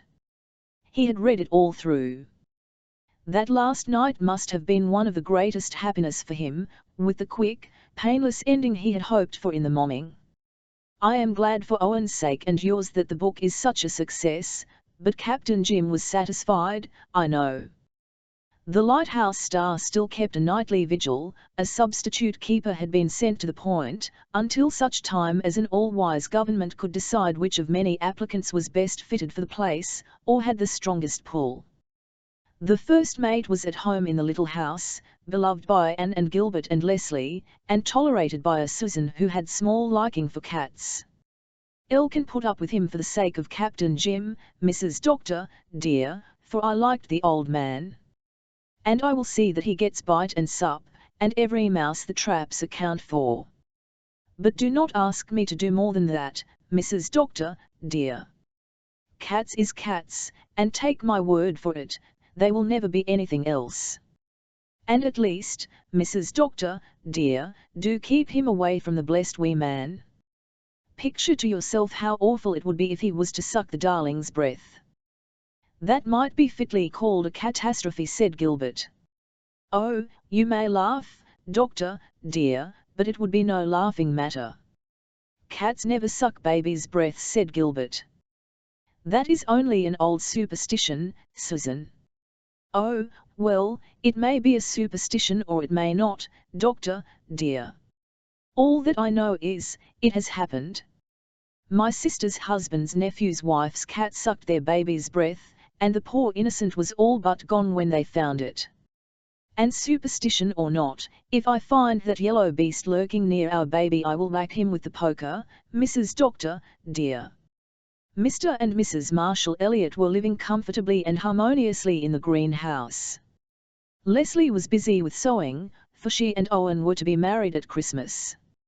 Anne wondered what she would do when Leslie was gone. Changes come all the time. Just as soon as things get really nice they change, she said with a sigh. "The old Morgan place up at the Glen is for sale," said Gilbert, apropos of nothing in especial. "Is it?" asked Anne indifferently. "Yes. Now that Mr. Morgan has gone, Mrs. Morgan wants to go to live with her children in Vancouver. She will sell cheaply, for a big place like that in a small village like the Glen will not be very easy to dispose of."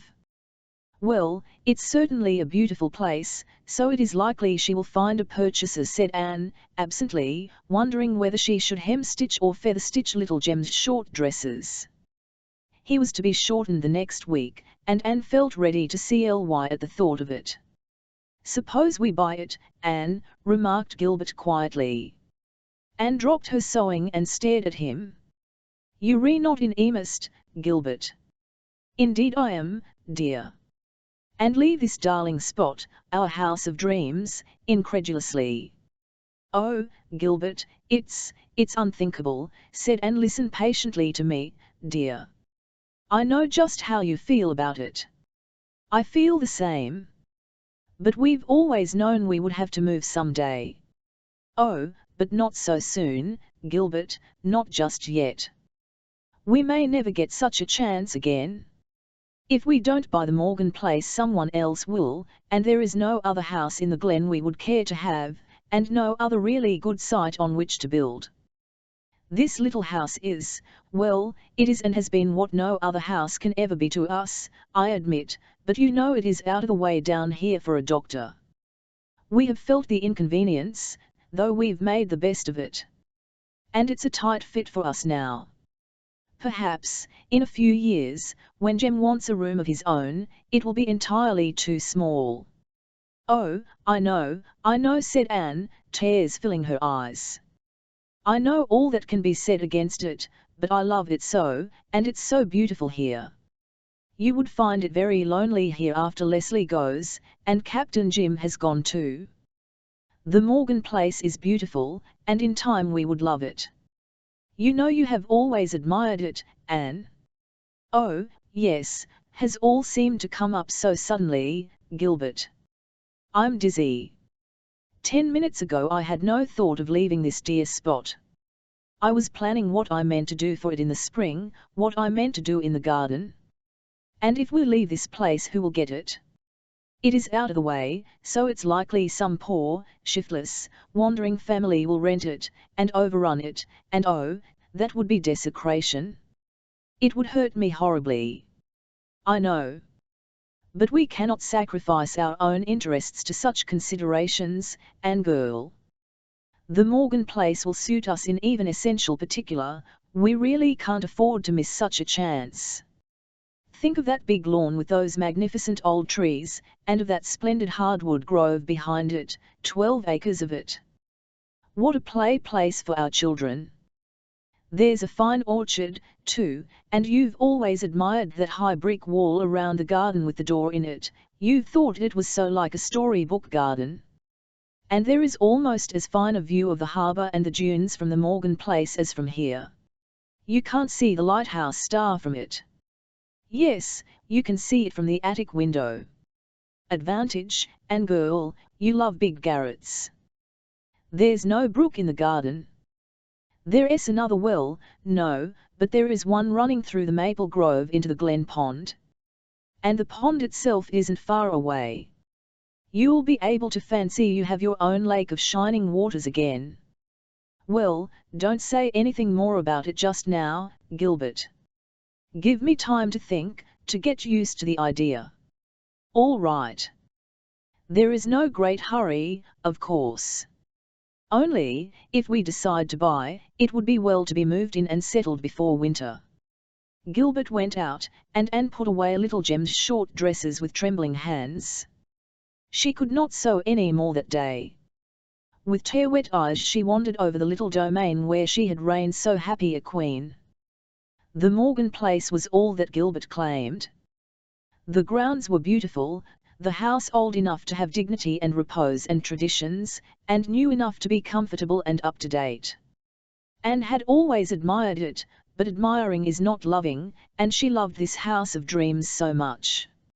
She loved everything about it, the garden she had tended, and which so many women had tended before her, the gleam and sparkle of the little brook that crept so roguishly across the corner, the gate between the creaking fir trees, the old red sandstone step, the stately Lombardies, the two tiny quaint glass cupboards over the chimney-piece in the living room, the crooked pantry door in the kitchen, the two funny dormer windows upstairs, the little jog in the staircase. Why, these things were a part of her.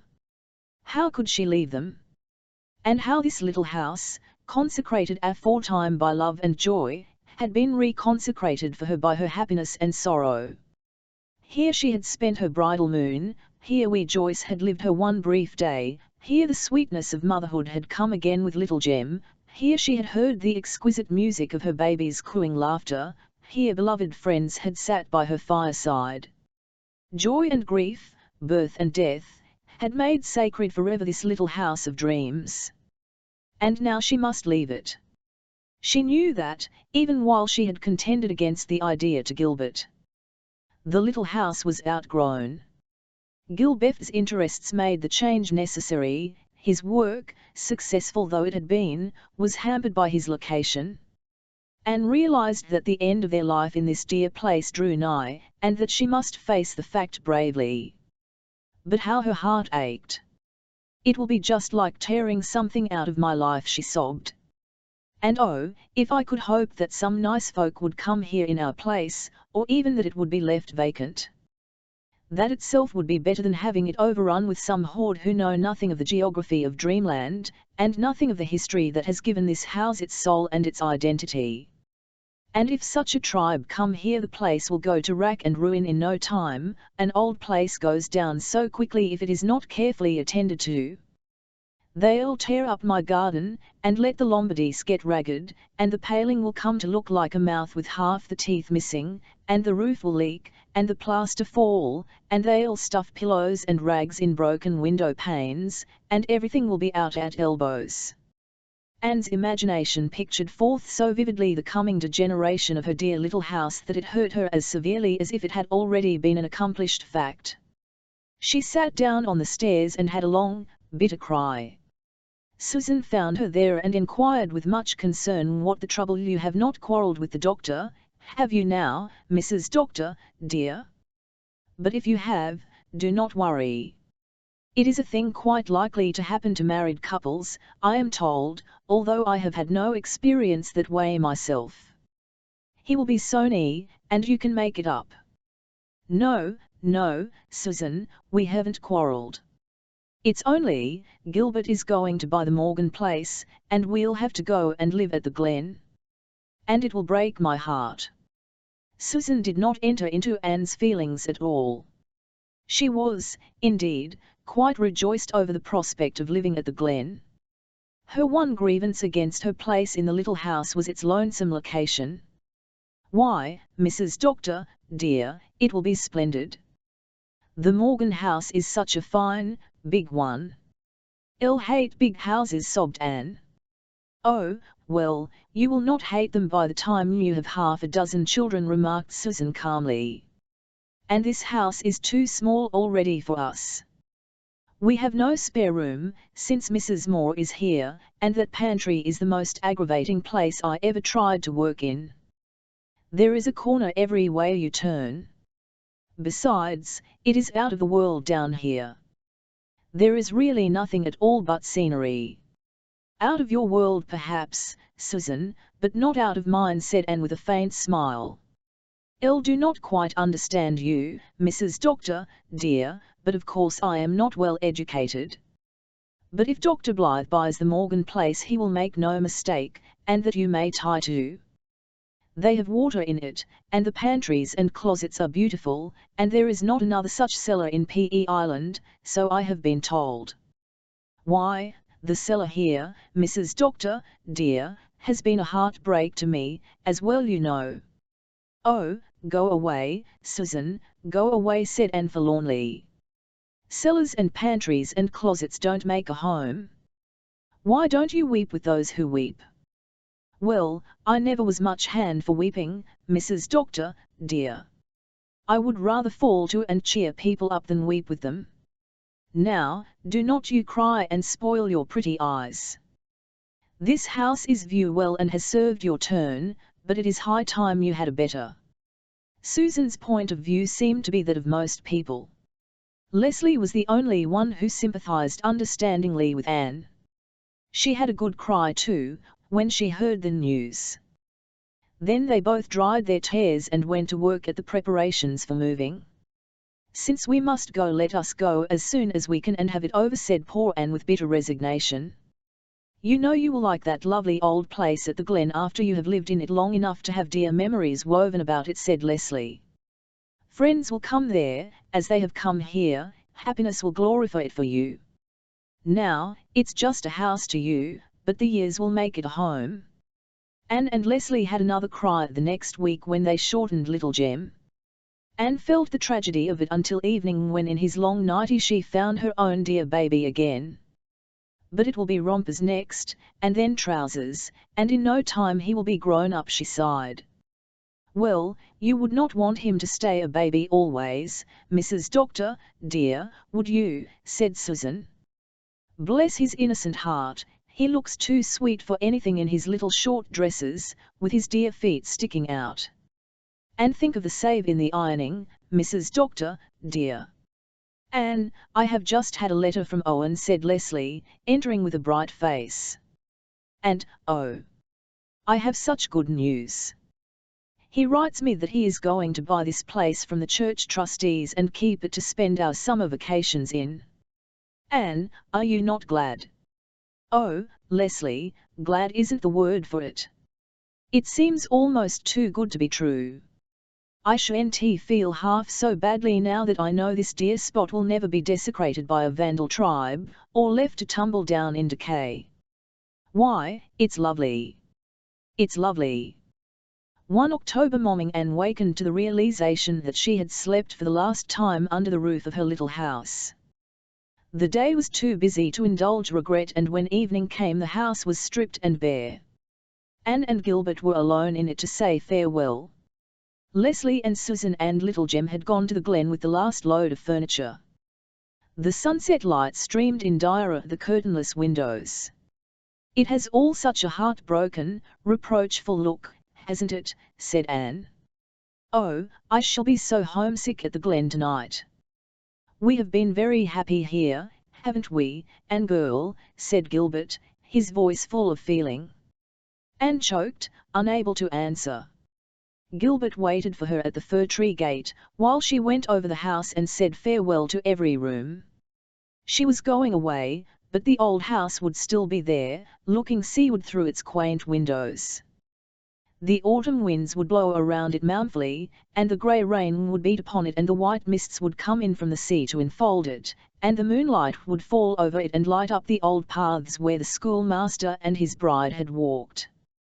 There on that old harbour shore the charm of story would linger, the wind would still whistle alluringly over the silver sand dunes, the waves would still call from the red rock coves. But we will be gone, said Anne through her tears. She went out, closing and locking the door behind her. Gilbert was waiting for her with a smile. The lighthouse star was gleaming northward. The little garden, where only marigolds still bloomed, was already hooding itself in shadows. Anne knelt down and kissed the warm old step which she had crossed as a bride. "Goodbye, dear little house of dreams," she said.